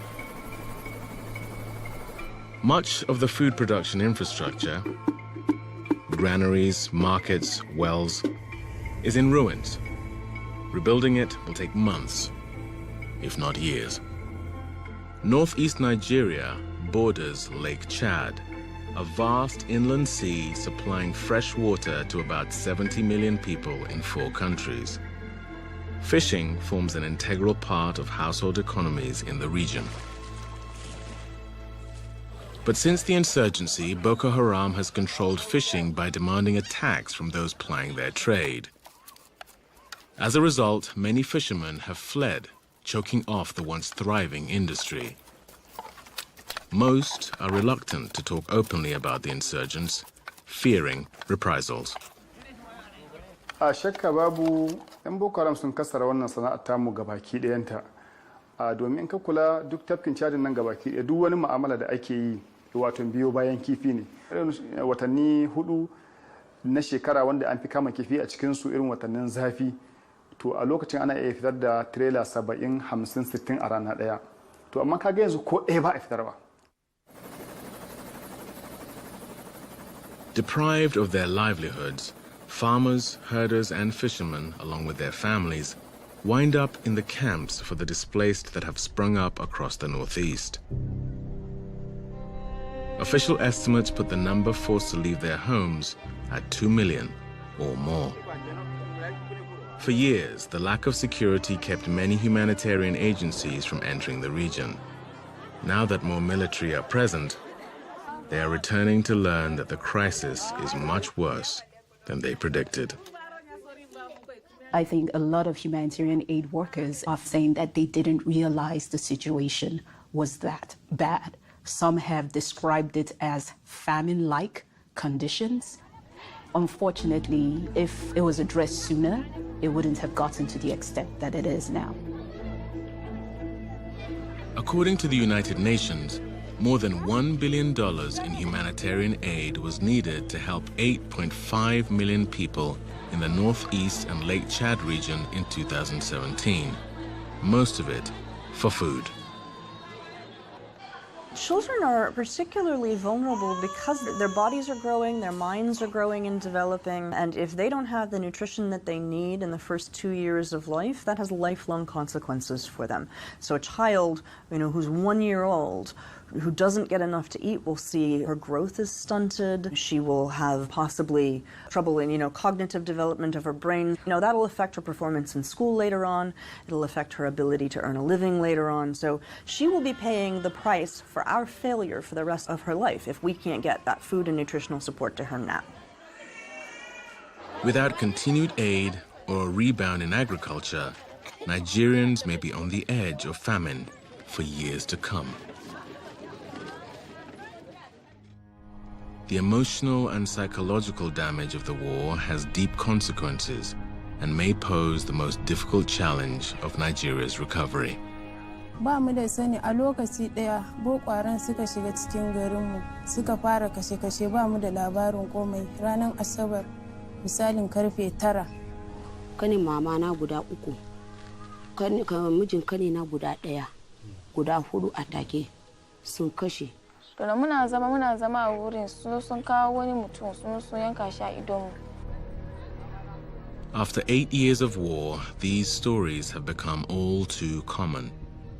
When we're coming out of insurgency, it's one thing to rebuild homes and to rebuild hospitals and to rebuild schools, but the most important thing is to rebuild people.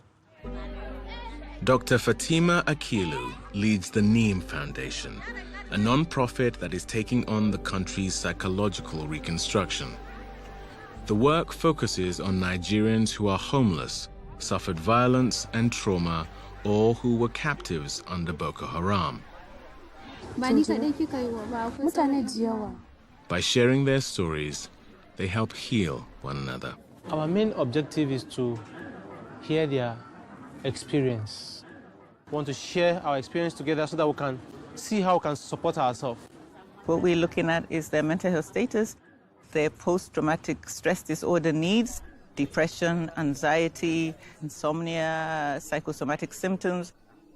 These group sessions run for a month to build trust. Counselors help with translation. They left anytime she remember her son. She can't sleep because she didn't even see the body of her son.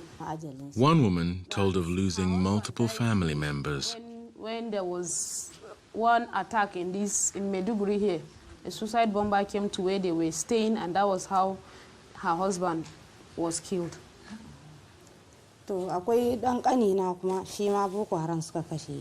she has a younger brother too. Boko Haram killed him.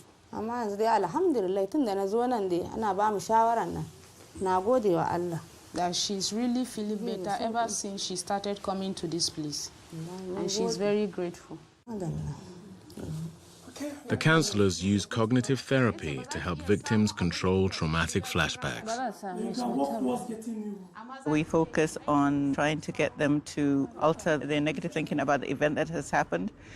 We try to teach them thought-stopping behaviors, and we try to teach them resilience through group. 2 months after their initial therapy, members of the group reconvene to see whether they're continuing to cope. That in this gathering, if you come to this gathering, after hearing everybody's experience, you realize that your own problem, somebody has a bigger problem than your own. Dr. Akilu says victims can cure these deep emotional wounds. It just takes time. As a psychologist, I have a role that I can play, and I can bring people together to show that there is an alternative way. Rebuilding the lives of Boko Haram's victims is only part of the healing process. Another challenge is finding alternatives for those who perpetrated the violence. These men are Boko Haram fighters who have recently surrendered. They're about to enter Operation Safe Corridor, where insurgents who've renounced Boko Haram can undergo rehabilitation while in prison. It's a federal government initiative aimed at radicalizing, rehabilitating, and reintegrating willing and surrendered Boko Haram back into the society. The men will undergo 3 months of counseling to dispel their indoctrination under Boko Haram. Dr. Akilu helped start an earlier de-radicalization effort in Nigeria. All these programs work on multiple levels. One would be ideology, because that was what they used to recruit. Second was to look at their mental states, so we had psychological engagement. That we felt art was important because they were so against art, and art allows somebody to express themselves in ways unexpected to that person. And we taught them a skill, a trade, different for different people, and we also gave them an education for those who wanted it.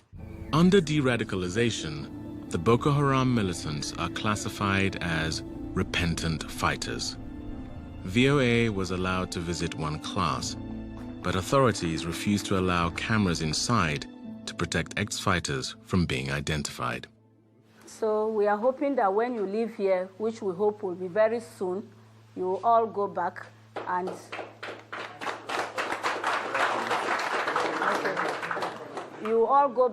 and all the skills that is being impacted now, you will use them to the benefit of your families and to the benefit of Nigeria. In terms of de-radicalization, the positive there for us is there are more and more of the ex-combatants actually disengaging. Disengagement is key. So I'd admonish all of you to take this program very, very seriously. There is a debate about whether de-radicalization works or is appropriate.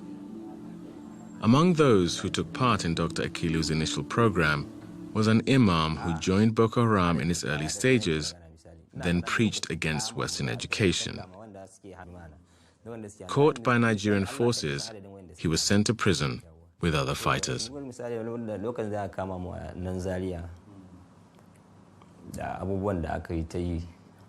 aka kai mu kurkuku da sauransu haka to a lokacin muna jin cewa kawai abun ba zai taba bari ba za a bar shi ba za a ci gaba da yi kuma mu ma muna jin a lokacin cewa ba za mu bari ba ko mun fita za mu ci gaba da yin abin da muke. That was before Dr. Akilu brought in Quranic scholars who persuaded him that Boko Haram manipulated key texts in the Holy Book to suit their agenda.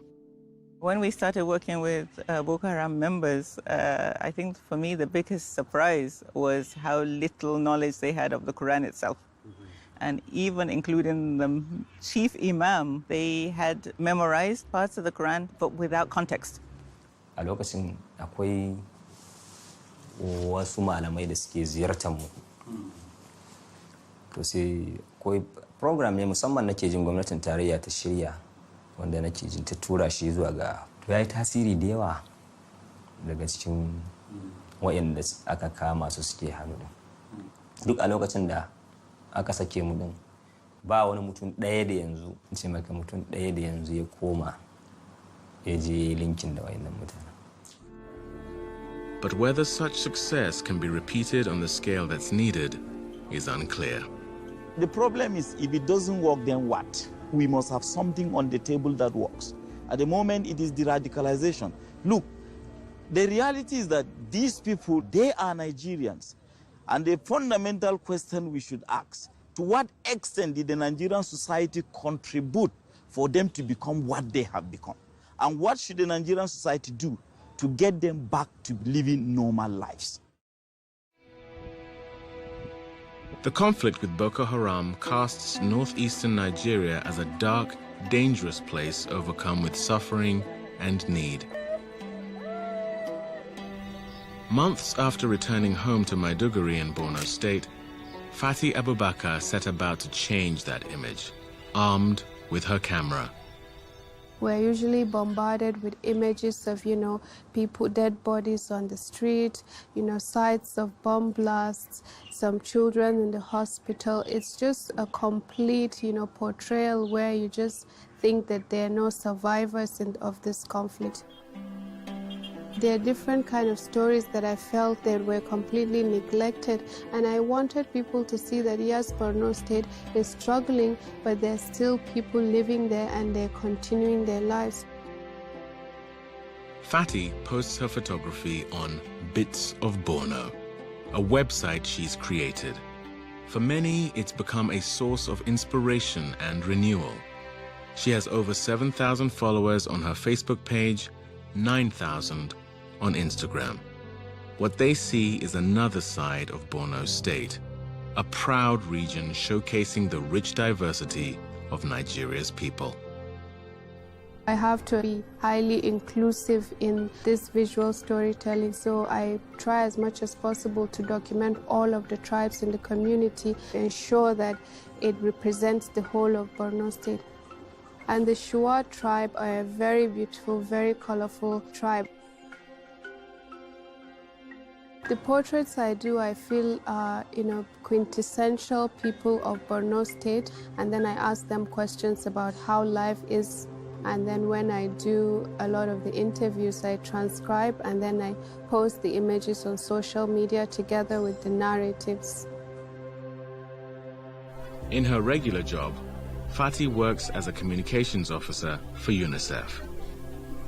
Immersed in the Northeast's humanitarian crisis, she searches for moments of compassion and caring. So I do a lot of human interest stories and photo essays, and I document all of UNICEF's activities so that we can post on social media.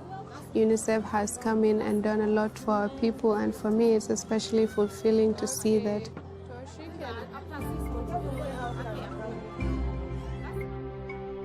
She's journeyed to areas where the war left its scars, looking deeper to document how people have survived the insurgency. And what I've learned is that even in the midst of adversity, people are able to continue and move on. People do not stop because of a bomb blast. I gravitate to children because of their exuberance. Even when you find them in a situation that is really bad, they're very bubbly and very lively, and that kind of keeps me going. I photograph a lot of street children and homeless children as well, and a lot of children that are escaping Boko Haram.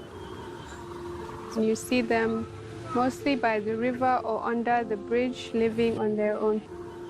But for these children, usually you kind of feel traumatized by their experience. You would wish for them to have a great future, but it will take a lot for them to have the kind of life that you would want for them.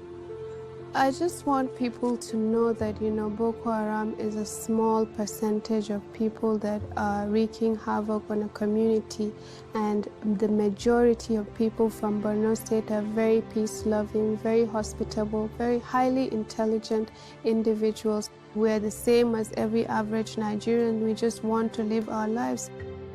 If Nigeria is to heal from the war, the country must recover the bonds of humanity within its people.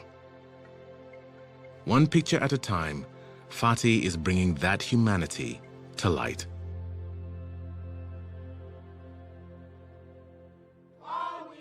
Three years after Boko Haram kidnapped the Chibok girls, Buki Shonibare is still campaigning for their release.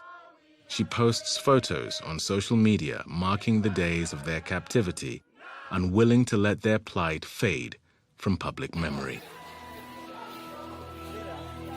Even during her daily routines, the girls are never far from her thoughts. Thank you. My major fear is by the time we have these girls come back, inevitably so, at least for the number that can come back, what life would they live for the rest of their lives? They've watched amputations happen in front of them. They've watched killings. They've watched draining of blood. They've watched airstrikes. They've watched people being buried in shallow graves. They've been abused. Some of them come back with children. How do you take those memories away from them? While campaigning for the girls' release, Buki is battling the militants on a second front, a brazenly symbolic one. The Boko Haram faction is talking. She launched a charity project called School in a Bag. It delivers backpacks loaded with writing materials to children who don't have them and instructional kits to teachers. The best way to win against those that have abducted your children is to use other children as a perfect example and a perfect testimony and representation of a better life that can happen because education is there. We are telling Boko Haram that you lost, and we are winning. April 14, 2017 marked the 3rd anniversary of the Chibok kidnappings. At that time, only 21 Chibok girls had been freed.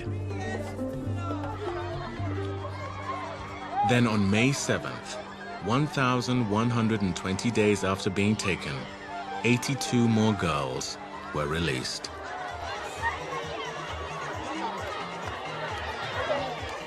Elation erupted at Unity Square in Abuja, where Bring Back Our Girls campaigners have kept their long protest vigil.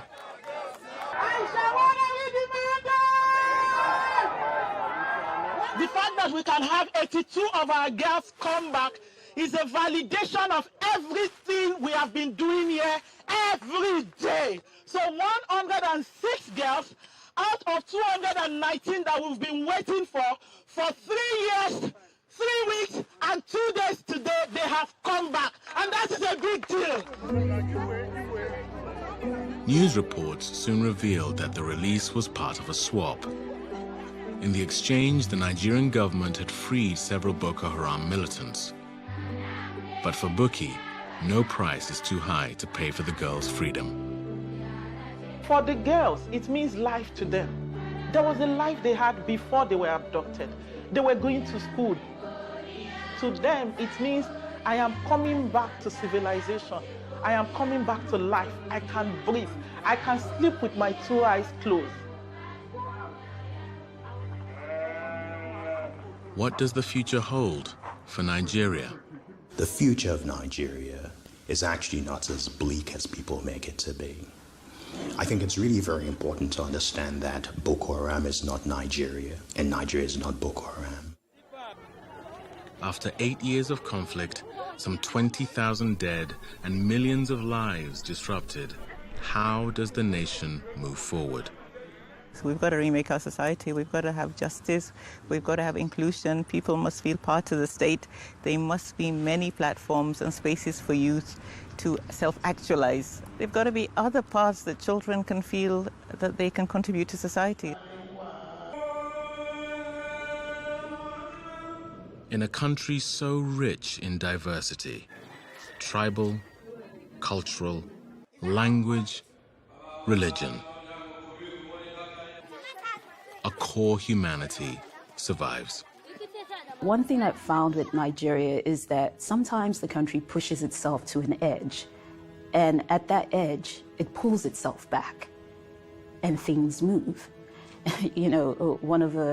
Someone told me a joke and said, it always seems as if the edge of uncertainty is Nigeria's comfort zone. When you think things are going to crumble, it always comes back together. And I think it's really the people in Nigeria. There is this can-do spirit in Nigeria. There's this spirit to thrive. There's this spirit to overcome the impossible in Nigeria.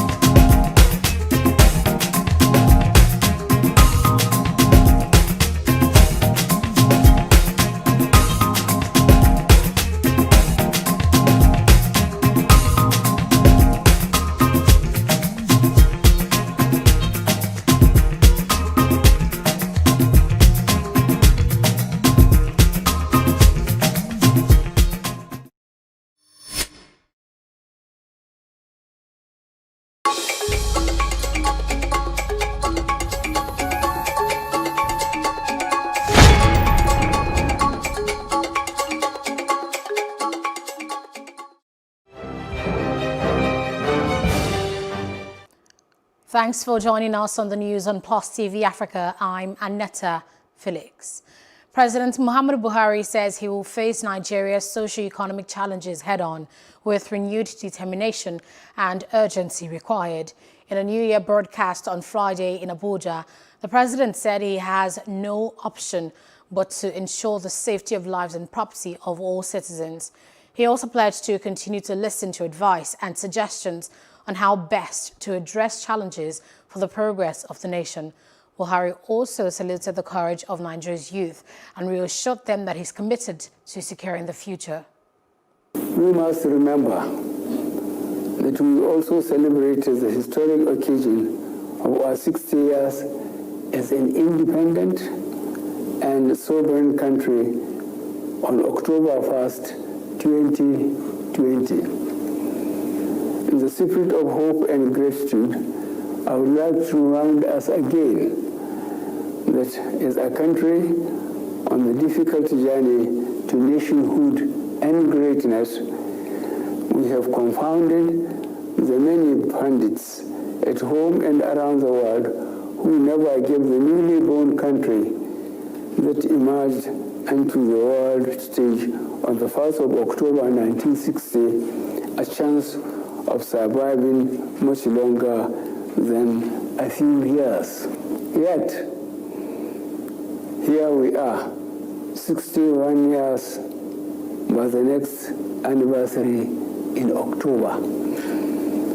2020 indeed came with a lot of challenges ranging from security and economic issues across the regions to understandable protests that were mainly led by youth and served notice to the demand for police reforms and accountability. This government heard, this government listened, and this government is committed to fulfilling the 5 demands of our youth, fully understanding that we all wish well for Nigeria. I wish to also use this occasion of New Year to reaffirm my commitment to the people of Nigeria, especially the youth who need our collective encouragement and support. In securing this nation, we need to secure the future of our youth. This administration will continue focusing on delivering key strategic priorities under our C: security, economy, and anti-corruption agenda. Former Vice President Atiku Abubakar has issued a New Year message to citizens in which he lamented that Nigeria is suffering under the lazy and uninspiring leadership of the federal government. Atiku also highlighted the impact of the COVID-19 pandemic on the country. He described 2020 as a dramatic year, adding that it will take a while for life to return to normal. He have expressed hope that COVID-19 vaccines will soon be available in Nigeria. The President of the Senate, Ahmed Lawan, has assured Nigerians that the country will exit economic recession in the new year. Lawan gave the assurance in his New Year message to Nigerians, which was released to journalists in Abuja on Thursday. He stated that the COVID-19 pandemic caused Nigeria to experience another economic recession in 2020. He, however, said fiscal policies and legislation jointly put in place by the executive and the legislative arms of government would soon make the recession a thing of the past. Clergymen in Lagos have called for courage in the fight against COVID-19 ahead of the new year 2021. This advice was given as Christian faithful gathered in churches to hold crossover services. Plus TV Africa's Mary Chinda reports. It's an unusual crossover service for 2021. A crossover service of nose masks and social distancing as the fear of more spread of the dreaded COVID-19 variant, even as the Lagos State government has tasked churches to hold services before 12 midnight.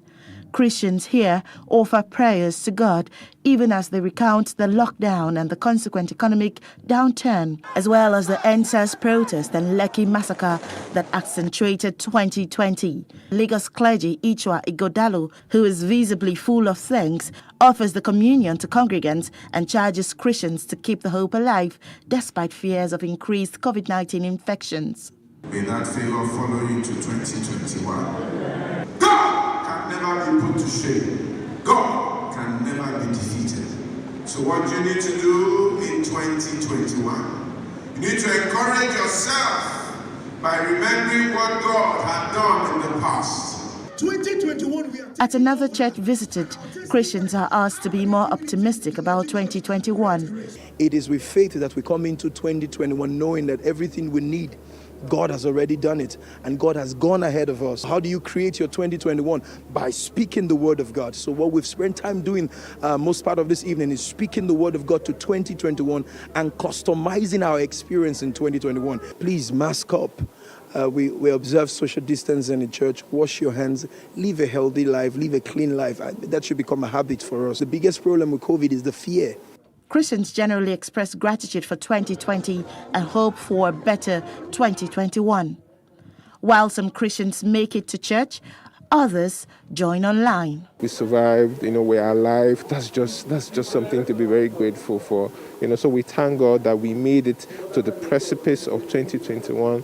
We are sure the word of God has assured us that the better things are ahead. It's thoughts of good that he has towards us. So that's all that I'm expecting in my 2021. Meanwhile, at this House on the Rock Cathedral, services close early enough. It's 10:30 p.m. at this House on the Rock Cathedral, and crossover service here is over. Worshippers have been dispersed so that they can go home before 12 midnight.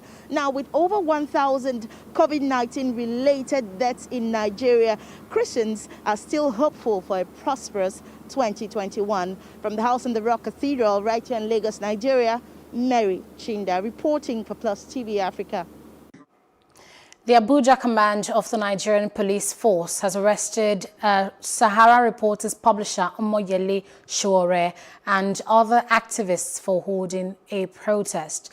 Before his arrest, Sowore sent out a series of tweets calling on Nigerians to join him on a protest against the administration of President Muhammadu Buhari. Scores of armed policemen accosted the protesters at Gudu Junction around midnight, injuring some of them in the process. Sowore was detained for several months in 2019 and is currently standing trial for alleged treason. Governor Okezie Ikpeazu of Abia State has approved the reopening of all schools in the state on Monday, January 11th for the continuation of the first term of the 2020 to 2021 academic session. The State Commissioner of Education, Dr.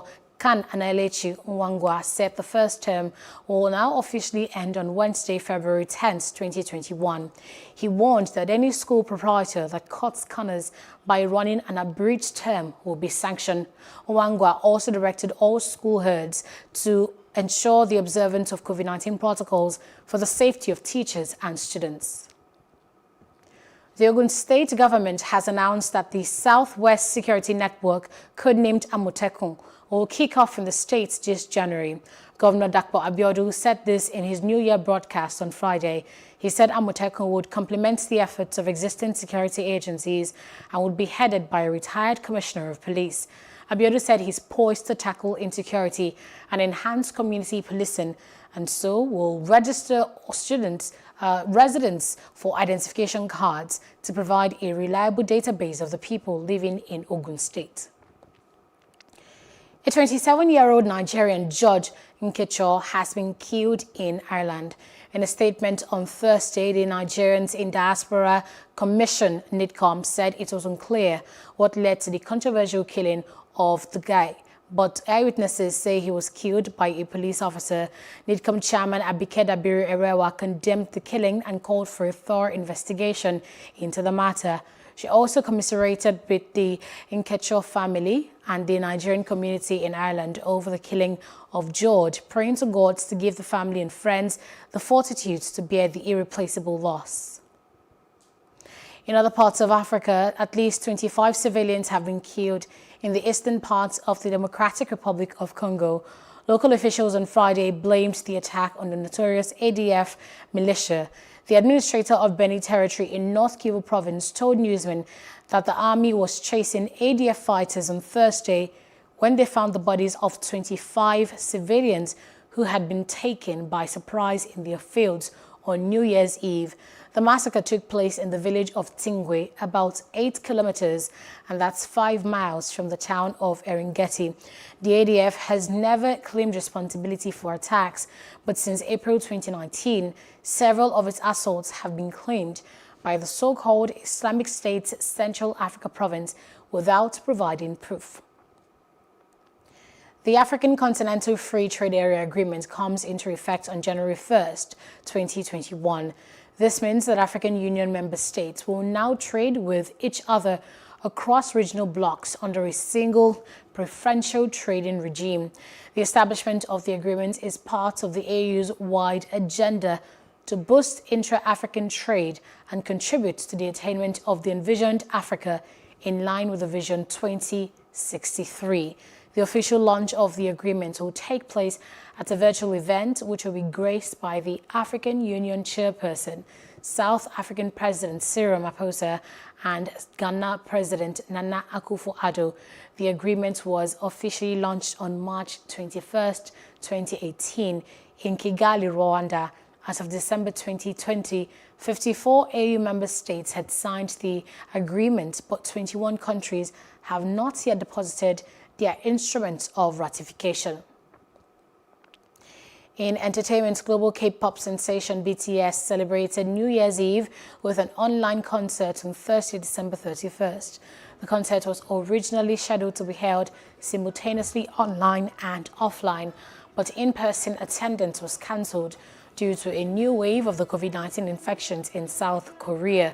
With the concert, BTS wraps up a record-breaking year with 3 #1 hits on the Billboard Hot 100 chart and becomes the first K-pop group to ever receive a Grammy Award nomination. Happy New Year!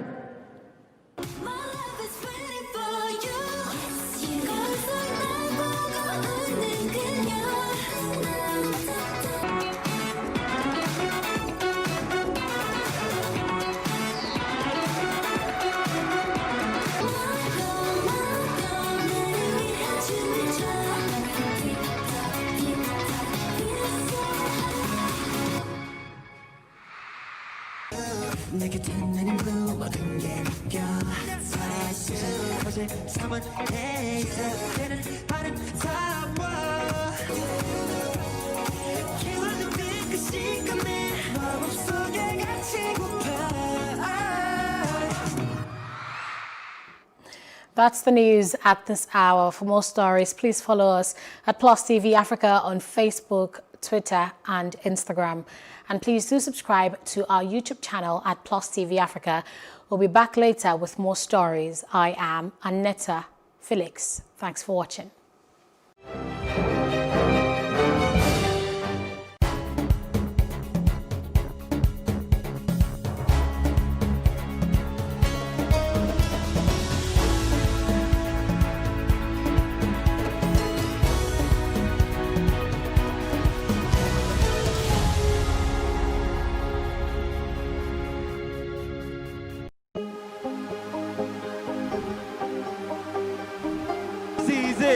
For upcoming artists to blow in Nigeria.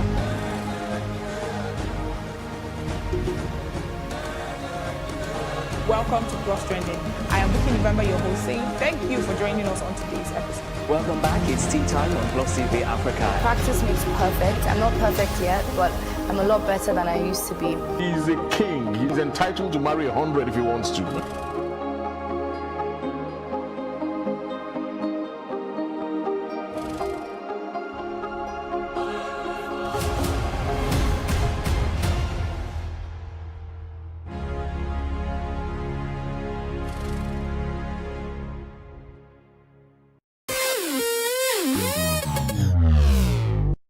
Sometimes when we see celebrities either on social media, television, or in person, we assume they have it all together, but we forget that they're also human. Well, here are some of the low points of some of your favorite celebrities.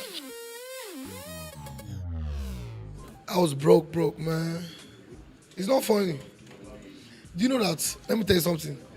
Most rich people picking no get money. You know why? It's because they don't feel the need to work or aspire or want to be something. You understand? You know, my mom died when I was 11. You know, I'm the last one of 5 kids. So from a young age, I knew what I wanted to do. You understand? I fought to do this music. I come from a family where it's school. When you finish school, go and work for Popsy. Do you understand? So this music is something I had to fight for and work hard for. So, you know what I'm saying? To become Davido wasn't anything like, say, Popsy help me or anything. Of course, my dad has played a very key role in my career, for sure, as a mentor, as a supporter and everything. But I feel like if you want to, no matter who you are, no matter the background you come from, you have to work. 2013, 2014, when Show Me Your Rosé was like the biggest song in Nigeria, I had an Achilles tendon injury. I couldn't walk for like about 6 months. You know, I used to go to shows with crutches, and before I go on stage, I drop my crutches and jump in. And after that, I keep bleeding after every performance. And at some point, the doctor told me to stay off stage and stay off performing for the longest time. And at that time, my record label left me. I was totally alone. Big up my manager at the time, Kolo. He was, you know, right beside me at every point in time. At that point, I wanted to give up, you know, just a single artist, nobody supporting me, nothing. It was just, you know, you guys, my fans out there, and the few people that kept telling me, yo, your sound is different, you need to keep going, you know? And I kept going, and prayers and God, that was all it took, you know? So if I can do it, trust me, don't try to be the next me, because you might not get it right. Just try to be the first you, because that is the only way that you will stand out and be a legend in your own world. So saying that, I want you guys to know that life is not as hard as people make it look. Try to live your life like water. No matter how they cut you, they leave no scars, you know? But have no foes, have not too many friends, but believe in those that you believe in, because when you believe and share positive energy to the universe, it comes right back to you. It's a funny one though. I remember this one vividly. I just started Flatmates. Back then, not the new Flatmates, like some 15, 16 years ago. After I graduated from the University of Lagos, so I wanted to do my own thing and I started shooting Flatmates. But there was no money to even take tapes sometimes to TV stations, because I'll be the one to shoot sometimes myself, carry the camera, shoot, write on a paper that we use only one paper that you read, okay, but say your line, say my own. So we don't even photocopy scripts because there was no money at the initial stage. So I remember, because I had to deliver a tape to MITV to show their own for the week, deliver another one to LTV to show their own for the week, deliver to NTA Channel 2, because the program became so big after the initial one at STV. So every TV station was asking for it.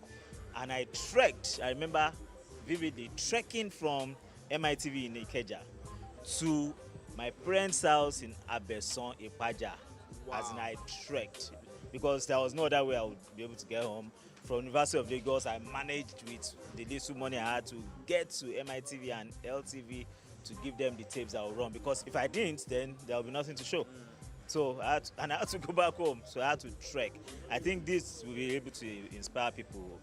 When I was starting off, I remember at some point, when I started working with a radio station, you know, I wouldn't want to mention the radio station. Back in Jos those days, the station used to be situated at a 12-story building, you know, and our office was on the 9th floor, and the office didn't have an elevator. There was no functional elevator, so we used to walk all the way to the ninth floor, and then back. And then my salary then was 4,000 naira a month. Wow. Yes. That's a tough one. Yeah, and that 4,000, I used to have one of my colleagues who used to work with me then. So we split it to 2,000 every month. And what year was it? It's 2004. Years ago, I had just come to Lagos. I'd like to think that I was about 22 years old at the time. I had my break in the industry, but it wasn't. I was still an up-and-coming actress. So I think it was a year where my big film came out. So yeah, I got roles. I was having offers to work, and then I was paid good money. And then I went to see some group of friends that I had on the island, and they were like the big girls. So then they were buying. There was somebody who brought bags for sale. The bags were like 350,000 naira each. And I mean, I couldn't have afforded it at that time, but it didn't make any sense to me to buy a handbag for 350K when I was doing very okay with my 25,000 naira bags and 15,000 naira bags. And so, because they were like, oh, this will look good on you. You need to, now you're a Lagos girl. I'm like, okay. So out of the pressure, I took 2 other bags. So when I got home, I called the girl who sold the bag. I said, look, would it be possible to return these bags? Because I don't think I really need them. And she was like, oh, sure, why not? And that's how I returned the 2 bags. And I didn't take the bag. So I went back to buy my 15,000, 25,000 naira bag at that point in time, because that was what I felt like, that was what made sense to me at that time. Now, what is the story, the lesson of this story that I just told, what I'm trying to say, in essence, is that there is time for everything. Take your life one step at a time. Do what you can afford. Do not be pressured, because that lifestyle you're looking at today, if you build yourself today, you might just be able to afford even much more than that tomorrow. But the thing is this, you have to start from somewhere. And then not just like you start making money today, you want to have the most elaborate or the most flamboyant things. No, you have to save. It's so important to save. And if you don't save, you can't have a financial stable life.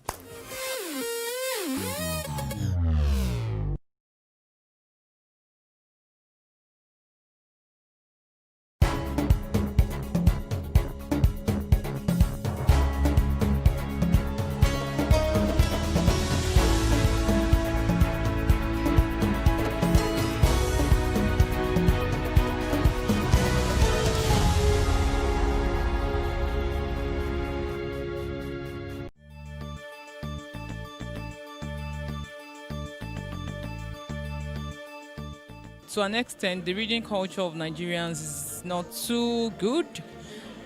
A lot of people believe that every other thing is much more important than buying a book to read. Apart from the fact that people just want to read books for the purpose of passing their exams or going through school, hardly do people believe that reading outside that purpose still will help them to an extent. It's been full of ups and downs.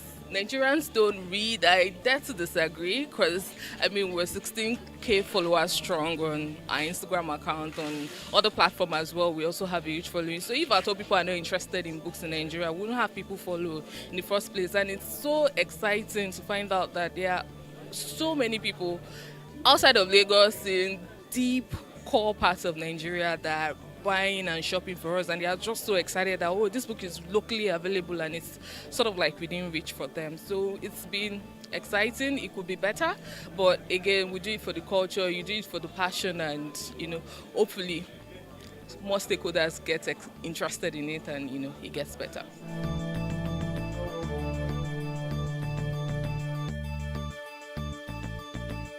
I got into selling books because I was very passionate about it, and then I was hungry to find other people like me. I wanted to connect with them, and the kind of books that fascinated me were not, I could hardly find people around who were excited about them as well. So at the time, when I interact with people within my age range, they're either talking about some foreign authors that write books outside of the context that I'm familiar with. So I wanted to meet with other young people, other people of like minds who were excited about the kind of books that I liked. And yeah, that was basically how it all began. And then beyond that also, I definitely used to go to some website online to find out what people are what books are a force to reckon with internationally, and then most of those books are not available locally. So they have to either shop from some big names out there. And then I thought, oh, if these books are available and people are actually talking about them, reviewing them, perhaps there might be young people or people in Nigeria as well that would really want to read about them. So I end up bringing a few copies, see if I can circulate within my circle, publicize, use social media, and see how far it goes. And so that was how it all started. It's actually more like one of the out of inspiration, and then the drive to bring books closer to people, because at some points that I loved reading, I found it hard getting the kind of books I really always wanted to read. So it was like, yeah, you could get this for other people, and then it's been there for me. So I'm having fun doing what I'm doing, and I'm the fact that I can have access to books too as a bookseller is fantastic for me. Yeah, it's been profitable. It's how you do the business that makes it profitable for you. So it's been profitable. It may not be the best of the businesses in the country or in the world, especially maybe in this part of the world, knowing fully well the attitude to reading and education generally, and then even government's attitude to education, So, but still, there are still people who know that without education they wouldn't be where they are, and then even if they are not educated, they get the best of educated people to work for them. So that means education, which comes through reading of books, is a key and vital role in this life.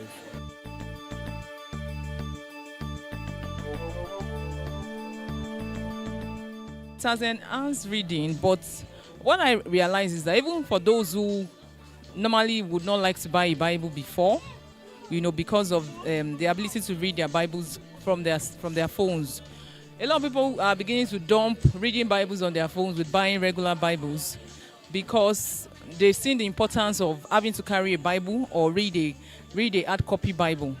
When people read from their phones, most times they can't easily go back or even highlight certain things. But with the hard copy Bible, they are able to do some highlighting, go back, make references and all that. So technology, to an extent, it has its own advantage and its own disadvantage to our business. Advantages are the fact that people could, read at any time they want to, in the dark, wherever. But disadvantage is the fact that it's handy, when you have your books on your media, electronic media. But for those who still cherish the hard copy books, they still come back, to pick up the hard copy books from us.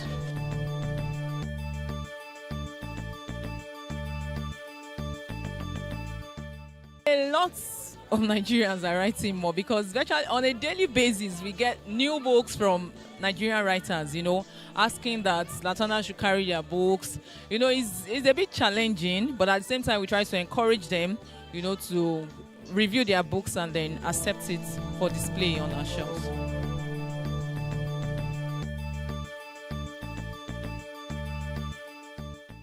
We still battle with issues of piracy. There are times where royalties are not paid the way they are supposed to. Publishing houses don't put enough effort to promoting books the way they are supposed to. So that way books and people are not even aware that some Nigerian authors are writing really, really good books. I think sometimes more books written by Nigerian authors are sort of like accepted in the Western world better than they are locally. And also, in terms of marketing, publicity, locally, more effort still needs to be put in place to help us combat issues of piracy, and then ensure that people are more able to access so many of these books as well locally.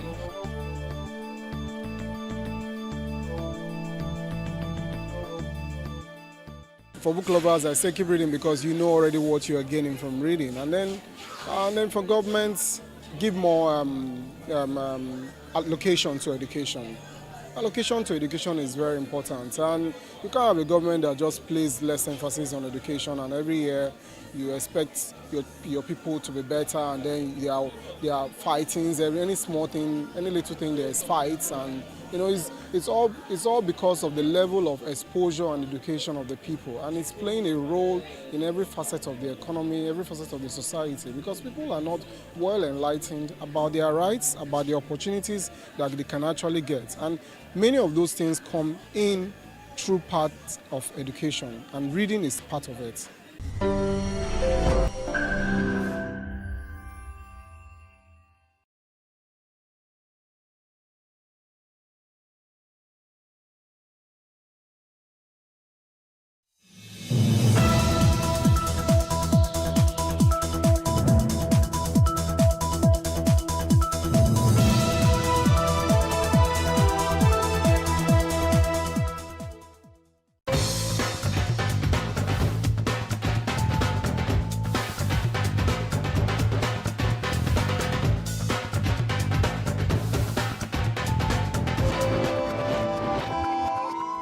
Welcome to another episode of Africa on the Move in partnership with DW. I am Fumi Onuajefe.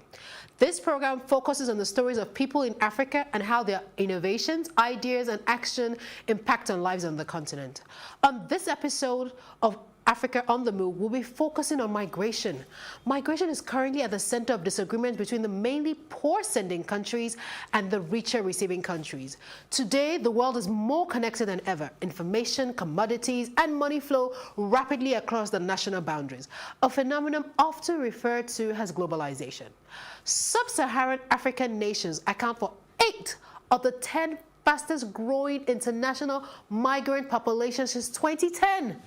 According to a Pew Research Center analysis of the latest United Nations data on the number of immigrants or people living outside their birth country. So we start with Nigeria, where many young women are trafficked to major European countries, convinced that they are bewitched and they're enslaved as prostitutes by network of traffickers. Let's take a look. Prostitution is not a work. We should stop it.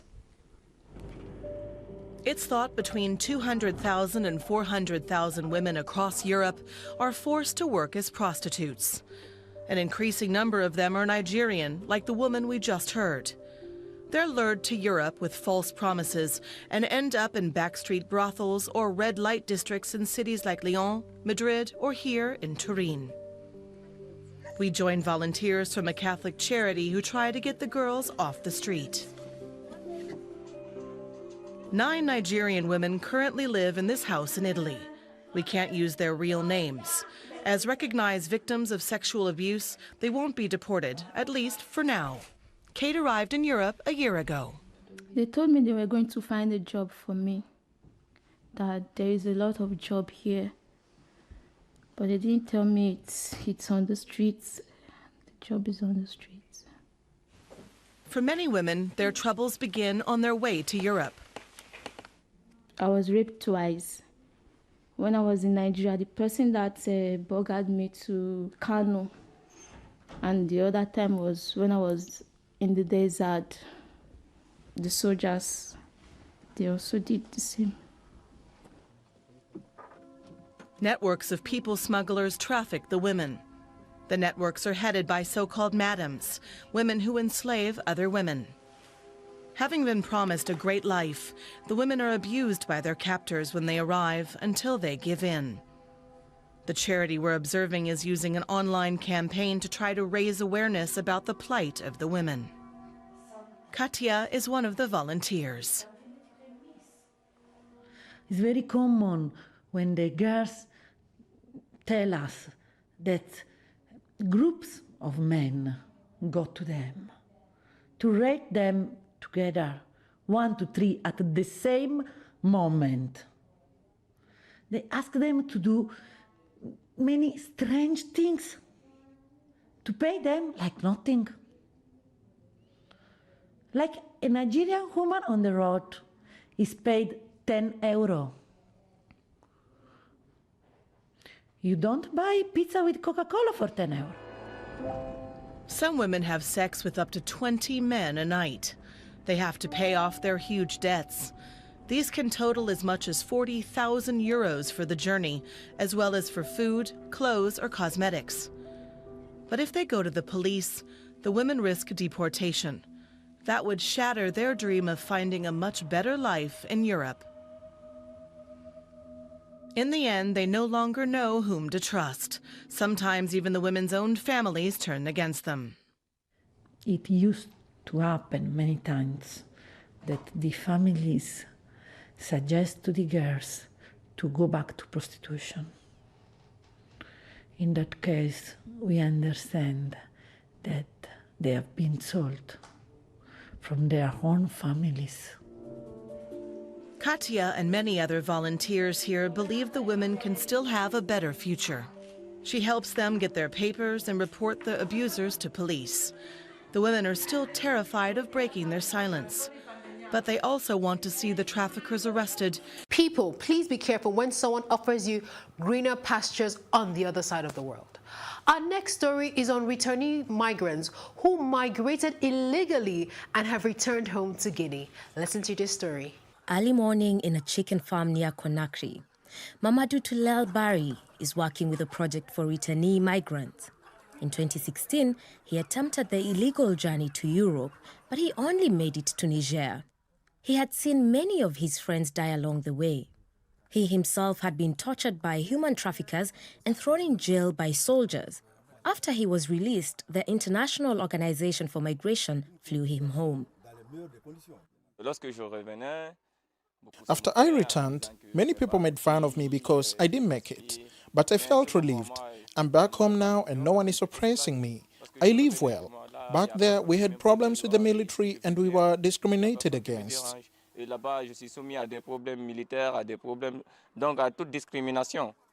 A total of 300 people work for the EU-funded project, which was launched by IOM and a local NGO. The most important aspect, its members are made up of equal numbers of returnees and local residents. This is to ensure that everyone benefits from the project and there is no resentment within the community. It's already hard enough for the kids who come back. We need to motivate them, but they also need to accept the others.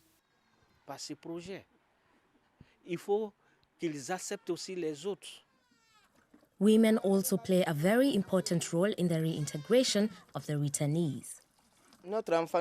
Our own children are not among the returnees, but these young people could easily be our children. That's why we take care of them. My little brother, for example, also tried to leave, but criminals caught and castrated him. He has nothing left. Now he's like a woman. The boys here have all had similar experiences. That's why we need to support them. We are like mothers to them. Soon the first chickens and eggs will be sold. With 300 participants, their first payment will probably be low, but at least they will gain some perspective. Many young people in Guinea have lost hope.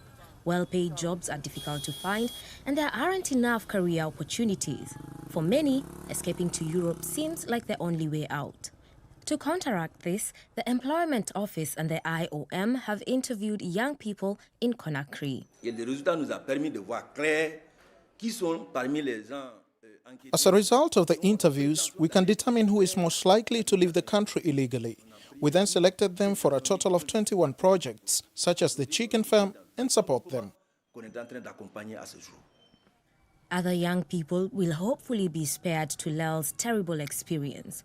He now lives with relatives in Conakry and is studying political science. For now, at least, he has given up his dream of traveling to Europe. All of the returnees and all of my friends warned me before I left, but I had to experience it for myself to believe it.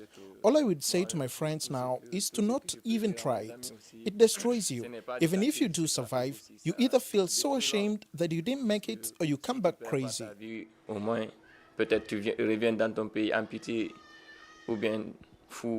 But whether or not he can really stop his friends from leaving remains uncertain.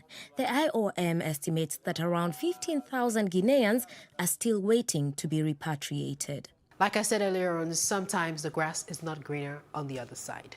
We have a similar story of returnees being helped in Niger. These young men are travelling through Niger, but they're not taking the usual route north. Exhausted, broke and disappointed at having failed to get to Europe, they're now heading south, trying to get home. Workers at the UN Transit Centre check their stuff for sharp objects. It doesn't take long. No one has much with them.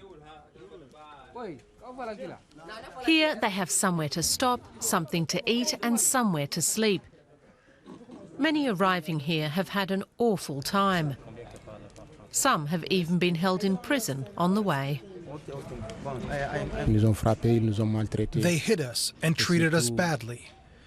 We were only given food once a day. It was hard.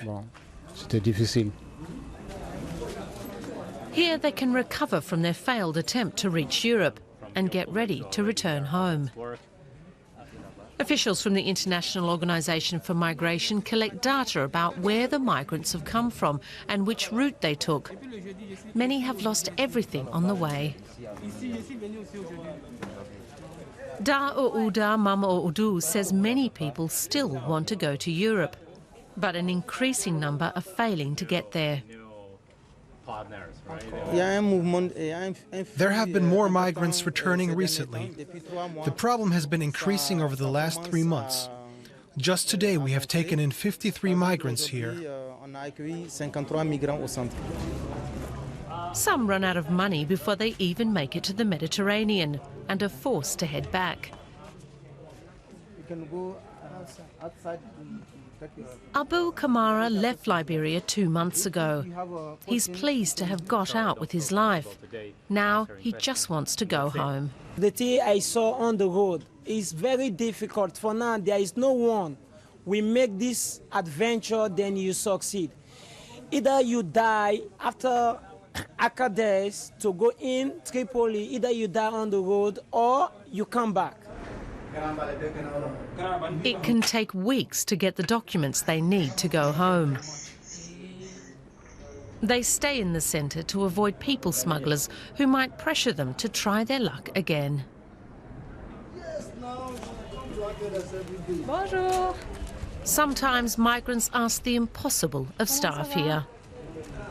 Bien, tout le monde? Okay. Monica Shiriak has only been here a few weeks. She's approached by a deaf-mute man asking for help to find a job for his friend who's got to Italy.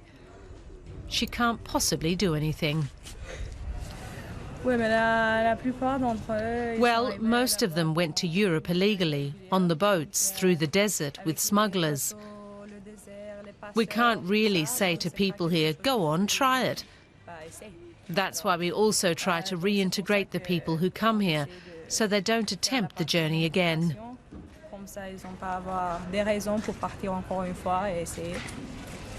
But can they persuade the would-be migrants to stay at home?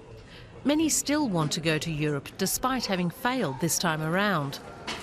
If I want to go to Europe, I want to go the legal process. I don't want to go on legal process. But I want to use the legal process to go to Europe. Few want to try the smugglers' routes again. For now, they hope they can find jobs and that their families will accept them when they get home. Our next story is on Makayambo Ngano from the Democratic Republic of Congo, a journalist who had to flee her home all the way to Germany. You know, sometimes when you decide that I'm leaving Kinshasa to go to that place, when you decide so, and then you can just take care of everything. But when you flee, it's just like you living, it's just like you leave a part of your body. I am Makayambo Ngano. I came from Democratic Republic of Congo, DRC. I'm a journalist. To be a journalist in Congo, by the time I was there in Congo, it was not so easy. First, about our security. You know, you just expose yourself. Everyone knows who you are, whatever, where you stay. And when something happening, really, they are beyond you. There where I was working, did have some problem, political problem.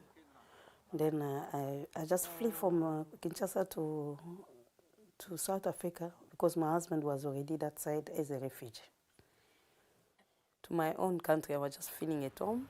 But when I went to South Africa, it's just like, yeah, I need to do so. I need to be careful because I'm not in my own country.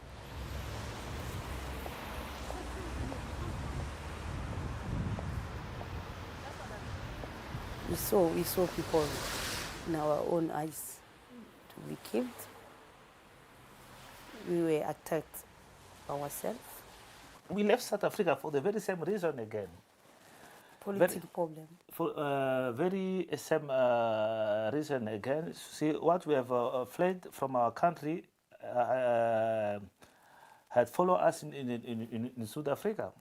When you don't feel safe, you are threatened, you are obliged to leave, and we left. We left.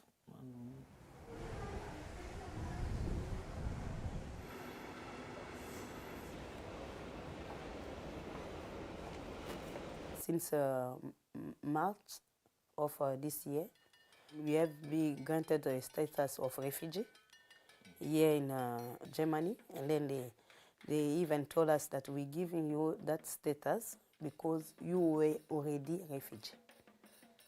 You know.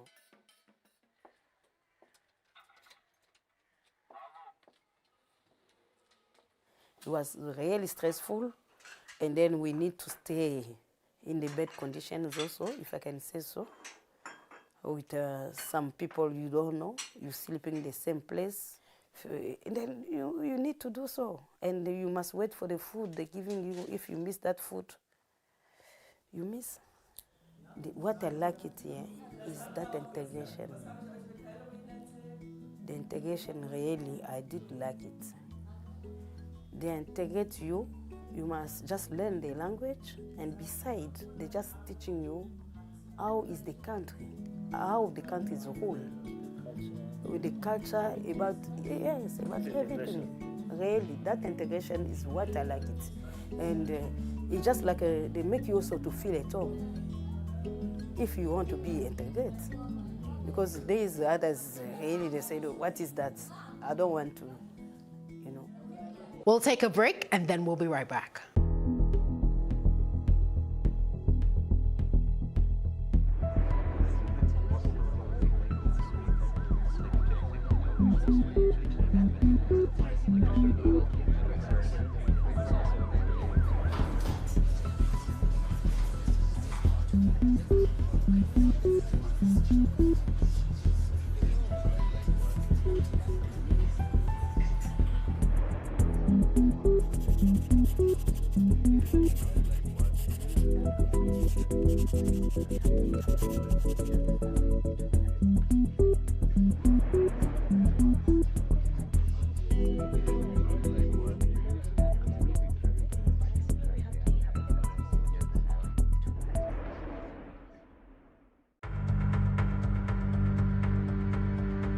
Welcome back.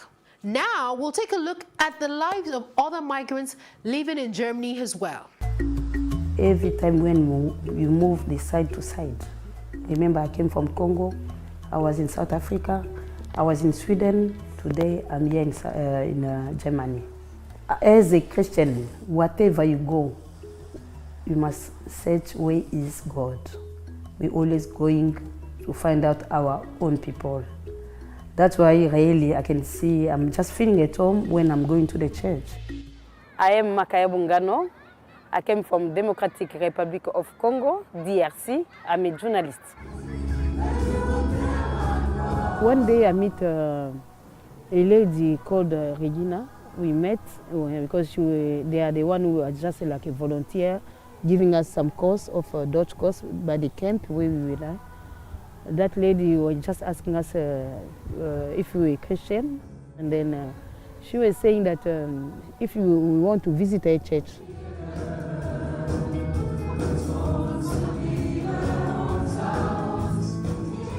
So your church is a bit different to the, let's say, traditional German church. How would you say it's different? In what way? Yes, we, as you see, we focus on worship. We sing a lot. We like to invite people, refugees, as well as other people around. We invite young people and children as well to come to our church. It's like I don't understand everything, but I understand what is going on. And especially, I found the church with just talking about the language I want to learn. And it just making me to be happy and then to just come. Patience is a very positive person, easy to communicate with her, so all of my friends easily came in touch with her, and so it's really a blessing for my family as well. She's like my family. My family, they are not here. I'm here with my husband, you know. Every Sunday when I'm here, when I have time, I also go to the Congolese church. We are very, very hot.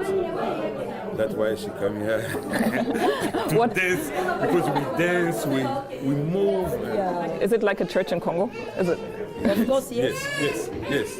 For me, it's just really it just put me in a good mood, and to see my own people. They're preaching in English, they're singing. They're preaching in French. They're singing in French, Lingala. They're singing in Kikongo, English also, even in Germany.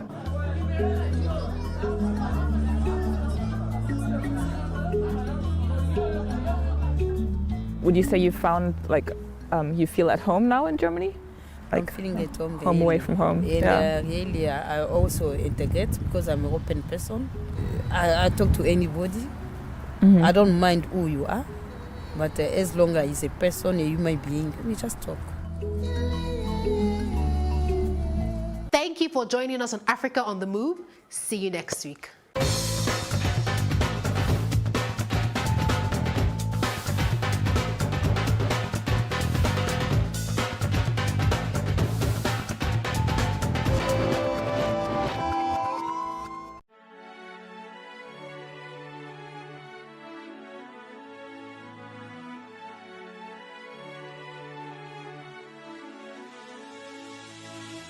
It is engagement we need to have. Those who suffer miscarriages are never taken into account. Members of the National Assembly are also influence peddlers. You are sitting on Nigerians' money. From the Babin, I pay my rent. From the Babin, I send my children to school. A consultative engagement. No any tangible notification before they ban us. It's one thing for people to be at your back and the heat of the moment. There's another thing for them to still be with you when push comes to shove. I will do everything to take Lagos out of the national grid.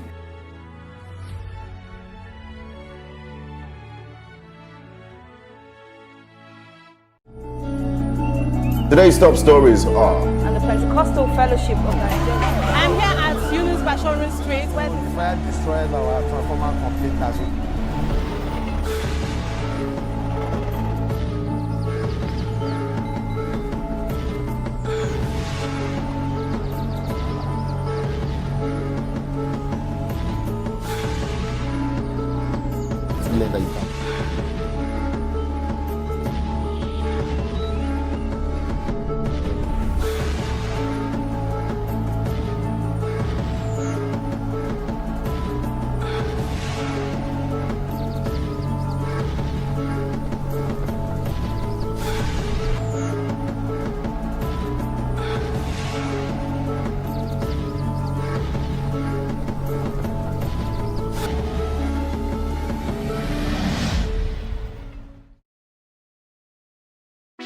Hey, what's up guys? You're welcome to another edition of Plus Event, and I remain your host, Ifeoluwa Oshukeye. Your absence isn't an excuse anymore, as Plus Events is all you need, as we bring you the glitz, the glamour, and loads of fun. Oh, definitely, right? No question. He's a living legend.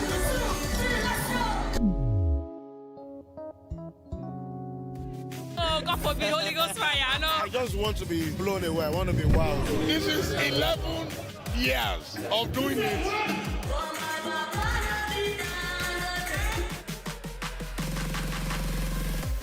I'm surrounded by so much positivity. No, it's okay. Yo, what's up, my people? It's your boy Starboy Terry. You're watching Plus Event on Plus TV. Stay glued to Plus TV Africa every Saturday and Sunday, 4:30 p.m. West African time. We are calling on all South Africans to wear a face mask whenever you leave home. Governor of Lagos State has made the wearing of masks compulsory to fight against the coronavirus. I want to encourage you to wear a mask wherever you go. We will strictly ensure the mandatory use of face masks or coverings in public, in addition to maintaining physical distancing and personal hygiene. As most countries in Africa approach ease of lockdown, one of the essential rules of leaving the house is you must wear a face mask. Entrepreneurs say the pandemic, albeit having many disadvantages, has presented opportunities as well, and one of these opportunities readily open for many is the production of face masks. Owners of garment-making factories and do-it-yourself champions have all jumped on this line of business. The question is, how efficient are these other masks compared to the initially recommended N95 respirators and surgical masks? N95 masks are also called respirators, and they are designed to be disposable, tight-fitting to the face, creating a seal to prevent particles from getting in. And then they also have specialized filters, which filters about 95% of air particles or droplets. Cloth masks are usually not designed to fit the face, and so it doesn't really protect you from aerosols or droplets or air particles that can get into the respiratory system. A lot of people might have no choice but to use a cloth mask due to the cost and availability of the surgical masks. And for some, it has become a fashion accessory. Whatever the case may be, it is important that it meets the requirement of a protection against any kind of droplet or fluid from and into the mouth, nose, and eyes. For the surgical mask, you use, take off, and dispose appropriately. But for the cloth masks, how do we maintain proper hygiene? When you need to take off the mask, try not to touch the middle part. Take it off from the loops around your ears and drop it into antiseptic liquid. So if you have laundry soap, take a mixture of laundry soap, a bit of bleach, okay, and a bit of an antiseptic liquid. They have different types on the market. Make a little mixture and then drop it in. Let it sit for about 10 to 20 minutes. Pour that liquid away, make a fresh one, and then wash it and air dry. If possible, some people will say iron it. If you can, do that. Also, wash your hands once you're done. The Director General at NAFDAC, Professor Muji Adeyeye, encourages the use of non-medical face masks. You mentioned that NAFDAC has announced not to use non-medical face masks. No, we did not do that. We said that non-medical face masks are for the masses, are for you and I. The medical face masks are for the healthcare workers because there is a shortage of the medical face mask. However, NAFDAC warns against using low-quality face masks in terms of materials used for production. Remember, face masks are to be used while maintaining measures such as social distancing, not touching the face, eyes, or mouth, and washing of hands with soap for 20 seconds or use of alcohol-based hand sanitizers. Ensure that you stay safe. Your safety is our collective safety. Many thanks for joining us on News on the Hour on Plus TV Africa.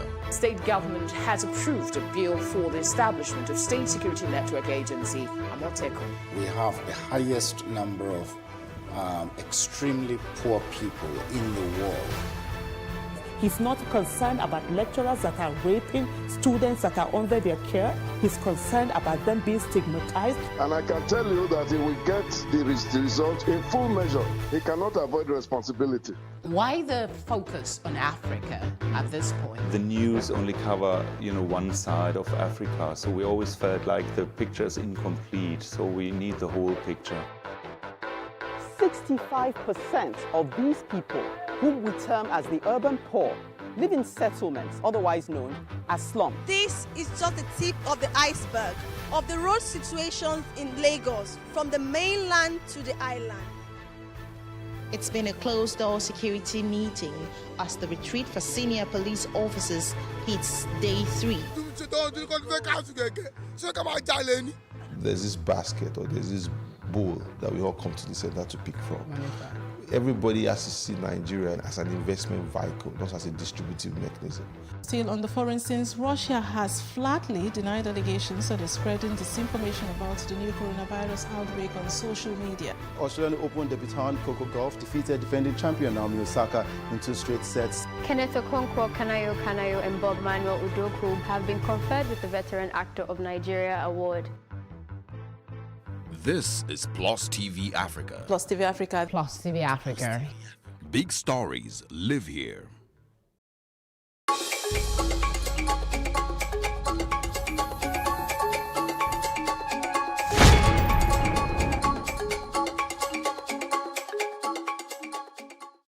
Before celebrations of the new year commences, we review the major political events that have taken place in Nigeria and make predictions for the coming year.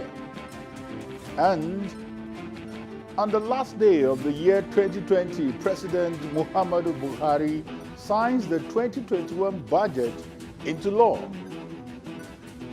This is Plus Politics. I am Kayode Ladeni.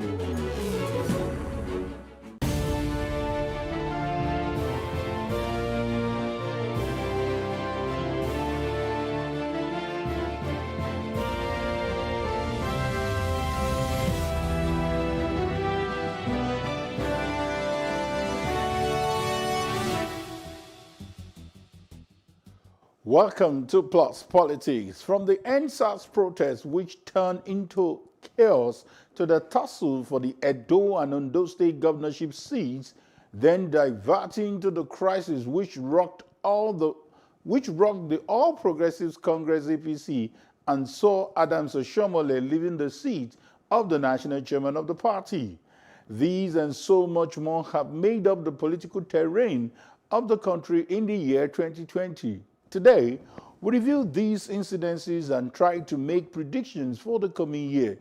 Joining us to dissect and analyze this issue is Adeniyi Ikunu, a political analyst. Good evening, Adeniyi Ikunu. Good evening, Kayode, and thank you for finding me worthy to help round off an interesting year called 2020.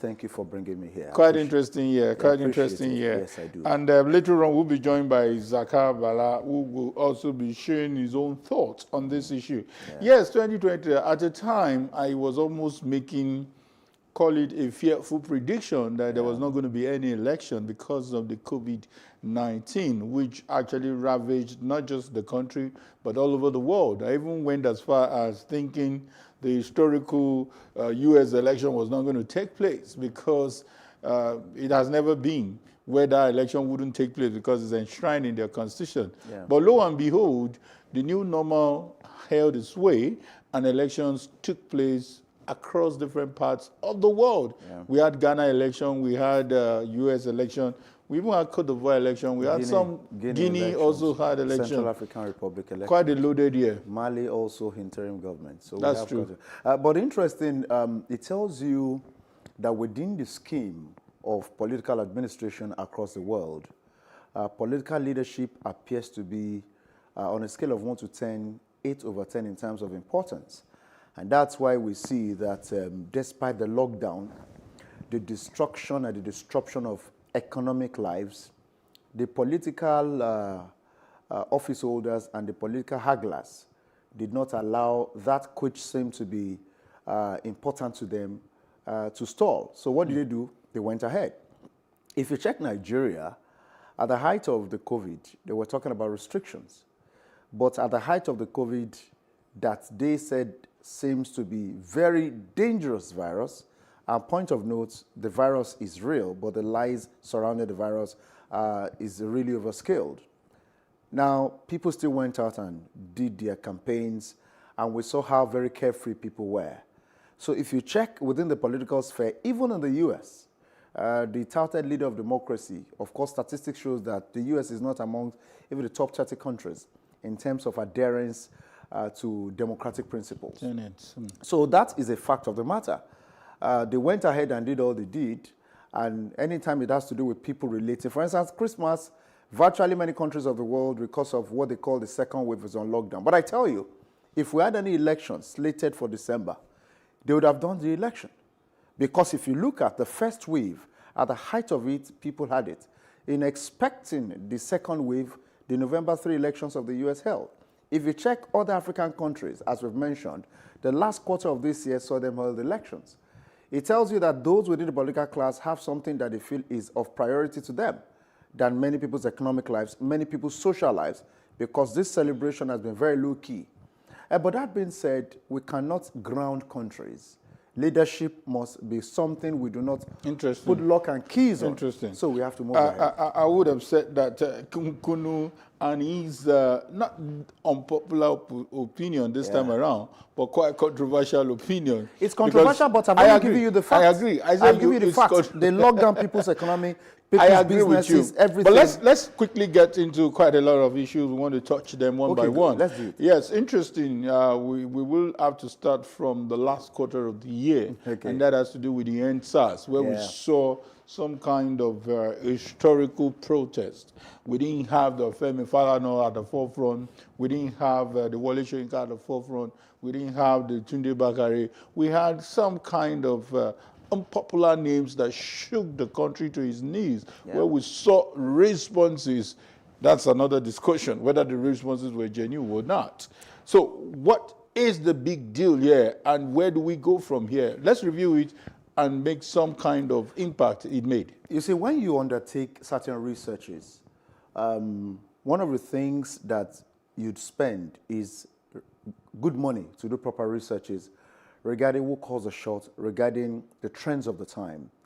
And the NSAS protest actually has saved government and individual researchers lots of money, because they could do or find a lot that could be deployed for their research in terms of the mindset of Generation X that we have at the moment.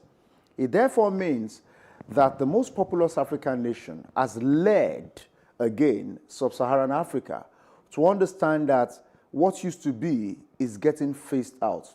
2 days ago, on Fox 36, a Florida TV station, the NSAS protest was a discussion this same week that we find ourselves, where 4 anchors were surprised to hear that the police officer earns, on the average, $150 a month, but the lawmaker earns about $6,000 a month. The anchors, 4 women, were shocked, and a Nigerian American was on TV. Let me leave his name out. Anybody who actually has access to foreign media would understand what I've said. In Florida, it was a major discussion. October has gone. November has gone. This is December, and it's still a topical issue outside the country. It means that it caught the attention of the international community. It did. And it begins to make us feel, who are we and what should we do? Then at the same time, the political class must understand that what used to be cannot continue. And if you check the disgraceful inconsistencies within the political class, as well as security operatives, I said disgraceful because there's been 1,001 inconsistencies among them that is so shameful for the international observers to even look at on the international media. So if they had said at some point that they were not there, at some other point they were sent, at some point they fired blanks, at some point they carried the live ammunition, at some point they fired the live ammunition, the inconsistencies alone could make you wonder, for goodness sake, who are we talking to? Then at the same time, they talked about the fact that people were not shot at. People came out at the same time. They said no. Those who were shot at, some of them actually lost certain limbs. They also came out. The things they denied looked at them in the face. So looking forward now, I think one of the things that the authorities must take from this is they cannot continue the way they are doing things, especially as it concerns the relationship of security operatives with the citizens. Don't also forget, we are talking about police oftentimes that has the responsibility for the security of our lives within the country. But the police that should take responsibility of dealing with bandits don't deal with bandits, but they took responsibility of dealing with citizens that are harmless. And at the same time, we found out that the central bank, as well as the courts in Abuja that gave that particular paperwork to what freeze the accounts of people, have also demonstrated how full of lies they are. Because at some point they said they called a court injunction to freeze the accounts. At another point, the court said, these things I'm saying can be verified. They are not my words. They are words of... The reality, the other part of it is that we still have to wait for the court on what will come out. Well, the court said, and I quote, that they actually froze the accounts unknowingly because they are trying to prevent some people that they observe. Yes, some companies. So tell me how you took individual names and include it in the names of companies. So, the point I'm making is, yes, please. It's quite large, and you have been one of those analysts who have done justice to that issue, because of the shortness of time. Okay, good. I love the way you started. Yes, the idea of it still being discussed in many fora. Yes, of course. Outside this country, which means that it will go down history as very, very successful protest, in my own view. Because some would say that, oh, I think it turned sour, I think it defeated the purpose. Do you really think that the culture of protest is back? Do you really think that people will not be taken for granted? Do you really think that the youths have resuscitated their hope in believing that this country can be fixed? Hence, the protest. Good. When you say youth, just allow me to take a very big knife and put it on the Nigerian map and cut north central upward south. The youth from north central Nigeria upwards to the southern part of the entire south will continue to protest. Northwest and northeast will continue to keep quiet, will not speak against issues that affect them, but will be quick in the future, quote me that I'm saying this thing, to react to people who speak against those who perhaps are not delivering on their promises of political leadership. I wouldn't want to quote you because I remember having this discussion, and we had somebody from Kaduna, and he vehemently opposed to that view that the youths in the north were also protesting. I wonder that it was underreported that they did their best to say that we want end to SARS. That is actually the political class. This is it. Let me tell you. We have Gotel as a very popular TV up north. We have other media houses up north. As a matter of fact, we have some media houses who have their offices, functional operational offices in different parts of the north. I'm saying here that nothing could have been underreported if actually the protests were as consistent as it is. Nobody would ever underreport that. But what was actually reported and heard was that some people are saying they wanted SARS, saying things that wanted to undermine what was not actually meant for people in the And you're sure it wasn't from the political class? I wouldn't want to speak for them because as far as I'm concerned, I was practically at every of the protest points in Lagos, and I reported a number of times that certain things were happening, and I even asked questions and put interviews out there for people to consume. So I'm saying here that protests will continue to be the norm in the southern part of Nigeria. Then, of course, when we even talk about the north central, you can mention Benue, you can mention Plateau, you could talk about maybe Kogi State. But when you talk about places like Nasarawa, whose affinity with Abuja, don't forget what they did to the people in Abuja. Of course, there were protests in Abuja, especially at the lawmakers' home the houses, but they tried to stop them. Okay. So let's say that in the south, yes, in the north, no. Okay. Your opinion? Quickly, Yeah, let's touch the other issue. Yeah. Now, two important elections happened, and it was a defining period in our political discourse, and that has to do with Edo. Although nothing much happened, but in Edo State, what is the way forward? Are we likely to have a deja vu of a sort to say that Godfatherism is a bygone issue? Okay, let's use the word Godfatherism very carefully here. If you use Godfatherism in the sense of the popular Italian movie, Al Pacino, you'd find a lot of things that are sinister. But if you use Godfatherism to mean loosely, one who nurtures in preparing one for perhaps an elective office, or one who supports having discovered that you have the potentialities to deliver in a particular course, I'll say a little bit of thumbs up. If you even say, for instance, that the likes of Donald Trump never had a godfather, I would disagree with you. Those who saw him through were those who held blue-collar jobs, those who believed that, well, it's not all about the left, but of course the conservatives could make sense of it. So at some point, your godfather or godmother, let's be maybe gender sensitive before they call for our next here. When we say godfather here, godfather could mean an individual who is a colossus. For instance, you talk about Ali Modu Sharif, who was the godfather of Kachala, who is no more the first governor of Borno State when they returned to democracy in 1999. So what I want to say is godfather would be so wrong when you talk about somebody who pushes someone who doesn't have the qualities to lead into political office and ensures that the person gets there for selfish purposes.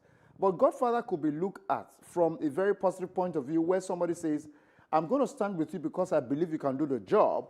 Okay. I don't want all of this. For instance, people applauded Bola Ahmed Tinubu. That's not his real name according to researches done, really. But of course, that's the name we know him by.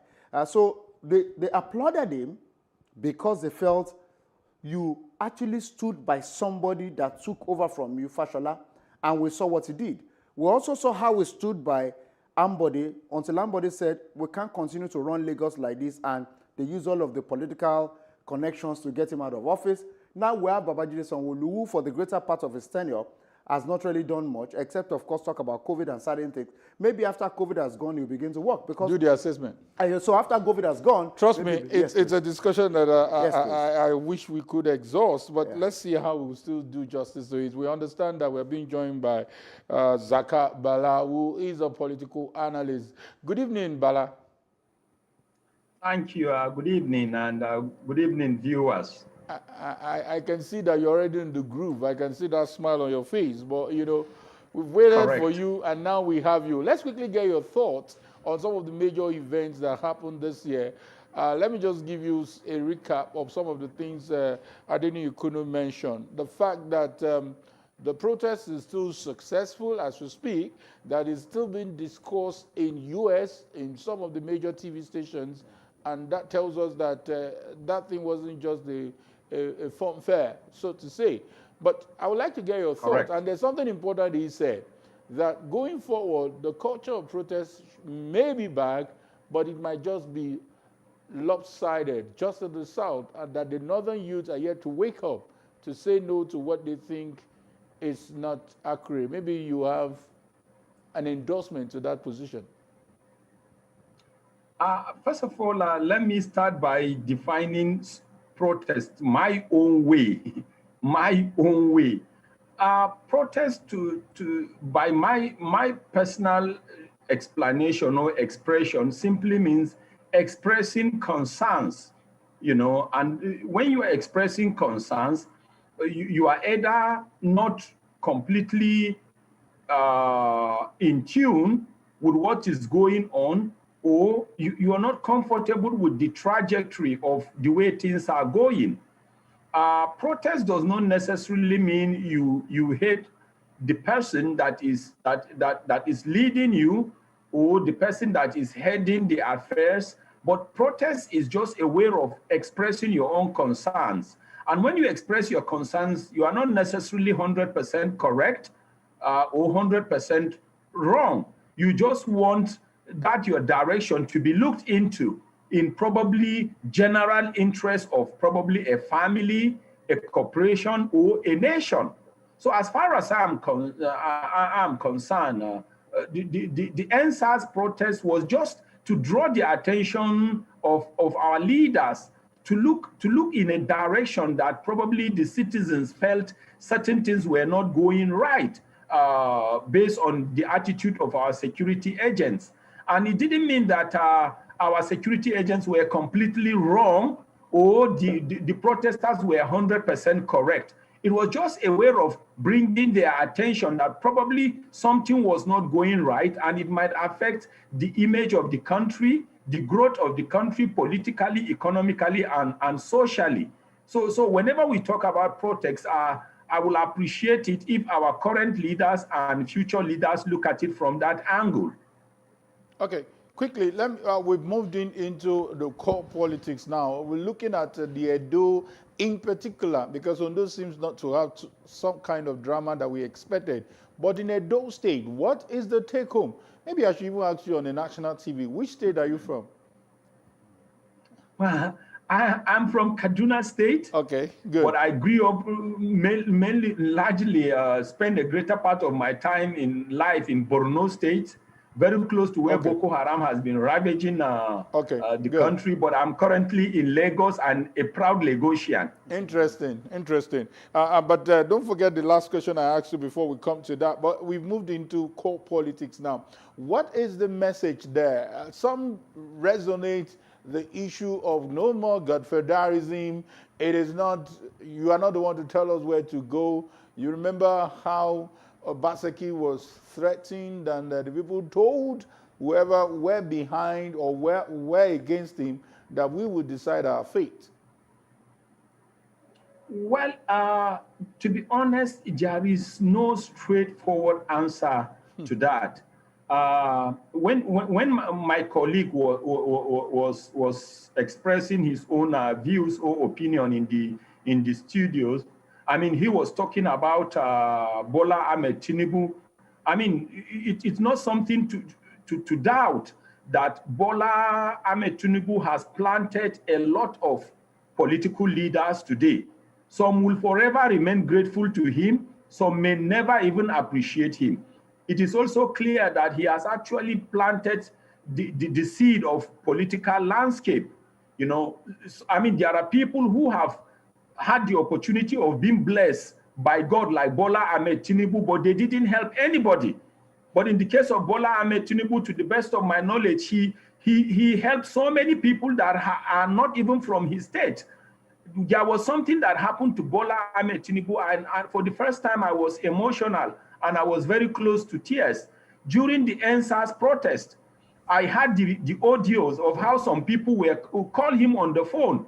And when they were saying, you send the military to do this, you send the military to do that. Honestly, I thought Bola Ahmed Tinubu was going to tell them that, hey, you children, don't you know I'm older than your father? Don't you know I can give birth to you? Why not respect me? I was surprised he couldn't be harsh.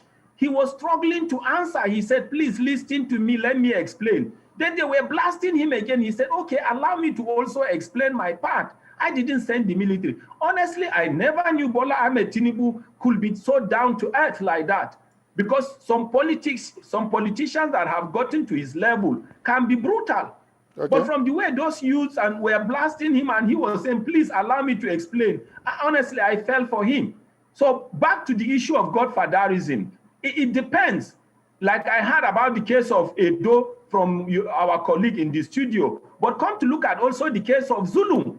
I mean, Zulum was despite the other people around, I mean, Shetima felt Zulum was a better person, and he decided to bring him up. Today, you will say Shetima was the godfather of Zulum.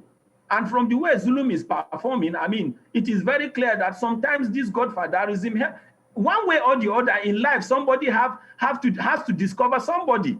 My father discovered my mother, brought her up, made her his wife, gave birth to me. As far as I'm concerned, my father was my mother's godfather. And he was a good godfather. Some will appreciate, some will never appreciate. Let me come back to Kunu here. I just hope I can overcome this temptation. Quite a lot of issues are just throwing straight into my face. Another major issue, let me jump the next one, and go straight to Bayelsa and Imo State. Yeah. Quite interesting episodes there. We had a case of when it was time of Imo, the people in power have turned down the judgment to the extent that they called the governor of Imo State, the Supreme Court governor. Yeah. And when it happened to APC and they lost out in Bayelsa, people were like, I think the judiciary is being vilified. I mean, it's being exonerated now, that to say that it is not about party, it's about the law. Reviewing these two cases, what's your take? Well, in both cases, they went to court. In both cases, INEC was involved. In both cases, the court and INEC actually examined what was before them. And in both cases, there was a consensus formed, and the person who should be there was taken out. If you look at Opuzodinma, certain votes were not given consideration. And when that was reviewed, they found out that he had more votes. And that's how Hedio left office. That's a fact of the matter. I wouldn't know what people that are saying is a Supreme Court judge. I wouldn't know where they would have expected him to get the verdict. It should not have been in any office of any political organization. Then when you switch gears and you now talk about what happened to David Leon, what happened there? Yeah. You found out that somebody didn't have the proper certification, and the person had up to 4 different names used at some point or the other. It is one of the most ridiculous things that ever happened. And at the same time, I think that after that was discovered, they allowed this person in question to walk free. As a matter of fact, after the court decided that this candidate could never have been fielded because you've got duplicity of names, and therefore we couldn't verify if certificate A or credential B belongs to you, then what do? We were thinking that the court would take it up from there and say, Oga, falsification of identity and the rest of it all should attract certain sanctions. But the man walked free. They went to Abuja, they were welcomed by the president, they were consoled for their losses, and life went on. So if you look at this position, I think that one of the things that INEC must step up to do is to see how, when we have issues of falsification of perhaps identity of the individual, then such could actually be taken to court where we examine it critically. If at all there are punitive measures or certain amounts of money to be paid for the things you So have in done. clear terms, it's not just enough to remove them from office. They should also face do you know what? a stiffer penalty. The reason the court should examine this is to deter others From who perhaps trying it might. again. So when they find out that the person who falsified identity or names had to pay maybe about 20 million naira, and if the person doesn't pay, the person is remanded or the payment is affected, people would attempt to either steer clear. So these are also very or important. go to clear their papers. Whatever it is, we also don't forget that something closely tied to that was what we saw that happened with Adeleke in Osun, where later on it's all about what credential did you bring. So the fact remains that when you have things like that happen, rather than let it go with the winds, there might be need for the court to listen one more time and see if there are certain sanctions or penalties that could be paid for such kind Beautiful. of... Yes, Zaka, let me quickly get your thoughts on this. The drama that happened in Bayelsa and what's the other state now? Imo State now. In Imo State. And I also don't want us to go into what is happening in Edo, because that one is still before the court. Yeah. What lessons do we need to take out from there? Okay, let me start with Imo State. To be honest, what happened in Imo State, to me, I want to look at it differently. Okay. And I want to say I'm not somebody who is sectarian or who is political or even who is sectional. But honestly, what happened in the case of Imo State clearly made me to feel that there is something called destiny. Honestly, if God destined that somebody will sit somewhere, that person will sit somewhere. If not, when you look at how things happen in Imo State, no pundit, no mathematical calculations, no political calculations will have made anybody to believe that Hope Uzodinma will be the sitting governor today. And even before that time, a lot of great people, great Nigerians have come from that extraction and that state. To me, in the Imo State case is just a clear case of destiny. God destined that Hope Uzodinma will be alive and he will sit on that seat and he will sit and preside on the affairs of the political governance of Imo State. That's just the best way I can explain that. In the case of Bayelsa, what Bayelsa taught me also, you know, you were asking where I was from and I told you, but I spent a greater part of my life in the South, in River State in particular, right? In fact, I spent close to 30 years in River State. The case of Bayelsa also made me to clearly believe that sometimes politics is local. Politics is local. Because when you look at the records, especially academic records of Mr. Lyon, when he speaks, and you look at that state called Bayelsa, or the former River State, and the great Nigerians that come from there. I was trained political economy by Professor Kimse Okoko of River State. So when you have people like that, great Nigerians like that, and Oliver Lyon emerged, and it was not a rigged election. It tells you politics is truly local. Then finally on Bayelsa, honestly, that also is a clear indication that if a given, you don't need all the certificates, the PhDs, the professorship, the masters, the Harvard papers to be elected. If they say school start is just school start, stick to the rules. And if it is not necessary, please stop adjusting documents. School start is ordinary for anybody to even be a president, a governor, a senator, unless if the constitution is adjusted. That thing was unfortunate. I feel sorry for all of them. And I feel happy also that my friend Doye Diri is leading, and we pray that he will lead Bayelsa well and right. Zaka Bala, I'm so sorry, and I feel sorry for myself because I know both of you have so much to offer me tonight, but time is not really on my side. I predicted that this is going to happen.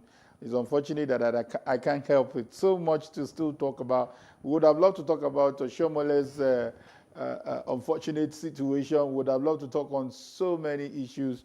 that happened this year, but it's unfortunate that we have to end it. Do you mean to say he's been retired from politics? I don't know. I just want to confirm, maybe for want of words, perhaps would also say that it will bounce back. The Edo 2020 elections actually saw certain levels of, political relegation for certain persons who either thought that they were demigods.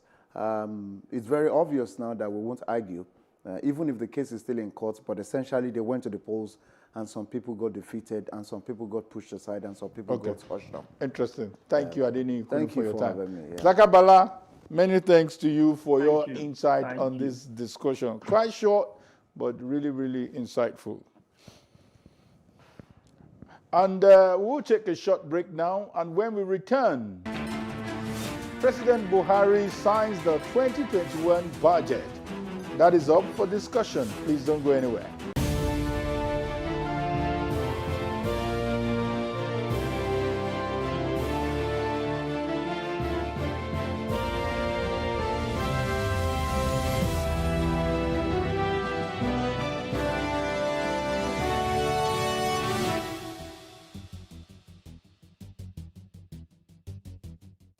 When you're talking about adoption, it's a very sensitive matter. And then why boys are more expensive than girls?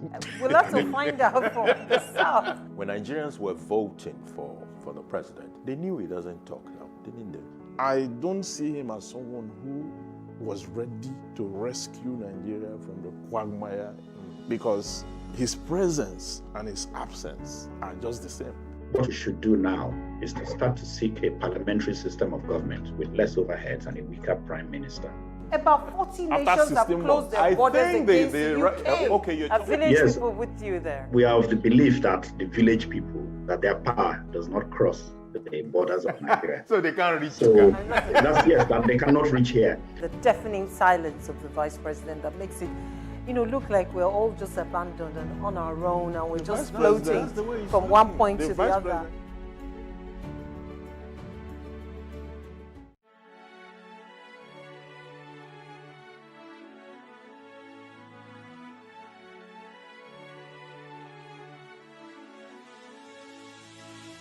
It is engagement we need to have. Those who suffer miscarriages are never taken into account. Members of the National Assembly are also influence peddlers. You are sitting on Nigerians' money. From the Babin, I pay my rent. From the Babin, I send my children to school. A consultative engagement. No any tangible notification before they ban us. It's one thing for people to be at your back and the heat of the moment, and another thing for them to still be with you when push comes to shove. I will do everything to take Lagos out of the national grid.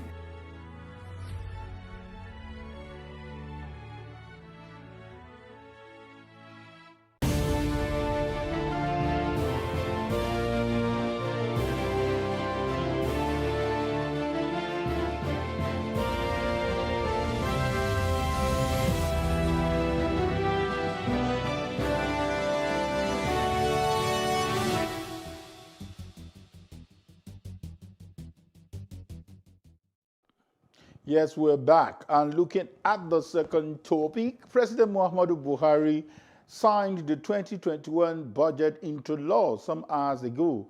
The signing of the budget comes exactly 10 days after both chambers of the National Assembly passed the 13.6 trillion naira budget for 2021 and 3 days after it was transmitted to the president for his assent. With the president's approval, the bill becomes law and the implementation is expected to commence in January for 2021 fiscal year. Joining us to discuss this is Mokhtar Mohammed, an economist, a financial analyst, and call him any name you feel like. It's a very popular face on TV. Good evening, Mohammed. Good evening. It's a pleasure to be with you. Yeah, I'm excited to see you. And compliment of the season. Yeah, same to you. Okay, let's look at what a lot of people will call a quantum leap, getting the budget signed by last day in the year. What does this mean to us or to you or to every other expert? I think the thing that it means to the government, not to me, and maybe to some experts, is that the government have been able to keep to their January to December deadline without doing due diligence to the budget. That's how I feel. We're rushing because we want to make sure the budget comes into law by January to December without doing really due diligence. That's how I feel personally. I might be wrong, but if you look at the figures and you look at what they are banishing around, we look at the budget critically, you realize that it's a budget that looks like a budget that is meant to fail even from the day of its signing into law, because a lot of parameters are not looking good in that budget.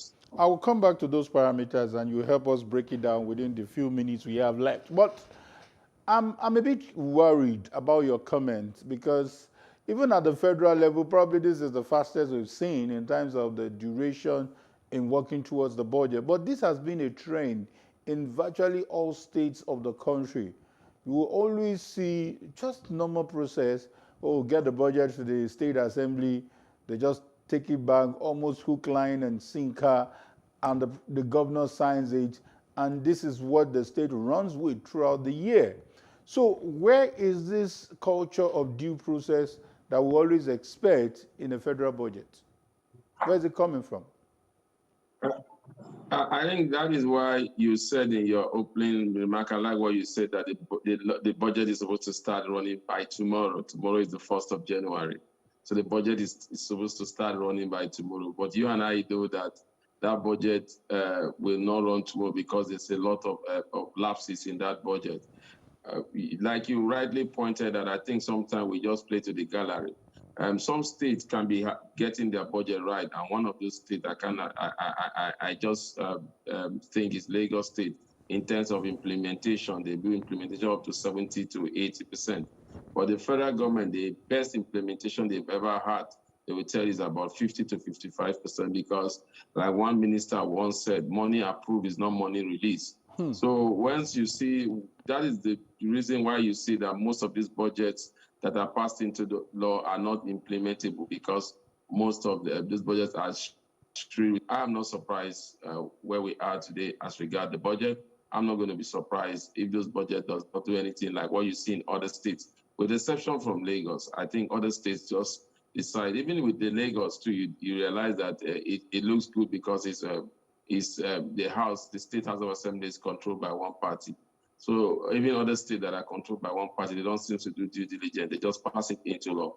And we see the type of implementation we see on this state. And that's why we get the kind of result or what we see here from this state. Most times the budget is just meant to pay salaries after salaries. Other projects never see the light of the day. Yeah, Mukhtar, from time to time when we bring you to talk on this issue, something is always very dominant. That has to do with how much is budgeted for capital expenditure. And maybe because of where I stay, I don't know what is happening in every other state, where you see a whole lot of projects going on. I see some kind of hurry happening this period, especially on Lagos-Ibadan Express Road. And my question is, what happened to yet to be released funds in 2020? Are they going to be brought forward and be added to this 2021? And what should we expect in terms of capital? Because if we go into the recurrent, we might just have another headache going into the new year. Yeah, when you look at the capital expenditure, you see that most of these projects are continuity projects, right, from over 2 to 3 years. So what they do is it's just continuation. Each budget, they make a provision for them because they are projects that are going to run for about 2 to 3 years or 4 years, like the Lagos-Ibadan Expressway, the second Niger Bridge, the Mambila Plateau Power projects. All these projects are continuous projects. So they will run concurrently with the new one because the money has been released in phases. And if we want to follow the law, remember that the law that came to play is that once a new budget is signed into law, the other funds that have not been used should be returned back to the federal government coffers. That's why I say sometimes we tend to say talk with two sides of our mouth, because just before this budget was signed into law today, maybe the members of the House of Rep and the Senate were thinking that the president may not sign this budget into law. They already said that the other budget, the 2020 budget will run till June. So all of a sudden, the president has signed it into law now. So it becomes law. So what happened to the 2020 budget, especially funds that have been reduced or funds that have not been used or fund that was just released, and here we are, we have the 2021 budget. I think that is not a question for me to answer. I hope the finance minister will give us a full briefing and give us in-depth analysis, and then maybe these questions will begin to come in. Okay, why we will leave that for the finance minister to help us respond. Let's also look at what a lot of people are interested in. How does this thing translate to their day-to-day? The easiest one was the jobs that were promised in terms of 20,000 just for 3 months. People are yet to come to terms with figures that are convincing. Don't also forget the unfortunate incident about palliatives during the COVID, how a lot of people lost trust in government in how these things will get to them. Leave it or you take it, we are going to be facing the second phase of COVID-19. And this might also come with some kind of attendant lockdown. Does this budget put this into perspective? Definitely no. It is a budget that put this into perspective. We won't be having the House of Rep increasing all this, both chambers, it's not only the House of Rep, increasing the budget by 550 billion and telling us that because oil price has gone up to $50 per barrel, knowing that we have the second wave, and even if most economy in the world are not practically wanting to shut down at the moment, but definitely, like you said, it may come to a time whereby we will see those shutdowns. I pray we don't get to that level where we see those shutdowns. So if you ask me whether does this budget take into consideration most of these points that you have raised, I don't think so. This budget is just a budget that was based on last year. Nobody think of the pandemic. Oil price at $40 per barrel. I was one of those people that was thinking it's not realistic. And here we are, we have oil price at $50 per barrel, and our legislators have increased the budget by 550 billion. And they are telling the president to send a supplementary bill, a budget that is already running off a deficit of 5-point-something trillion, and yet we are still increasing it because we need projects to go to our constitution. A budget that is still faulty in the sense that we have the oil benchmark at 397, and we have the CBN rate at 390.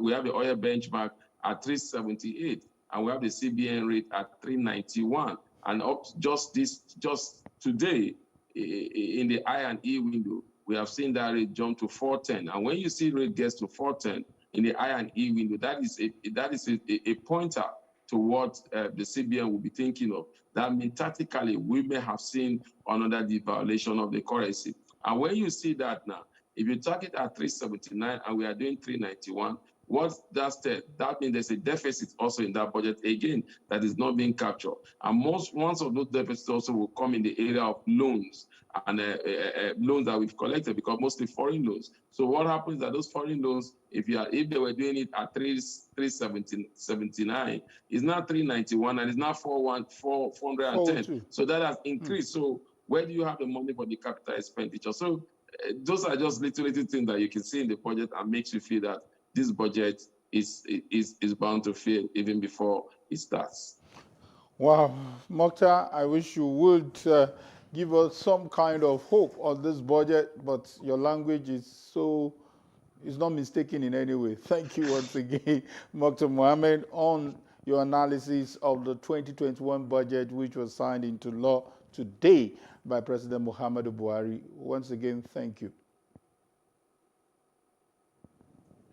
It's always a pleasure. Once again, Happy New Year. See you in 2021. I'll see you soon, too. And this is where we call it a wrap on today's edition of Plus Politics. Plus Politics returns tomorrow, where we will have a New Year edition of what we are expecting in the political landscape. Join us again. I am Kayode Ladende, saying bye for now.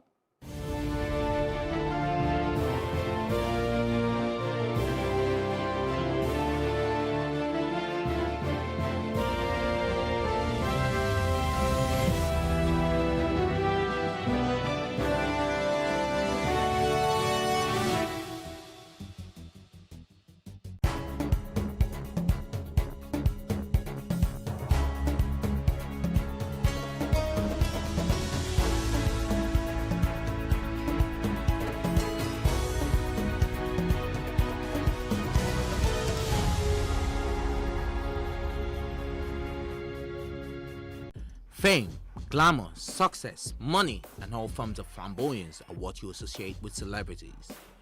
But with the recent pockets of reports of Nigerian celebrities revealing their battles with depression, it calls for concern of a thin line between fame and depression, between appearance and reality, and many rhetorical questions. It is the desire of most artists to have an international deal and get international recognition. The quest for this fame and self-accomplishment continue with a lot of the big names now relocating outside the country. Nothing seems unchanged as racism is another social menace still confronting them. This leads to depression at the expense of love for their craft. A close observation shows that social media has continuously been a contributory factor. The regular interface with imaginary audience creates a lot of tension and illusions by many of these artists. Recently, many of our favorite stars such as Ari Song, Wajay, Dija, and a host of others have been vocal about their battles with depression.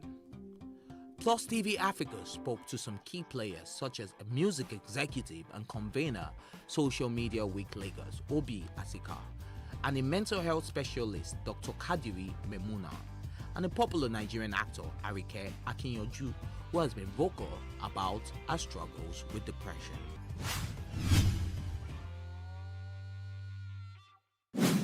I think it is. Yes, especially in this part of the world that we belong to, Nigeria, fame here, I think is a major cause of depression.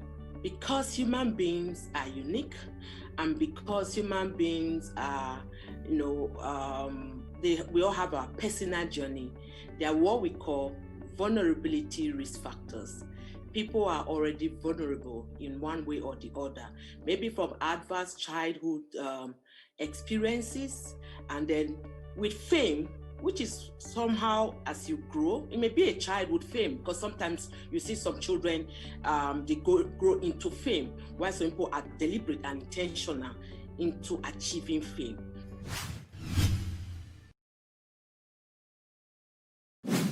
Famous people have to keep up with, entertaining us. Famous people have to keep up with a particular personnel. Famous people have to keep up with, with all the challenges, even if they are going through a lot. We do not want to see them down. We are following them for the things that we want to get from them. They are inspiring people, they're influencing people, they're empowering people, they're doing a whole lot. So whatever they may be going through, the society, we don't want to see that part of them, even if they know they may be going through that is it. So they have to just keep on being, that person we want to see. We should not be calling talents celebrities. Yes, they have become celebrities, but they became celebrities because of their talents, because of what they do. They are not just celebrities because they exist. So everybody, from my experience in life, all creative people have challenges in terms of putting together their process. And every time, it's like anywhere in the world, if you don't hear of your favorite actor for 5 years, it's one of two things. It's just A, they're not working, and B, they're not at this point in time getting offers. So what I would say is that a lot of people, if you work in the entertainment industries, if you work in those spaces, you will know that it is a high stress, high anxiety business. So therefore, the people who are working in these businesses are constantly seeking for affirmation and for support to see them through what they're doing. So in that regard, if you're in the public eye and you're constantly having to keep up appearances, it can become very, very difficult, especially if things are not going as well as they used to go in the past. There was a time in my life I passed through depression, but I think it's not because of my career. It's because naturally I'm not the type that, things people say get to. Fine, I feel concerned when they say things or they expect me to live in a certain way and I'm not living that life. I feel concerned and I feel like, but it doesn't really get to me. So if I ever had depression, it wasn't basically on my career level.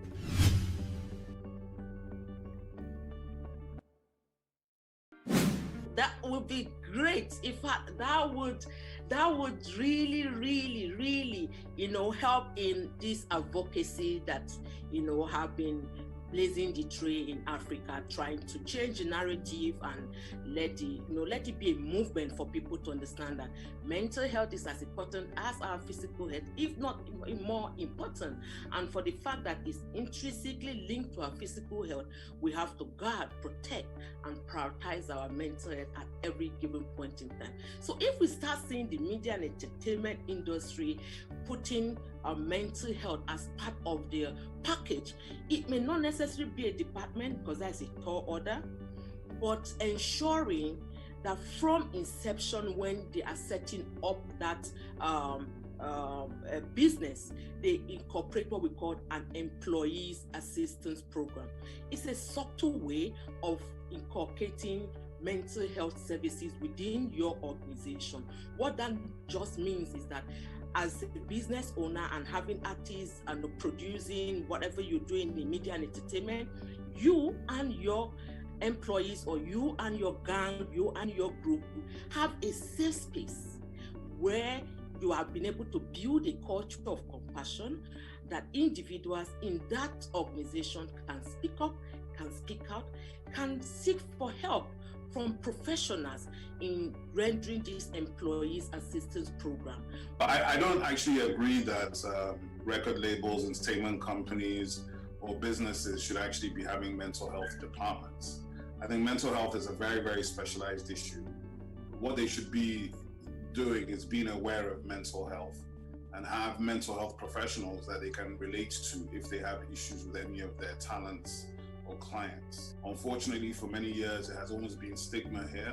So people do not engage the topic and they don't discuss their problems. But definitely, a lot of talents and a lot of people in society have mental health issues and issues with depression and anxiety and other things of that nature.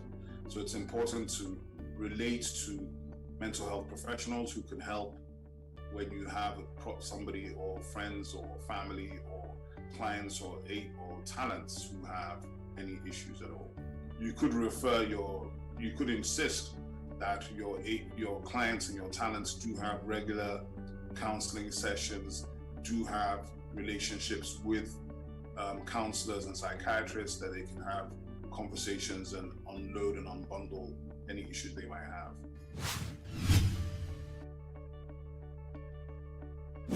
The best thing anybody can do is to stay engaged with the talent.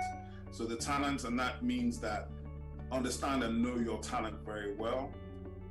Understand what makes them tick, what makes them click, when they are happy, to be happy, or to be in a stable state of mind and frame of mind to enable them to produce their best work. And that normally is, if you're doing that, that means that talent has a strong manager. Strong management is key. And that doesn't necessarily come from the label. That could come from the artist side, but the artist manager, the person that really interfaces every day with the artist. A lot of times the label is literally just there to provide distribution, retail, marketing, and finance. One dominant recommendation is for this artist to live in their realities and not all about impressing fans who change loyalty at slightest disappointment by their so-called quasi-demigods, whose foibles are as real as any man on the street. The story of Michael Jackson, who died in 2009, and later Whitney Houston in 2012, are few of these sad reminders that despite fame and pageantry, one's mental health must not be ignored. Reporting for Plus TV Africa, Ife Oshunkeye. We can't talk about education reform if we don't decolonize our education system. What we do not understand, we will stigmatize. Because it's just cultural. And I think it's just human nature.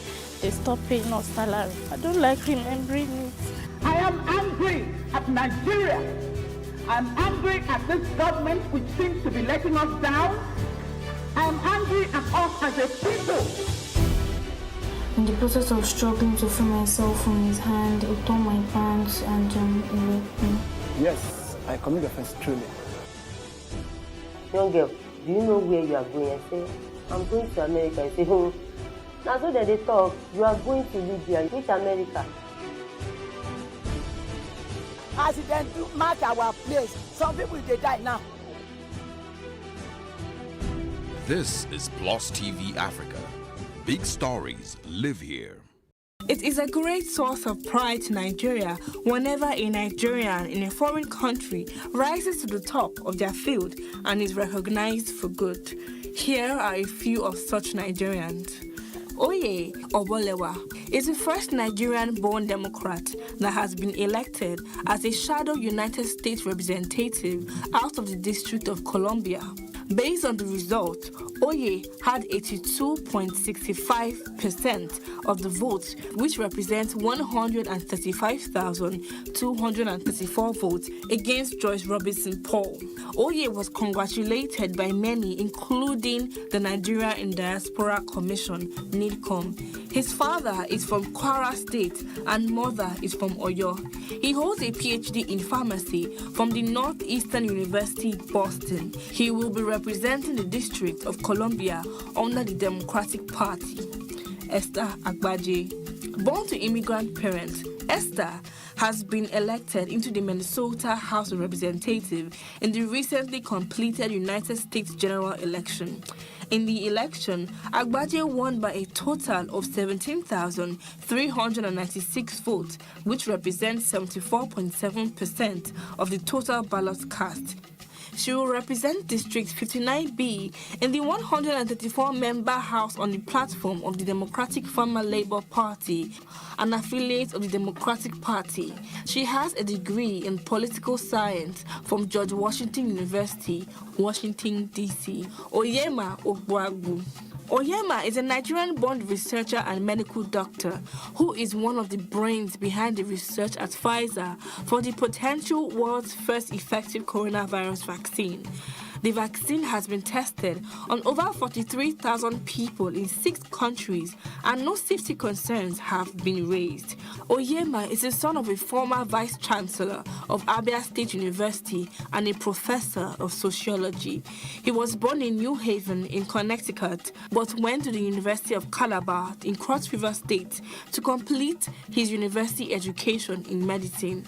He then returned to the Yale School of Medicine to work as the director of the institution's HIV clinical trials program. After becoming a fellow of infectious diseases, he rose to the height of an associate professor of medicine at the Yale University School of Medicine, New Haven. He has worked there for 5 years, focusing on finding a cure for HIV/AIDS. Robert Shola Okoje, the Nigerian doctor who is a native of Uromi, Eson Northeast local government area of Edo State, has been inducted into the NASA Inventors Hall of Fame. Dr. Okoje is recognized globally as the leading expert on silicon carbide-based microelectromechanical systems, MEMS, for use in extreme environments. He has worked with the National Aeronautics and Space Administration, NASA, for 20 years and has 21 patents. Isaac Okoro. In the world of sports, Nigerians are also taking center stage. Isaac was the first of the 8 Nigerian players drafted into the National Basketball Association, NBA, in his 2020 draft. He was the 5th overall pick and was chosen by Cleveland Cavaliers in 2020. He was born in Atlanta, Georgia, to Nigerian parents and was a small forward, part of the USA's winning team at the 2018 Under-17 Basketball World Cup in Argentina. His parents originated and immigrated from Nigeria. Isaac played basketball for his high school in Georgia for 4 years, helping his team win the state championship and achieve national success in his senior season. He was considered a 5-star recruit by Rivals and a 4-star recruit by 24/7 Sports and ESPN, respectively. To these Nigerians and other Nigerians breaking the proverbial glass ceiling, we say, keep it up. The motherland is proud of you.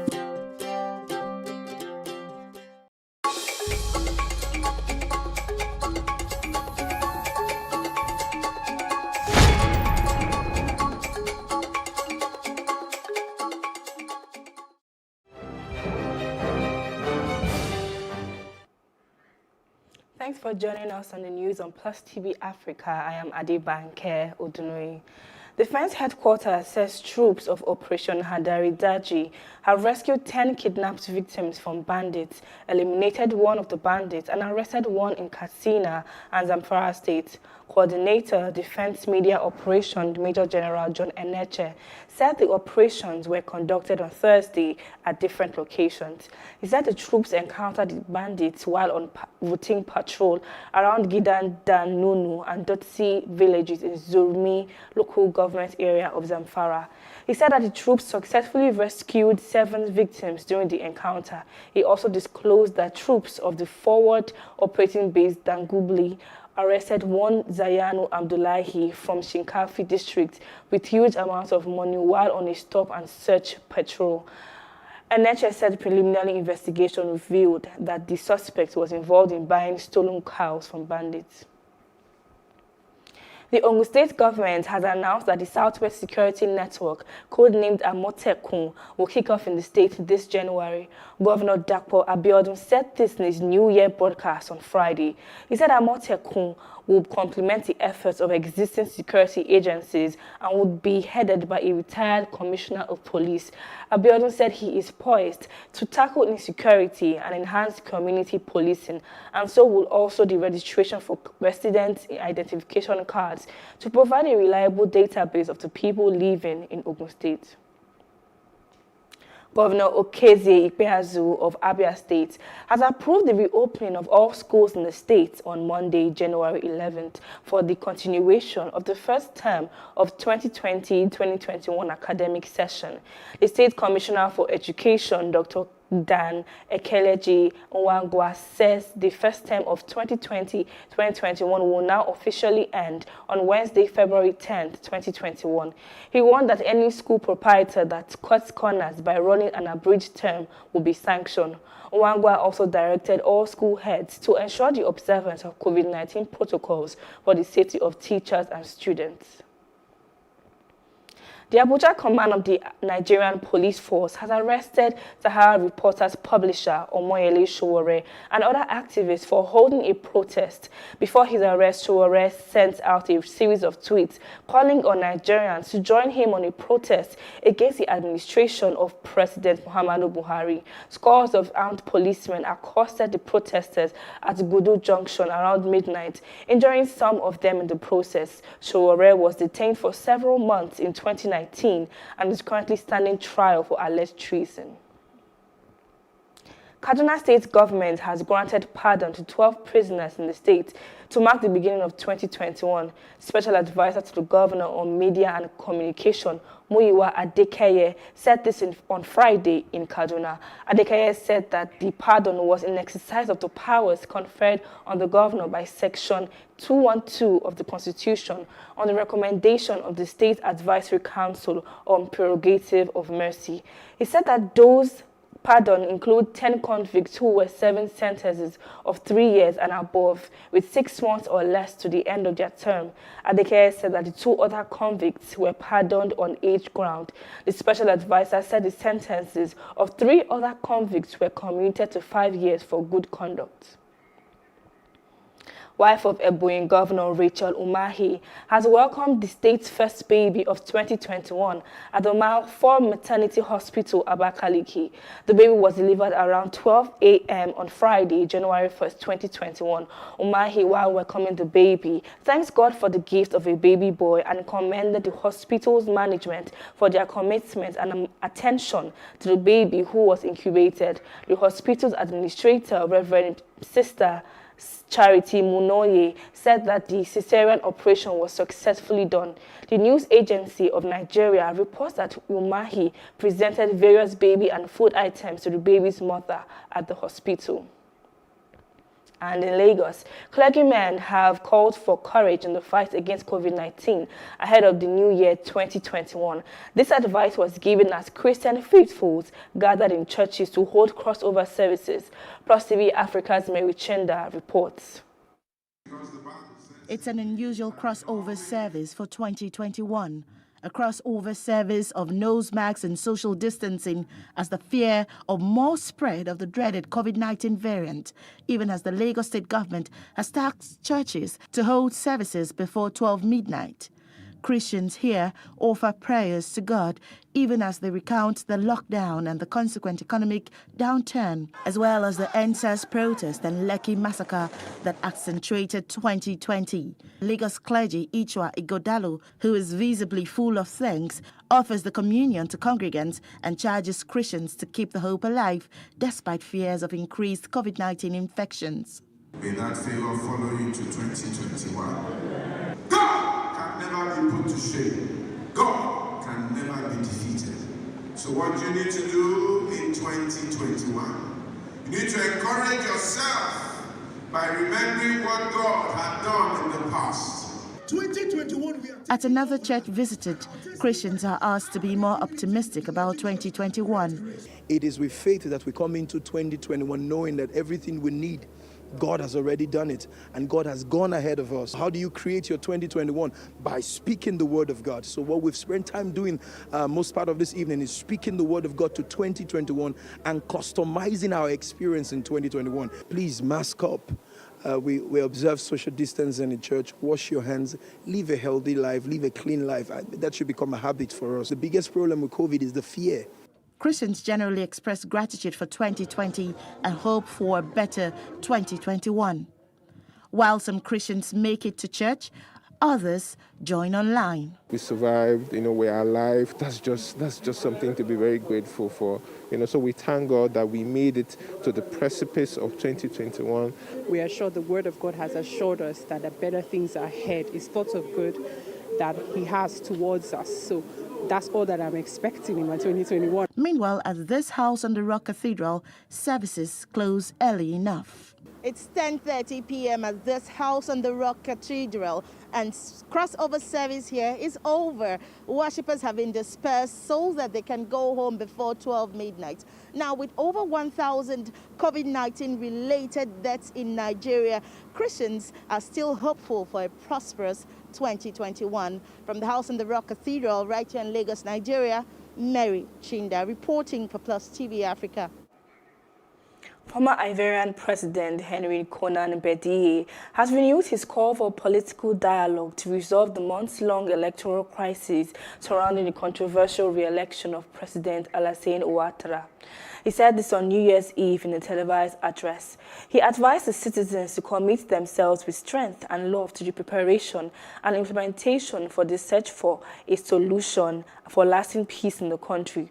Opposition camps also called for the reform of the contested Electoral Commission and the return of former leaders living in exile abroad. Meanwhile, legislative elections in Côte d'Ivoire are to hold on March 6th.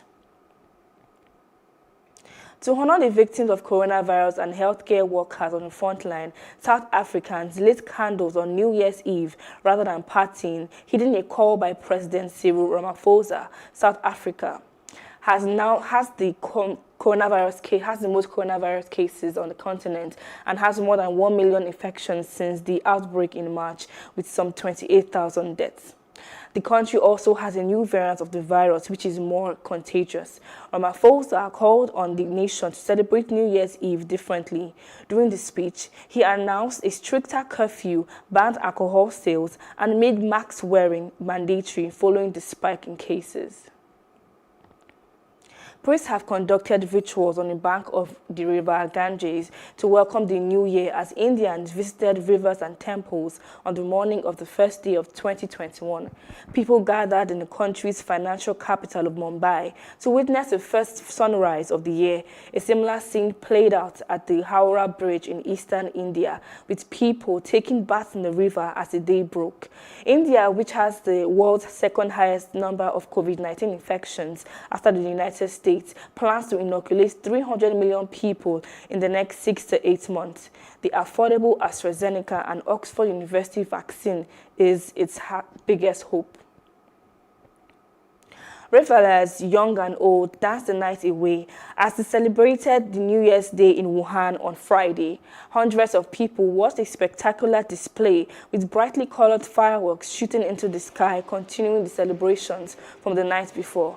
the COVID-19 pandemic, which has so far left more than 1.8 million dead and infected more than 82.9 million people, according to a Reuters tally, is believed to have originated in Wuhan in late 2019.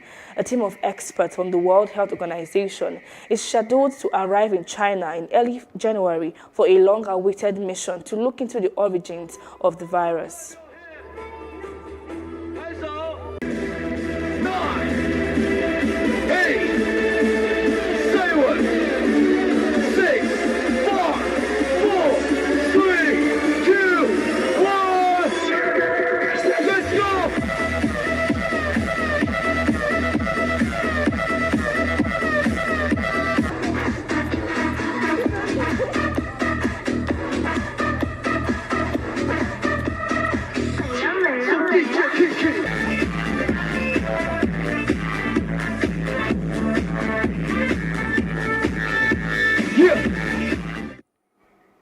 And in Congo, at least 25 civilians have been killed in the eastern part of the Democratic Republic of Congo.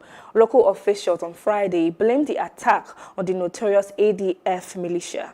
The administrator of Beni territory in North Kivu province told newsmen that the army was chasing ADF fighters on Thursday when they found the bodies of 25 civilians who had been taken by surprise in their fields on New Year's Eve. The massacre took place in the village of Tigwe, about 8 kilometers 5 miles from the town of Eringeti. The ADF has never claimed responsibility for attacks, but since April 2019, several of its assaults have been claimed by the so-called Islamic State Central Africa province without providing proof.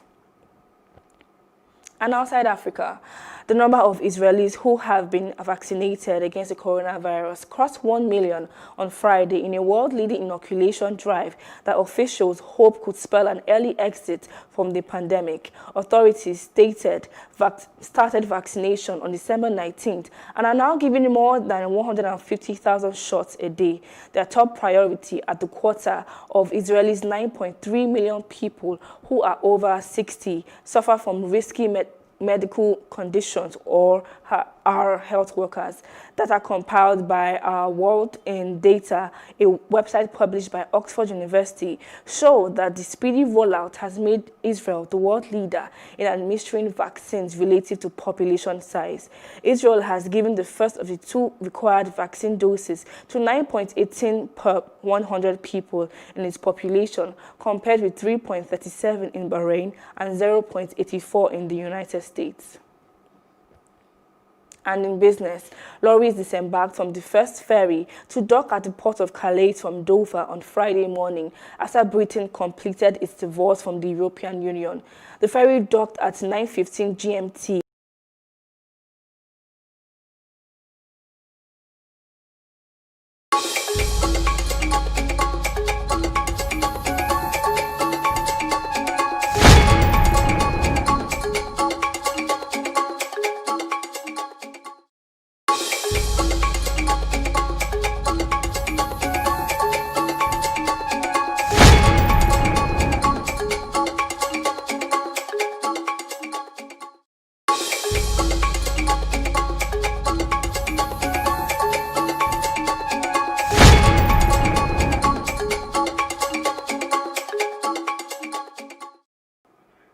And in entertainment news, popular singer Oladapo Daniel Oyebanjo, fondly referred to as the Banj, has taken to his verified Instagram account to announce the birth of his baby girl. The self-acclaimed Coco Master, apparently filled with joy, posted several pictures to make the announcement. While the pictures showed the proud father carrying his newborn baby, others showed his wife with her baby bump. And sport news. Liverpool manager Jurgen Klopp said he is hopeful that soccer in England will not be forced to stop due to the rising numbers of positive COVID-19 cases in the UK. Fulham's trip to Tottenham Hotspur was called off hours before kickoff on Wednesday, with the club reporting several positive COVID-19 cases. Also, an outbreak at Manchester City caused their game at Everton on Monday to be called off. Several managers have suggested a pause would take the pressure off clubs, but the Premier League says it has no plans to do so. As of Thursday, none of the Premier League clubs were allowed to have fans at home matches, as all of the 20 grounds were located in either tiers 3 or 4. Meanwhile, Liverpool continues to prepare for their Premier League match away to Southampton on Monday, but they are still without former Saints defender Van Dijk.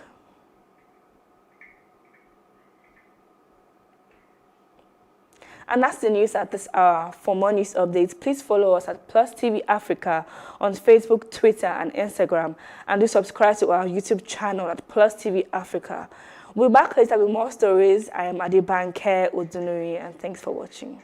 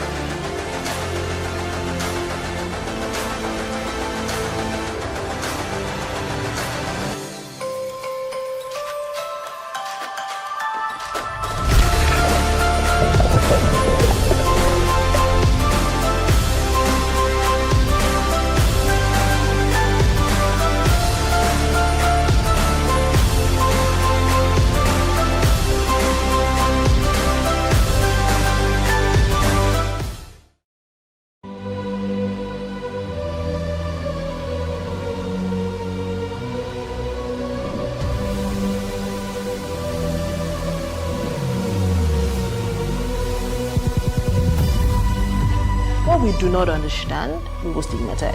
What you can see is the remaining of the tanker that exploded. The suspect equally confessed.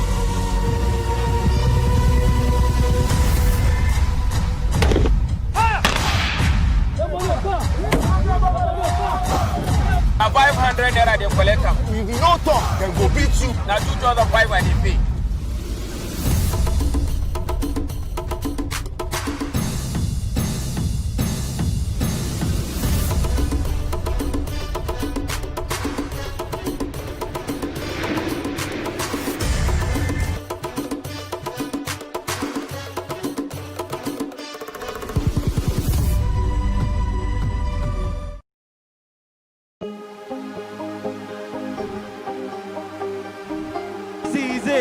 For upcoming artists to blow in Nigeria.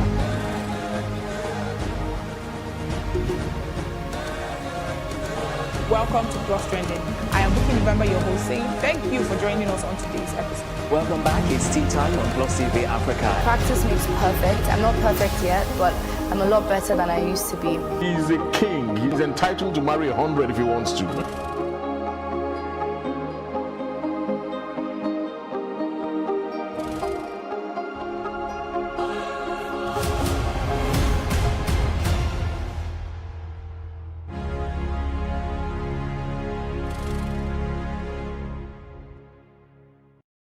On Wednesday, October 17, Nigerian Communication Commission (NCC) released a statement directing all mobile network operators to deactivate SIM cards that are not duly registered with a valid national identity card in 14 days. Some Nigerians were furious over the NCC actions as they argued the time allocated was just inadequate. Plus, many are wondering how can they possibly get their national identity number? Well, this is where I come in and save the day. So here are some tips on how to get your NIN. Step 1. Fill the pre-enrollment form. This form can be gotten by visiting the pre-enrollment portal, where you would be required to fill in some personal information. Then proceed to download.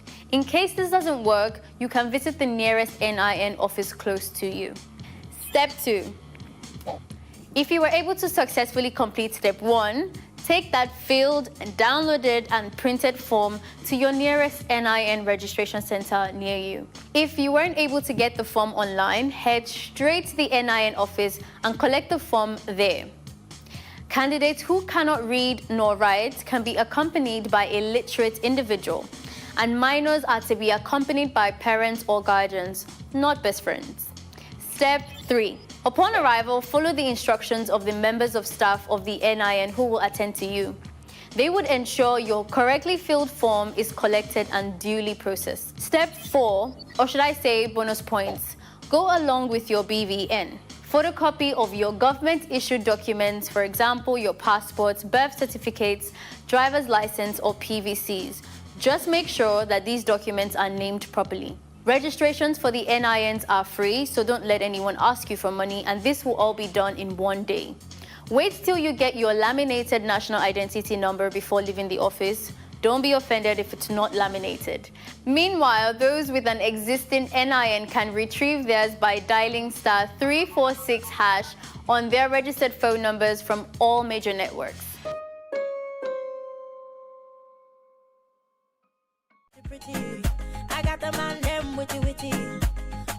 I love to dance. My dream is to be impactful to humanity, and dance is connecting me to that dream. So I don't see dancing as just movement of the body.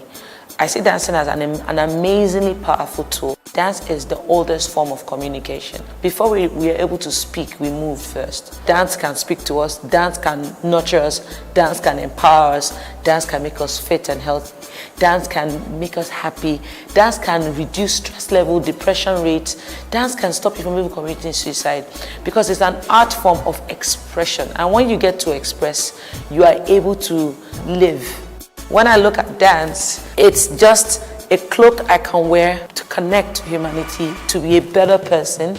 Like some people ask me, so if you know the dance, what do you want to do? I go do dance again. And I come from the family that only celebrates children because mommy is lawyer. We are like stifled in that pressure of what our family dictates that success is. And for me, you don't do that to a cafe. Don't say I can't be great as a shoemaker. I will prove to you that shoemaker, and in fact, I'm going to make shoe for Queen of England. I read book well. I love book well. And I dey pass. So it's not a second class option for me. So being great at it doesn't mean I'm the best at it, but I'll do the best with what I have, with what I know. So there has been a lot of trial and error, but there was more of trials that worked than errors that didn't. And most of my errors were things that I used to kind of like educate myself on what not to do next. I dance and people are happy because I dance with you and you are happy. So if you don't understand that it's a product, it's different. If you don't understand that it can be a service, it's different. It's up to me to make you understand that this thing you need it to. Money should never be your motivation because it hinders aspiration. It does. I see money as something that I can control. I want you, I get you. Who you are can make you make you be anybody that you want to be. Every individual determines their own ceiling. Now, I hate it when some people use me as their ceiling. I want to be better than Kafi. That's why you are not getting to where Kafi is. If I can dance better than her, I am better than her. Our African system doesn't like to learn from one another. We feel learning from each other belittles us. If I go somewhere now to go and learn from a younger dancer, the way he will carry it for head, the way he will talk about me in a very dishonorable manner, is what to make somebody that knows so much not want to go and learn from a younger person. I always want to impact. I don't like to see the bad in people. I always want to see the good in you. And the good in you, for me, translates at what God put in you that is not yours.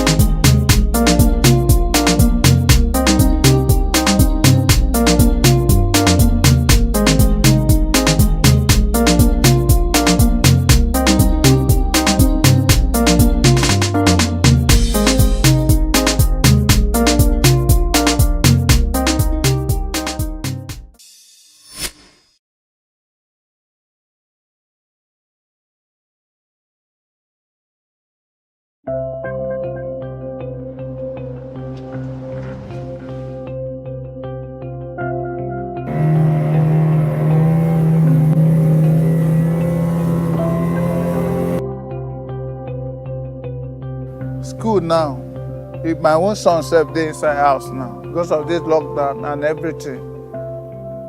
All the children just sat down for house now. We many. Our children many. Then they inside house. We need school for this our community now. Make our children not leave us, go far place. Say they go school for there. No, we don't need that. Make the school come here. So nothing for this Ogogoro community. We don't fight for this thing for a long time.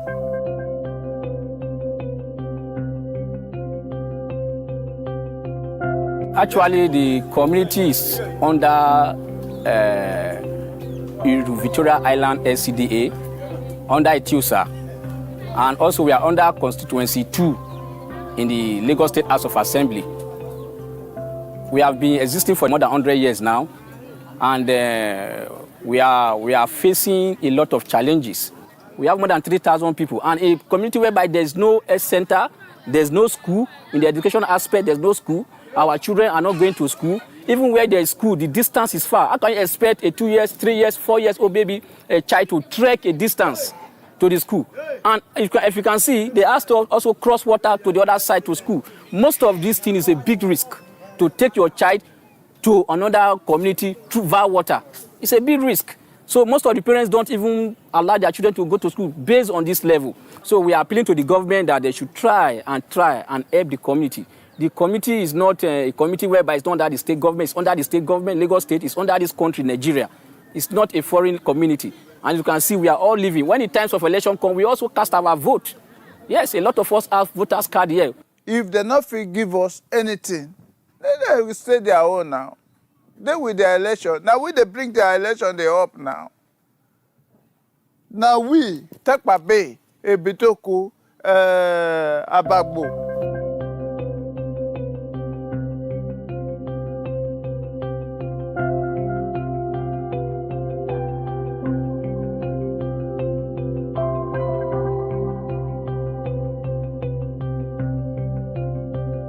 Children dey here well. Children dey here, no school at all. No any school for here.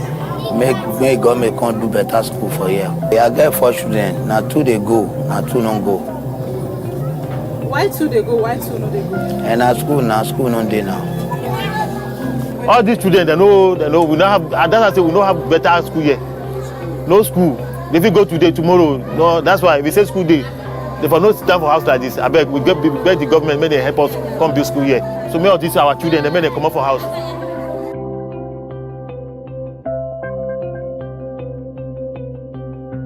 I swear before God, no school.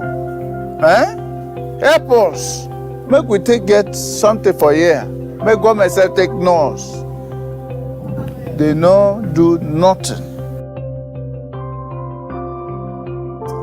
We leave Ogogoro community not with the answers. 1,000 plus children here risk a lack of education. We hope that they find answers. And this is Story from the Slum. I am Amaka Okoye.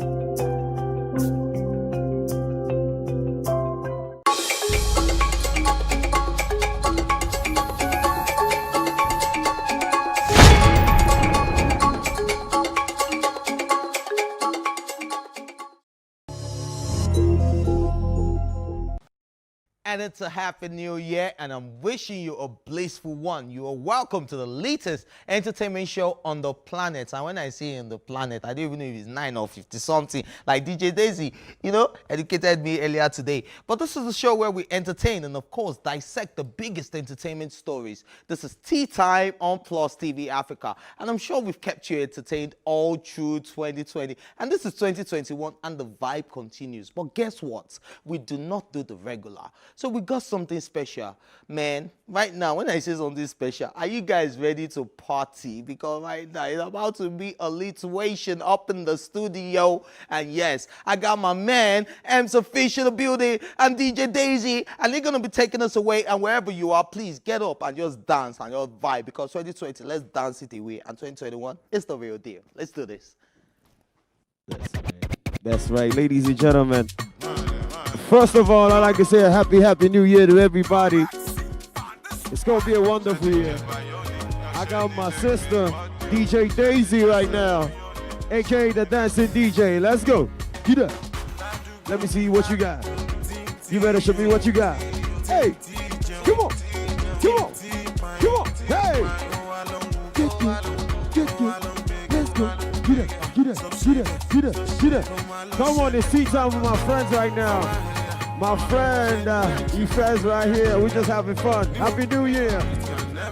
Happy New Year. Happy New Year. Happy New Year. Happy New Year. Happy New Year. Happy New Year. 2021. Happy New Year.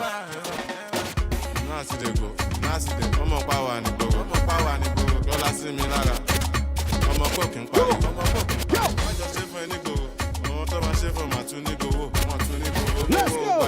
Hey. What? Get up. Get up. Come on, Daisy. I like that. I like that. I like that. I like that.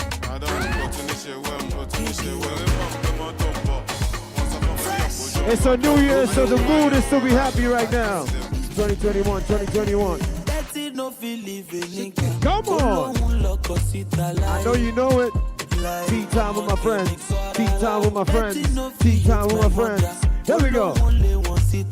Go, go, go, go, go, go. Say what? Sugar. Come on. Hey. It's a good vibe. It's a good day. 2021. Let's go. Here we go. Here we go. Yay, Daisy.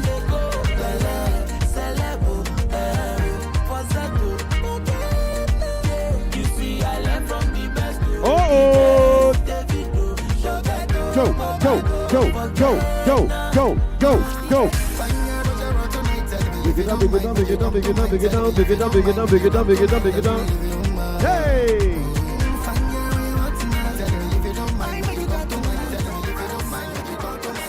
Come on! In this year, that's what we do in 2021. KPK.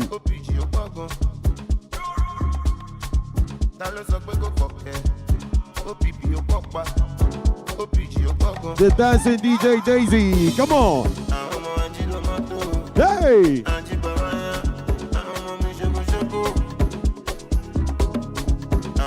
Come on. Hey. Go. Are you feeling that?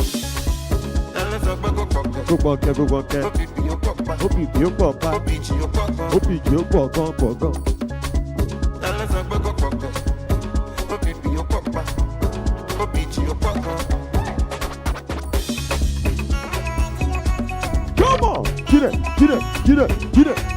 DJ Daisy, get it! Come on! Happy New Year, everybody! If you're watching this, Happy New Year to you. It's a wonderful year. Let's go! My name is a real lazy fish. I like to hype as I wish. My name is a real lazy fish. Tea time with my friends, 2021 with my friends. Hey, tea time with my friends, 2021 with my friends.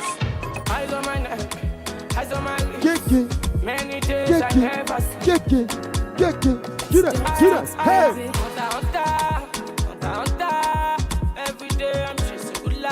Life is free, enjoy life, happiness is free. Here we go, Daisy, come on. Hey!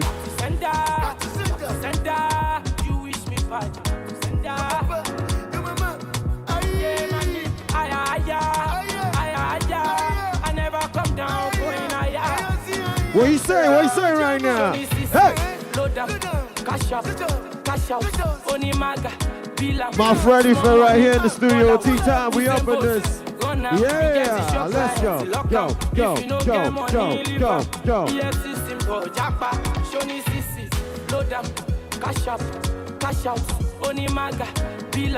Come on. There we go. That's right. If you don't get money, hey!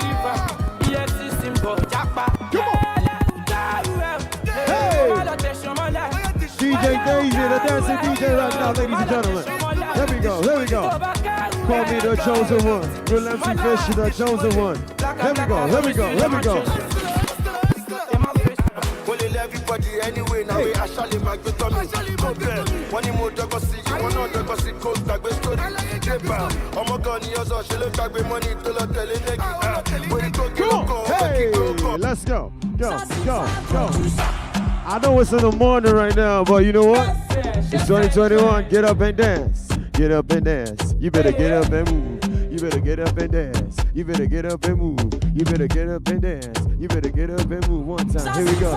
Say, won't you get up and dance? Get down, forget your plans. Stand up and clap your hands. Daisy just play my jam. Won't you get up and dance? Get down, forget your plans. Stand up and clap your hands. Daisy just play that jam. Happy New Year, Happy New Year. 2021, Happy New Year. Happy New Year, Happy New Year. 2021, Happy New Year. It's a new year, it's a new year. 2021, it's a new year. Daisy, it's a new year. How you feel? It's a new year. Show me what you got. You better show me what you got. Yeah.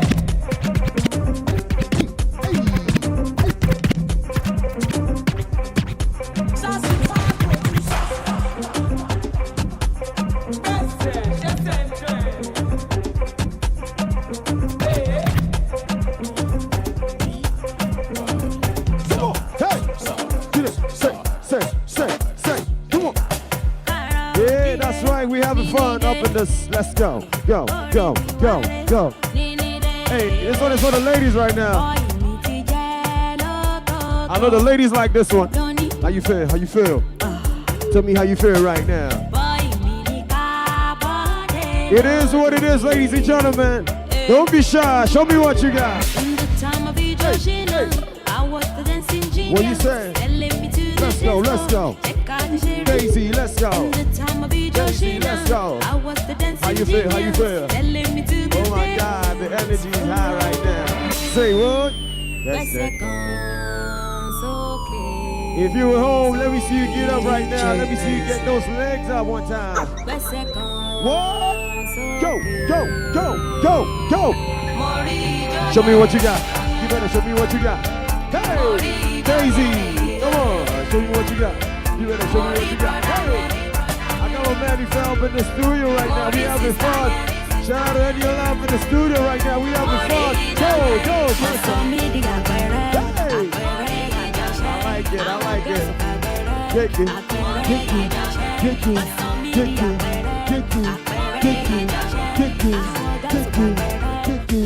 Go on. Say.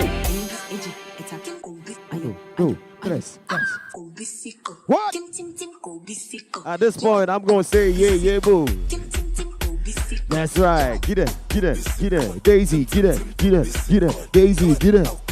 If you feel the vibe, if you know the music, let me see you move right now. Just move. Just dance. Just move. And dance. Just move. And dance. Here we go. Say. Oh my God. 2021. Let's go. Come on. Hey. How you feel right now? Let's go. Say what?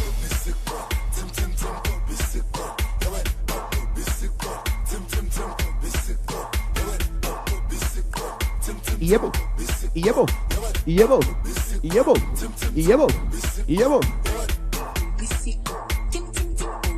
Daisy, baby. Hey, let's go.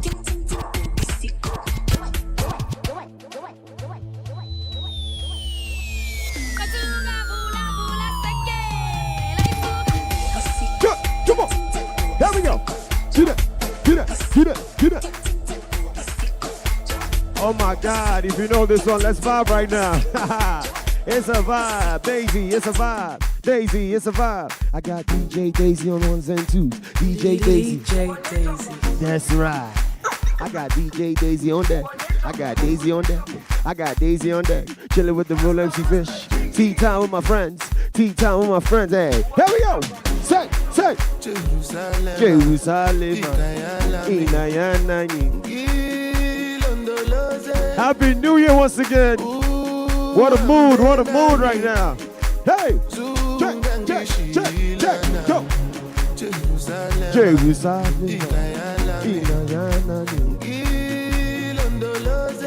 I'm feeling good. I'm feeling happy right now.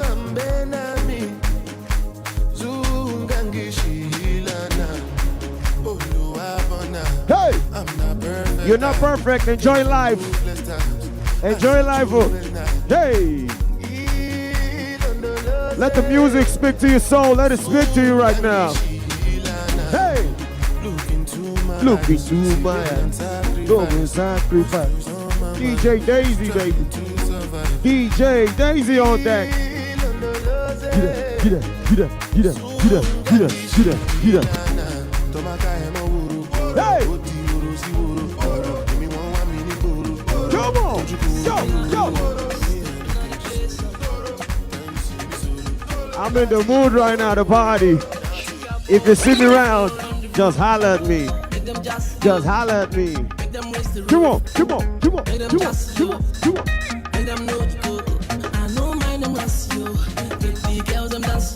Everybody right now in your home, sing it out. Say what? Hola, hola. Vibe with me right now. Yeah, that's right, that's right, that's right. There we go, go, go, go. I like this one right here. Hey, I'm taking you to the moon right now. Daisy, DJ Daisy on deck. DJ Daisy on deck. DJ Daisy on deck. Hey, here we go.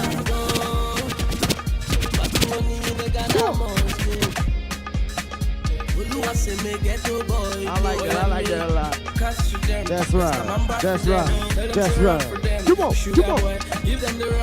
And we live for this.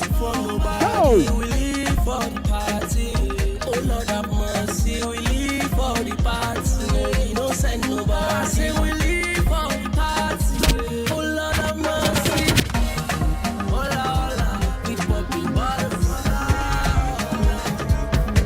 Let's go. Come on. Come on. Come on. Come on. Come on. Come on. Come on.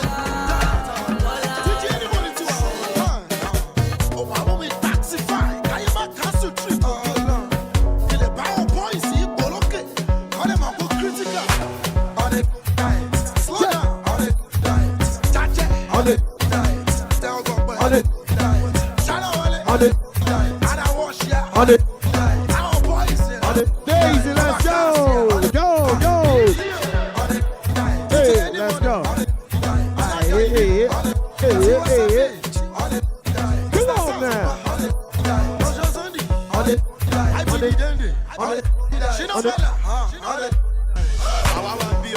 That's right. Happy New Year, everybody. We having fun right now. The Dance DJ. The Dance DJ. The Dance DJ. Show me the chosen one right now. Here we go. Here we go.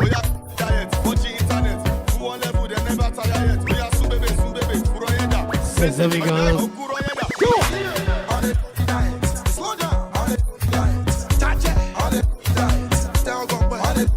I got my man. He fell in the studio right now. Go, go, go, go, go. T-Town with my friend. Say what? See problem. See wahala. Come on. Here we go. There we go. Forty Boston. Call me the Roll MC Fish. I am the chosen one. We do this for a living. DJ Daisy. The dancing DJ. Come on, say it.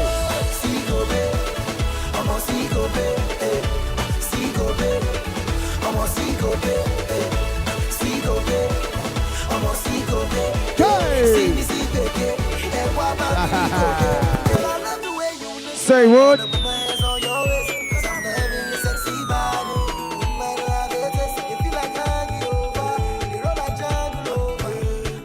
That's right. Good things come to those who wait. It's a new year. Hey, say. 40 Boston. Daisy.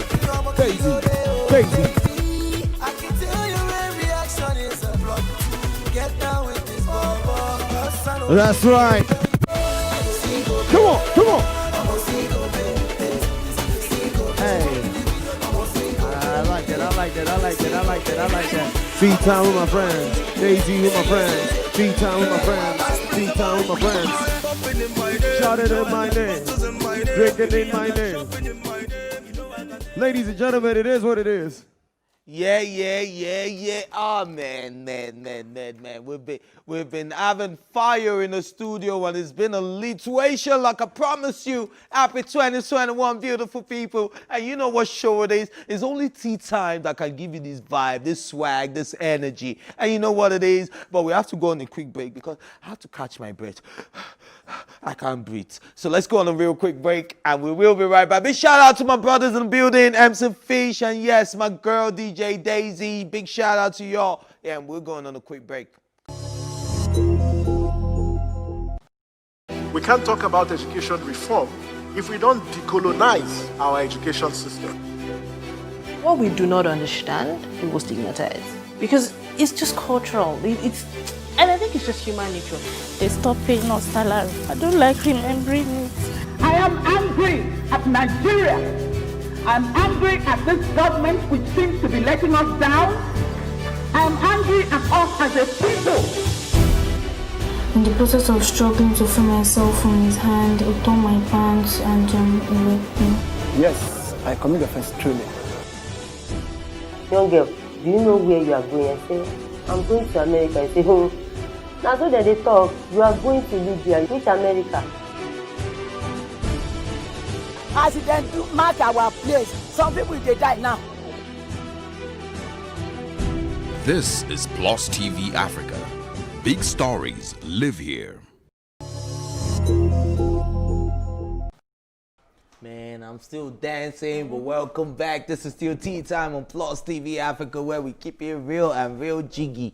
And yes, you know how we do it on this show, that we do the biggest, most accurate analysis on the biggest entertainment stories. And yes, what will Tea Time be without us, informing you of what's happening in the world of entertainment? So to do today's analysis with me are my vibe masters. And when I say vibe master, not only me and I've been the see, but these ones, they were the party wreckers. They were wrecking the party.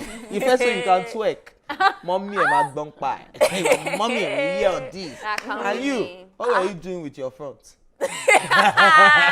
Yeah, it's a morning show, ladies and gentlemen. When I say front, I mean the front of the bosom of the Lord. Yes, and yes, when I'm talking about the Vibe Masters, it's a happy new year to you guys. We can't really take that away because it's a special day. And big shout out to my brother MC Fish who joined us in the studio. And yes, he erected like he usually does. He does this for a living. You understand? He's the chosen one. And yes, DJ Daisy, of course, the awesome, phenomenal DJ Daisy, man. You've been way too kind, and we can't. Yeah. You've been with us from the 23rd, and this is the 1st of 2021. Imagine the greatness we're going to do more. Yeah, we're going to do a whole lot more. And yeah, speaking of stories, let's do that before I start giving all this. Before I take MC Fish's job away from him, because I'm not the hype man. Yeah. All right, so Nigerian-American actor Rotimi has proposed to his girlfriend. What a way to start the year, right? And singer Vanessa Imdi, and then it was just so amazing. And then I'm sure a lot of hearts are broken. Yeah, like mine. I really like them together. I know. They're so cute. So cute. I'm happy for them personally. I like when the relationship is moving, not too fast, not too slow. It seems really like there's progression in the relationship, and I like that. Yeah. She was very happy. There's a meeting in my in my bed. There's a meeting in my bed. That meeting is going to be mad. well. Yeah. So big shout out to Rotimi and Vanessa Imdi, and I just like the way the year has kick-started on a lot of very positive notes.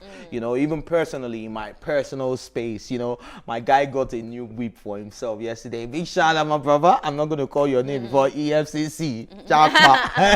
You know what I mean? But yes, my guy just got a new whip for himself. Like 31st, now I'm starting the new year with a bang. Nice. And he added one new automobile to his other automobiles. You know when you call automobiles, you should know that it's a machine.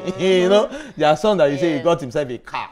He got himself a moving team. So there's difference. Yeah, there's levels to this. There's levels to this game.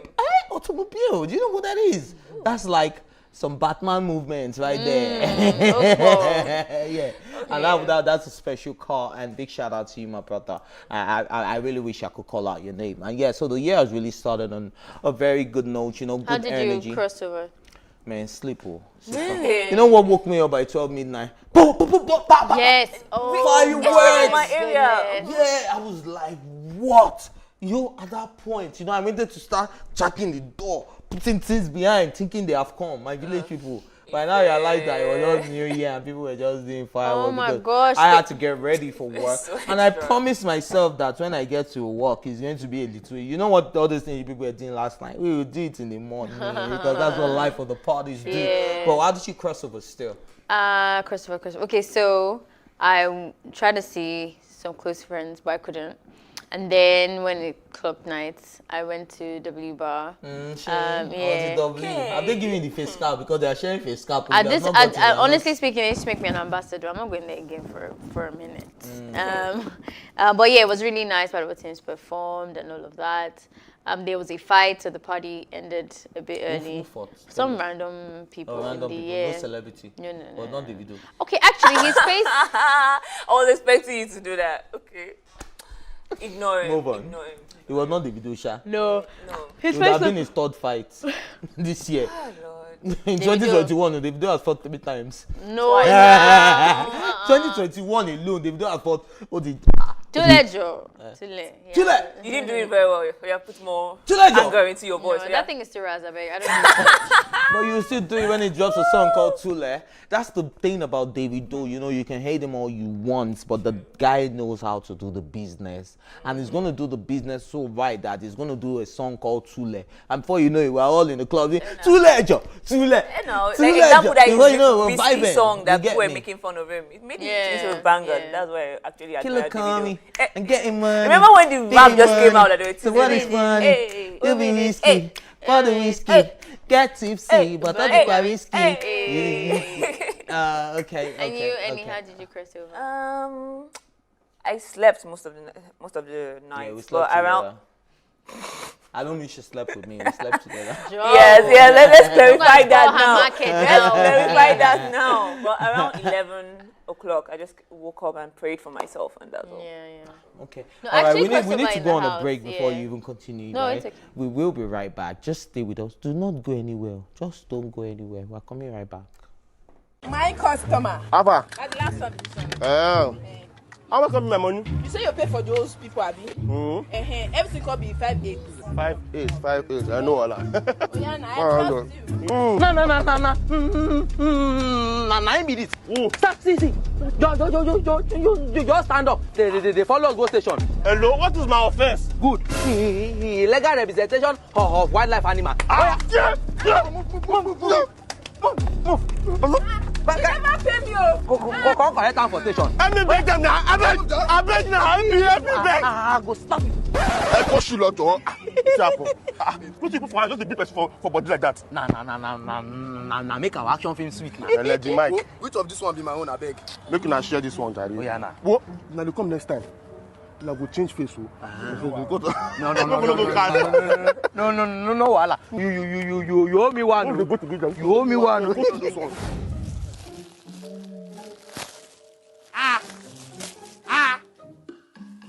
Where you body?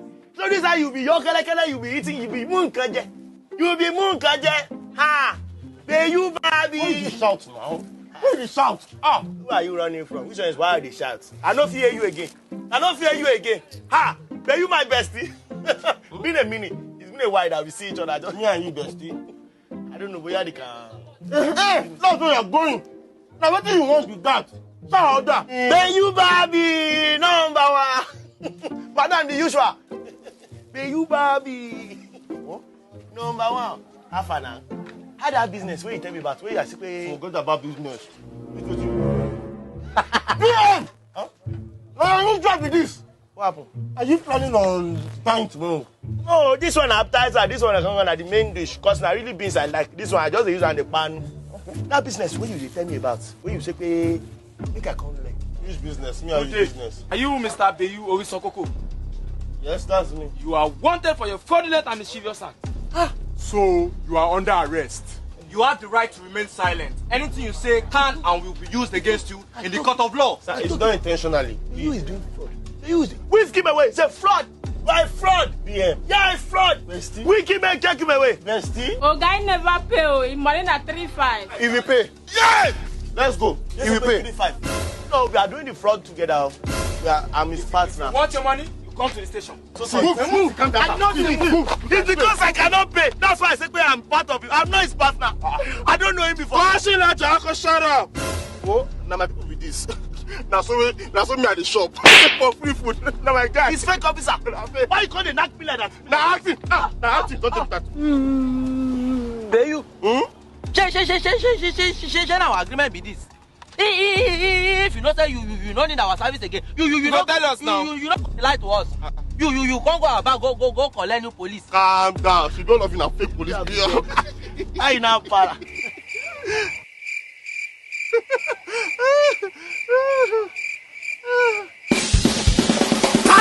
You're under arrest. So you are the one impersonating us. You are doomed. Sir, let me tell the truth.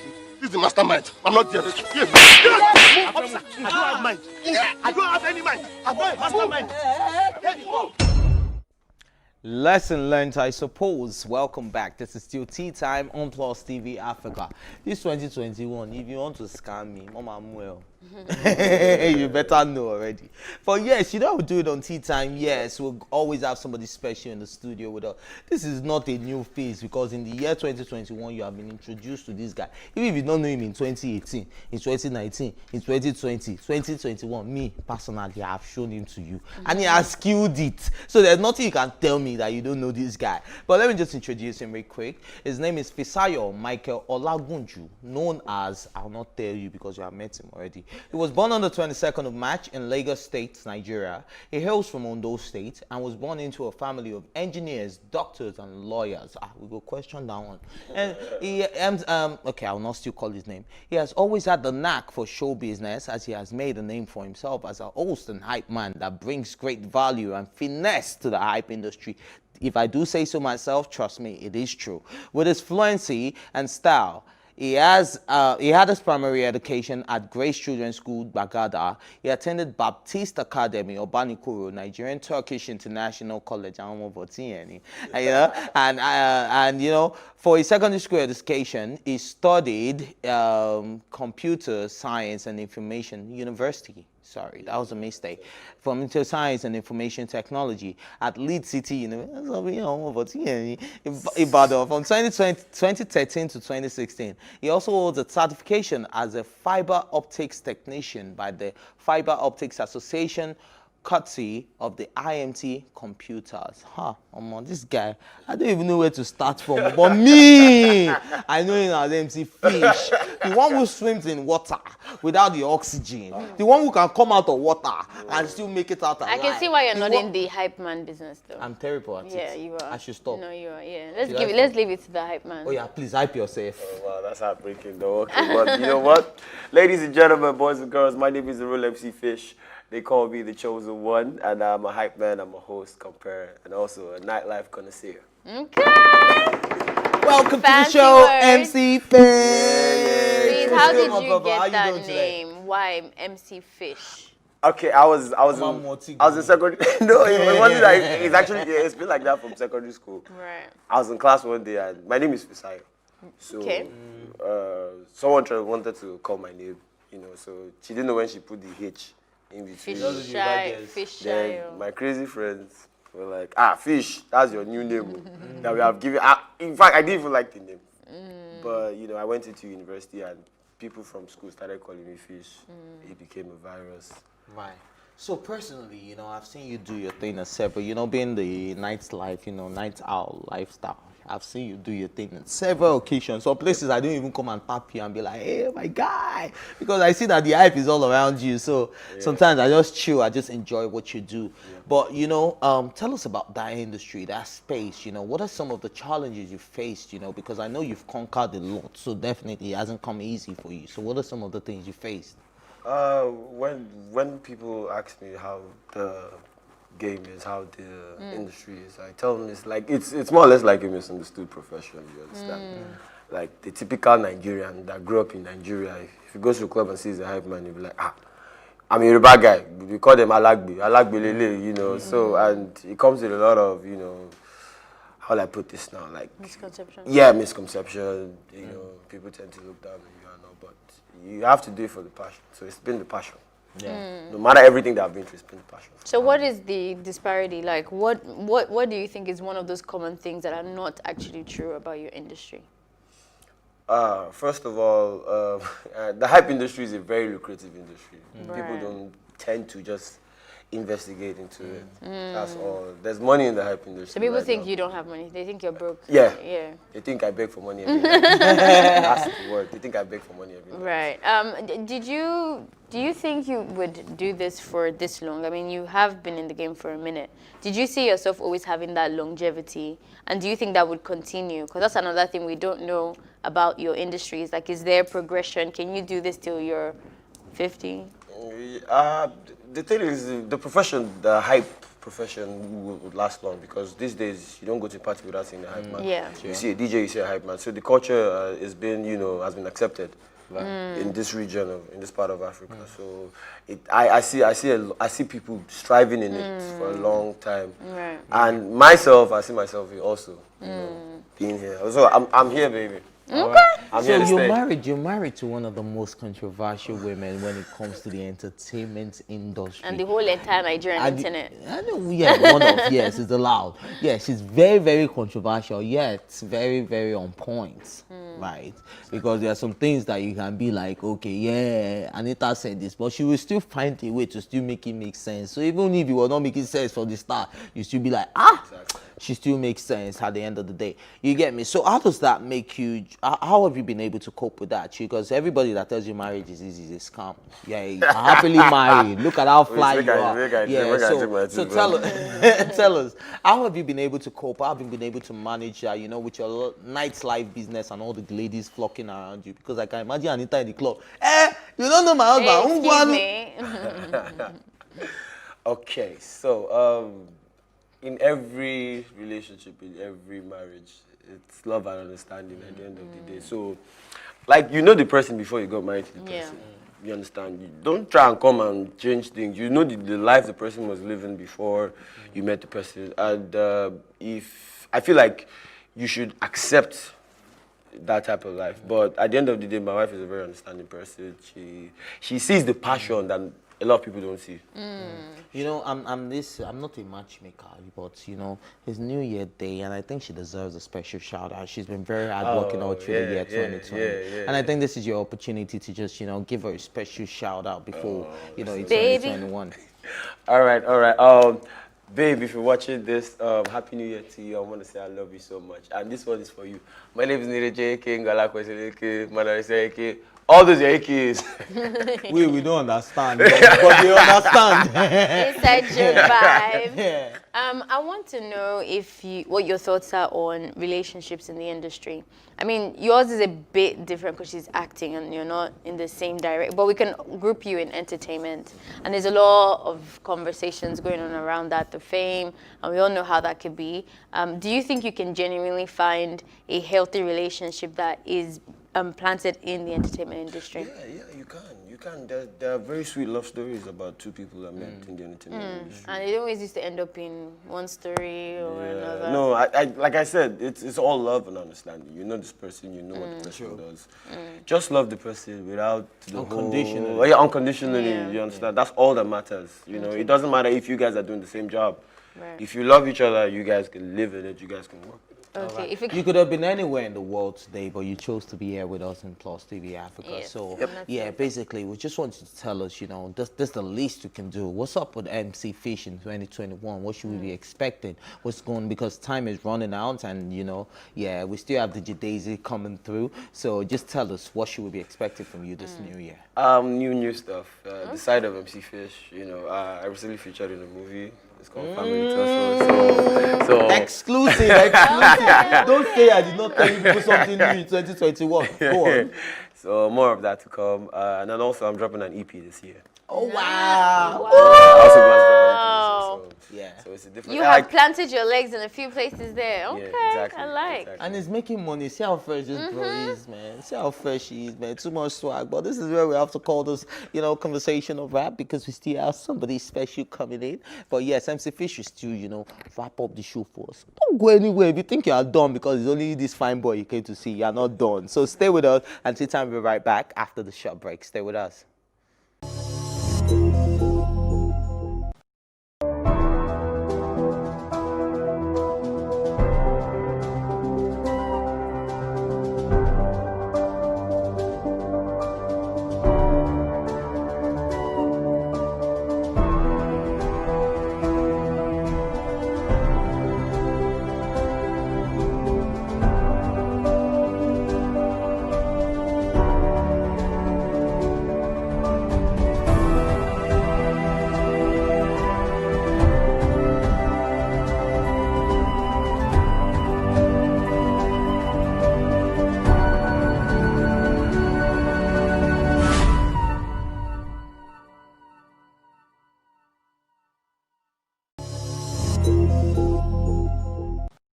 Welcome back. This is still Tea Time on Plus TV Africa, and yes, you know I am the Vibe King. You know I bring it on to you guys wherever you are. I don't care if you're watching for your phone, for your wherever it is. You're just watching, right? And you're feeling the vibe. Yes, we have another guest in the studio, and she goes by the name Amici J. Choma. The J stands for joy, so we're bringing you joy. Yes, and she's from Imo State, Nigeria, where I did my youth service, and a professional disc jockey, and a BSc, and she has a BSc in economics. And name one other DJ who does it better. I'll wait.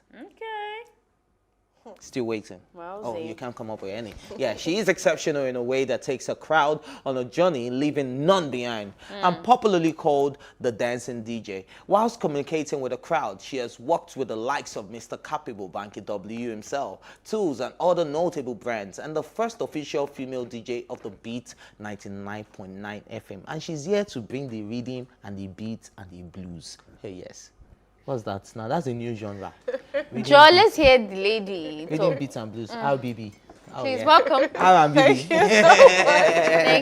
Welcome, man. Yeah. How you doing, man? The dancing DJ. You know, yes, how we dance now. Come on, man. Do that now. You're the dancing DJ. Wake up. Hey. What's going on? What's going on? What's going on? Yeah. Thanks for gracing, you know, this new year. You know, it's been blissful. Tell us how you do it, because I know you performed somewhere important yesterday. I don't want to call the name before they start UFCC will call for you. Yeah. This has nothing to do with COVID-19, Kenny.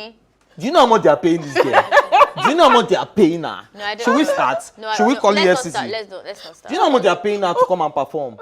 If the FCC has to investigate her. I don't want to be a snitch right now. But you know, I know you performed somewhere very important last night, and then here you are with us. How do you keep the energy up still? So I think it's natural. It's natural. Been very hyperactive, you know, since I was a child. So needing no aid, no support, you know, it's just me. Did you know that when you were studying economics that this is just for papers? I know I'm going to because those two things are very different. No. Okay. No. All right, so tell us about the disc jockeying space in Nigeria, because I know that is like the most underrated industry. You know, a lot of people look at DJs and they think they're the ones that do the mixes, you know, and sell pirated copies and stuff. But you're one of the people who's made a good name for yourself, and you've been doing exceptionally well for yourself. Now, tell us about that space. How do you think it can be made better, you know, in the industry? What are the structures that should be put in place? And then how do we change the narrative of people looking at you like, man, they're the ones that don't make CDs on the side? Okay, this is a very, very large topic, but I'll start from somewhere. Okay, the industry really, like years back, it was really, really underrated. That's the DJing aspect of the industry. But I mean, I never really saw it that way. So the moment I put my mind into it, I started to move. What about being a woman? I mean, I remember first time I got introduced to you was when Tools was really loud about how excited about the fact that there had been a first female DJ. I mean, the fact that we are still doing first female in this day and age shows that there is, there's a disparity, and obviously more space needs to be filled. So you mean the gender now? Yes, in your space, like being a female. If you're having the first female, that means no one has ever done that before, which is weird because they've had males. For the beat, actually. Yeah. So, how is that like for you? Like, do you feel like there are spaces that you can't really enter, or it's not that they're even blocking you, just that a lot of women just don't go into that space? What do you think? Is this structured, or is it just a personal thing? No, so generally I believe in positivity. So for the longest time, I had my fellow DJs debate on people not saying female DJ, but a DJ, But I mean, I'm